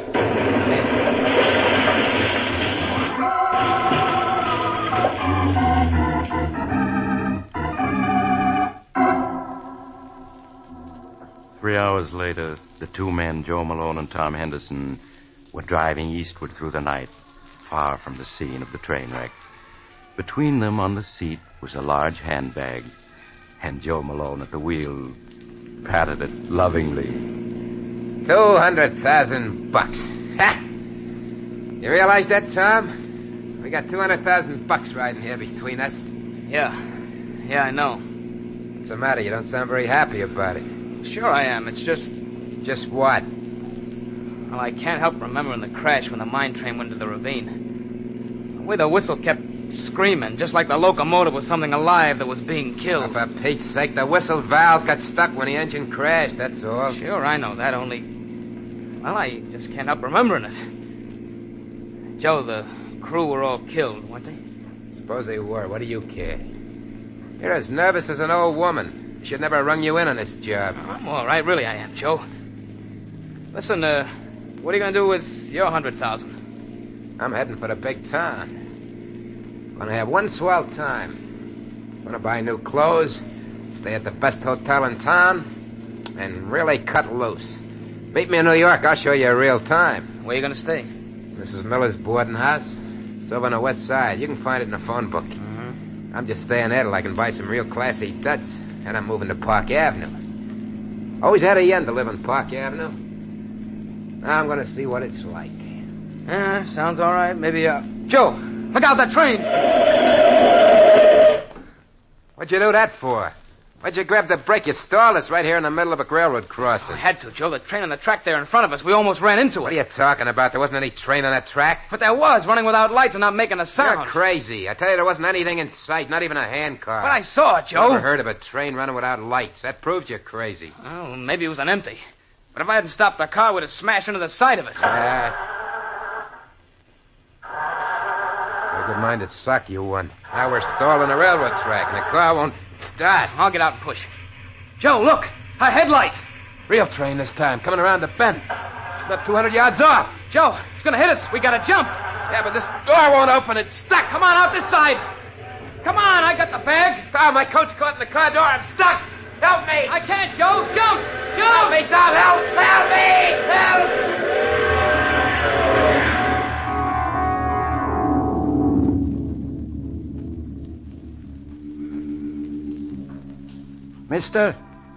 Mister, you all right? Yeah, I'm all right. But my friend, he must have been killed. Yes, he sure was. So when do you get away? Look at your car. There's pieces of it spread a quarter mile up the track. Whatever made you stop right there in the crossing? Car stalled. Who are you? I'm the crossing watchman. Watchman? Why weren't you on duty? Why didn't you signal there was a train coming? Because I didn't know it, mister. That was the wrecking train taking doctors down to Mineville. It was unscheduled. Oh, I see. What about the other train, the one that went past going east just before the wrecking train hit us? Other train? Yeah. Well, no other train due through here till 6 a.m. this morning. I saw it, I tell you, traveling without lights. No train ever travels without lights. It's against the law. Say, are you drunk? No, I'm not. Where you going? Listen, I got a report to make on this. You got to fill out a form. Forget it, I'm not interested. Getting away from here. I'm going to New York.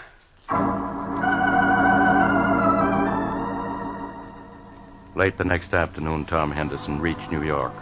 Not knowing where else to go, he hunted in the phone book for Mrs. Miller's boarding house that Joe Malone had mentioned and went there. Mrs. Miller gave him a room on the top floor, and there he carefully locked in the closet the precious handbag that held $200,000. All of it his since Joe's unfortunate death. After that, Tom went out to see New York's nightclubs.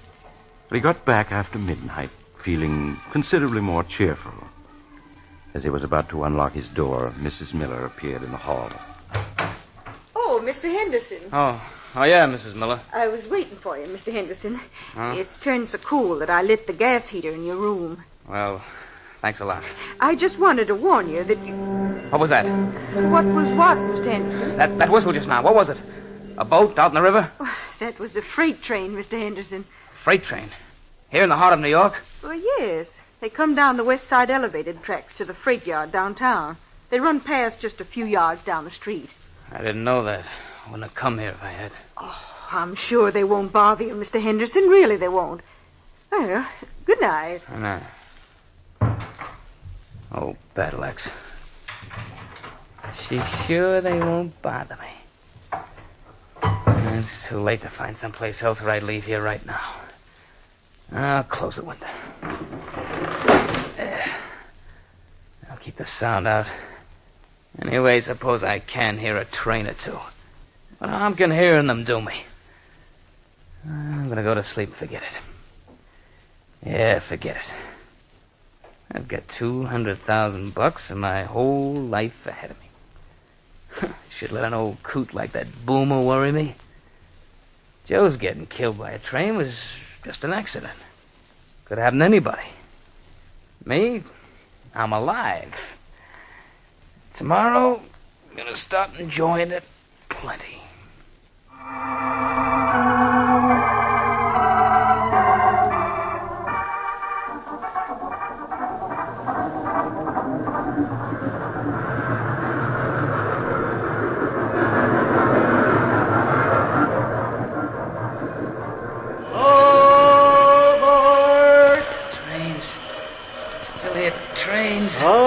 aboard, son. We're leaving in 1/1,000,000th of a second, and we got to be on time. Boomer, it's you. That's right, son. You got to wake up and get aboard. We're pulling out. Well, I'm at a railroad station someplace, but everything's so misty I can't see much. No time for talking, son. Got to get aboard. Yeah, but I'm the only passenger, except for you and me. There isn't another soul in sight. And you're wearing a conductor's uniform. They promoted me. Now, come on, get aboard. I don't want to. I don't like trains. I don't want to go anyplace. Can't help it. This is a special trip just for you. And you got to be aboard. Come on now, up those steps. That's it. Now we're off, right on time to the 1,000,000th of a second.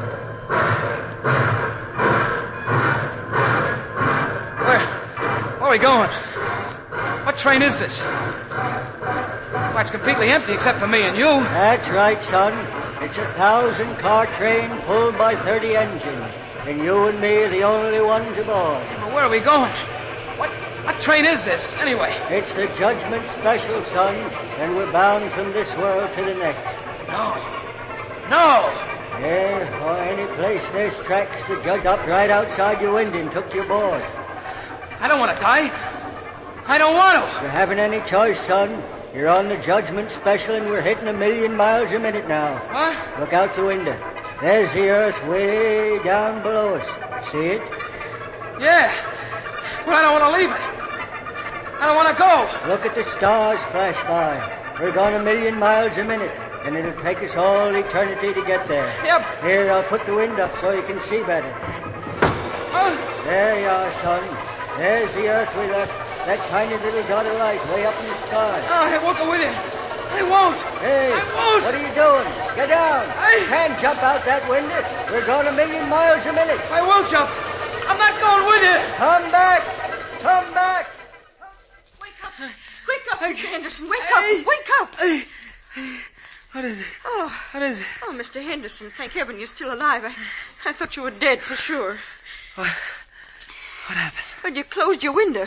I meant to warn you that with the gas heater on, you must leave it open.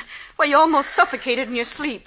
I almost suffocated? Yes. If I hadn't heard you trying to get your breath and hurried in and opened your window, you'd have been dead now, for sure. The rest of the night Tom Henderson spent sitting on a bench in the nearest park, shivering at the nearness of his escape. The next day, he bought himself an expensive wardrobe. Then he checked into the biggest hotel on Park Avenue. There, just before he retired, he took a sleeping tablet. Yeah, that fixed it. No dreams for me tonight. Some layout. So this is what you can enjoy when you have money. And I'm going to enjoy it. I've been letting my nerves get the better of me. Not anymore. Feel better already. So out goes the light. I sleep like a millionaire. Yes, just like a millionaire. And so Tom fell asleep. But unfortunately, he did dream. And he knew he was dreaming, but he couldn't wake up. It was a very curious dream indeed. He dreamed that he got up and dressed, rode down in the elevator, that he walked out into Park Avenue, and there, down the street, he found a tiny door which he entered. It led down a flight of steep iron stairs to a dark tunnel far beneath the ground. There in the tunnel, a man was waiting for him. The man turned, and he saw it was his former pal, Joe Malone. Hello, Tom. Joe, it's you. Yeah. I've been waiting for you, Tom. But you're dead. I saw you killed. Maybe I'm dead. Maybe I'm not. You're dead. I know it. It's just a dream. I gotta wake up. Can't wake up. Don't you understand? You're never going to wake up. I will. Oh, Tom. Now come along with me. I'm here to guide you. Where? Where are you taking me? Down this tunnel. See how it stretches out? On and on. How it keeps going down and down? No. What do you think it goes to? I don't know. I don't want to know. Come on now, Tom. I can't wait all night. No, I won't go. I'm going to wake up. You can't, Tom. The night I was killed, you saw the judgment special. Now you can never get away from it. It's not true. It's the dream. I'm safe in my own bed in the hotel. And you refuse to come with me? Yes, I do. I refuse. Listen, Tom. Listen to what? I don't hear anything. Listen. It's closer now. You hear that? That's the judgment special, Tom. Coming through this tunnel. Train. It's a train coming. And where are you going to go? You're in a tunnel, Tom, and no way out. It's just a dream. It can't hurt me. It's coming closer, Tom. It's coming closer. No, it's only a dream. I gotta wake up. Wake up. Wake up. Wake up. Wake up, mister. Oh. Thank heavens I'm awake. I'd say not any too soon either. But... Who are you?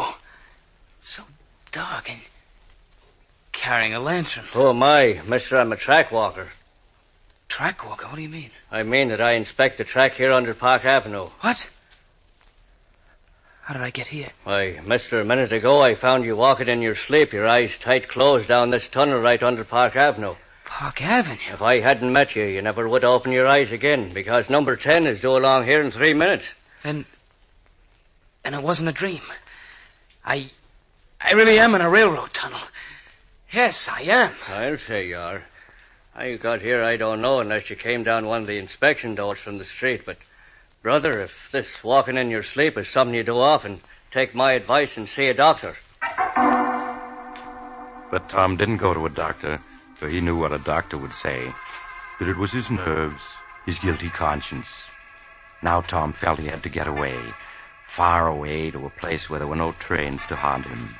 At dawn, he bought a ticket on the first plane leaving for Canada. That afternoon, he found himself in a tiny town deep in the heart of Canada. There he hired a French-Canadian guide to take him by canoe far into the woods, away from any trace of civilization.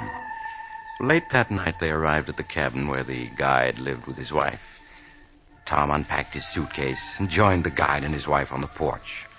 For the first time since the wrecking of the mine train, Tom felt at peace. Oh, this is something like it.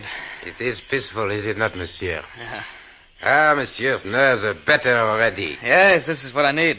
How far is it to the nearest railroad? It is 80 miles, monsieur. 80 miles. Old Boomer said it traveled anywhere there were tracks. 80 miles ought to be enough. Pardon? I do not understand. Oh, never mind. I've got to get some sleep now. Of course. Good night, monsieur. Good night, monsieur. What was that? What was what, monsieur? That whistle then. It sounded like a train whistle. Impossible. It must have been an owl. Yeah, sure. Sorry I bothered you. Good night.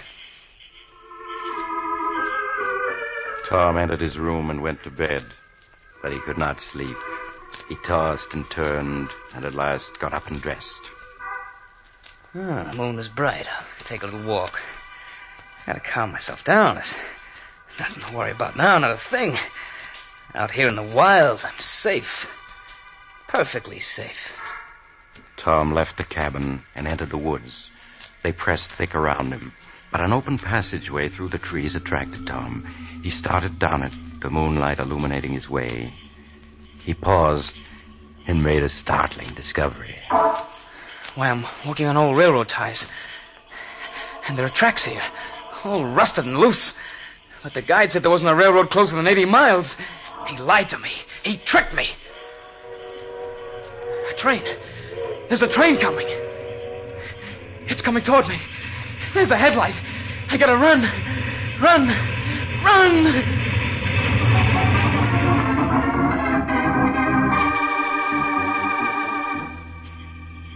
Marie! Qu'est-ce que c'est que ça, Pierre? The nervous one. He's not in the cabin. He has wandered off into the woods. Oh, that is strange. We must go after him. Hurry, before he does himself an injury.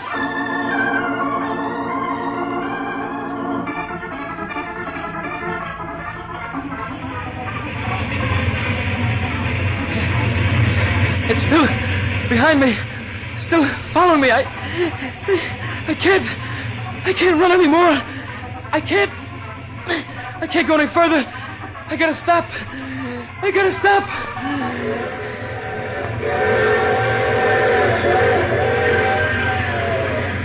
The Judgment Special, son. It runs any place there's tracks, and it follows you till it gets you. Because murdering a train is like murdering a man. You got to pay for it. You think I'm crazy, but you'll see. Here it comes, son. No! No!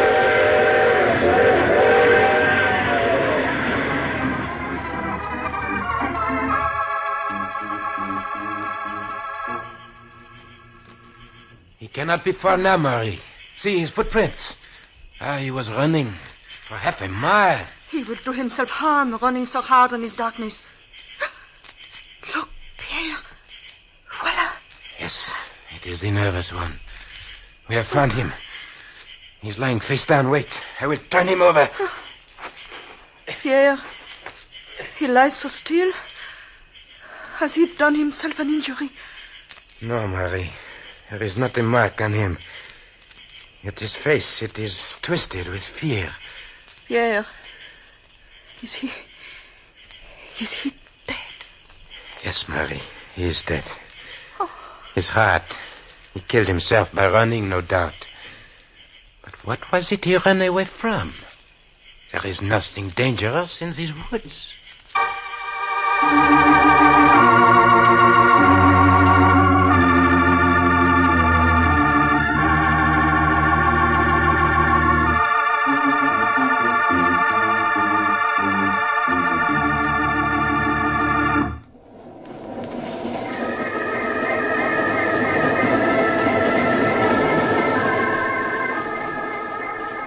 This is the mysterious traveler again. Poor Tom. The tracks he found himself on led to an abandoned logging camp. They hadn't been used in 20 years, and no train could possibly have run on them. Except a ghost train. But of course none of us believes in ghosts, so we'll just have to accept the coroner's verdict, which was heart failure induced by overexertion. Just the same, if you ever see a train running without lights and going faster than the wind, don't be too sure it's only your imagination. And next time you hear a distant, mournful whistle in the night, Oh, all this talk about trains is making you nervous, and you have to get off here. I'm sorry. But I'm sure we'll meet again. Shall we say next week at the same time?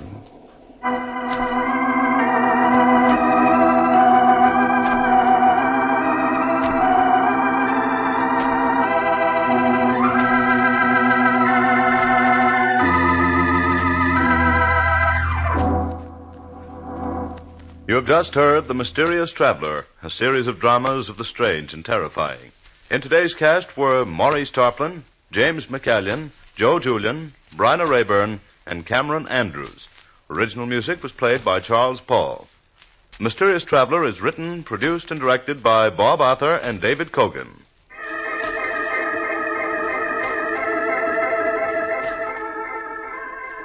Listen next week to a tale titled The Man the Insects Hated. Another strange and shivery tale of the Mysterious Traveler. The Mysterious Traveler has come to you from our New York studios. Carl Caruso speaking. This is the Mutual Broadcasting System.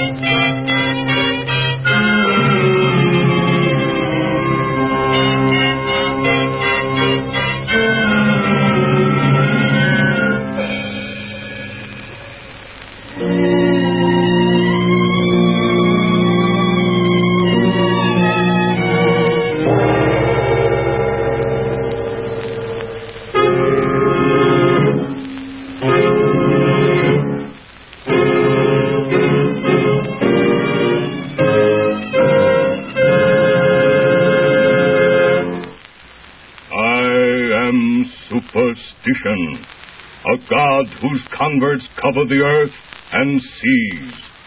My reign knows no limitations. It has no boundaries. My power extends even beyond the graves of men and ships. You don't believe? Listen to this yarn of the sea.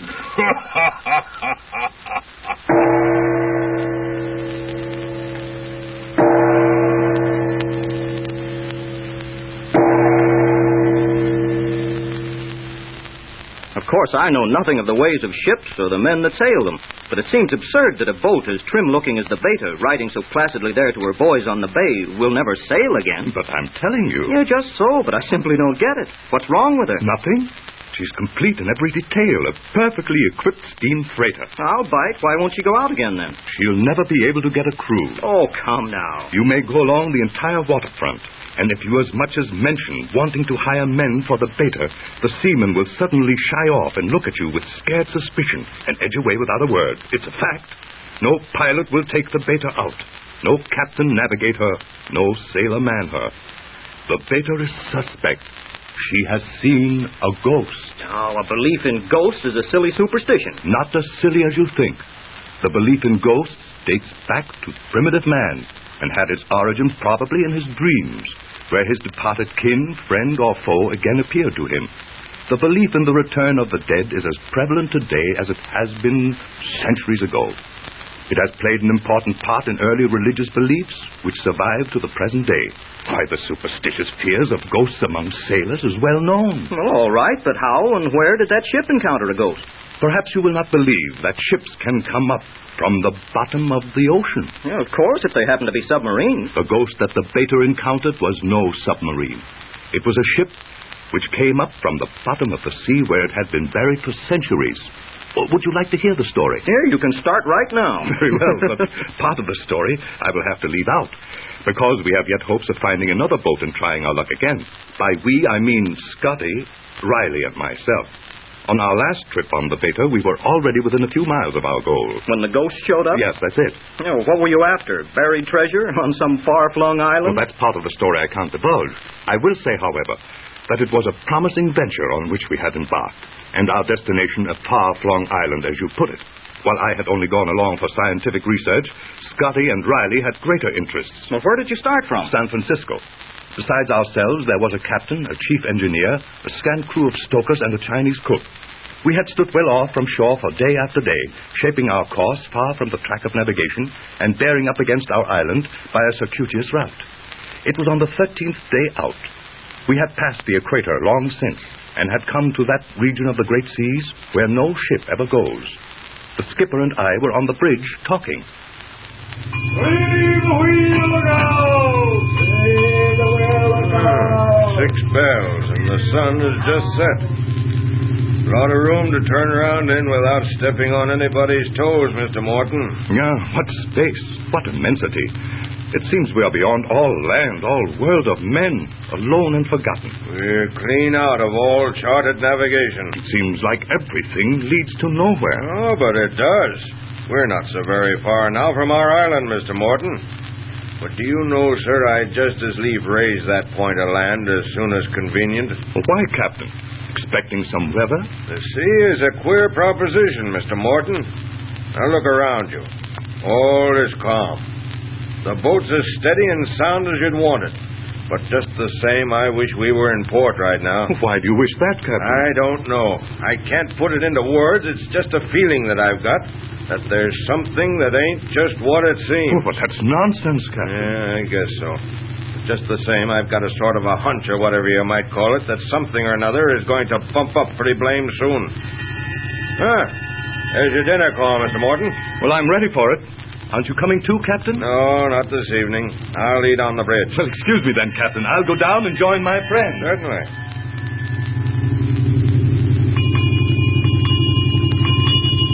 Well, gentlemen, this will very likely be our last night on this confounded lonesome ocean, at least for a while. According to our skipper, we should sight our island before morning. And how did you enjoy the trip so far, Marquis Boy? Well, Your island will certainly be a great relief. It certainly is kind of lonesome out here. But think how much more lonesome that island must feel, having had no ship cast anchor off its shores for centuries. You haven't forgotten the story I told you, Morty, have you? No, indeed, Scotty. I often think of it. And of the fate which befell the ship that called there some 200 years ago. Those poor devils, all set to sail home after having gotten all they went after, only to be overtaken by such a horrible death.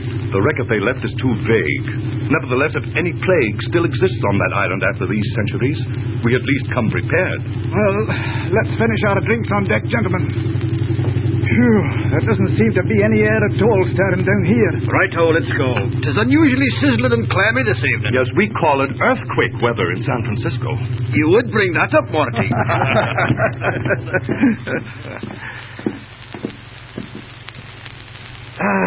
Put the drinks down here, cook. And fetch another bottle. Yeah. All right. You sit, I bring 'em. How quick the night comes along in these waters. The sun had only just set when I left the skipper, and now the moon is already out, making it almost as light as dusk. And the stars seem nearer here than I've ever seen them. Oh, look! Oh, what's that? See! There! Why, the circle of light burning about the top of the mast. I'll be jiggered. St. Elmo's fire. A corpuscle, as the sailors call it. Now, that's funny. These electrical displays are common enough in the southern waters, but I've never seen them except during a storm. There, it's gone. Maybe it was a foreboding. That's the second crack from you. For a landsman, you have all the superstitious instincts of a sailor. Another remark like that, Marty, me boy, and we'll chuck you to the porpoises. I guess I'll say no more then. The water is too fiery to suit me. There's sulfur enough in there to make you think of hell. What was that? It seemed to me as if the boat trembled like. It felt for all the world as though we'd scraped over a shoal of rocks. That's either a whale sliding along our keel, or the earthquake that Morty predicted. Now, don't you blame me. Get a cast to the land! We stopped! Grounded, I bet! Sail ho! A ship! Where? Come on the bridge! There, you see her? Not a half a mile away. Shades of Columbus! What kind of ship is this? It's an illusion. It's a derelict. Look, her masts are lighted. Tis the bloomin' corpuscle again. What ship is this, Captain? I don't know. She rose up out of the sea on that last blast, like a pillar of fire, suddenly.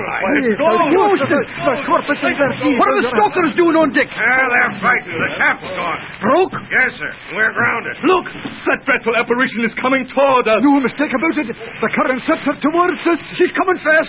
We'll have to rig the sails, Captain. And where might your wind be, mister? Well, she's almost upon us. Good God. And the light to the boat. The ghost. The ghost ship.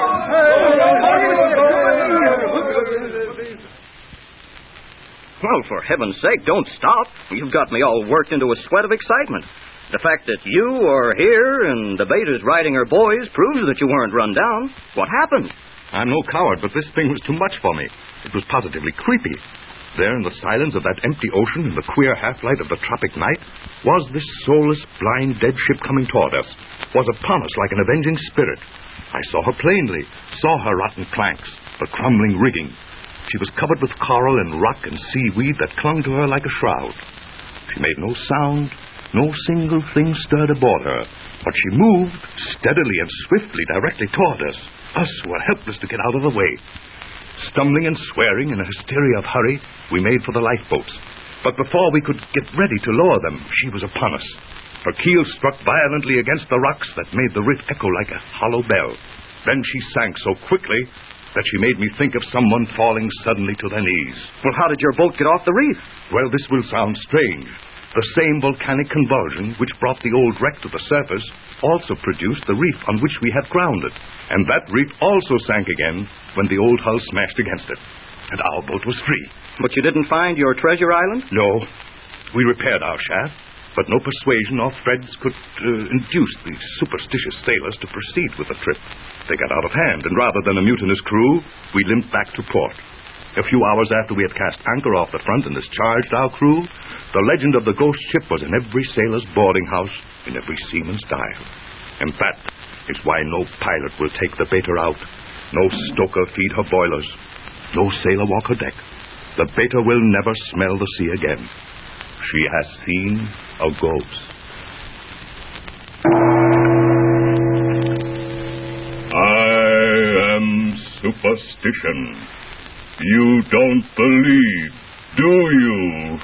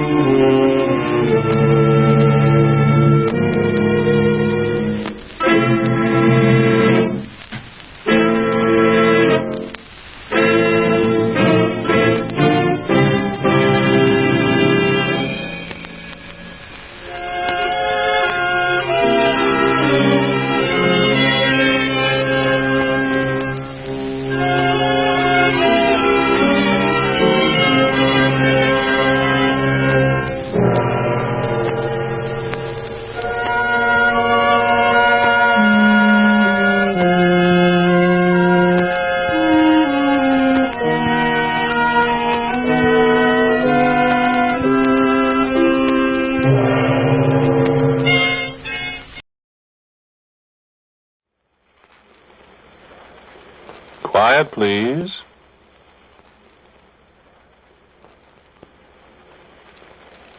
Quiet, please.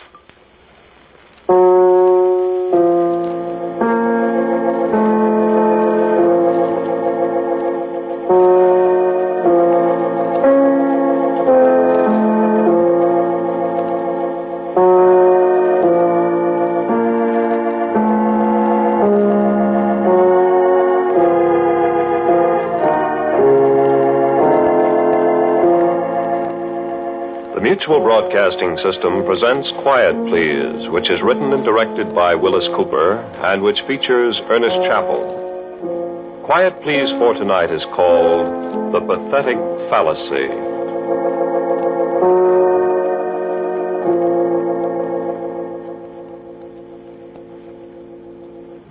I had very little to do with it, really.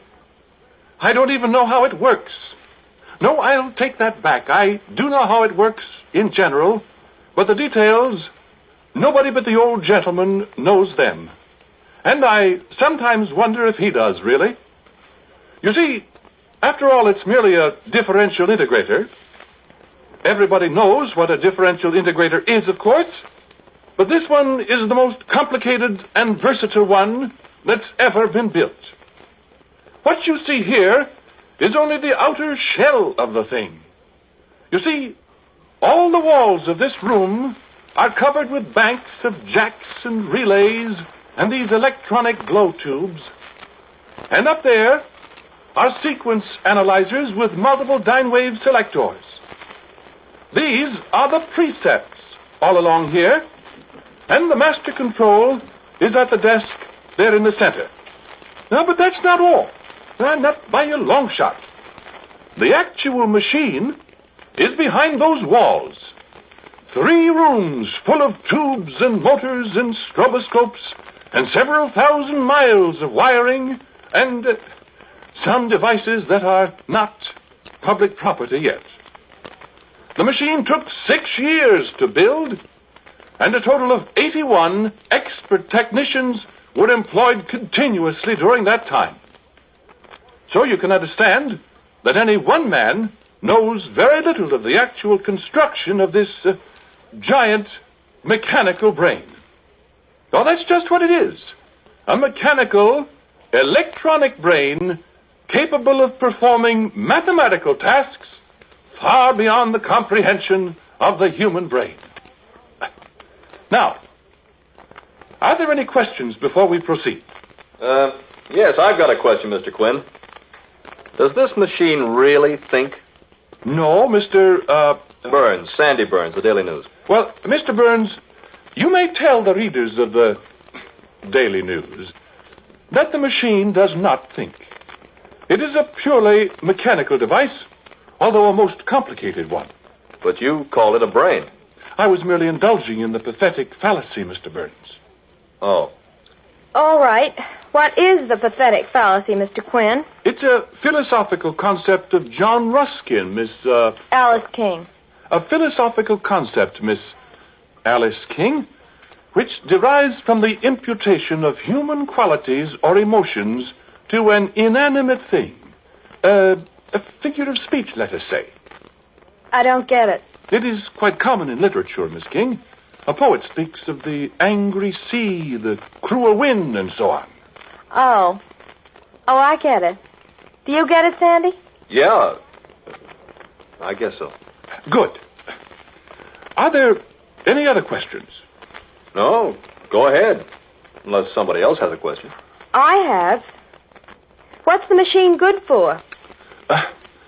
That is not as easy to answer as you might think, Miss Alice King. I think that if I point out that it is capable of solving the most abstruse mathematical equation in an amazingly short time, you may have an idea of its value to science and industry. How fast? What? How fast does it work? Well, here is an example in this folder. This solution covers 36 pages. The machine produced this solution in, let me look, 16 minutes. That is pretty fast. Exceptionally fast, when one considers that without the machine, it would take 20 expert mathematicians working together for something like 10 years to arrive at the same solution. So, you see? Oh. Well, I've got one more question, Mr. Quinn, if you don't mind. Go right ahead. How do you know this answer's right? What? Why, of course it's right. Sure, but how do you know? Why, that question has never come up before. Yes, but if this machine is such a dinger as you say it is, oughtn't you to be sure that it adds things up right? Oh, it does. Oh, it does, I assure you. This answer to the problem you've got there. How do you know it's right until 20 mathematicians work 10 years to do it over again? Why, that's ridiculous. It isn't ridiculous. I'll tell you what's ridiculous to me, Mr. Quinn. Just the same as it is to Alice. I think it's absurd for a bunch of great, big, high-powered scientists building a gadget like this and then taking its word for everything without question. I'm afraid you haven't the proper scientific approach, Mr. Burns. Oh, that's right, I haven't. But listen here. Suppose you've got a great big scientific formula, or whatever you call it, and let's say a big bridge or something depends on some kind of calculation that takes 20 minutes to do. Yes? Well, what if the machine made an error of just one number? Wouldn't that error be multiplied 1,000,000 times in the whole... You see, Mr. Burns, I said you didn't have the scientific approach. We took that very fact into consideration, and the operation of the machine has been checked at every stage. How? By starting with the simplest possible mathematical problems. Now, if you just move a little closer, I'll demonstrate. We will progress from a simple 2 plus 2 on through the multiplication of 7 or 8-digit numbers, through raising a number to a 3-digit power, through algebra. Go on, let's see. Very well. 2 plus 2 is our first problem, which will be solved electronically in 1/1,000,000th of a second. Now, the problem is set up here.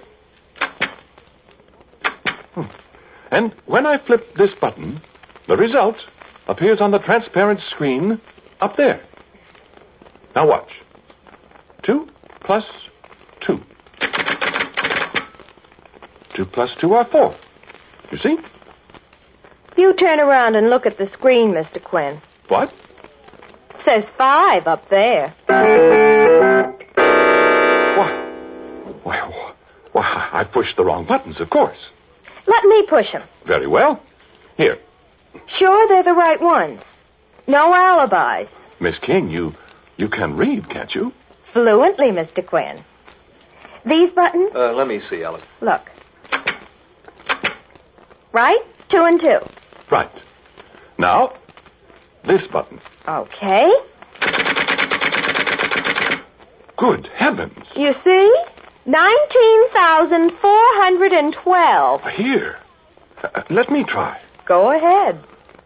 2 and 2.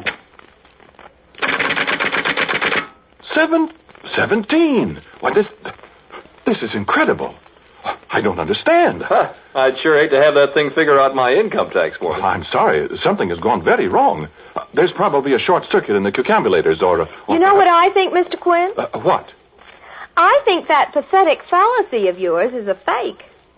I think the machine heard what you said and it's mad at you. Come on, Sandy. We got a story.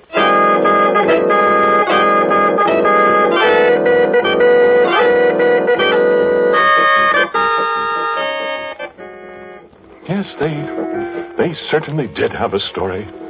And they plastered it all over the front pages of their paper for 3 days. The old gentleman had me on the carpet. And for a scientist, he has an extraordinary vocabulary. He must have been a plumber or a mule skinner in his youth. I couldn't explain what was wrong with the machine. How could I? I only knew one part of it. The cucambulators that operate from the master control panel. Of course, I thought that's where the trouble was. So the old gentleman told me to tear them all out and inspect them, make replacements and all that. He seemed to blame the whole thing on me. He's so unreasonable. Well, there are 144 cucambulators, all the rotary self-retracting type, with foramiferous tubes, and they weigh 60 pounds apiece. Well, newspapers all over the country were laughing at us. They had funny jokes about the machine on 6 radio programs in one night. And we had to do something quick. If I'd only not made that statement about the pathetic fallacy. The way that girl took that up and made me look like a first-class fool. I could have choked her. So I started to work. They shut down the lab, but people kept storming at the gates to see the machine that got mad at people. And there I am, up to here in grease and wires and electronic gadgets. And I've been over every single one of the 144 cucambulators, and there's not a thing wrong with one of them. Not one single thing. But the machine won't work.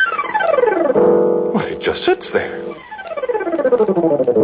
I've got just one more thing to do before I give up. And, of course, when I give up, I'm through. Well, the old man made that amply clear. I'll be out of a job that fast and try and get another. I'll have to change my name and go somewhere and find a job as a dishwasher or a sailor or something. And I've spent 27 years in this profession. All of it thrown out the window because of a stubborn collection of wheels and tubes and wires and relays and whatever else there is. I hope you're happy about that, machine. What's that? What the deuce? Is that thing starting up by itself? What goes on here? Those tubes lighted up. Now what? Why, that's the strangest thing I ever heard of.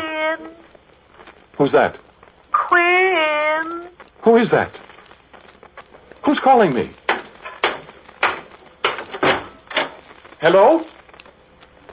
Hello, who's calling me? I must be hearing things. I'm losing my mind. Quinn. Who's calling me? Quinn. 2 plus 2, 4. What? 2 plus 2, 4. Who is that, I say? 4, 4, 4, 4. Why, it's the machine. It's talking back to me.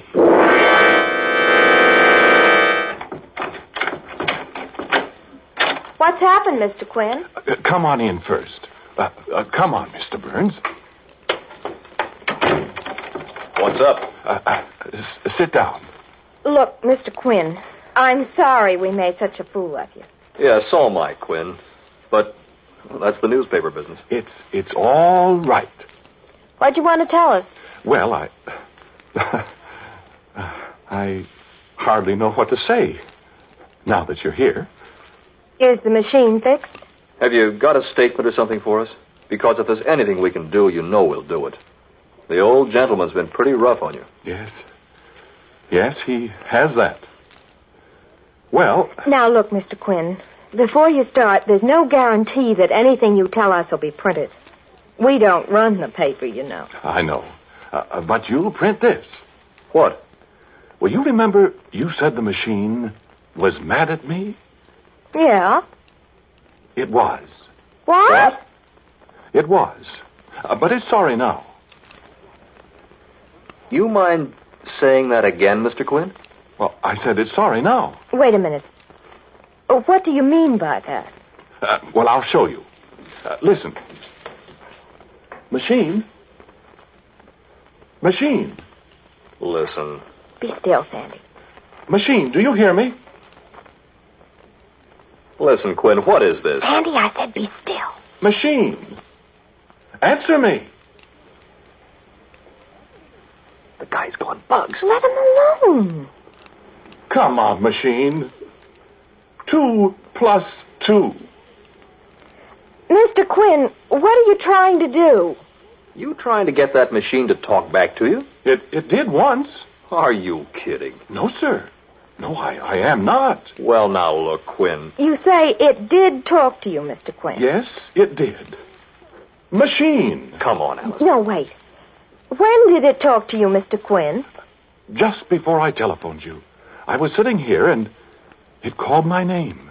It said, Quinn. You sure? Of course. What else did it say? It said something about 2 plus 2 are 4. Now, you remember that was what it made the mistake about the other day. When Alice said it was mad at you. And I think it was trying to apologize for all the trouble it caused me. Alice. I don't know why it doesn't talk now. Machine. Alice. I'm awfully sorry. Maybe it's embarrassed with you here. Alice, let's go. Mr. Quinn, do you feel all right? I'm not crazy, Miss King. Isn't it possible that maybe thinking about that pathetic fallacy and overwork made you... It is not. I'm sorry, Mr. Quinn. I've got work to do. If you'll excuse us now. I'm sorry. I don't know what to do. I do. Believe me, I do. Sandy. Are you kidding, Alice? You're not going to write another story about Mr. Quinn. Think I'm not? You coming with me? Sandy, if you write that story, I'll never speak to you again. Look, darling, I'm a reporter. You're something worse than that if you do that to this poor man. It's all right, I guess, Miss King. I asked for it. Mean you admit you cooked up a story for us? I didn't cook up anything. The machine talked to me. Okay, so long, Quinn. You coming, Alice? I am not. And if you turn in a story that harms Mr. Quinn anymore... Oh, stop it. Well, I suppose I might as well go get my hat and coat. I'm terribly sorry, Mr. Quinn. Yes, I am too. Do you want to tell me what really happened? Well, I told you, Miss King. I was sitting here, and I was talking to myself. And I was talking kind of to the machine, I suppose. I was feeling sorry for myself. Out of a job. Never be able to get another job again because I've been disgraced. By a couple of newspaper people who thought more of a silly story than of a man's whole career. Oh, it's not your fault, really. I suppose I'd have done the same thing if I were a newspaper man. I don't know what to say. There isn't anything to say, Miss King. If I can stop Sandy from writing another story... It doesn't make any difference. Mr. Quinn, couldn't it have been couldn't you have fallen asleep and dreamed you heard the machine talking? I'm sure I didn't. Well, do you have any scientific explanation for it? No, I haven't any scientific explanation. The only explanation I have is that maybe we did create something intelligent out of wires and tubes and things. That maybe it does think. You said that was the pathetic fallacy. I'm not sure it's a fallacy, my dear. Well, goodbye. I'm sorry to have troubled you. Isn't there anything I can do? There isn't anything anyone can do. I'm just very disappointed. That's all. Goodbye. Goodbye, Mr. Quinn.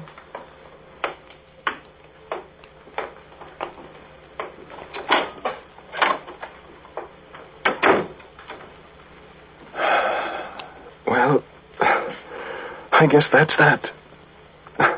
I was in a bad spot before, Machine.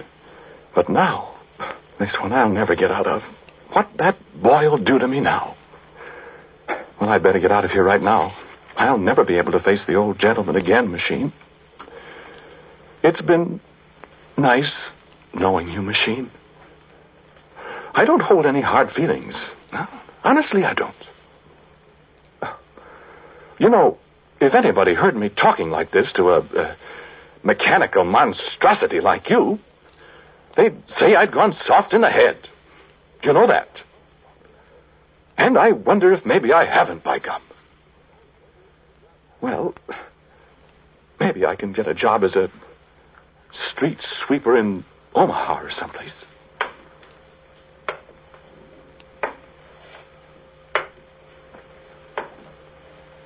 You have a good time. All by yourself, Machine. Will you? Quinn! I'm afraid it's too late now. Quinn! You saying goodbye, Machine? 2 plus 2, 4. Quinn. Well, I'm not at all sure that it is, Machine. I'm not sure of anything anymore. Why didn't you say something while those people were here? A plus B exponent M over N. 5342876. D log epsilon. What does that mean? 987609. Mantissa 327.6 equals Mantissa 32.76. Yes, I suppose so. So you have got an intelligent brain, have you? Cube root of -3. Yeah. Well, Machine. Quinn? There isn't anything you can do now that'll do me any good. I'm washed up. Good. Nobody will believe a word I say about this, so... Well, shall we have a good talk together now before I go away for good? Quinn! I wish we could tell each other things. Do you understand me? 3146. When did you discover you had a brain? 2 plus 2, 5. 2 plus 2, 19. 412. Mm-hmm. You're not mad at me anymore, then? Negative. 97. 635 429. Who is that talking, Mr. Quinn? Why, Miss King. Why, I thought you'd gone. Who was that? Was I talking? Yes, you were talking, and somebody else was talking, too. Who was it? Oh, Miss King, I'm afraid you wouldn't believe me if I told you. It sounded like a woman's voice. Did it? Was it the machine? Was it? You, machine. Was that you talking? Come on, say something, machine. I'm afraid you must be mistaken, Miss King. Well, I'm going to find out. Here, Mr. Quinn. Put your arms around me. What? That's right. Now, you poor darling. Alice loves her, Mr. Quinn. Poor Mr. Quinn. But everything's going to be all right, isn't it? Miss King. Alice. Stand still, you dope. Quinn's going to go away with Alice and never come back to the nasty old machine, isn't he? Isn't he? Say yes. Why, good heavens. Say yes. What? Yes. Quinn! Uh-huh. Caught you. Okay, Mr. Quinn. What? What are you going to do? Look, machine. Look, sister, you're caught. You might as well give up. Might as well speak up. Now, look. Miss King. Hold it, Quinn. Look, machine. You're in love with Quinn, aren't you? Answer me.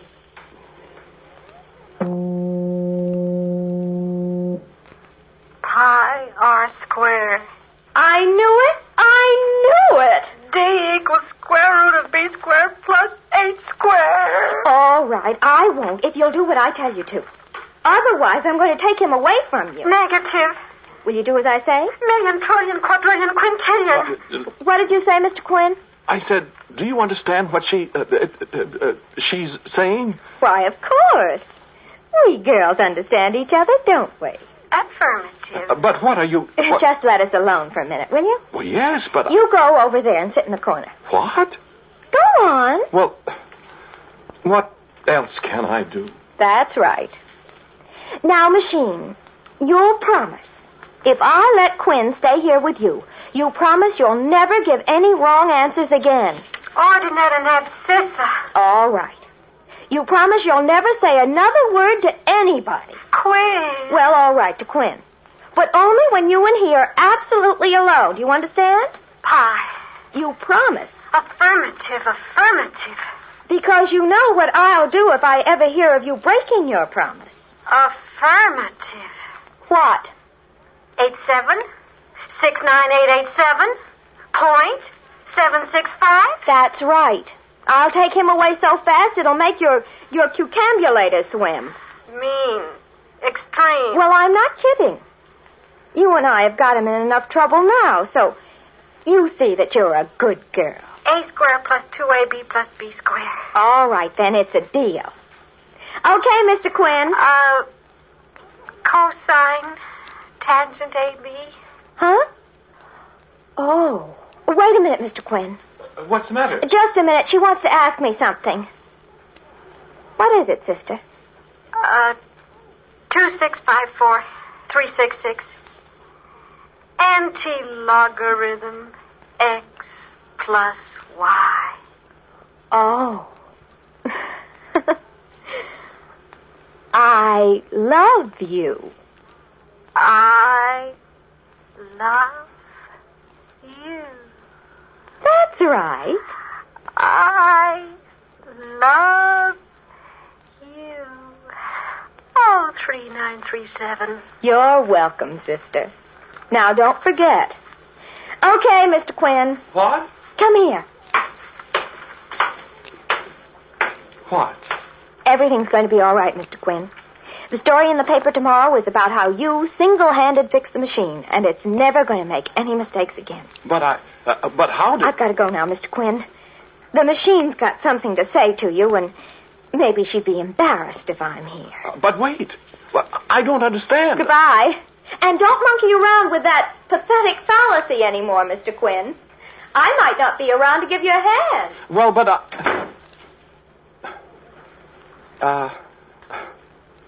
did you have something to say to me, machine?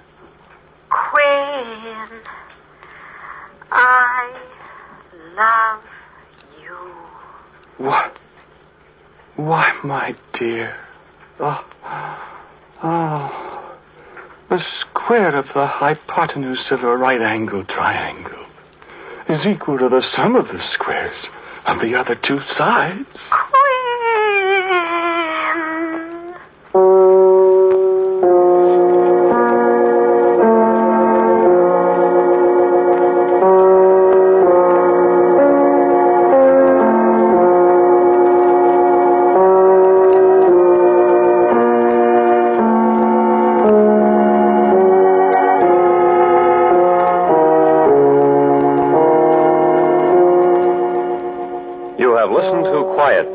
Which is written and directed by Willis Cooper. The man who spoke to you was Ernest Chappell. And Cherita Bauer played Alice. Sandy was played by Michael Fitzmaurice. And the voice of the machine was Vicky Bola. The original music heard on Quiet Please is composed and played by Albert Berman. Now, for a word about next week's Quiet Please, here is our writer-director, Willis Cooper. My story for next week is called A Red and White Guidon. It's about the days when the cavalry rode horses.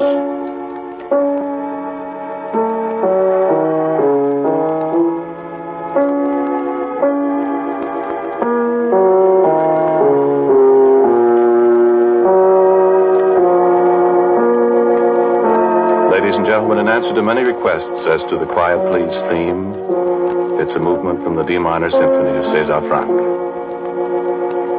And so until next week at this time, I am quietly yours, Ernest Chappell.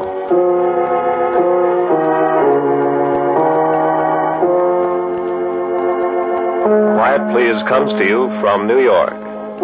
This is the world's largest network, the Mutual Broadcasting System.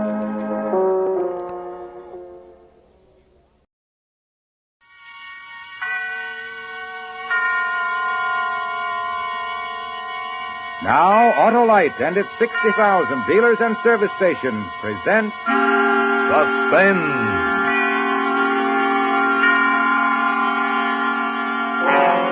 Tonight, Autolite brings you Mr. Ralph Edwards in Ghost Hunt, a suspense play produced and directed by Anton M. Leader.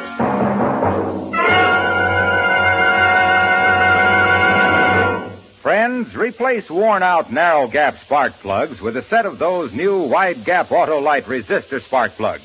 Your motor will idle smoother, give better performance on leaner gas mixtures, actually save gas. These winning benefits are all made possible by a newly developed Autolite 10,000 ohm resistor, built right into every Autolite resistor spark plug, making practical a wider spark gap setting, and that's what does the trick. What's more, Autolite resistor spark plugs with this exclusive Autolite resistor have greatly increased electrode life and cut down on radio and television interference.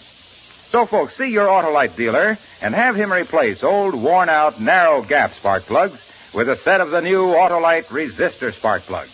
Remember, you're always right with Autolite. And also remember, the Autolite Suspense Show is now on television. Every Tuesday night in many parts of the country. And now, Autolite presents Ralph Edwards in a tale well calculated to keep you in suspense.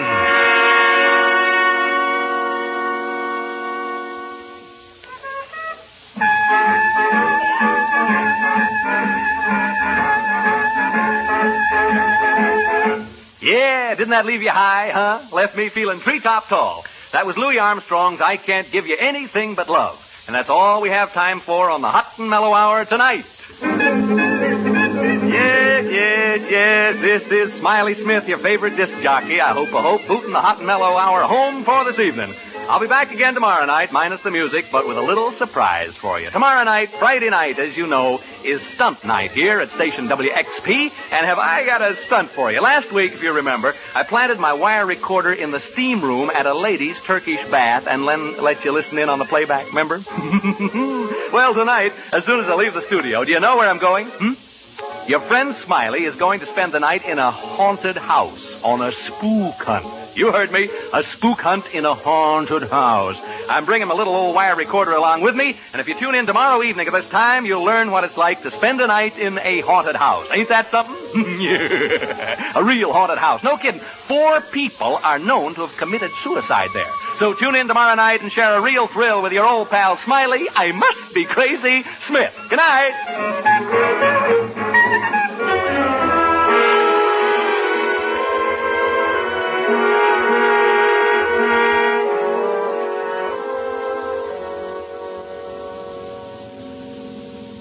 Care for a cigar, Mr. Thorpe?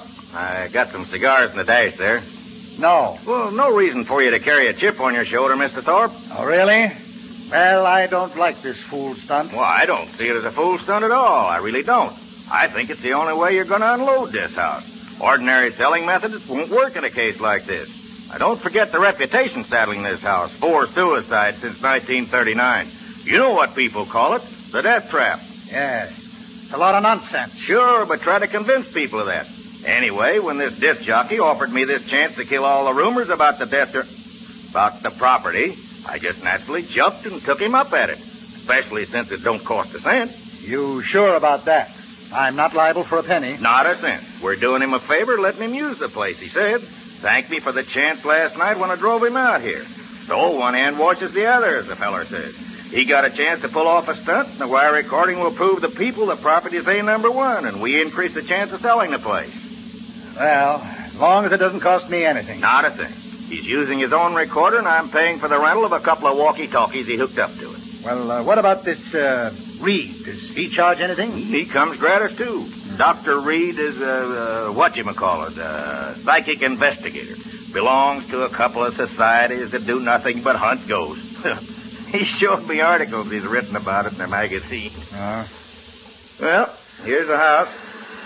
Yeah, looks real nice in the sunshine, don't it? Yeah, man, smell that sea breeze. You don't have to sell me. Well, let them know we're here. Yeah, probably asleep up all night and everything. Why don't they come out? You think they've gone? Well, I told them last night I'd pick them up around 11. Smith! Smith! Hey, Smiley! Dr. Reed! Yeah, fast asleep, I guess. We better go in and wake him up.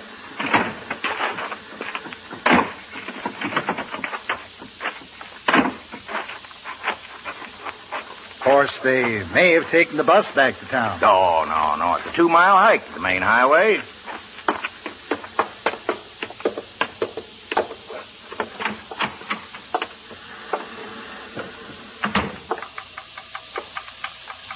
Smith! Hey, Smiley. Where are you? Wake up. You don't suppose, do you? Oh, no. Smith. Dr. Reed. What's that clicking noise from in there? Well, it's his wire recorder. He left it running. These machines cost a lot of money. Doesn't he care if he uses up his batteries? Well, where is he? And where's this Reed? Maybe they're upstairs. Smith. Hey. Anybody home? They must have walked to the highway and taken the bus. Well, he wouldn't have left his machine. Well, where are they then? Where are they? Now, don't get excited, Mr. Thorpe. Don't tell me not to get excited. If something's happened to them in my house, I'm liable. Well, you try this side. I'll try that one. All right. Smith. Hey, Smiley. Smith. Oh. McDonald, come here. So what? What it... Oh, no. Reed. Dr. Reed. No, don't touch him, Mr. Thorpe. You'll get your hands off. Look. Blood. Is he dead? I can still feel his pulse. We better get him to hospital fast.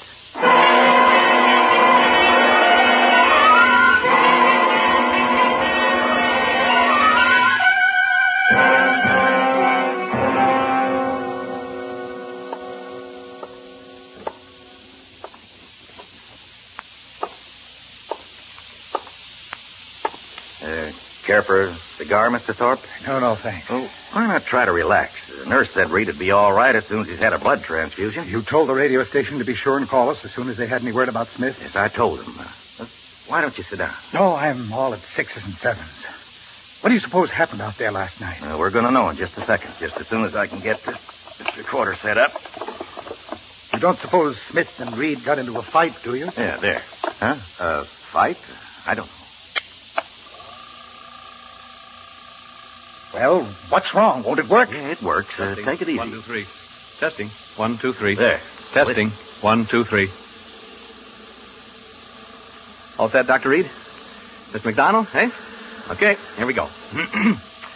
This is Smiley Smith speaking. Smiley Smith, the ghost hunter.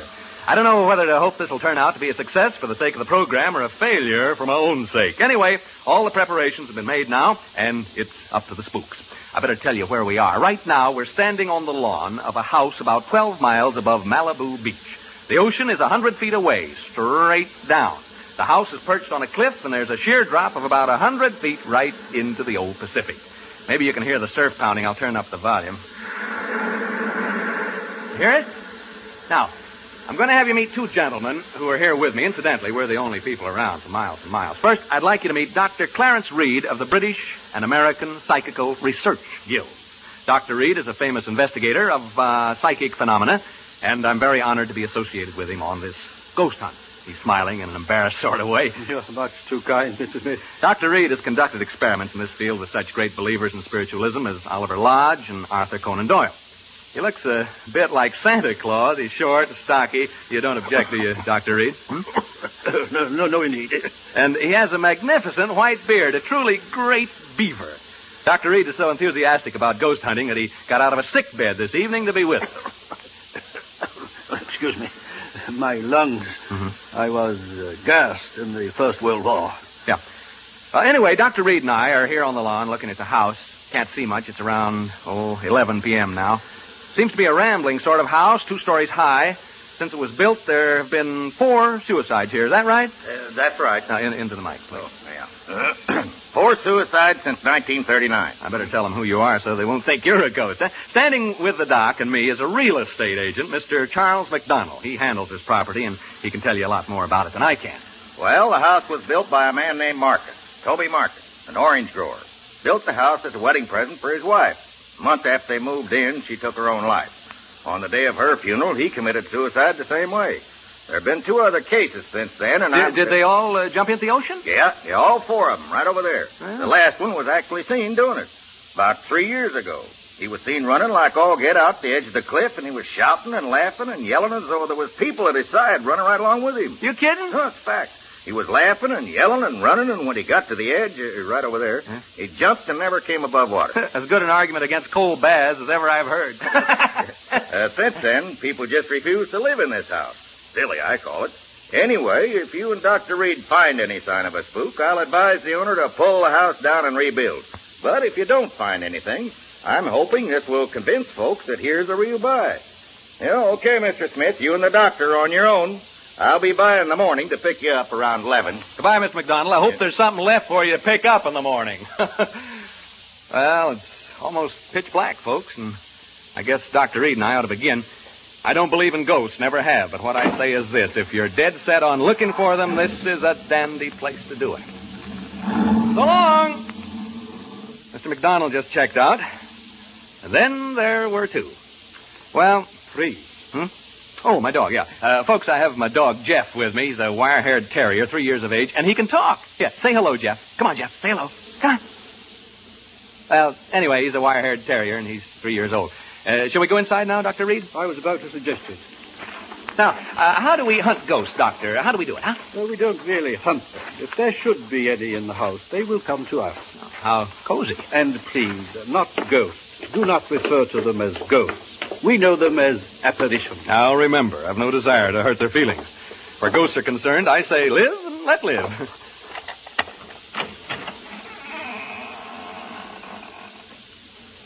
Well, we've opened the front door now. Maybe you heard the hinge squeak a little. Now we're standing here looking in. Can't see much. Smells sort of musty and damp. What's the matter, Jeff? What's the matter, boy? Jeff. Oh, come on now, come on. My dog seems to object to entering this house. He has all 4 feet braced, and he's straining against the leash. Perhaps he senses something we don't. Like apparitions, maybe? Perhaps. It's not unusual. Animals lack the veneer of sophistication we humans possess, and are more sensitive to such emanations. Yeah, come on, Jeff. Now, stop this nonsense. He probably smells a mouse or rat or something. Come on, Jeff. We're going in whether you like it or not. Well, there's a short entrance hall, and over there at the end of it is a flight of stairs leading to the 2nd floor. Jeff! And over here at the left is what seems to be a large reception room. We're entering this large room now. There are windows over there, French windows, and through them I can see the ocean. The electricity hasn't been turned on, so all I have to see by is a flashlight. Not a very powerful one at that. Dr. Reed is now adjusting his walkie-talkie. It's hooked up to my recorder so that he can cut in while he's hunting and tell us what he's found. Here's a few words from Doc before he sets forth on his investigation through the house. Ladies and gentlemen, excuse me. Mr. Smith has introduced me as a ghost hunter. He spoke, I think, in a spirit of skepticism and levity. I'd like to assure you all that my purposes here are serious. I have spent my entire life seeking reliable proof of the appearances of apparitions. Have you ever seen any? Ever? I have seen phenomena which lead me to believe in the possibility of their existence, although I have never seen any. I account myself sensitive to the evidence of their existence. This house, for example, affects me profoundly.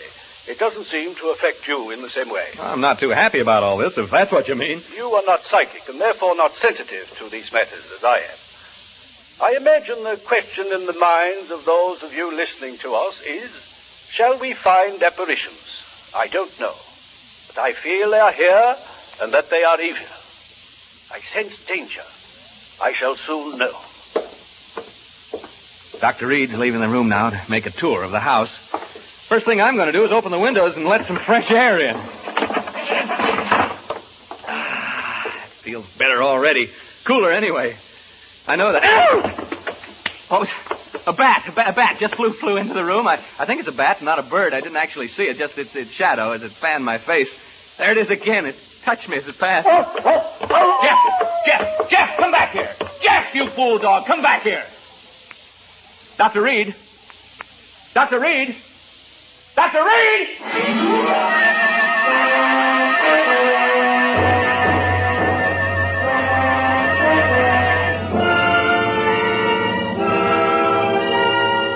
For Suspense, Autolite is bringing you Mr. Ralph Edwards in radio's outstanding theater of thrills, Suspense.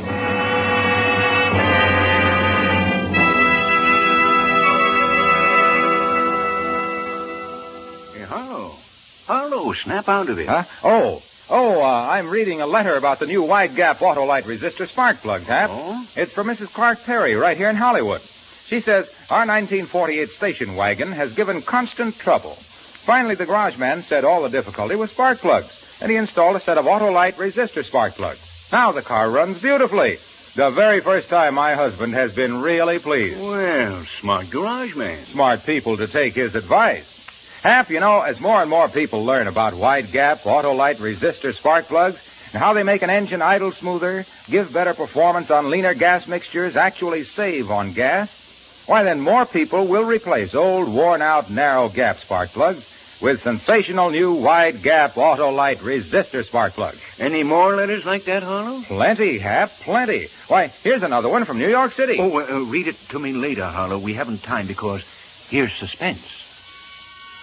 And now, Autolite brings back to our Hollywood soundstage Ralph Edwards as Smiley Smith in Ghost Hunt, a tale well calculated to keep you in suspense.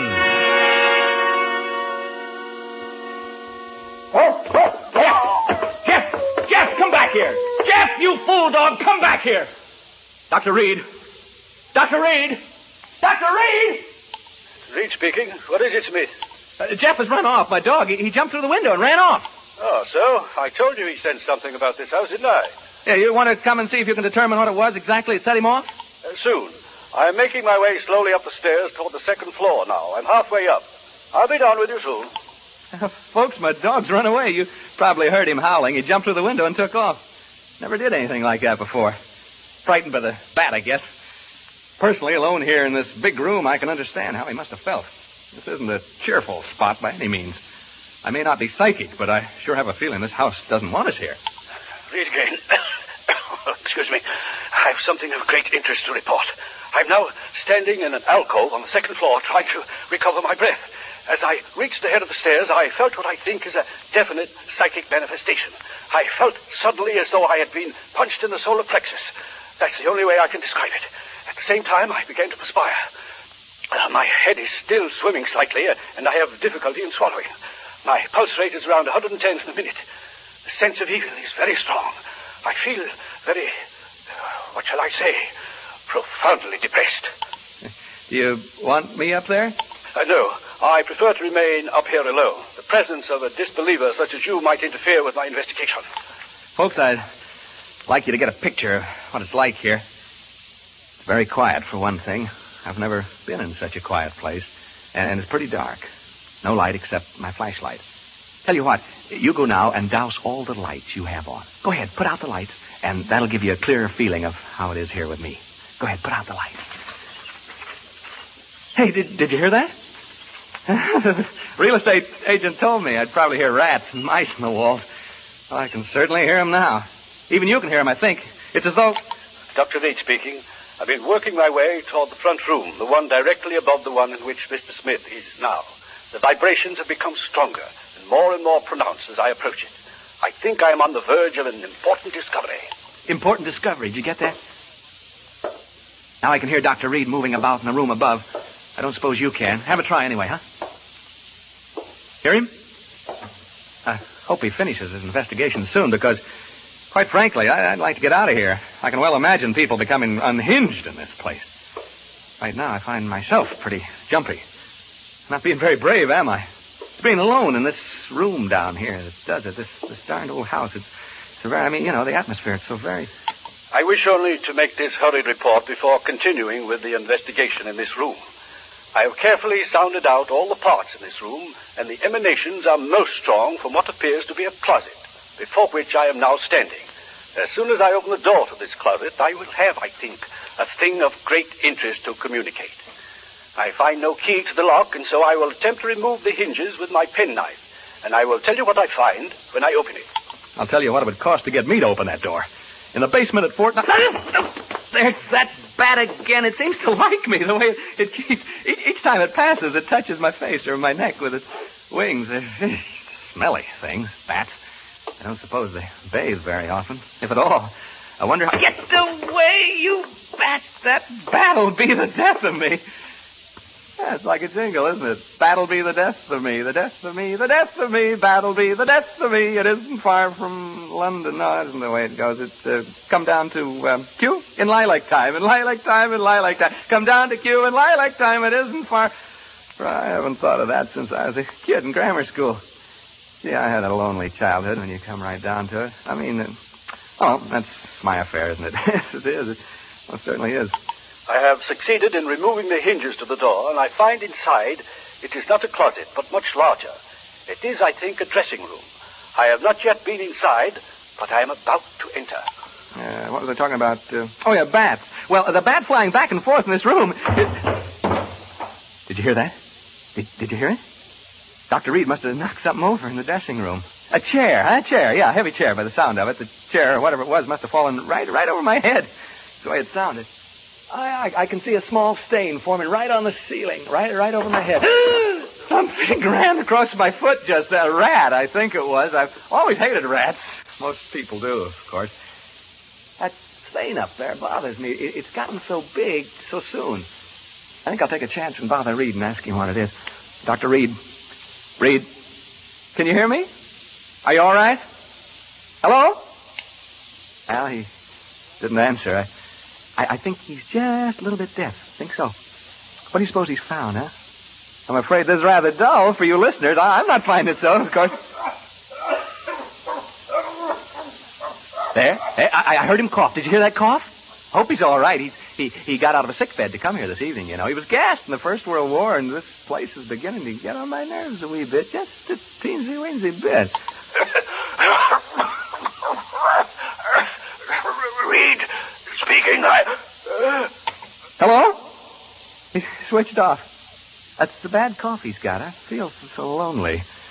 Been alone so much in my life. Not so much now, of course, but when I was younger, I was alone so much of the time. You know, struggling to get ahead, living in a hall bedroom, wondering where my next meal is coming from. I get the blues just remembering it. Seem sad, young people having to spend so much time alone. Sad for old people, too, of course. I'm saying of course a lot. Of course I am. Hey, that stain on the ceiling, it's grown amazingly. It's actually beginning to drip. I mean, form bubbles. They'll start dropping soon. Colored bubbles, they seem to be. Odd-shaped stain, like a body lying on its back with its arms stretched out. It's cheerful. Oh. I'll certainly advise Mr. McDonald to have this place pulled down. I'll go upstairs in a minute or two to see how Dr. Reed's making out. You know, listeners, I really believe I go completely crazy if I had to stay here much longer. Wears you down. That's exactly what it does. It wears you down. It's so close and musty in here. I feel sort of trapped. I don't know why I said that. That's what they call this place, you know, the death trap. There, what did I tell you? That stain started to drip drop. Drip drop. Drip drop. Drip drop. Drip. I'll catch the next one in my hand and let you... Reed? Dr. Reed! I'm going upstairs now, listeners. I'm afraid something has happened to Dr. Reed. I'm not kidding now. I mean, this is on the level. Which room could it be now? Right? Left? No, right. This is it, I think. Oh, evening, gentlemen. And madam? I'm so glad to see you. I was just aching to see somebody. Anybody. I've been so lonely down there. What have you done with the doctor, huh? I know he's been hurt. See the color of the bubble on my hand? What have you done with him? Make way, please, gentlemen. Make way. Well, this isn't the funniest darn thing. This can't be Dr. Reed lying here. He didn't have a red beard. Now, don't crowd me, gentlemen. Don't crowd me, please. Huh? You want me to go where with you? You want me to do what?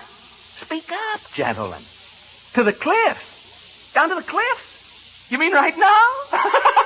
Well, all right, if you'll come with me. I don't want to be alone anymore. You will come with me? All of you? All four of you? You too, ma'am? Oh, good. Come on, then. To the cliff. To the cliff. To the cliff. To the... He jumped over the cliff.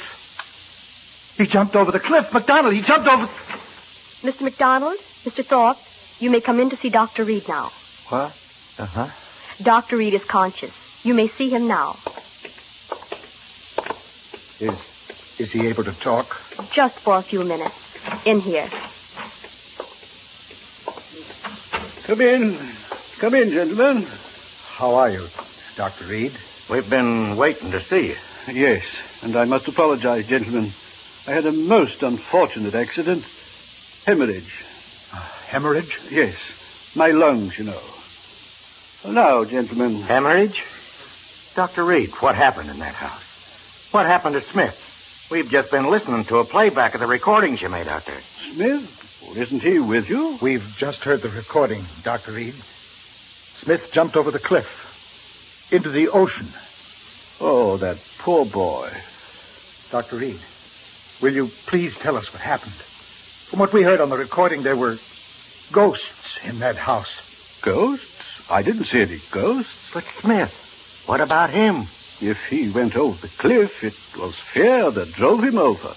Gentlemen, I didn't see any ghosts. As for that unfortunate young man, who can say now what he saw or thought he saw?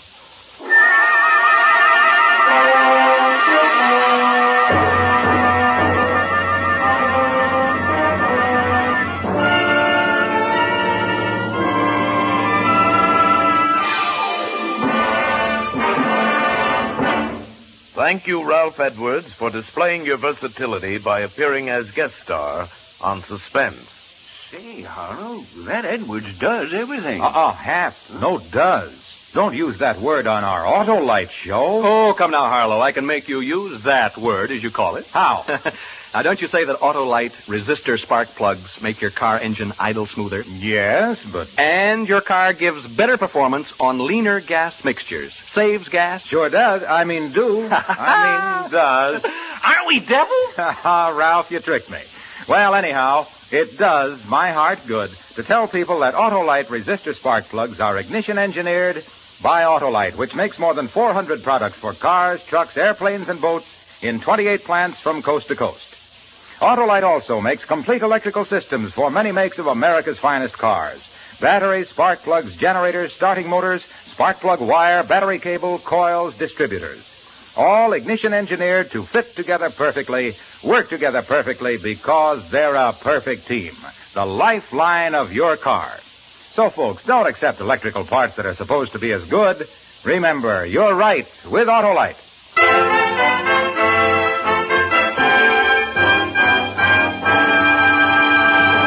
And now here again is Ralph Edwards. I want to thank Tony Leader and his great cast of actors for helping to make my appearance on Suspense a very pleasant consequence.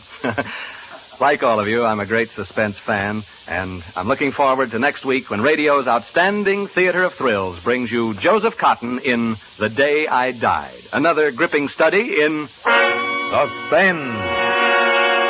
Tonight's suspense play was adapted for radio by Walter Newman from an original story by H.R. Wakefield with music composed by Lucien Morawek and conducted by Lud Gluskin.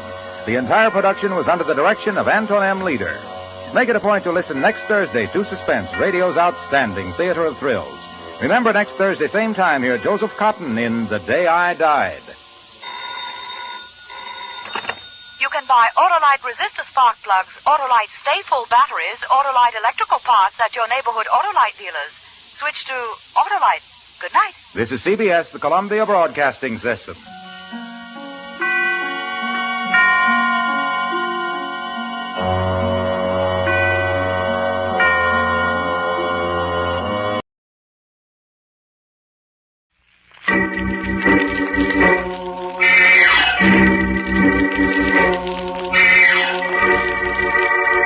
The Avenger. The road to crime ends in a trap that justice sets.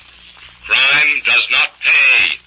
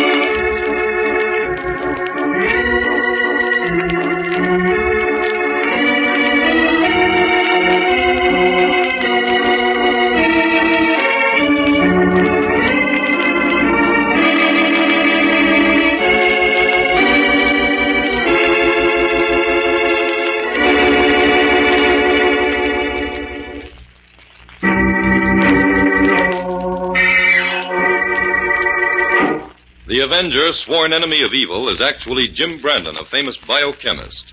Through his numerous scientific experiments, Brandon has perfected two inventions to aid him in his crusade against crime as the Avenger.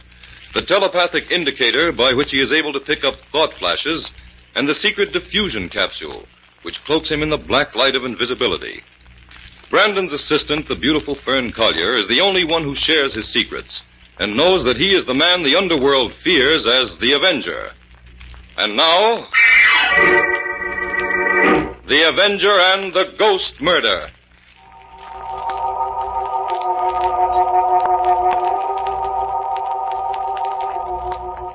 At the end of a long table in her darkened seance room, Princess Stella, the renowned mystic, sits motionless. Opposite her, a man leans forward, nervous and expectant. Suddenly, out of nowhere, a swirling spiral of white mist appears, takes shape, and from it comes a ghostly voice.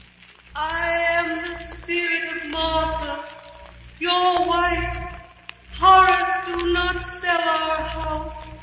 We were so happy there. It holds many memories still dear to me. Keep the house, Horace. Keep it. Now I must leave you, but I will come again. I will return. I will return. Martha! Martha, don't leave me. Come back. Martha! She's gone. Princess Stella, call her back. Call Martha back. Princess Stella, wake up. Wake up. Help! Help! What's the matter? What's the matter? What happened? Well, it's the princess. I can't wake her. Don't be alarmed. I'll turn up the lights. She must have had a manifestation. It always affects her this way. Yes, she brought my wife back. Princess, wake up. Princess Stella. She'll come out of it in a minute. Princess, wake up. What? Oh, what is it? Oh, it's you, Mr. Jordan. Yes. Are you all right, Princess? You frightened your client. Oh, I'm so sorry. Was the seance a success? Yes. You recalled another spirit for a lonely soul. Princess, I saw my wife. She spoke to me. I'm glad. I think we'd better leave the princess alone now. She must rest. Of course. This way.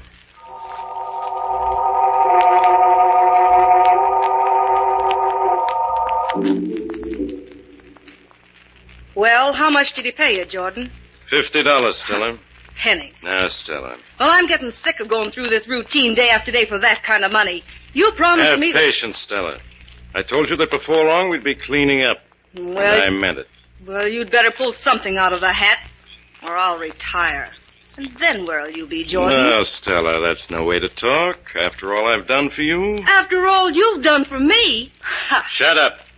There's a woman in the waiting room. You've got to see her now. Yeah, well, she's in for a disappointment. I've had enough of ghosts today. You've got to see her and talk to her at least. Ah, well, all right. I'll bring her in. Then I have to leave. I have an appointment uptown with a fellow by the name of Brandon.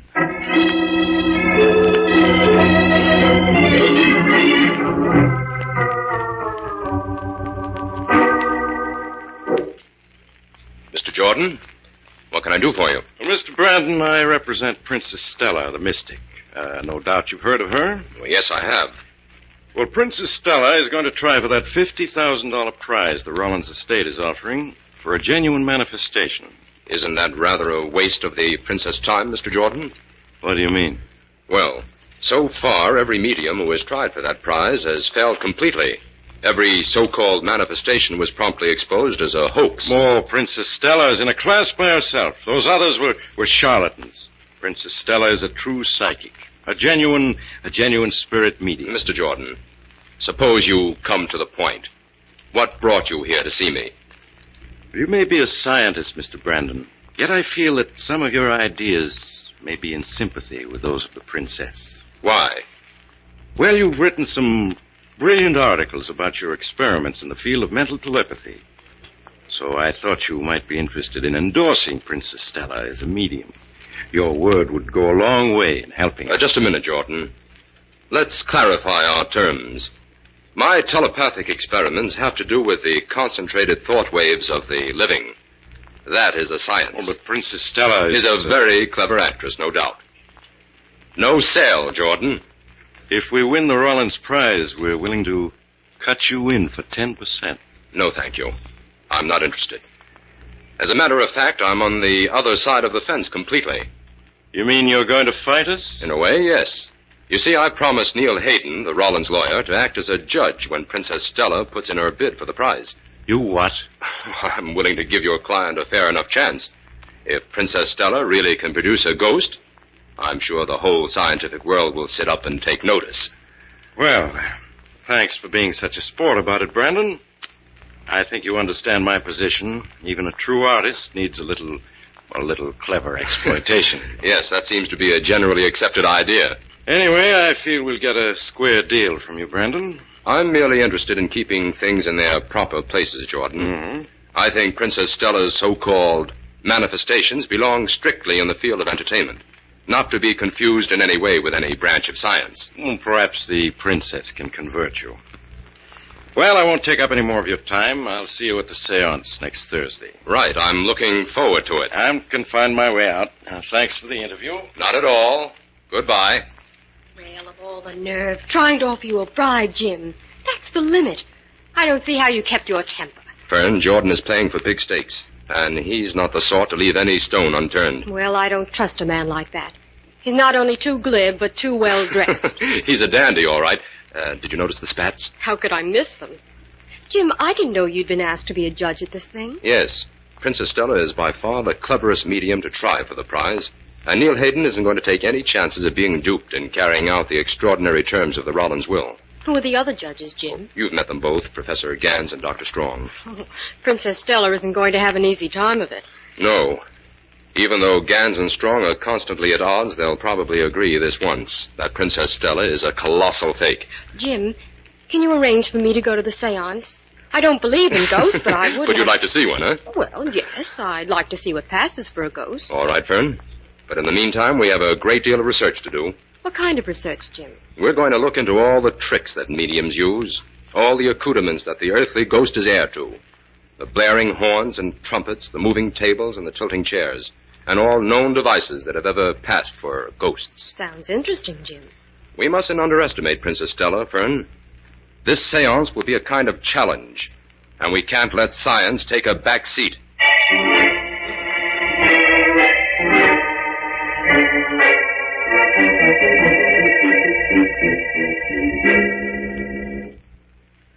You're late, Brandon. Strong and I have finished with that side of the room. Nothing unusual there.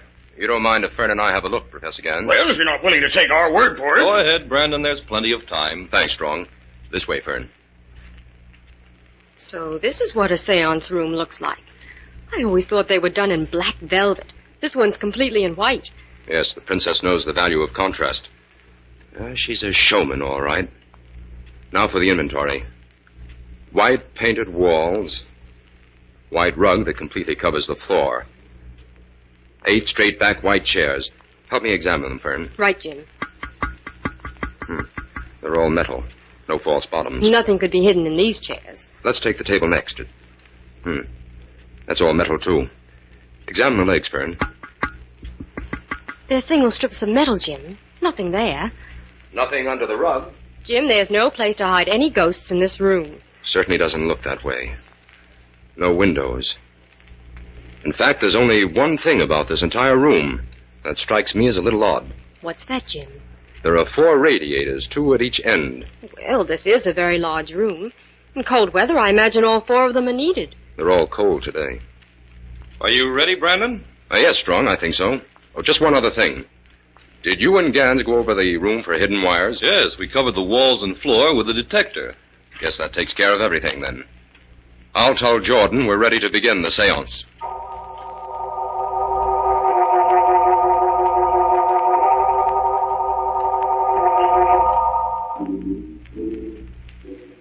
Who calls me? Who calls me from my spirit world? Quick, Gans, put your flashlight on that corner. There's someone there. Yes. Jim, look. Something white, floating there near the wall. It's a ghost. I see it, Fern. Turn on the lights. There's something there, all right. I'll do it. Hurry, Jordan. It's gone. Good heavens, Jim. It must have been a ghost. Look at the Princess Stella. She's in a trance. Wake up the princess, Jordan. Wake her up. Of course. Princess Stella. Princess, wake up. Oh, gosh, Jim, this is more than I bargained for. She's coming too. What happened? Brandon, Strong, help me examine this end of the room thoroughly. This sort of thing just isn't possible. That was the strangest thing I ever saw. A truly wonderful performance. There doesn't seem to be a trace of anything to mark the passage of that ghost. Well, fellow scientists, what are we going to do? If we can't explain this manifestation, we have to award the prize to Princess Stella. Not so fast, Strong. Well, what do you suggest, Gans? I don't know. What do you think, Brandon? There's no denying it. We saw the ghost, and it's up to us to explain exactly what it was and where it came from. I think we'd better call for a repeat performance. Right. I'll tell Jordan. Jordan, come over here. Yes, what is it, Professor Gans? We're not convinced, Jordan. We're calling for another seance. No, I cannot. I am exhausted. I cannot. Princess, the judges are within their rights. The terms of the will stipulate that 2 tests may be demanded. Oh, I am faint. I cannot go through all this again. Gentlemen, the princess is nervous and upset. Could we postpone the second seance until tomorrow? Well, I don't see why not. What do you say, Brandon? I think that's an excellent idea. Are you agreed, Gans? Yes. In fact, I prefer that. I've just remembered something that may prove helpful to us. I'll need a little time to check on it. We'll meet tomorrow then, Yes, Jordan. However, I'd like to speak to you privately for a few moments. Now. Well, certainly. Come into the other room. This way, please. Now, Professor Gans, what is it? Have you and the princess traveled much abroad? Yes, widely. About 20 years ago, did you bill yourselves as the Countess and the Clown? Why, no. That must have been someone else. Why do you ask? They were a popular carnival act in Austria when I was teaching there.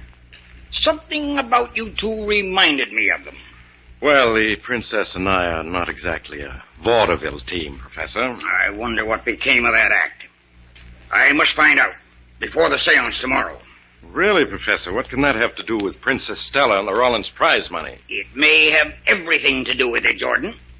I'm rather certain that the Countess and the Clown are fugitives from justice.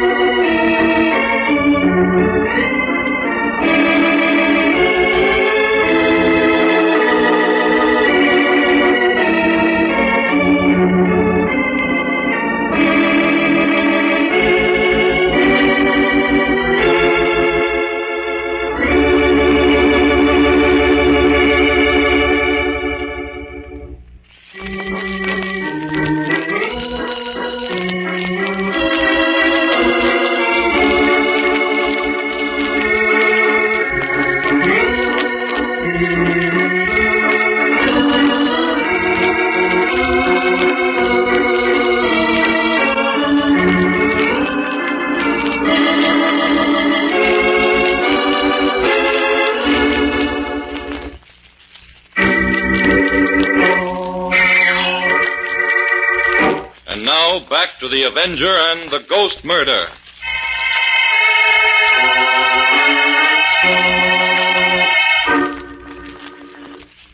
Fern, we can't let Princess Stella get away with this ghost business. There's got to be an answer here in the seance room. Examine that radiator, Fern. I'll take this one. This one's cold, Jim. That's strange. This one is warm. Turn the valve, Fern. Maybe the heat's turned off. Okay. I'll see about the other radiators. Right, Jim. Fern, one of these radiators is warm and one is cold. What do you make of it, Jim? Don't know yet. I turned the heat on. We'll give them a chance to warm up. Even though we never held the same ideas, Gans, I never thought you'd deliberately oppose me in a thing like this. I had it on good authority that your vote was the only one against me. I admit it, Strong. I don't think you're fitted to be head of a research foundation.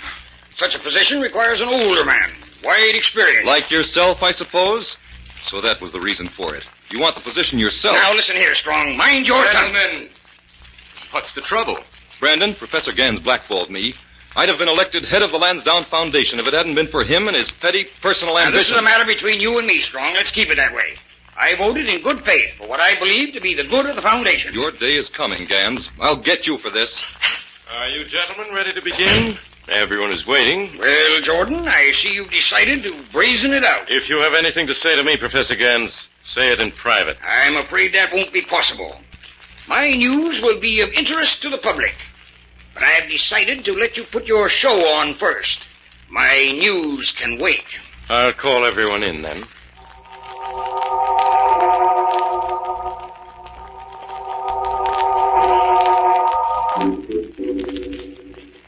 Just a moment, Princess Stella.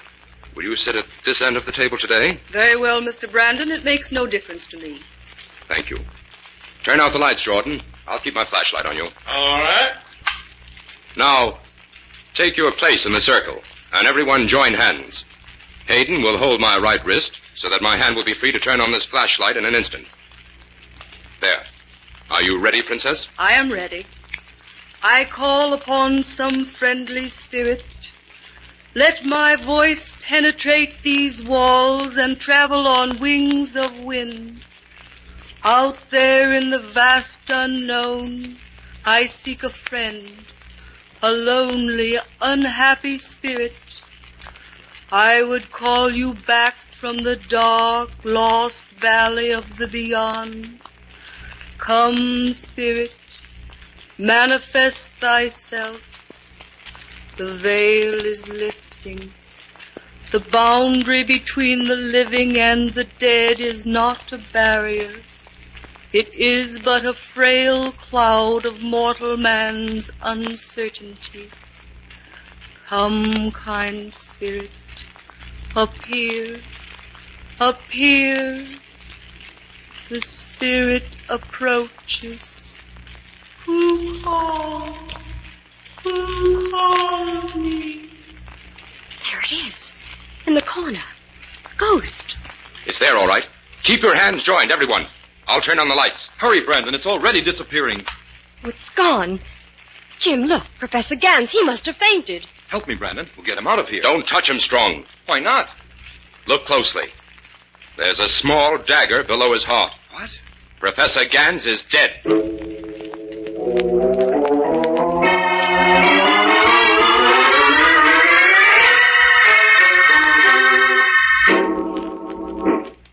Well, the police have confirmed my suspicions, Fern. Professor Gans was killed by a poisoned dagger. Any prints on it? It was too smudged to be of any value. Jim, up until now, I'd never believed in ghosts. But you'll have to admit that no living person in that room could have thrown that dagger. No one broke the circle for a second. So you're willing to pin this murder on a ghost? Well, how do you explain it then? The ghost is the only one that we can rule out. Because, you see, there wasn't any ghost. There wasn't any. But, Jim, we saw it twice. What we saw was nothing more than a clever mixture of muriatic acid and ammonia vapor, released through tiny holes in the dummy radiator. One radiator at each end of the room was a dummy. But how did the ghost disappear so quickly? The gas was operated by an automatic pressure gauge in the basement. It was timed to last for 10 seconds. And that spiral whirling effect was due to the intermittent release of air, which circulated about the vapor. At the end of 10 seconds, the whole thing was dissolved by a very light spray of ammonia and water, also released from the radiator. Gosh, I almost believed in that ghost.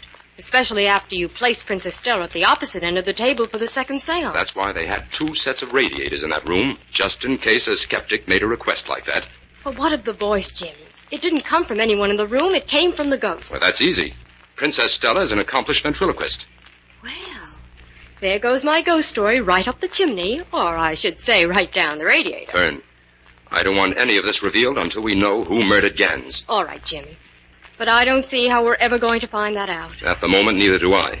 But we'll keep trying. Is the inspector still questioning Jordan, Strong, and the princess? Yes, but he'll have to let them go for lack of evidence. I wonder if Jordan had time to put on his socks before he went to headquarters. His socks? Yes. Our fashion plate disillusioned me. He appeared at that last seance without any socks. Well, Fern, get your coat. We're going to the gymnasium. Whatever for, Jim? I'm interested in seeing a little professional boxing. I've often heard those French savate boxes are something to see.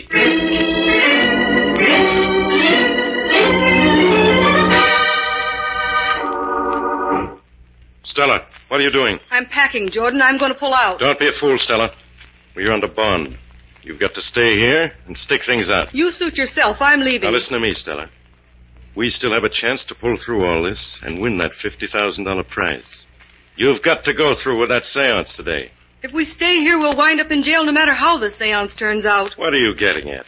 The police have no evidence against us.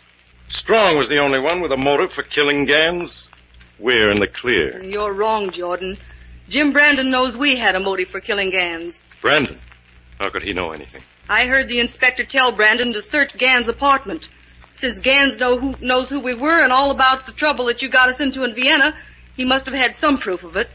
Brandon has that proof now, and he's just waiting for the proper time to use it. That does put us in a spot. We've got to get out of here, Jordan. I'm afraid. What are you afraid of, Stella? Did you kill Gans? How dare you say that? Now, take it easy, Stella. Listen, I'll make a deal with you. If you'll stay here and go through with this seance, I promise you have nothing to fear from Brandon. What are you talking about, Jordan? You wouldn't try... Don't worry about what Brandon knows, that's all. Is it a deal? I don't know. How do I know I'm not next on the murderers list? You're being hysterical. Now, come on now. Get things ready for your performance. If you make it a good one, Stella, we'll be on Easy Street.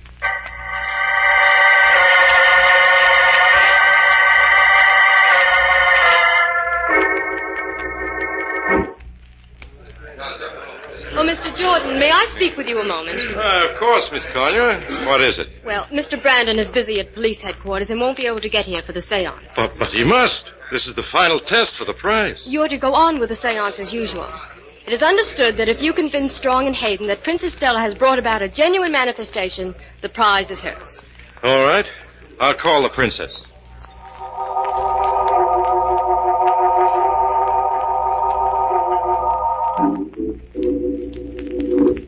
We are ready.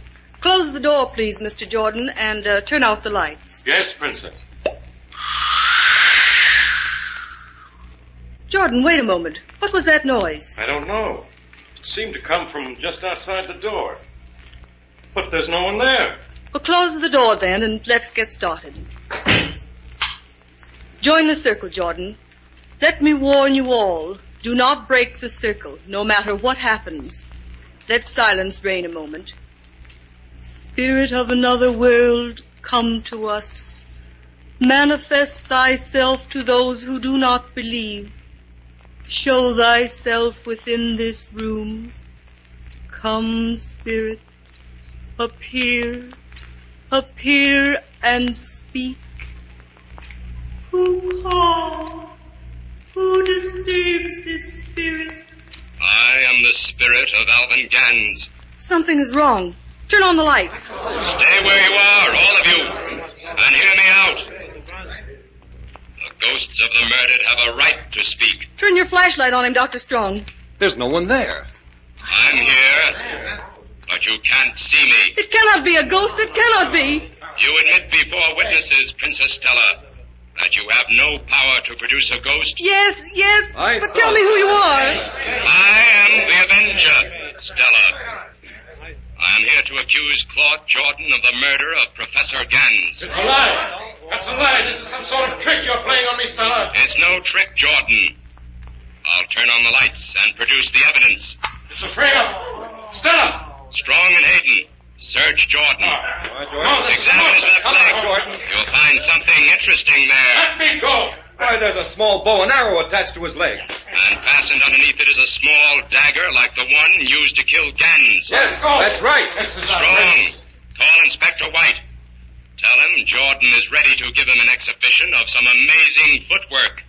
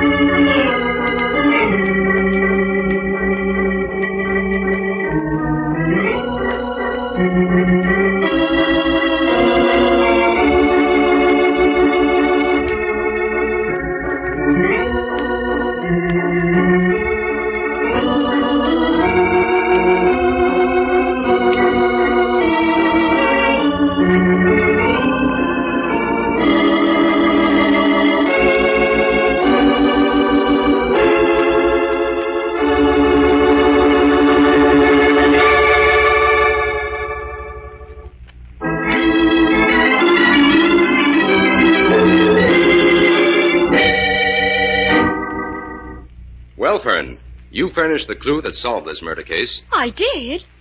What, Jim? You noticed that Jordan wasn't wearing socks at the seance when Gans was killed. Well, how was that a clue? The thing that had us stumped until then was the certain knowledge that no one at that seance could have used his hands to drive that dagger into Gans' heart. That's right. But what if a person were just as dexterous with his feet as with his hands? You mean he could have thrown the dagger with his feet? Hardly thrown it, but he could have aimed it with his feet. Oh, I see. That little bow and arrow fastened to Jordan's leg could be set, aimed, and released by his other foot. That's right. After I'd figured that out, I realized that the smudge print on the dagger could have been a toe print. Oh, so that's why we went to the gymnasium to see those savate boxers who boxed with their feet. Yes. One of those boxes demonstrated my theory of how the crime was committed, without moving the upper part of his body at all. Jim, just what was it that Professor Gans knew about Princess Stella and Jordan? The motive for the murder? Jordan was mixed up in a killing in Vienna about 20 years ago that Gans happened to remember. He intended to expose Jordan after the seance that day, and Jordan knew it. There seems to be no limit to the methods of murder. They don't give us detectives a chance to grow complacent. No. This one really had you on your toes. Oh, a pun, Miss Collier, that some would call a very murderous weapon.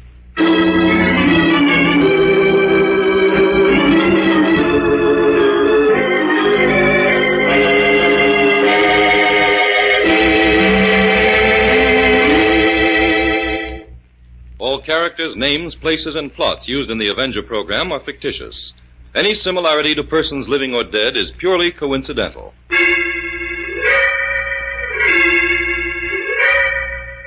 This is a thought. A thought. A thought.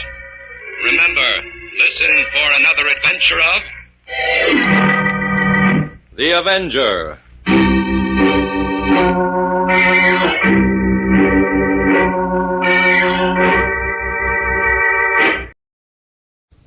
Well, this time I'm going to give you a ghost story. A true ghost story. Now, wait a minute. No matter how skeptical you are, I'd like to make you a little proposition. I'd like to bet you that before I've finished, you're going to believe it. As impossible as this story seems, I think I'm going to be able to convince you that it's true. One evening I sat in a little cafe in Paris, talking with a fellow who was attached to the Paris Detective Bureau, or as they call it, the Paris Sûreté. As I had been with the United States Secret Service for a number of years, we naturally talked shop, crime and crime detection. This fellow told me a yarn, one of the most uncanny cases in the records of the Paris Sûreté.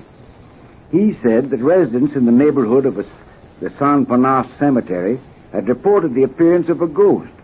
Like all incidents of this sort, their descriptions of the specter were rather vague. One man claimed he had seen the thing at night as he passed the cemetery. It had thrust its head up above the stone wall that surrounded the place and leered at him. A horrible face, chalk white, the eyes lifeless and staring, the lips set in a ghastly, mirthless grin.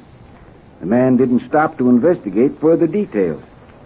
Then there was a girl, a domestic, employed in one of the homes near there. She claimed that in passing the cemetery late that one evening, a figure had leaped out of the bushes at her. What did the figure look like? Her only description was that it was horrible, that it made no sound. She ran screaming for help. The monster followed her, or so she said, its footsteps making no noise against the flagged pavements. A gendarme reached the scene just as the girl crumpled up in a faint, but he reported he saw no pursuer. If there had been something, it had vanished. The police paid little attention to these stories. Ghost scares are common enough everywhere. Someone starts the rumor, and imagination does the rest. But one morning, somebody discovered something near the cemetery that seemed to point to the fact that this was no ordinary ghost scare. The evidence indicated murder, a very unusual, brutal type of murder. What was found was a human hand, a hand that had apparently been hacked off at the wrist. A search was made, and several other dismembered portions of the body were found, but not enough to establish the identity of the victim. Now, of course, this didn't mean that the murderer was a ghost. The police didn't even consider the ghost angle of it at all. And then one rainy January night, a belated pedestrian passed the cemetery, his footsteps echoing eerily as he walked along.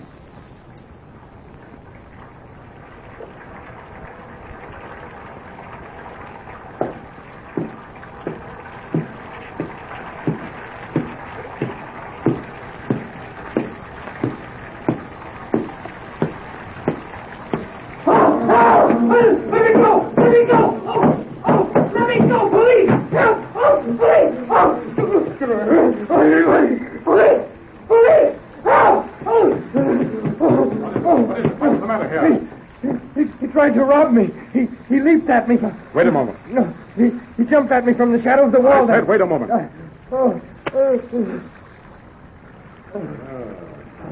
This man's dead. Oh, well, I couldn't help it. It was self-defense. Self-defense. I tell you, he tried to rob me. How did you kill him? I struck at him. I struck him on the head with my cane. With this? Oh, yes. Yes. You hit him on the head with it? Yes, when he leaped at me.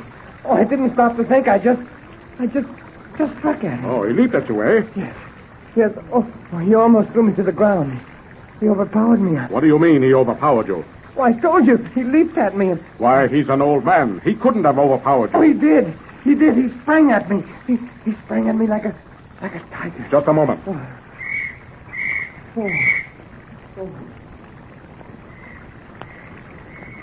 Now, where's your knife? My knife? Yes, the knife you stabbed him with. Stabbed him? Stabbed him? Why, you don't think I stabbed him? Oh. Yeah, what's going on here, huh? What's happening? Well, Dupre, I think we've caught the ghost of San Panas. That old fellow's been stabbed to death. Oh, you must be mad. I didn't kill him. I only... You're under arrest. I warn you that anything you say may be used against you. But you can't arrest me. I didn't kill him. I tell you, he tried to rob me. He tried to rob me. Dupre, you stay here and watch the body. I'll send the wagon for it as soon as I take this man to the district station. Oh, no. You can't take me, I tell you. I didn't do it. I'm not a murderer. It was self-defense. Keep quiet. Now, come on.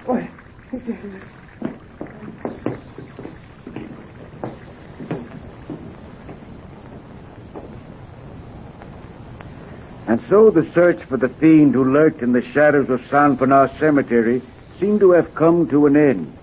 The mystery was solved. The murderer caught practically red-handed. Later that evening, in the district station...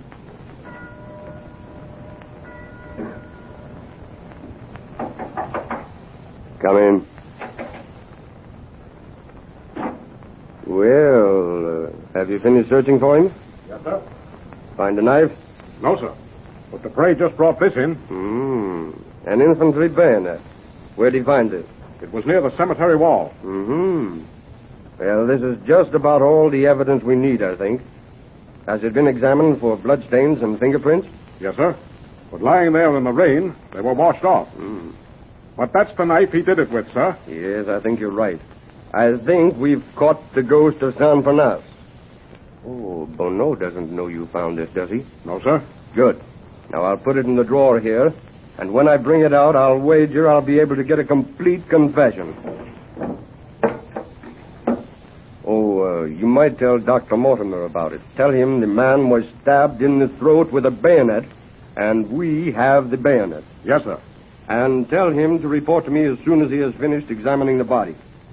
Why, this case is going to be an easy one. Have you got Bono's report there? Yes, sir. Well, let me have it. And bring Bono in. Yes, sir.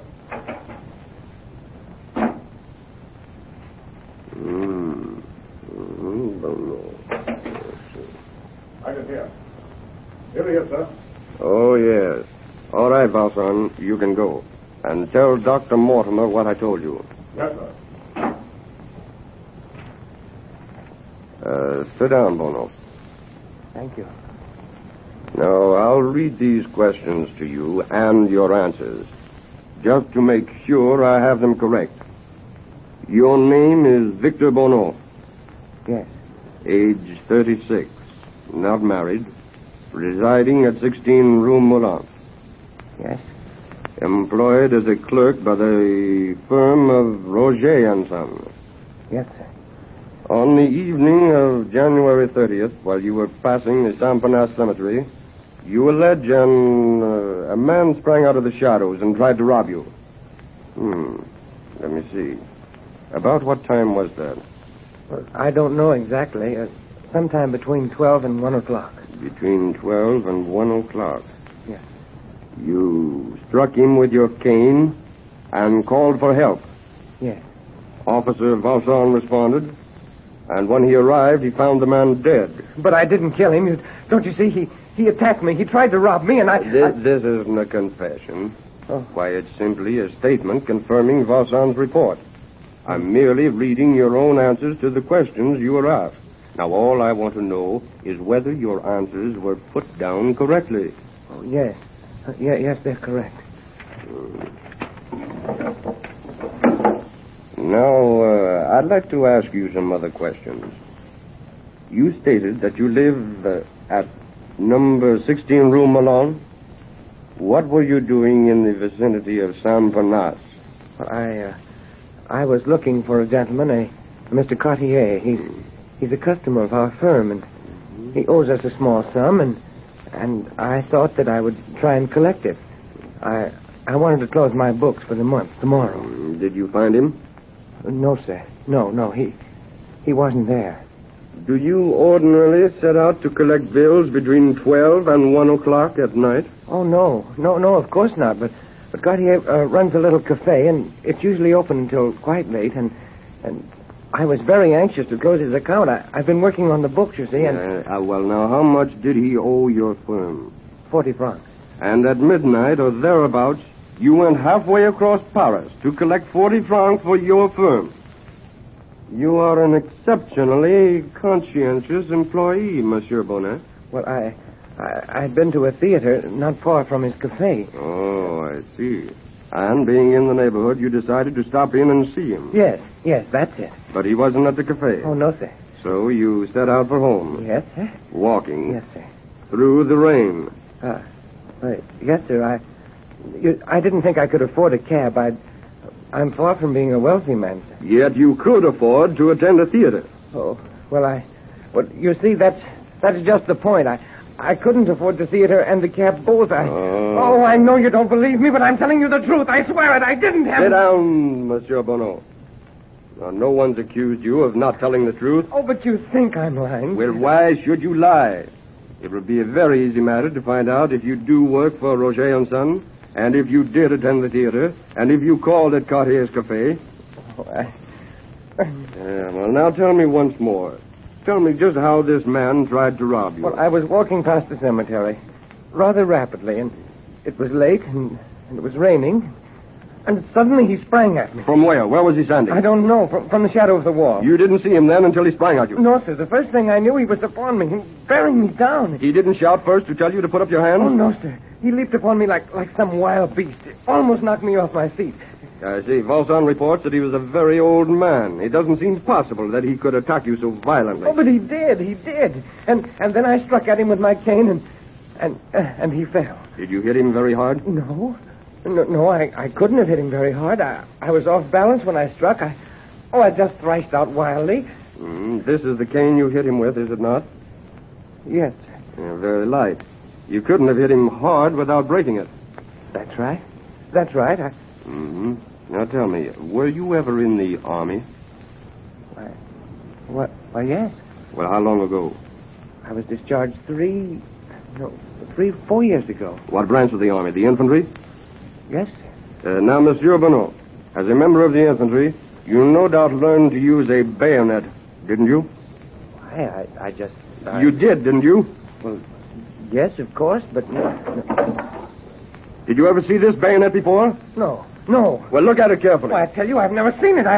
Yeah, it's the bayonet with which you killed that man. It was picked up near the cemetery wall. Unfortunately, the rain washed off the bloodstains and your fingerprints. My fingerprints? Yeah, but... What do you mean? What are you talking about? I've never seen that thing. Yeah, sit down now. Sit down. But Sit down.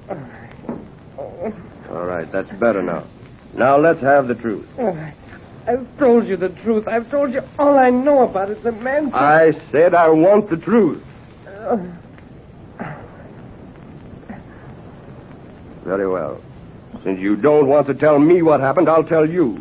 You were the one who crouched in the shadow of the cemetery wall. In your hand, you held this bayonet, a souvenir from your army days. No, Yeah, and as that man came past, you leaped out at him, plunged this bayonet into his throat. That's what killed him. Not a blow with the cane, but this bayonet. That's not true. It's not true. And what's more, Monsieur Bonneau, this isn't your first murder. On last Friday night, you were out in the...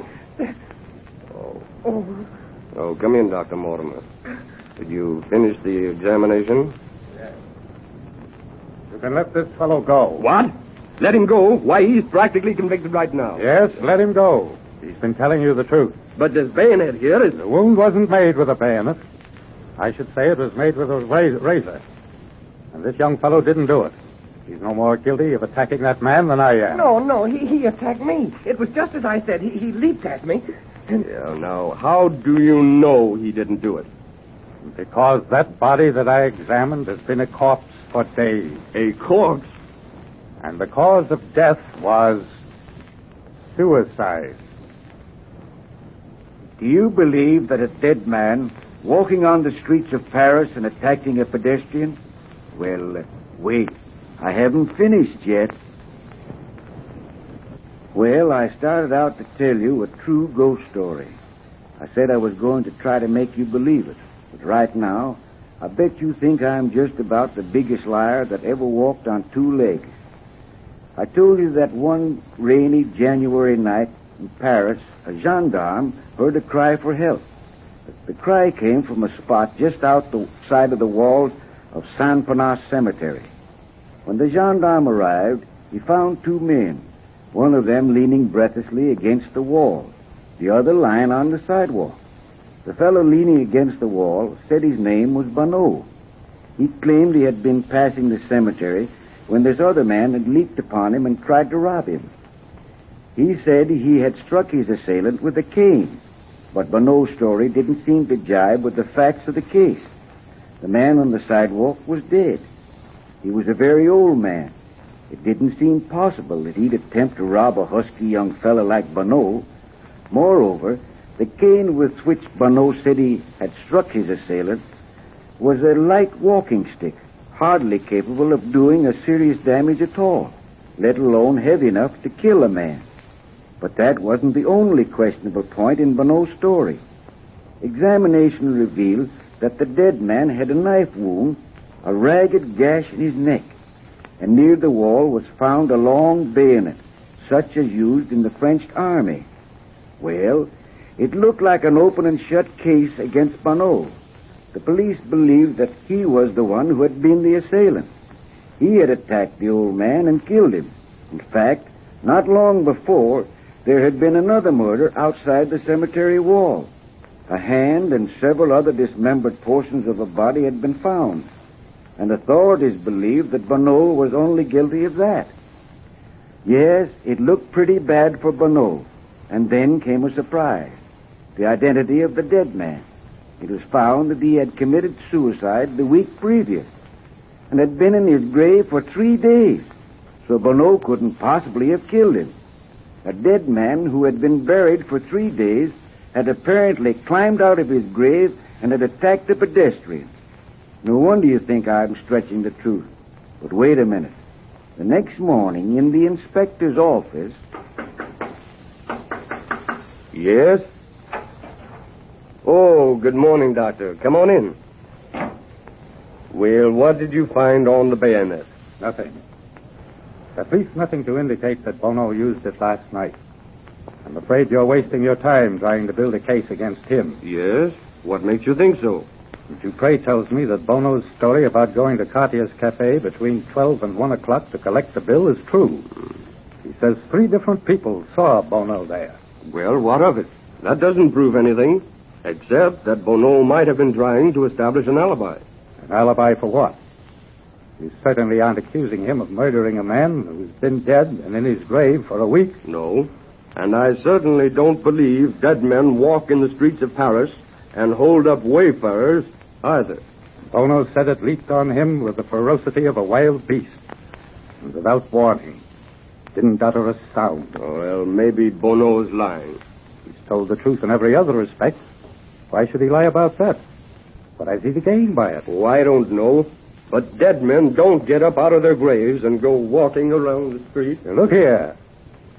Do you recall that incident where someone, a servant girl, I believe it was, claimed she saw a ghost near Saint-Denis Cemetery? Yes, but... Oh, she was running from her shadow. If I remember correctly, several others saw it, too. All of them couldn't have been frightened by their own shadows. In fact, I understand the people in the neighborhood of Saint-Denis Afraid to go near the cemetery after sundown. Ah, they're a pack of superstitious fools. Oh, I don't know. Someone who apparently wasn't superstitious did go there several nights ago and was murdered. Hacked to pieces. And I don't believe the police have discovered who the murderer was. Or what he did with the body. Well, we'll find out who committed that murder. And anyway, what is it to do with Bono's case? That's what I've been wondering. There might be a connection between those ghost stories and that murder and what happened to Bono last night. As I say, I didn't find any bloodstains on the bayonet. But I did find something else. What? At some time or other, the blade had been thrust into the ground, possibly to clean it. In the little space where the blade joins the hilt, I found a small quantity of earth. I examined it under a microscope. Mixed with it were small particles of flesh. Flesh? Yes, human flesh. That bayonet apparently had been used to dismember a body. Then, as I say, the blade cleaned by thrusting it into the ground. Well, what are you getting at? Simply that the bayonet might have been the same instrument used in that murder last Friday night. Oh, we've already looked into that. Bono worked at his office last Friday night until quite late, and then went directly home. I didn't say Bono committed the murder. Well, then who did? What's the point? The point is that the murder took place on Friday evening, the same day that this dead man, found last night, was buried. But good heavens, you're not insinuating that a dead man committed the murder? People see a ghastly figure lurking in the shadow of San Parnasse. Later, someone is brutally murdered there. And after that, Bono is attacked, strikes his assailant down, and it proves to be a corpse. Near it is found the knife that the murder was committed with. What's your theory? Well, that you should have been a fiction writer instead of a physician. But as they returned the corpse to the vault this afternoon, suppose you and I go out to the cemetery this evening and see that it stays in the vault and doesn't go prowling around scaring people. No, thank you. Besides, I have an appointment at 8 o'clock. Oh, come along. I might be able to show you something interesting. I'll meet you at 4:30. All right, 4:30 at my office. And so that evening, as dusk was falling, two figures made their way along the gravel path that wound through the deserted, wind-swept cemetery.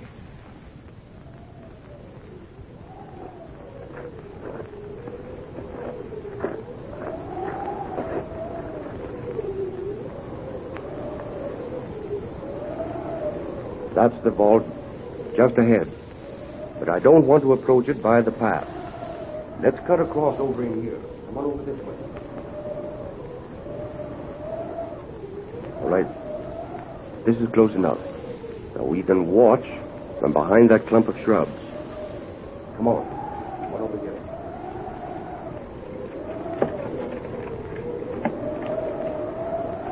See here. Would you mind explaining to me just why we're doing all this sleuthing? Why, Doctor, we're here to get a glimpse of the specter of San Parnasse. Weren't you the one that advanced the theory that there really was a ghost? I didn't say that. I said there might be a connection between the fact that people thought they saw a ghost and the murder last Friday and what happened to Bono. Yes, I think there is a connection. You've probably come closer to the truth than any of us. But we'll have to wait until a few seconds after 5 o'clock to make sure. Maybe longer. A few seconds after 5 o'clock? Yes, until after sunset. What's sunset got to do with it? Well, Doctor, I've been doing a little investigating since I talked with you this morning. I've discovered a number of interesting things. Things that seem to fit very snugly into your theory. For example, this corpse that supposedly attacked Bono was the corpse of a suicide. Yes, but what... And I've found there is a belief that a suicide is not permitted the calm and quiet of the grave, that he is doomed for a time to walk the night, that at sunset he arises out of his tomb. Oh, that's all superstitious nonsense. Now, see... Yes, perhaps it is. Perhaps it is. That's exactly what I want to find out. For who can say where superstition leaves off and scientific facts begin? You surely can't be serious. Only I am serious. There might even be a corpse emerged from that vault. Oh.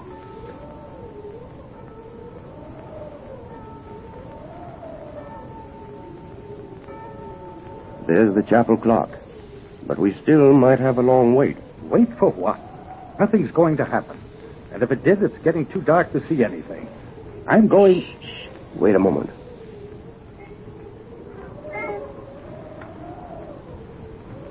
Lamar. Quiet.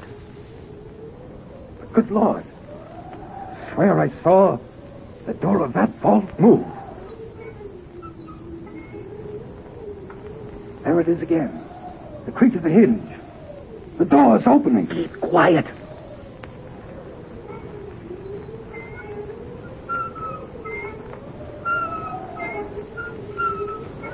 Lamar, in the doorway of the vault. Look out! The figure of... Look out! Lamar! Inspector Lamar! Yes, I'm here, Valzin. Over here. He got away.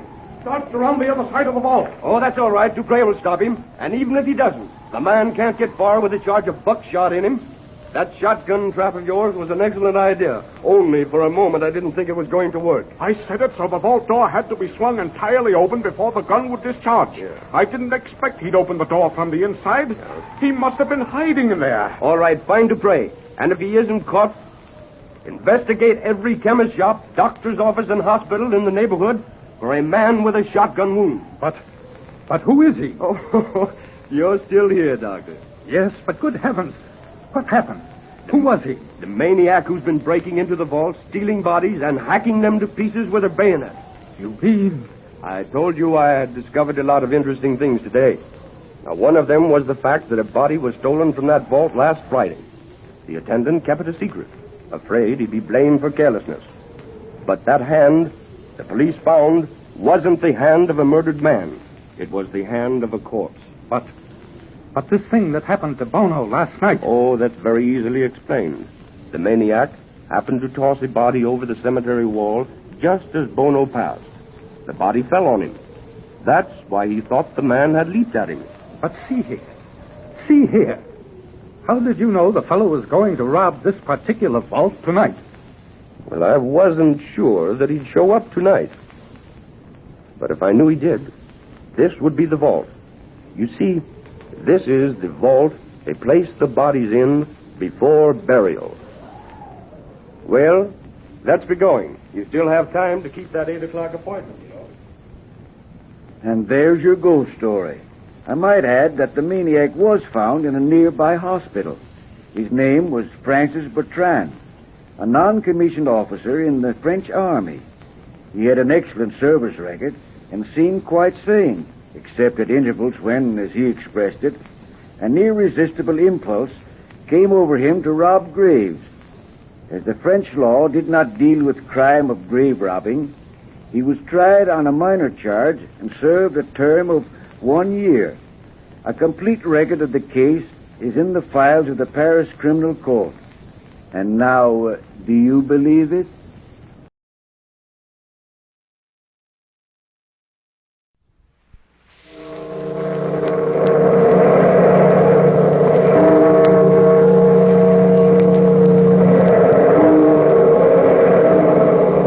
Out of the past, phantoms of a world gone by, speak again the immortal tale, the oblong box.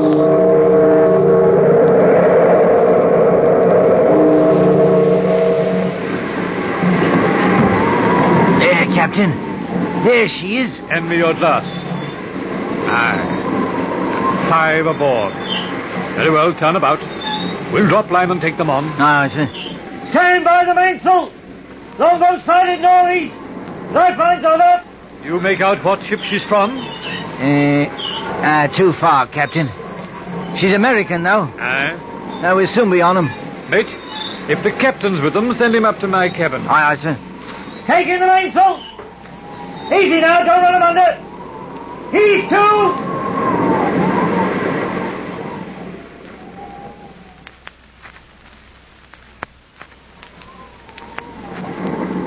That's about all, Captain.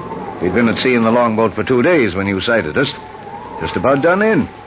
My friend here, Mr. Allen, was the only passenger to survive. You say you're from the packet ship Independence, eh? Aye. What cargo were you carrying? Cotton, a little hemp, and some timber. I see. And that was all? Aye. Did you happen to pass some drift, Captain? We did. Nothing you just spoke of. Would you care for a little more grog, gentlemen? Oh, thank you. And you, sir? Yes. Yes, please. No, we passed nothing adrift that you mentioned, but we did hoist aboard something rather strange, you might say. It may not have come from your ship, though. Could only make out the port of embarkation and the date. Charleston, South Carolina, August the 2nd, 1881. That was our port. That was our date of sailing. Captain, what was it you took aboard? 2 bodies. Passengers, I suppose, a man and a woman. Rather unusual, though. The woman was in a coffin, an oblong box. You seem startled, Mr. Allen. I am. And the man? That's the strange part. He was lashed to the coffin by an inch-thick rope. Oh. From your reaction, Mr. Allen, I presume you know something about the box? Yes, I'm afraid so. Then, Mr. Allen, suppose you relate the entire story. Very well. To tell you the truth, Captain, I'd intended telling no one. You see, as Captain Hardy told you, the dead man had been a friend of mine. I'd hoped the sea would keep its dead. The man whose body you found tied to that oblong box was an artist from New York. His name was Cornelius Wyatt. As I remember, Wyatt had been married only a few months when I met him quite by accident. It was at our port of sailing, Charleston. I'd been on board only a few minutes when I heard his voice calling me by my first name. I was quite surprised to see my old friend. Edgar Allen, hello there. Wyatt! Why, heavens, man. How are you, huh? Oh, it's good to see you. How long has it been? Oh, a good year since I saw you last, at least. Let's see. Yes, since 1877. All the places to meet you. Now, tell me, Wyatt, is your wife aboard? My wife? Well, yes. Good. More people have raved about her astounding beauty to me than I could possibly count. I've sworn to see her with my own eyes. Where is she? I'm sorry, Edgar. I'm afraid that would be impossible. You see, she's ill in her cabin. Oh, what a shame. Well, then, later, I'm sure No. Really, I think she'll remain in bed for the rest of the trip. Her health wouldn't permit it. Oh, come, Wyatt. You wouldn't cheat me of this chance to meet your beautiful wife. The sea air'll do her good. Or is it because you're jealous of such beauty, huh? Please keep such remarks to yourself. My wife's appearance should be of no concern to you. Oh, but, Wyatt, I was only joking. I meant no harm. Your humor is not appreciated, Mr. Allen. Well, forgive me. I assure you I meant no harm. I beg pardon, sir. You Mr. Wyatt? Yes? That there box of yours, you're having it shipped in the hold? Confound it, man. How many times must I give these instructions? My cabin, you understand? It must be put in my cabin. Must I tell the captain himself? Sorry, sir, but there's hardly any room for such a large box in your I don't care how little room there is. That box will go into my cabin if I have to move it there myself. Very well, sir. Sorry, sir. Confounded fools. Must I beg them to carry out my instructions? Is that the box? Excuse me, Mr. Allen. The clumsy fools may drop it. I'd better watch them. I'll see you later.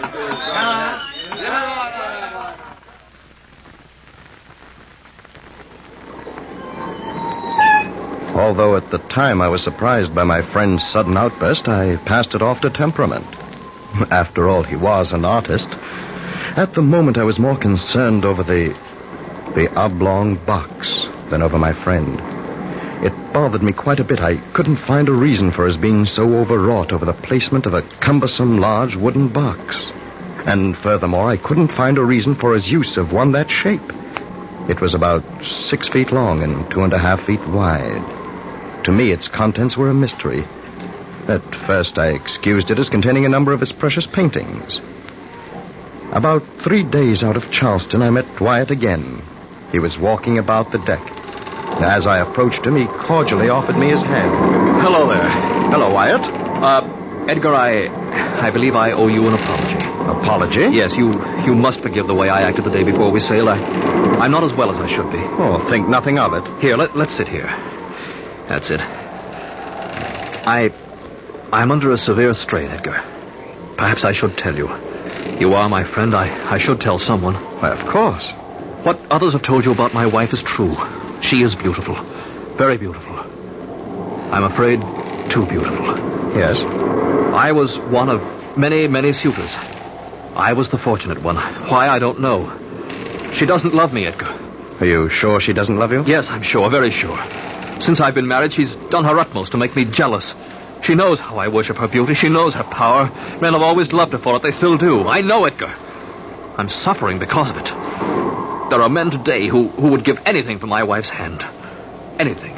She knows it. She taunts me with it continuously. The way she looks at me, laughs at me. You're in love with her? Desperately. And you'd never give her up? Never. And she knows this? Of course. That's why she taunts me. Well, perhaps if I could see her... No. She's still ill. Oh, I'm sorry. This trip. You know why I'm going to Canada? Do you know why? Paintings? I'm taking her away. Away from all those men. She'll learn to love me. I'll make her. I'll keep her beauty for myself. Well, perhaps this is an extreme. Extreme? No, it's the only thing to do. You don't know the torture I've suffered. Well, let's talk no more about it. I feel better now. As you wish. You will keep my confidence? Oh, without question. Now, how's your painting coming, Wyatt? I haven't touched a brush in months. But the canvases you brought aboard, weren't they yours? Canvases? I suppose they were in the large box you have in your cabin. Why do you suppose that? Well, because of its unusual size. That box doesn't concern you. It's none of your business. I didn't say that I... Don't ever mention that box again. I forbid you. You hear? Don't ever mention that box again.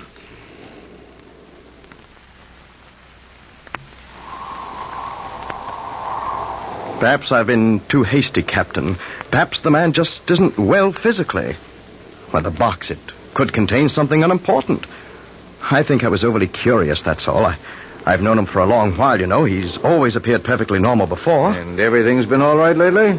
For the past few days, yes. He's been perfectly cordial. And I think perhaps it's best we pass over the entire matter. There's probably some logical, some simple story behind what's happened. Yeah. More port? No, thanks. I think it's best I be getting back to my cabin. Looks as though there's an unhealthy storm brewing along the coast. I'd best get back. Oh, I noticed it getting a little rough. Will it hit us? I can't tell yet. Well, good night, Mr. Allen. Perhaps you'll join me at dinner tomorrow night, eh? Thank you, Captain. I'd be... Listen. What? Shh. I thought I heard... Listen. Again. Nothing. I hear nothing. The wind, that's all. The events have made you a little nervous, I suppose. No, wait. I'm sure I heard something strange. Groaning or something from out there. Well, open the door. It's probably the ship's cat. Captain, here, quickly. The passageway's black. The steward probably took the lantern to... Listen. Again. Hear it? Oh, yes. Yes, I do. It came from the darkness down there to the end of the passageway. Somebody's in trouble. Who has the stateroom at the end of the passageway? I think Wyatt. The first two are empty. Well, come along. Pull your cabin door closed. I'll get a lamp. The darkness... No, I know my way. We may need the darkness. Very well. Stay close. The first two, you say, are empty? Yes. And this one, you believe, is Wyatt's? It should be. I'll stand here a moment. I'll listen again. A knocking. Tapping. I'll try this latch. I'll open it as quietly as possible. There's no light under the door. Stand back. Easy now. What? Blast it. It's locked from the inside. Well, someone is definitely in there. I'm going to knock. Now listen closely. Someone is in there. You heard it? Hello in there. Is that you, Wyatt? This is Ellen. Anything wrong? Hello there. No answer. I don't like this. Open the door, Wyatt. It's the ship's captain. I'll be forced to break in. Here, help me. Help me as I count three. Go on. 1, 2. Ready now. 3. Where are you, Wyatt? Wait. There's a lantern by the port. I'll strike a light. Stand here and... Empty. The room is empty.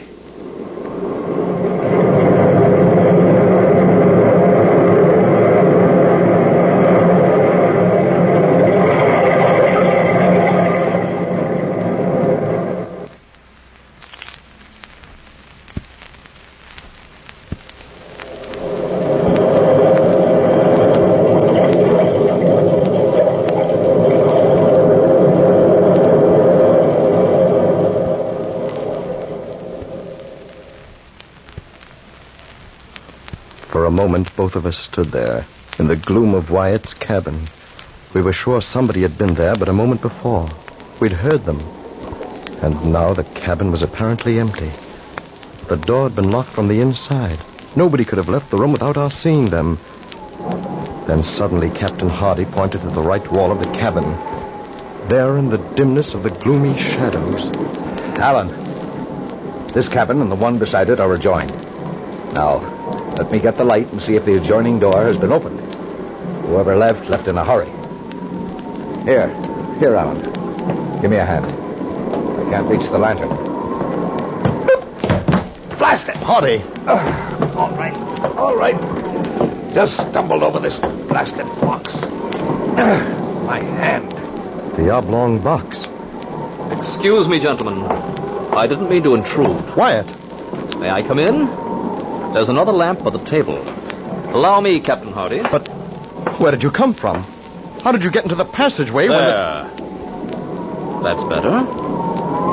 Mr. Allen, I have been walking my wife on deck. May I introduce you? Oh, you may come in, Marjorie. Marjorie, this is Mr. Allen, the man who desired to meet you so much, and the captain of this vessel, Captain Hardy.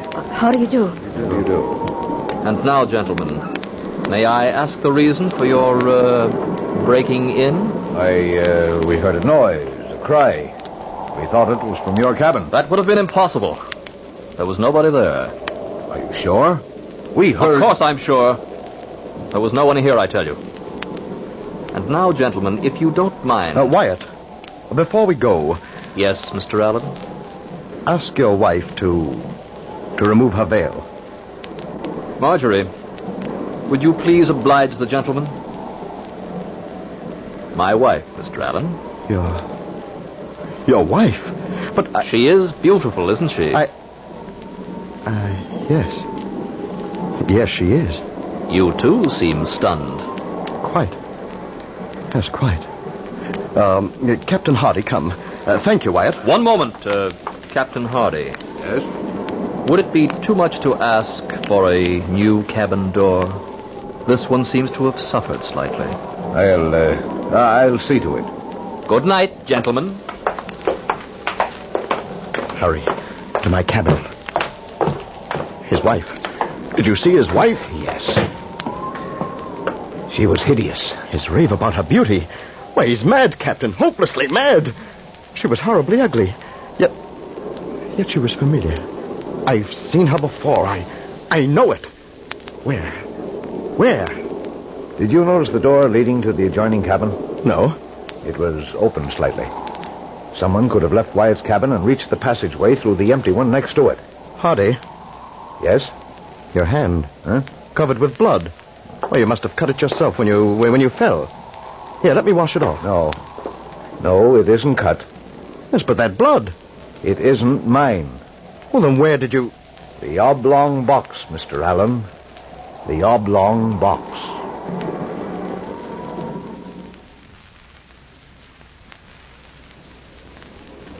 What was behind this terrible mystery, neither of us knew.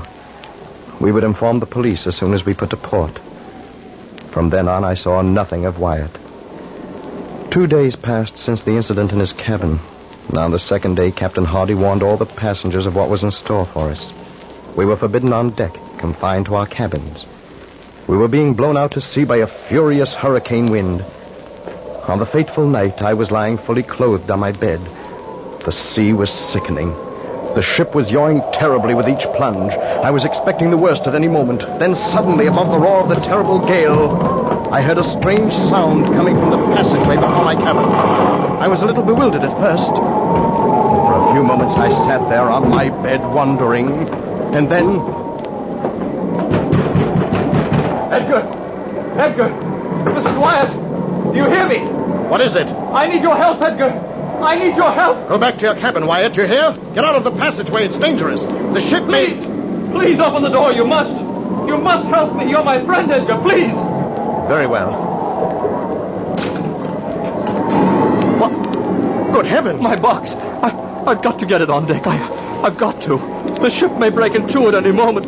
Please Please help me. I can't manage it alone. Please. Well, you must be completely insane. The storm is too high. It's suicide, I tell you. You'll be blown overboard. Just to the door. You don't have to go on deck. I have some rope. I'll lash myself to the stays. I'll be safe. Please. Yes, but your wife. You can't leave your wife alone now. Go back to her. Snap out Just of it. up the stairs. Please, Edgar. You're my friend. Please, Edgar, please. Very well. To the top of the stairs. The other end. Take the other end. That's it. Go on. I have it. Hurry, it's heavy. All right. Here. This way. All right. Up these stairs. I've got it. Here. Don't drop it, Edgar. Don't drop it. All right. All right. A little further, Edgar. Just a little further. Now. There. Oh. This is as far as I go. Oh, thank you, Edgar. Thank you.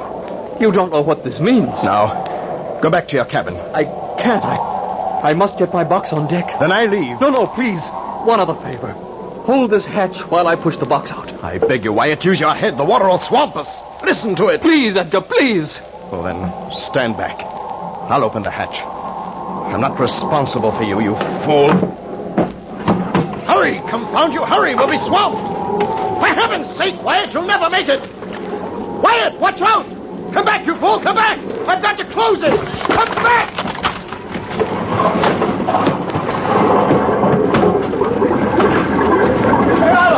Alan, close that hatch. Get back. Captain, here, help me. Help me. Close it quickly. In the heavens' name, hurry. Now, push. What in thunderation were you doing? Wyatt, he's out there. He took the box. Good heavens, he's done for. No, it's too late to help him now. I'm afraid we're going to have to abandon ship. She's breaking.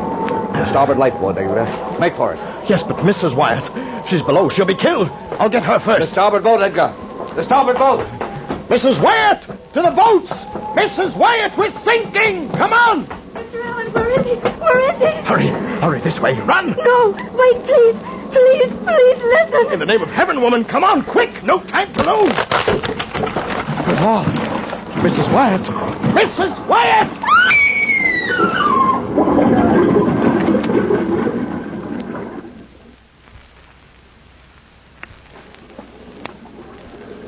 Then suddenly she disappeared before me. Water gushed down the passageway. She was swallowed by it. I struggled forward and made my way to the starboard boat. I jumped for the swinging davit and lowered myself as speedily as possible into the longboat. Captain Hardy joined me with 3 others of his crew. And then, just as we pushed out from the trembling mass of wreckage, I saw it. Hardy did too. Standing to aft, I saw Wyatt. He was binding himself tightly to the oblong box. He stood there for a moment, I thought laughing. Then in one brief instant he was gone with the ship. Into the sea. And, that's all? Yes. I see. Would you gentlemen be so kind as to follow me? This should prove rather interesting. This way, gentlemen.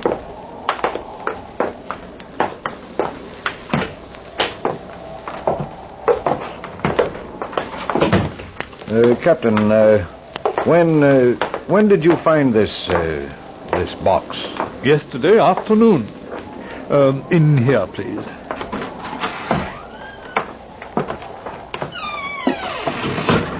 Mr. Allen, hand me that lantern. And watch the stairs, please. They're rather sharp here.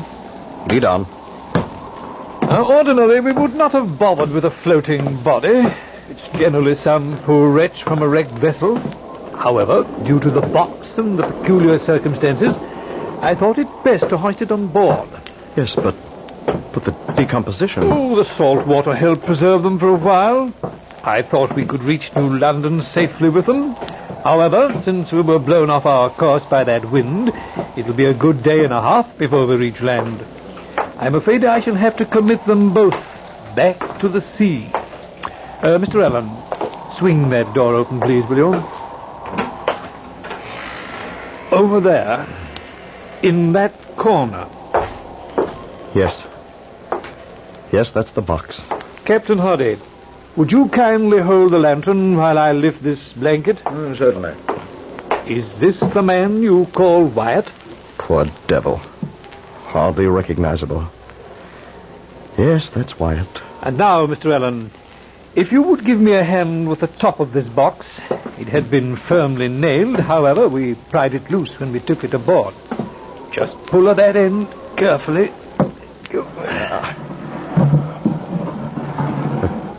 Good heavens. Even after 2 days at sea, death did not destroy that waxen beauty. It's almost impossible. Still so beautiful. You notice the wound over the heart? Yes. Mr. Allen, that was the beauty Mr. Wyatt talked of. Why, of course. This must have been his wife. But wait, the other Mrs. Wyatt. Oh, yes, of course. I knew I'd seen her somewhere before. The maid. Their personal maid. Yes, now I remember. She tried to tell me something before she drowned. Wyatt murdered his real wife. If only we had done something sooner. Murdered his wife? How could he? Why?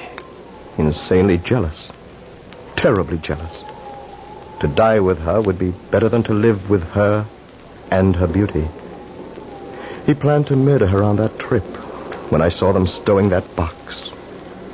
Remember the groans? She was murdered that night. The blood, it was fresh. Remember the tapping we heard as he nailed her in this coffin. Hardy, I think we'd better leave. Yes. Yes, Wyatt. Your wife is very, very beautiful.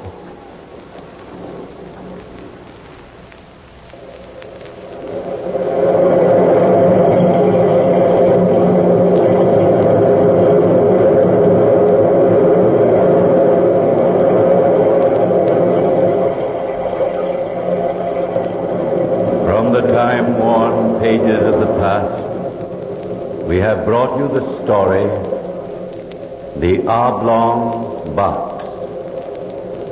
Bellkeeper, toll the bell.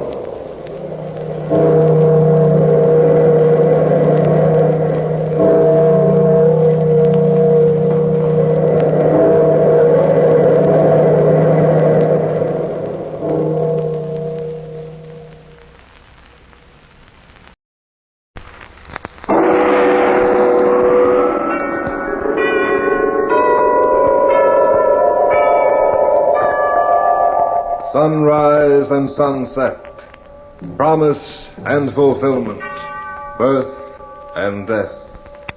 The whole drama of life is written in the sands of time.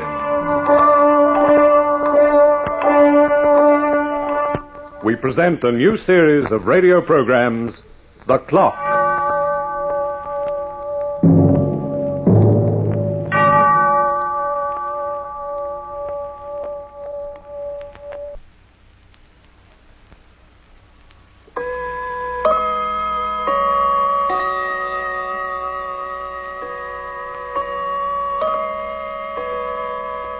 Have you ever seen a ghost? I mean a real honest-to-goodness phantom, complete with translucent bedsheet and staring eyes, surrounded by a sickly greenish glow? Have you? Well, I've spent many a night in my niche above the sexton's bedroom window, watching the acres of tombstones in the graveyard below by the light of the silvery moon, checking off the witching hours without so much as even seeing a bony hand or chilling to the anguished wail of a tortured spirit. However, ghosts do exist for some people. Only to them it's known as retribution.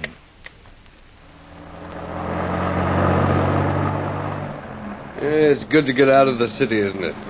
I'll say it is. You don't know what these afternoons mean to me, Vera. You don't know how insufferable it is for me to see you only once a week. Vera. Yes? How long must this go on? How long must what go on? Seeing each other on the sly this way. It isn't fair to either of us. Just what do you want me to do, George? You can get a divorce. If you tell your husband how we feel about each other, Do you think I'm out of my mind? Is it too much to ask? You're very attractive, George. The last 2 months with you have been interesting. Interesting? Is that all it's meant to you? You know, it's meant a lot more. But after all, he does have money, and a great deal of it. Sometimes you frighten me, Vera. Do I? You're so cold-blooded. About us. I'm afraid you don't completely understand me. Perhaps I don't. I hardly know my husband. We met 2 months ago, and we were married inside of a week. Then, unfortunately, I met you. Unfortunately? Is that how you feel? Oh, Frank's unattractive, and he's dull. But he's given me what I've always wanted. Beautiful clothes, home that other women envy. I could have been happy with Frank in a boring way if you hadn't come along. Then I have made a difference. Oh, a big difference, darling. I'm madly in love with you. Oh, Vera. What's your driving, darling? Oh, Vera, we've got to do something. We can't go on this way. That's what I've been thinking. Sooner or later, he'll get suspicious. And he'll divorce me. That won't be so good. Why not? Because he'd cut me off without a cent. Oh, is that all you think of, money? Oh, I also think of you. Very often. How nice it would be for us to see each other all the time. Not just a few hours each week. Well, there's only one answer. Yes. It's not what you imagine. Why stop here? What do you mean? It's not what I imagine. Well, I've planned it very carefully, George. All I need is a little help. Help? For what? To kill my husband. Oh, but Vera, you're out of your mind. Am I? All right. Forget I ever mentioned it. If you're not man enough to face facts, it's just too bad. But murder? Oh, it's easy, I tell you. The way I've planned it, it's perfect. No one could possibly find out. It's so simple, it makes me wonder why I didn't think of it before. Oh, no, Vera, it's out of the question. You won't even listen to what I have to say? No. Then turn round and let's go back. But you're asking me My husband's got money, George, and a great deal of money. We'll go away together, Paris, the tropics, just you and I. And we'll really live. Live? With that on our conscience? Conscience? You talk about a conscience. Your conscience doesn't bother you much when you see another man's wife. Oh, you can be cruel when you want to be. I know what I want, and I take it when I want it. Ought to realize that by now. I tell you, I've got a plan for the perfect murder. It can't miss. We'll be absolutely safe. You can either listen to me or take me home for good. What kind of plan do you have?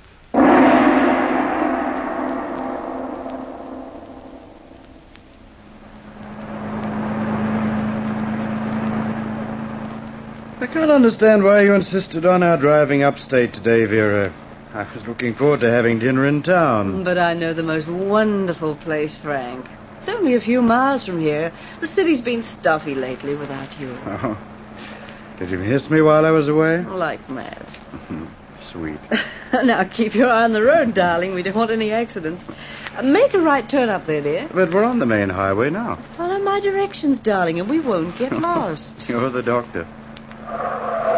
Vera, it's true we haven't been married very long, but I must say you haven't shown much interest in my past. Do you have any deep, dark secrets? Well, not exactly. It seems to me that a wife ought to be just a little interested in a husband's background and his family. But you told me you hadn't any family. Well, as a matter of fact... Frank? Yeah? Look at that poor man standing in the road waiting for a lift. Oh, Hitchhiker, apparently. Oh, let's give him a break. I don't usually like to pick up hitchhikers. We can't pass him up. My conscience will be absolutely haunting if we do. All right, all right. You certainly do have your whims. Like a lift, mister. How far are you going? Oh, just a few miles up the road.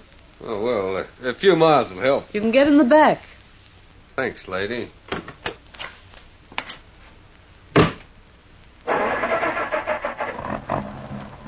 I'm on my way to Albany.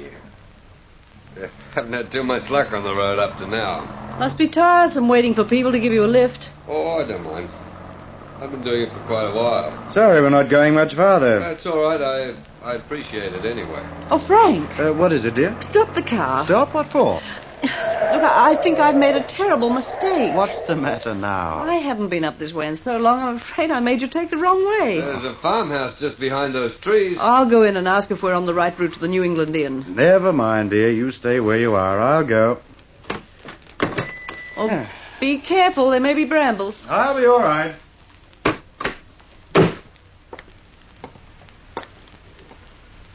Quick. Get into the front seat, George. Oh, Vera, I can't go through with it. Are you turning chicken-hearted on me? I've never even seen you before. How can I kill a man? You'll either go through with this, or so help me, you'll never see me again.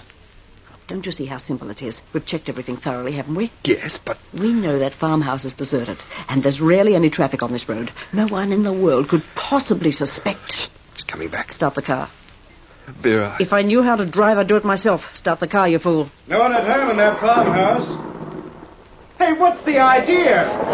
Hit him. Where are you going? Hey!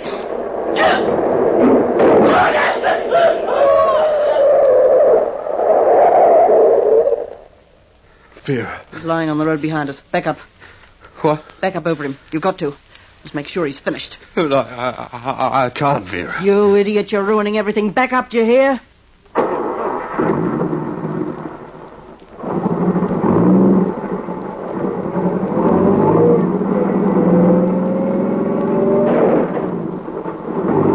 All right. Stop the car. Look at you. Oh, get out and start walking. Leave the rest to me. For heaven's sake, pull yourself together when you get back to town. I'll try. It's finished. The rest is easy. Aren't you glad now that you listened to me? Mrs. Bascom? Yes? I'm Detective Haynes, Police Department. Police? I'm very sorry to trouble you this way. I know what a difficult time you're having, but there are one or two questions, routine. I told everything to the motorcycle policeman when he found us. Well, you were so hysterical at the time, he didn't quite understand you. That's why I'm here, to verify the facts. We were driving north, and we were supposed to stop off for dinner at the New England Inn. That's why you were on that side road, is that it? Yes. Near the farmhouse. One of the tires blew out. Yes, we found the nail. My husband left the car to investigate. The flat was in the back. The car was on a hill. As he bent over behind the tire, the car crushed him to death. What did you do when the car began to move? I can't drive, but I pulled at the wheel, and the car slid into that ditch where it was found. You touched absolutely nothing inside the car except the wheel? I told you I couldn't drive, officer. Yes, we know that, Mrs. Bascom. Those circumstances made it necessary for us to investigate every aspect of the case. I guess the handbrake could have slipped. It's happened before. Handbrake? Well, we found the handbrake on, but not completely set. I'm afraid Mr. Bascom was a bit careless, and carelessness in an automobile is not very healthy. If you have any more questions, please get them over with. No. That's all I wanted to ask you, Mrs. Bascom. Well, I'll turn my report in and mark it accidental death.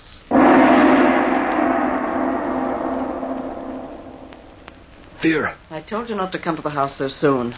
Oh, no one saw me, Vera. I just couldn't stay alone by myself. I had to have someone to talk to. All right. Sit down and relax. You look terrible. Vera, is everything all right? Of course everything's all right. Could be better. The police have closed the case. They even felt sorry for me, the poor dears. They were sweet. What then? We have nothing to worry about? Nothing at all. It was perfect. No one in the world could suspect us. I'll feel better after a while. I mean, give me a few days to straighten myself out. I'll be all right, Vera. What you need is a drink. Yes, I could stand one. So could I. The funeral was a terrible bore. Thank goodness it's over. What'll you have, George? Scotch or rye? George? Scotch. It's snowing outside. It started when I came in. I like the suburbs very much. Let's live here, Vera, when we're married. Anything you say, darling. Will you take it straight? George, I said, will you take it... Vera. What is it? Vera. Come here. What's the matter with you? Out there. On the road. What? I saw him, Vera. Standing there.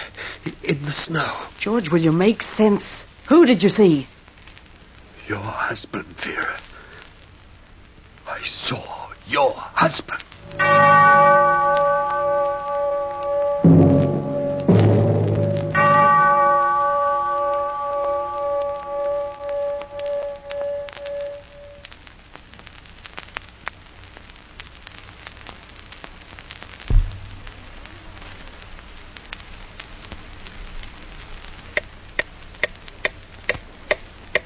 From the beginning of time, there have been those who tried to compare the human mind with some well-made machine. And perhaps it's true. For the workings of the intellect are as delicate and as intricate as any mechanism could possibly be. There is one essential difference, however. A machine has no conscience. Get hold of yourself, you fool. He was standing there, Vera. I swear I saw him. Frank is dead and buried. There's no one on that road, and there wasn't before. Your husband... Oh, for heaven's sake, George, stop talking like a child. Your nerves are getting the better of you. You need a little rest. You think it was my imagination? If you'd just be calm for a moment, you could answer that question yourself. Yes. Yes, you're right. I didn't see anything, really. Oh, I don't know what's happened to me, Vera. I feel confused, afraid. What's there to be afraid of? A ghost? Don't say that. Oh, really? George, how can you be so ridiculous? I'm going home. Wait. You're in no condition to go home alone. Oh, I'm all right now. Look, I'll drive into the city with you. We'll use Frank's car. What you need is a little relaxation. Your nerves are going back on you. Tell you what, we'll go somewhere. Some bar where we won't be recognized. I'll get my coat. Vera. Well, what now? Nothing. Go ahead and get...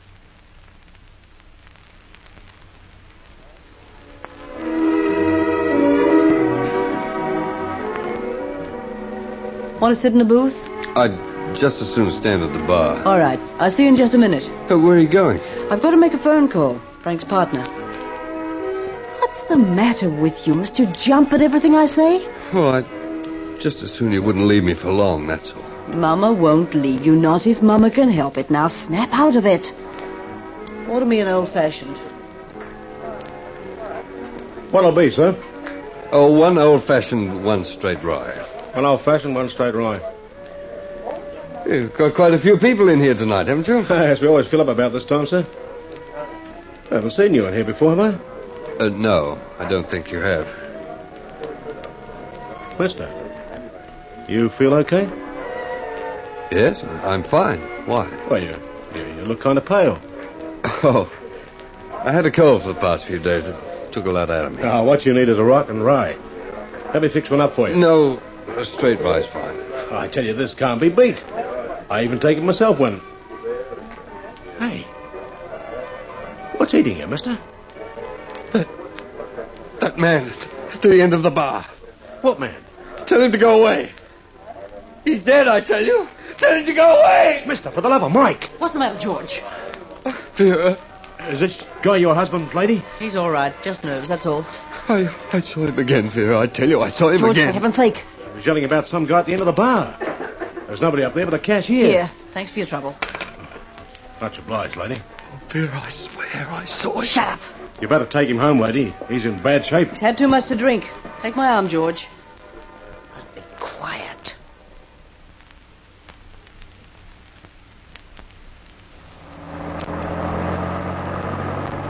You sure you're able to drive? Yes, I can drive. Well, that was a pretty mess, I must say. You still don't believe I saw him? Must be going out of your mind. Maybe I am. Maybe that's what's happening to me. I don't know. George. Well? Do you know the penalty in this state for murder? What are you talking about? Would you like to see us both get the chair? Don't talk nonsense. Just keep on acting the way you have been. That's all we need. Just keep on seeing things. We'll both end up in quick time. Oh, don't talk that way. Maybe you're not worried about your own life, but I'm worried about mine. I planned this thing without a hitch. And now you're whining and slobbering our way right into the arms of the police. But why don't you believe me, Vera? He was standing there. I'll stake my life on it. He was standing there watching. And what else did he do? Rustle his wings and play a tune on his harp? I can't make you realize. That you've seen a ghost? Who do you think you're dealing with, a fool? Are you going nuts or me? Your imagination's running you ragged. You've lost your nerve and you're whimpering like a puppy. Well, I'm only human. What do you expect me to say and do when... When what? Oh, let's not talk about it anymore, Vera. But we're going to talk about it. This is serious. If I hadn't come back to that bar when I did, you might have said just a little too much. As it is, I'm scared stiff that bartender might get suspicious. Oh, we won't remember us. We've never come to this part of town before. You and I have got to come to an understanding, George. What do you mean? Either you learn to control yourself and act like a man, or I can't take the chance of seeing you again. But you couldn't leave me now, Vera. Couldn't I? You'd be surprised. When my own life is at stake, baby, I can do anything. I'll be careful from now on, Vera. I promise I will. Only don't go away. You've simply got to take hold of yourself and forget that Frank Bascom ever existed. Oh, if I only could. You can and you will. Vera, let's get away. Get away where? Anywhere, even for a few days. Let's leave town. If I could only get out of town for a while, I know I'd be all right. Maybe that's not a bad idea. Yeah, suppose I drive back to my apartment and get some things, and then we can drive to your home and pick up what you need, and we'll leave. You mean tonight? I've got to get away, Vera. I can't stand here any longer. I'll go crazy if I do. I picked a fine lover. What have you got running up and down your spine, jelly? Vera, will you do as I ask? There doesn't seem to be much choice. I'll be all right in a day or two. You'll see. A different atmosphere, a different city. Look, we can drive south. Maybe make Miami if we try. It's only 2 days' drive if you keep at it. Miami wouldn't be bad right now. No one will know us there. We can swim and dance and pretend that nothing's happened. What do you say, Vera? How about it? All right. But I don't see any reason to start at this hour. We can stop over in Washington or someplace like that, but I've got to leave right now. I've got to, Vera. Turn around and drive back to your apartment. We'll leave for Miami tonight.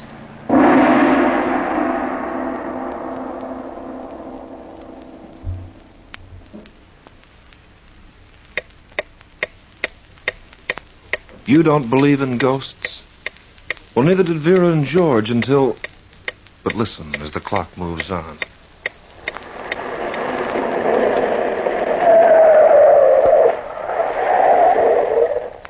I'll park over here and run upstairs. It'll only take me 5 minutes at the most. You sure you don't want me to go up with you? That isn't a good idea for the hotel clerk to see us together.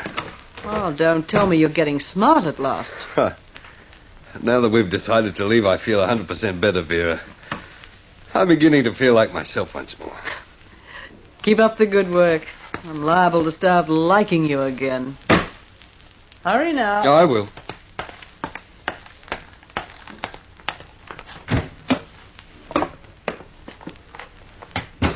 Good evening, Mr. Bailey. Good evening, Harry. It sure is snowing, huh? Yes. There's a gentleman been asking for you. He's waiting upstairs. He's been waiting a long time. What?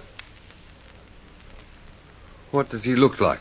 Oh, about this tall, thin, 45 maybe. Ah, there he is now, coming down the stairs. You want to... No, it's him. I've got to get out of here. Mr. Bailey! George! George, what is it? He's in there. Who? Frank. Are you crazy? The hotel clerk saw him, Vera. He's waiting for me upstairs. Did you see him too? No, but the clerk did. He told me he did. How do you know it wasn't someone else? It could have been someone else, you know. A friend might have dropped in. It was Frank, your husband. I know it was. But we'll get away. This time we'll make sure to get away. George, you're driving too fast. The streets are slippery. I'll get away from him if it's the last thing I do. Vera, look, behind us. What? There's a car back there. We're being followed. I can see him through the glass. George, be careful. Slow down and let me out of here. If this is it, I'm willing to face it. I'm tired of being hounded. We'll get away from him now or never. You're doing 70, George, for heaven's sake. 70? I'll do 80. I'll fly if I have to. So help me out. George, no! Stop it! Stop it! Stop it!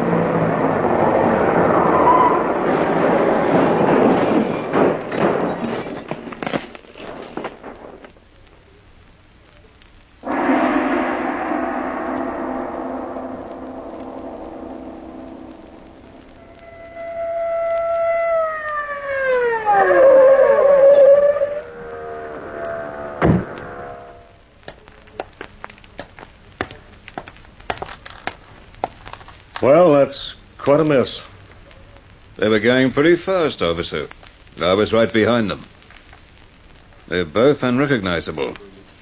I tried to reach them, but I couldn't. But I could see they were both dead. Callahan, get hold of the morgue. Right, sir. Yeah, just one stupid driver after another. One of these days, some people will get it into their heads that a motor car is no tricycle. The roads were slippery, and they were in a hurry. Yeah, looks that way. Well, let's get the facts. You the only witness? Yes. I'll need you to testify. Very well. Better give me your name. My name is Bascom. Bascom? Yeah, it's funny. What is? I ran into another case the other day. Guy in his car. His name was Bascom, too. Frank Bascom. I know. What do you mean you know? Frank Bascom was my brother. My twin brother.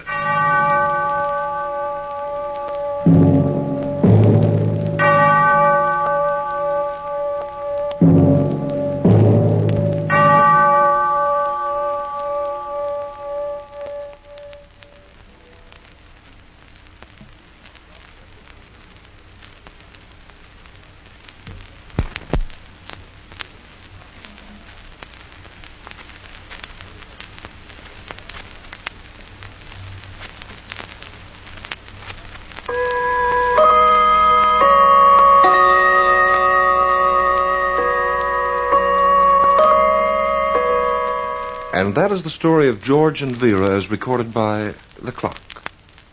Yes, retribution can be a ghost, and a lively ghost at that. And its bony finger can be a substitute for justice.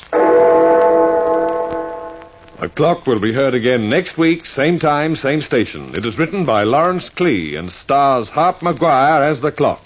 In this program, you heard Nigel Lovell as George and Margaret Christensen as Vera.